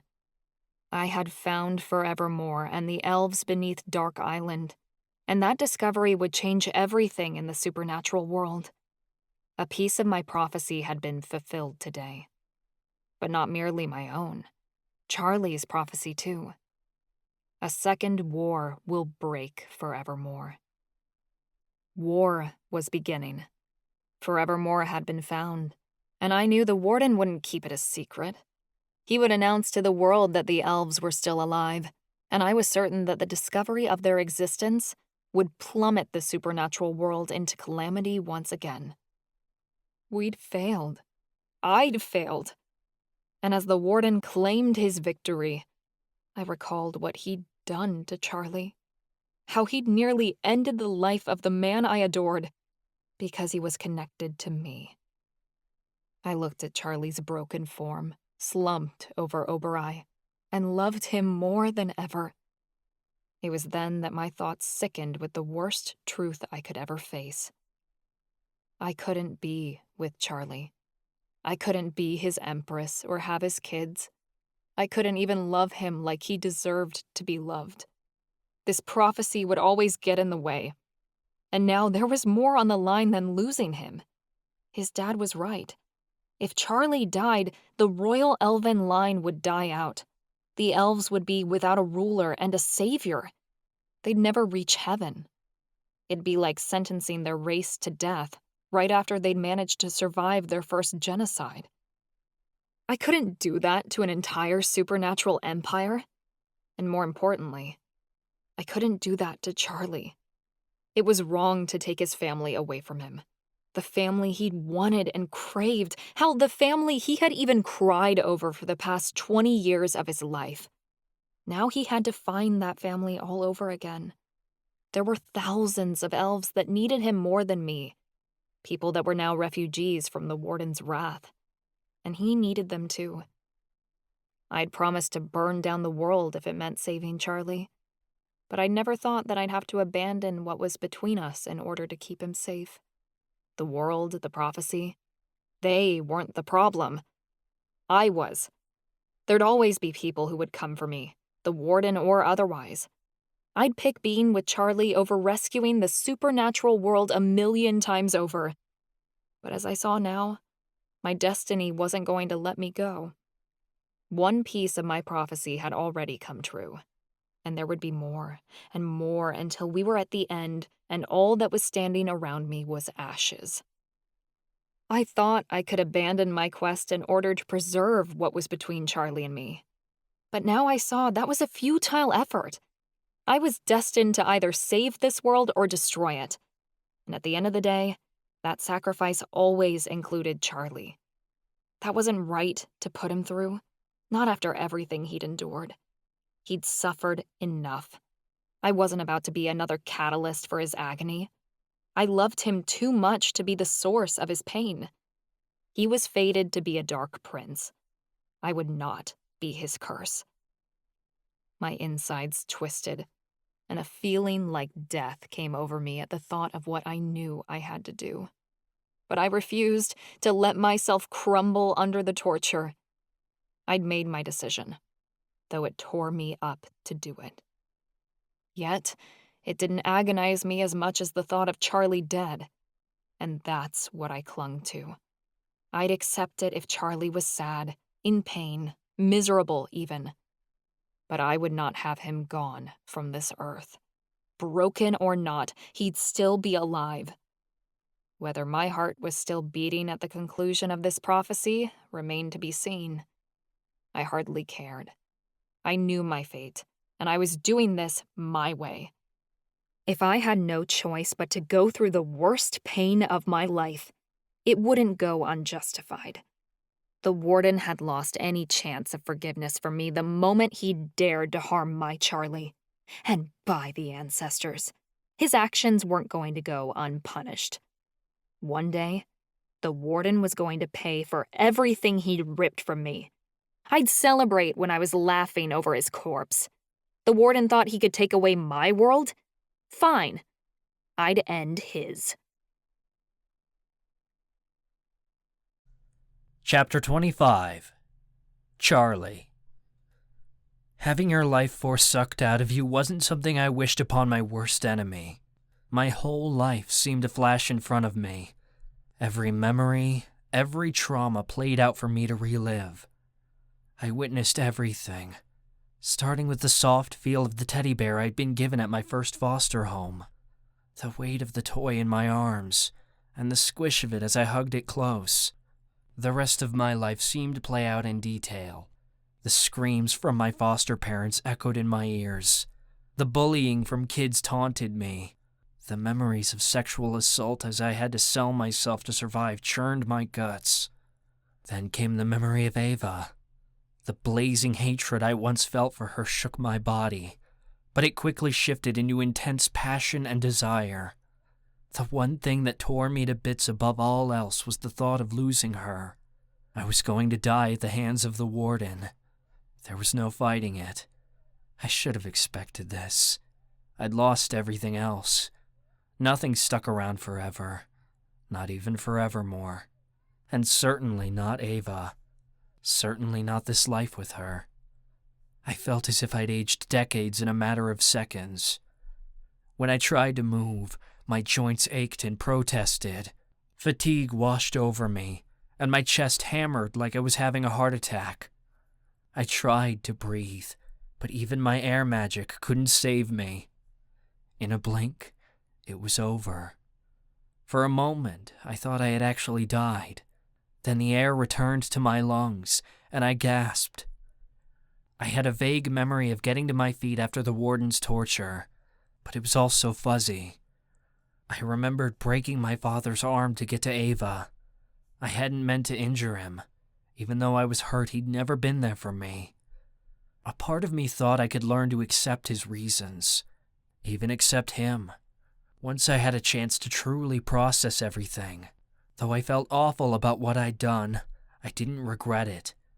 I'd said I'd do anything for Ava, and I meant it. I woke up in the infirmary several days later, though I didn't know where I was at first. I felt as if I'd been trampled by a stampede of dragons as I pushed myself upright. My fingers trailed over the sheet covering me, and footsteps came from the other end of the large room. I inhaled the scent of disinfectant and realized I was back at the Institute, somewhere in the infirmary. Beside me, Oberoi barked. He jumped onto my bed and licked my hand. I blew a sigh of relief. We made it out of Forevermore. Where did you think you'd gone? Oberoi asked sarcastically. I'm not sure, I admitted. I hadn't really had any concept of time. Is Ava okay? I reached out through the bond for her and felt her close by. Excitement twinged through the bond, like she was happy I was finally awake. But she shut it down a moment later. I tried to reach for her again, but she'd thrown up a brick wall between us. My guts sank at the rejection. I had no idea why she felt the need to shut me out. After everything we'd been through recently, I needed her right now. If she isn't okay, I'm not sure who's been bringing you those flowers, Oberoi said dryly. I reached to the table beside my bed to see what he was talking about. My fingers touched soft petals. It was the end of the semester, and springtime now. Ava must have picked them out of the prison yard and brought them here. Some of the flowers were wilted, indicating how long I'd been here. I took one of them in my fingers and tugged on my magic, to test how badly the Warden had truly hurt me. The flower stem curled in my fingers, and petals rained down onto the bed. The flower died, though my body surged with powerful magic. I was just too sad to bring it back to life. Ava had shut me out. My father and grandfather were gone, and I'd only just found them. As scared as I'd been about learning the truth of my heritage, I'd thought I could make Forevermore my home. The city had been a wonder beyond my wildest dreams. I'd never slept in a bed so comfortable or tasted food so sweet. But it was too good to be true, and I had lost it, like I always did. "Lie back down," a nurse said as she came to my bedside. "You aren't well." "No shit, lady," Oberoi huffed in my mind. "You gonna stand there and state the obvious all day?" He was clearly perturbed. "It's fine," I said, more to Oberoi than the nurse. "I'm fine." Except I moved too quickly to lie down, and my head spun. The nurse offered me meds, but I refused. I didn't trust anything the warden might possibly have prescribed. The infirmary went quiet, and I had nothing but time to think. It was agonizing. I wished I could just pass out for another week, so I wouldn't have to think about it.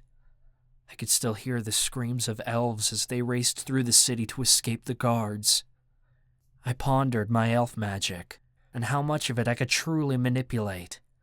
The last thing I wanted was for the warden to learn I had elf blood. He'd been experimenting on students to get to Forevermore. I didn't know what he intended to do now that he'd found the city. Probably strip it of its gold and riches. But that didn't mean his quest for power was over. If he found out what I was, a demigod and the next in line for the elven throne, he would use me for sure. I was released from the infirmary the following day, once I managed to convince the nurses I could stand on my own. Angel magic was not something you wanted to fuck with. My whole body ached as I headed toward my cell. I didn't really want to go there, but I didn't know where else to go. Ava hadn't reached out to me, and that wall she'd put up held strong. I was too depressed to pay attention to where I was going, so I held on to Oberoi as he walked me through the halls. As I passed by the villain's den, loud conversation caught my attention. Something played on the TV, but so many people spoke amongst themselves that I couldn't make it out. "I bet there are thousands of elves left," someone said. I nudged Oberoi, and he led me toward the door. I could feel the tension in the room the second I stepped inside. As I listened, I realized the Supernatural news channel was playing. A broadcasting station accessed only through private servers. "Many are struggling to understand the sudden reappearance of the elves," a newscaster said on TV. "But the greater question stands. What alliances might form, and what does this mean for the supernatural community? Stay tuned for an expert testimony." I stopped listening when someone called my name. "Charlie, how the hell are you?" He clapped my shoulder, and I realized it was Chansey. I shrugged. "Surviving, I guess. What's going on?" So many conversations were happening at once that I had a hard time picking up on just one. All I could tell was that everyone was talking about the elves. Chansey took my shoulder and guided me away from the TV. He lowered his voice. "Things have been strange the last couple of days, ever since you guys got back from Forevermore." "You know about that?" I gaped. "Marcus couldn't keep his mouth shut," Chansey said. I groaned. "Not like that," he said quickly. "He only told me, Ivy, Opal, and Ez the truth. I guess Callie and Ava have been avoiding him, and you were in the infirmary. He needed someone to talk to." "Callie and Ava are avoiding him?" I asked. "Why?" "I know how to get my hands on information," Chansey said. "But don't ask me to explain why girls do the stuff they do. I don't know why they're avoiding Marcus. If he has any clue, he left it out of his version of the story." I think I already knew. Ava was avoiding me, too, and I felt the unease as well. Guilt permeated my bones. I hadn't let myself go there just yet, but it was bubbling to the surface. Sooner or later, I wouldn't be able to push it down. They were dead.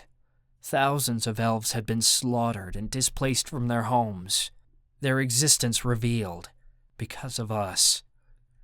We all had baggage we carried around daily. With this, it just became too much to bear. I wasn't sure any of us had the strength left in us to keep dragging this shit around. The guilt had broken us all. "How much does everyone know?" I asked. "They know the four of you broke out," he said. "It was a big deal when you four disappeared after the explosion at the mines. Marcus said Callie cast an illusion, but you guys weren't back by the time it faded. We all knew something was up. We just didn't know what until you guys returned. And with a bunch of elves, too. It's kind of surreal. Did they find the rest of the elves? I asked, holding my breath. The ones that escaped? No, nobody knows what happened to them. Right now, all anyone knows is that the elves are still out there. We don't know what's going to happen next. Everyone seems to think another war is going to break out. I stilled. Had we started the war the prophecy spoke of? I'd been trying so long to stop the prophecy and to keep it out of Ava's reach. And it was still coming true. It didn't seem to matter how much I tried to protect her. There was only one thing left I could think to try. My stomach dropped out of my abdomen. This would be the hardest thing I'd ever done. Worse than the trauma I'd endured as a kid. Worse than witnessing the slaughter of the elves in Forevermore. The Warden could take my life force all over again, and it wouldn't be as bad as what I was about to do. And yet the decision seemed so easy, because it felt as if the choice had already been made for me. My throat closed up, but I managed to force out. Thanks for the info, Chansey. I'll catch up with you later. I nudged Oberoi and spoke to him in my mind. Take me to Ava. Oberoi let out a soft whine. She doesn't want to see you right now. I don't care, I replied. I need to see her. Charlie. Oberoi used a sharp tone, as if warning me of something. He was taking Ava's side, but I couldn't stand being shut out like this right now. Fine, I'll find her myself. I huffed at Oberoi before storming out of the room. My shoulder slammed into the doorframe, but I yanked the door shut behind me and kept on moving. The door to the villain's den was almost always open, but I didn't want Oberoi following me. He barked through the door and screamed in my mind. Come back here, young man! I scoffed. He couldn't tell me what to do. Navigating the halls of the Institute was difficult without Oberoi. I could get to my classes without him, because I knew the landmarks and counted my steps. But when I wandered, I easily got lost. I turned a couple of hallways to lose Oberoi, but I didn't really know where I was going. Pidge, please let me in, I begged in my mind. She couldn't hear me the way Oberoi could, but she could feel me reaching out to her. She shut me down, as if telling me to go away. Come on, Ava. We need to talk. Where are you? She shied away from the connection, but a mix of emotions slipped through. Sorrow and guilt, combined with a sense of safety. There was only one place I could think of that would make her feel safe. I turned around and wandered the halls until I heard voices coming from the cafeteria. Once I knew where I was, it was easier to navigate. I calmed my breath so I could focus on my surroundings. I counted my steps as I wove through the halls. I went up a stairway until I came to the door that led outside. I opened the door, and Ava gasped at the sound. My heart surged when I heard her. It felt so freaking good, but it crumbled a moment later. This was not a meeting to be happy about. Charlie, Ava breathed as I stepped onto the balcony. Chilly air brushed across my arms, and the cloud cover was so thick I couldn't feel the sunlight. What are you doing here? I thought I made it pretty clear I wanted to be alone. You had plenty of time to be alone while I was in the infirmary, I reminded her. I wasn't harsh about it, but it came out sounding less than friendly. We need to talk. What I need is space, she argued. I sensed she meant it on a deeper level, and that fucking hurt. I kept my voice steady. I know you, Pidge. You don't need space.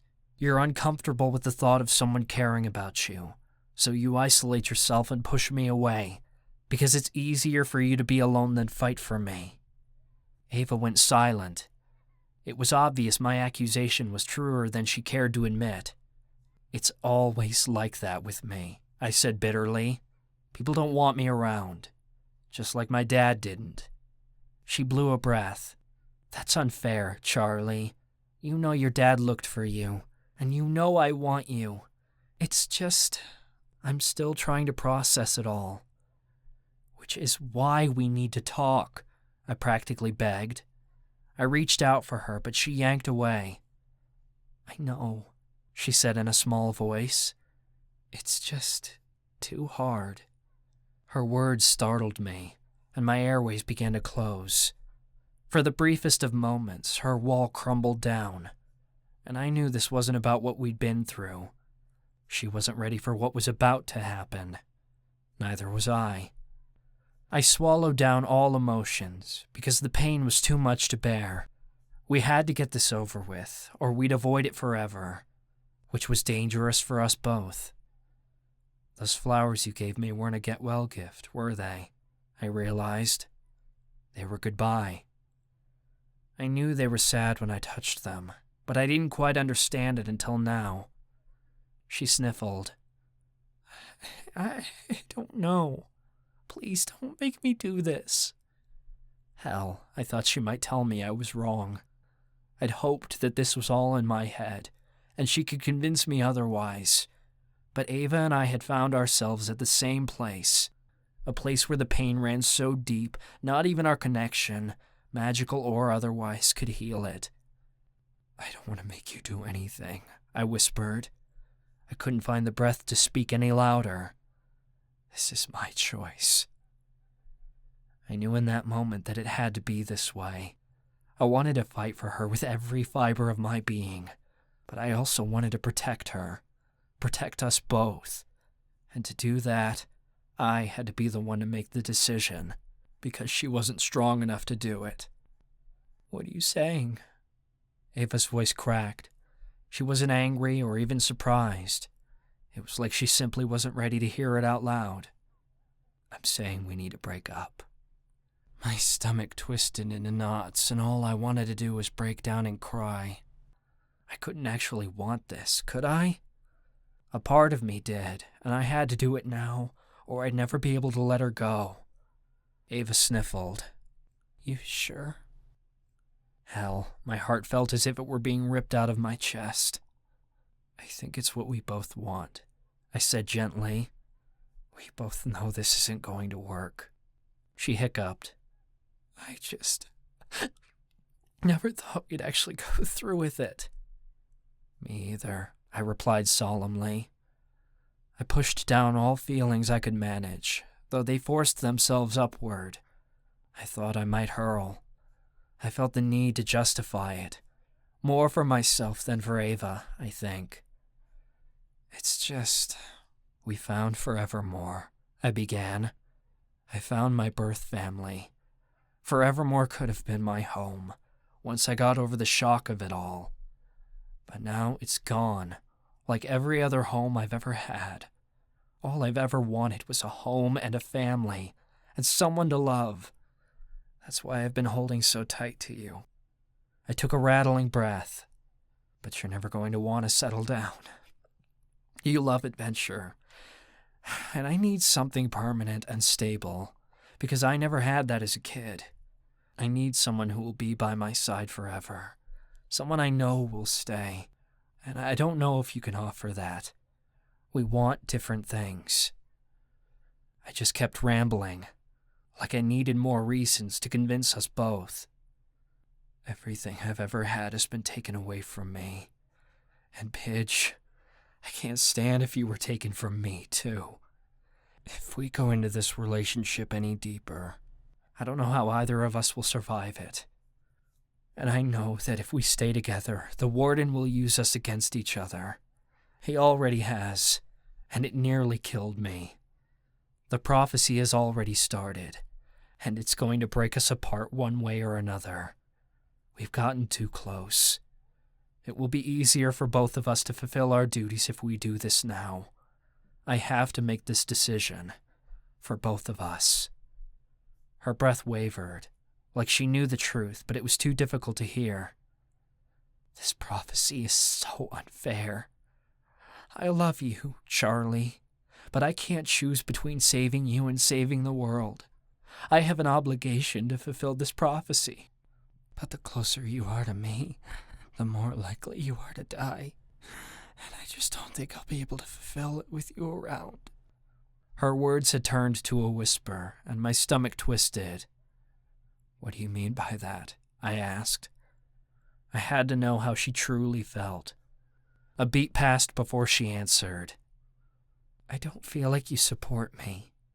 Every time I get close to answers, you seem to have some sort of excuse as to why we can't do it. It's like you've been trying to sabotage me the whole time." I said nothing, and Ava hitched a breath. "That's because you have tried, haven't you?" I crossed my arms in front of my stomach. I felt so cold. "I took the Elven books from the library and buried them," I admitted. I didn't want us getting any closer to the truth. "You took my key when we were fooling around in the woods, didn't you?" Ava accused. "I didn't lose it. You stole it." My voice had withered away inside my throat. Ava's tone was heartbroken. "I can't. It's hard for me to be vulnerable in that way. Do you think I can just take my clothes off and fuck around with anyone without it being scary? Because I did. Because I felt safe. And I thought that was a moment where I could trust you. I'm really disappointed in you." I couldn't defend myself. It had been a shitty thing to do then, and I felt worse about it now. Ava's voice grew angry. "You're always saying everything is too dangerous. And you're right. It is dangerous. But I knew that when I learned about the prophecy. I'm willing to face the danger, but I get that you're not. Even if you don't want to fulfill your prophecy, I have to fulfill mine. I don't want to force you to follow me when it could get you killed." I gaped. How did I even begin to explain this? "Bitch, you think I said all that stuff because I was scared for myself? Hell no. I was scared for you. I know it's dangerous." "No, you don't know," I choked. "You have no idea how dangerous this truly is." "I'm not." She cut off when she realized something. "Wait, do you know something about the prophecy that I don't?" I pressed my lips together and didn't speak. "Charlie, you have to tell me," she demanded. "I'm not supposed to," I said. "It could hurt you even more. Your aunt said it would compromise the outcome of the prophecy." "How can I do my job as the chosen one without knowing everything about the prophecy?" Ava demanded. She sounded agonized that her aunt had hidden this from her. "Because if you knew what the rest of it said, you wouldn't keep pursuing it." "Then you'll have your wish," she stated. "You don't want me doing this anyway." My heart gave a jolt. I'd been so scared of telling her the truth, thinking that doing so would doom her. But maybe she was right. Maybe this was the choice my prophecy piece spoke of. A choice will be made by the twin of her soul. It is his choice to damn the realm or save us all. Perhaps this was how I fulfilled my piece. Breaking up sure as hell felt like a fate worse than death. Damn it all. I knew I'd do anything to save Ava, even if it meant letting her go. "A choice will be made by the twin of her soul," I began. I'd memorized the words months ago, but they still tore me apart to hear aloud. "To save her and damn the realm, or curse her and save us all. A fate worse than death is the chosen one's destiny." I gave a heavy sigh. "The prophecy says that I'm going to hurt you in order to save the world. Deliver you a fate worse than death. Your aunt foresaw it." A sob broke from my chest, but that was all I allowed. I shoved the rest downward, because I couldn't handle anything more. "Pidge," I rasped. "I can't keep doing this.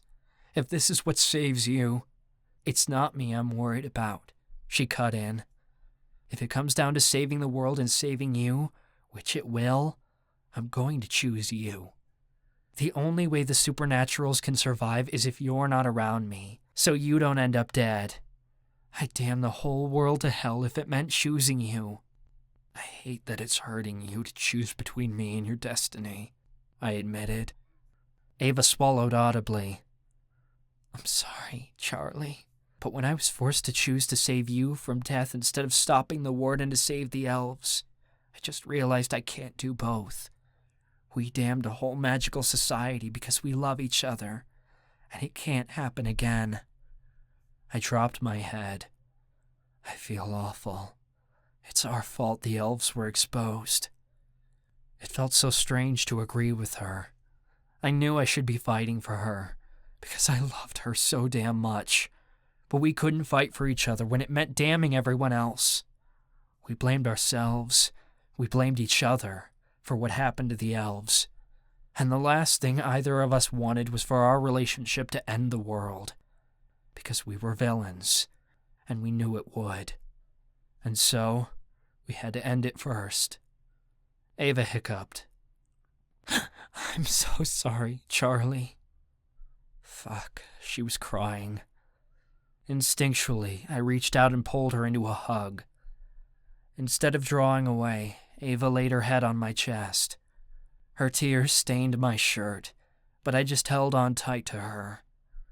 I wanted this moment to last forever, no matter how much it hurt, because I knew this was the last time I was ever going to hold her. What are we going to do about Obereye? Ava asked in a wavering tone.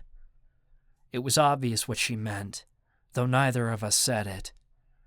We were connected through a soul bond, and Obereye would always be that bridge for us. But as for the rest of it, it was just too painful. Ava and I could no longer be friends. Hell, I didn't know if any of us would be friends anymore. Not after what we endured in Forevermore. I wasn't just losing Ava. I was losing Callie and Marcus, too. We'll share custody.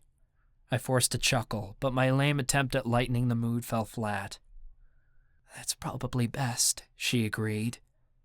I guess this is goodbye. Her words forged a chasm between us, and I physically felt the hole that formed in our bond. The two halves of our souls split, as if they couldn't bear to be together anymore. It was so strange, like the time before I had met Ava.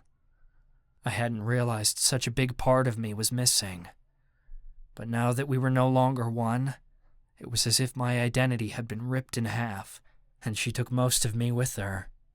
My legs went weak at the thought of losing her affection. It drove me halfway to hell just thinking about her being with someone else, imagining some other man pressed up against her skin and making her feel the way that only I could. We'd shared everything with each other, and it didn't seem to matter. Don't go. I wanted to beg her not to leave me. I wanted to tell her I was sorry and ask her to stay with me. I wished to be reminded of what it felt like to experience her love. The thought of being alone in the world once again, without a family or even someone to care for, made me want to throw up. I couldn't stand being alone anymore. I wanted her. But I wanted to hurt less. And I knew the longer we drug this out, the more we fought, the more we tried to stay together, the worse it would be. Two people could be in love, but bad for each other. And that's what Ava and I were. I had to protect myself from getting hurt worse than I already was. To avoid being destroyed completely, I had to push her away. It tore me up how she was choosing to leave me, just like I'd decided to leave her. That we agreed this wasn't going anywhere was almost worse than being dumped. I always knew I was going to lose her anyway. Might as well just let her go now. My stomach hollowed and my voice sounded empty. Yeah, I guess it is. Ava shook in my arms as she drew away. Goodbye, Charlie, she said, before turning away and leaving me standing there. Her footsteps left holes in my heart as she abandoned the balcony and ran away. Something broke inside of me, but I couldn't stand to feel it. I didn't want to cry anymore, or suffer any more loss. So instead, I just went numb. I felt the air around me and heard the door close behind Ava. But inside, I didn't allow myself to feel anything. It scared me, but not as much as the ungodly pain of letting her go did. What have you done? Oberoi roared in my mind. He was on the verge of complete panic. I was too broken to respond. Stay where you're at, he demanded. I'm coming to find you. I threw up a wall between us, because I couldn't bear to hear him tell me what a huge mistake I'd just made. And I knew in my heart he would. I forgot how I got back inside the building and down to the main level. I must have been wandering around for over an hour, though I had no sense of time and no sense of direction. I couldn't even sense Oberoi through the bond, though he had to be looking for me. I didn't know what to do or where to go. It terrified me. "Charlie," a voice called down the hall. I didn't recognize the voice at first. Didn't even recognize my own name. "Charlie," the voice repeated. Footsteps approached, and I finally came to attention. "Who's there?" My voice didn't seem like my own. "It's Eddie," the elf announced. He'd been among the prisoners the warden had brought back to the Institute. "What are you doing wandering around? I heard you'd been released from the infirmary. I've been looking for you for hours." I tried to force myself to breathe, but I'd gone so numb even that didn't seem possible. "I got lost," I said flatly, though it held more meaning than I intended. "Where are we?" "A deserted hall at the back of the Institute," Eddie said. "Are you okay?" I shook my head but answered, "I'll be fine. Why were you looking for me?" "I'm your guard, remember?" Eddie sounded really worried. "Yes, of course," I said. "But you're not my servant. You don't have to follow me around." "The Institute is a dangerous place," Eddie pointed out. "I won't let you get hurt." "I already have," I wanted to say, but I didn't. Instead, I changed the topic. I had to think about something. Anything but Ava. "Any news on the Elves?" "I have no means of contacting anyone," he admitted. "But I'll tell you what I do know." I leaned in closer because I was curious. Eddie took my shoulder and guided me into an alcove. Though I didn't hear anyone else in the hall, it was obvious he wanted to claim every bit of privacy we could, in case someone overheard. He spoke in a quiet whisper. "Your grandfather always knew the day would come when Forevermore was found. The mirror of ingress was always meant to be our one-way ticket out of the city should that day come. We were taught at a young age if that happened, we should scatter the globe and take refuge in other supernatural communities. We learned about them all, fae, witches, vampires, and studied their locations, so that we could find them and blend in if we needed to. But the elves know they can't hide forever." "So what are they going to do?" I asked. "The elves need someone to fight for them," Eddie said. "Right now, they're waiting." I tilted my head. "Waiting for what?" "For you." I gaped. "For me? What the hell?" "Charlie, the elves need a prince to lead them into battle," Eddie hushed. "There's going to be another great supernatural war. The magical races are already preparing to fight one another all over again. It's all over the news. It's only a matter of time before chaos erupts. And what do you want me to do about it?" I took a step back as if I could physically retreat from my fate. "You need to gather the elves that are scattered around the globe and prepare them to fight back against our enemies. Your grandfather knows you aren't ready for this," Eddie said. "But when you are, our people will look to you to lead them. The elves can't survive another genocide, Charlie. They won't make it. The only way to survive is to fight until you can lead us to the Blessed Haven. Why can't my dad do it? Or my grandpa? Or—" "They aren't a demigod. You're the future," Eddie insisted. "Our people saw you fight when the Warden found us. The prophecy announced your arrival. They know you have great power. More power than your father, or even Emperor Cassiel. If you abandon them, they'll consider our race a lost cause. They'll give up. Can you really do that to an entire empire?" I got really quiet. I'd already failed the elves when my friends and I had exposed them to the world. I didn't think I could fail them twice.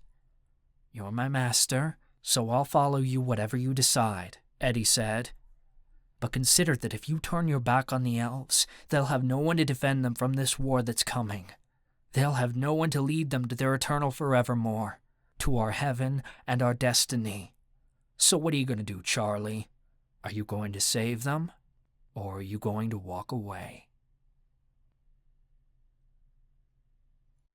Author's note. This story will continue in the Infernal Underground, Prison for Supernatural Offenders, Book 3. A note from the authors. The authors acknowledge that the United States of America is a country formed on stolen land. We respect and honor the indigenous peoples who have lived here for centuries, and we recognize there is still much work to do to make reparations and heal the damage caused to the many indigenous nations who were first here, both in the past and today. May we remember the atrocities once committed, create a better world in the present, and look forward together for our future. The Prison for Supernatural Offenders series is part of the Hidden Legends universe, a paranormal fantasy world created by authors Megan Linsky and Alicia Radis. Included in this universe are the following series: the Academy of Magical Creatures series, the University of Sorcery series, and the College of Witchcraft series, with more to come. Each Hidden Legends novel features magical romances with disabled characters fighting for a better world. You can find out more about the Hidden Legends universe by going to www.hiddenlegendsbooks.com. This has been The Criminal Lair, Hidden Legends, Prison for Supernatural Offenders, Book 2. Written by Megan Linsky and Alicia Radis. Narrated by Taylor Harvey and AJ Carter. Copyright 2021 by Megan Linsky and Alicia Radis. Production copyright 2021 to 2023 by Megan Linsky and Alicia Radis.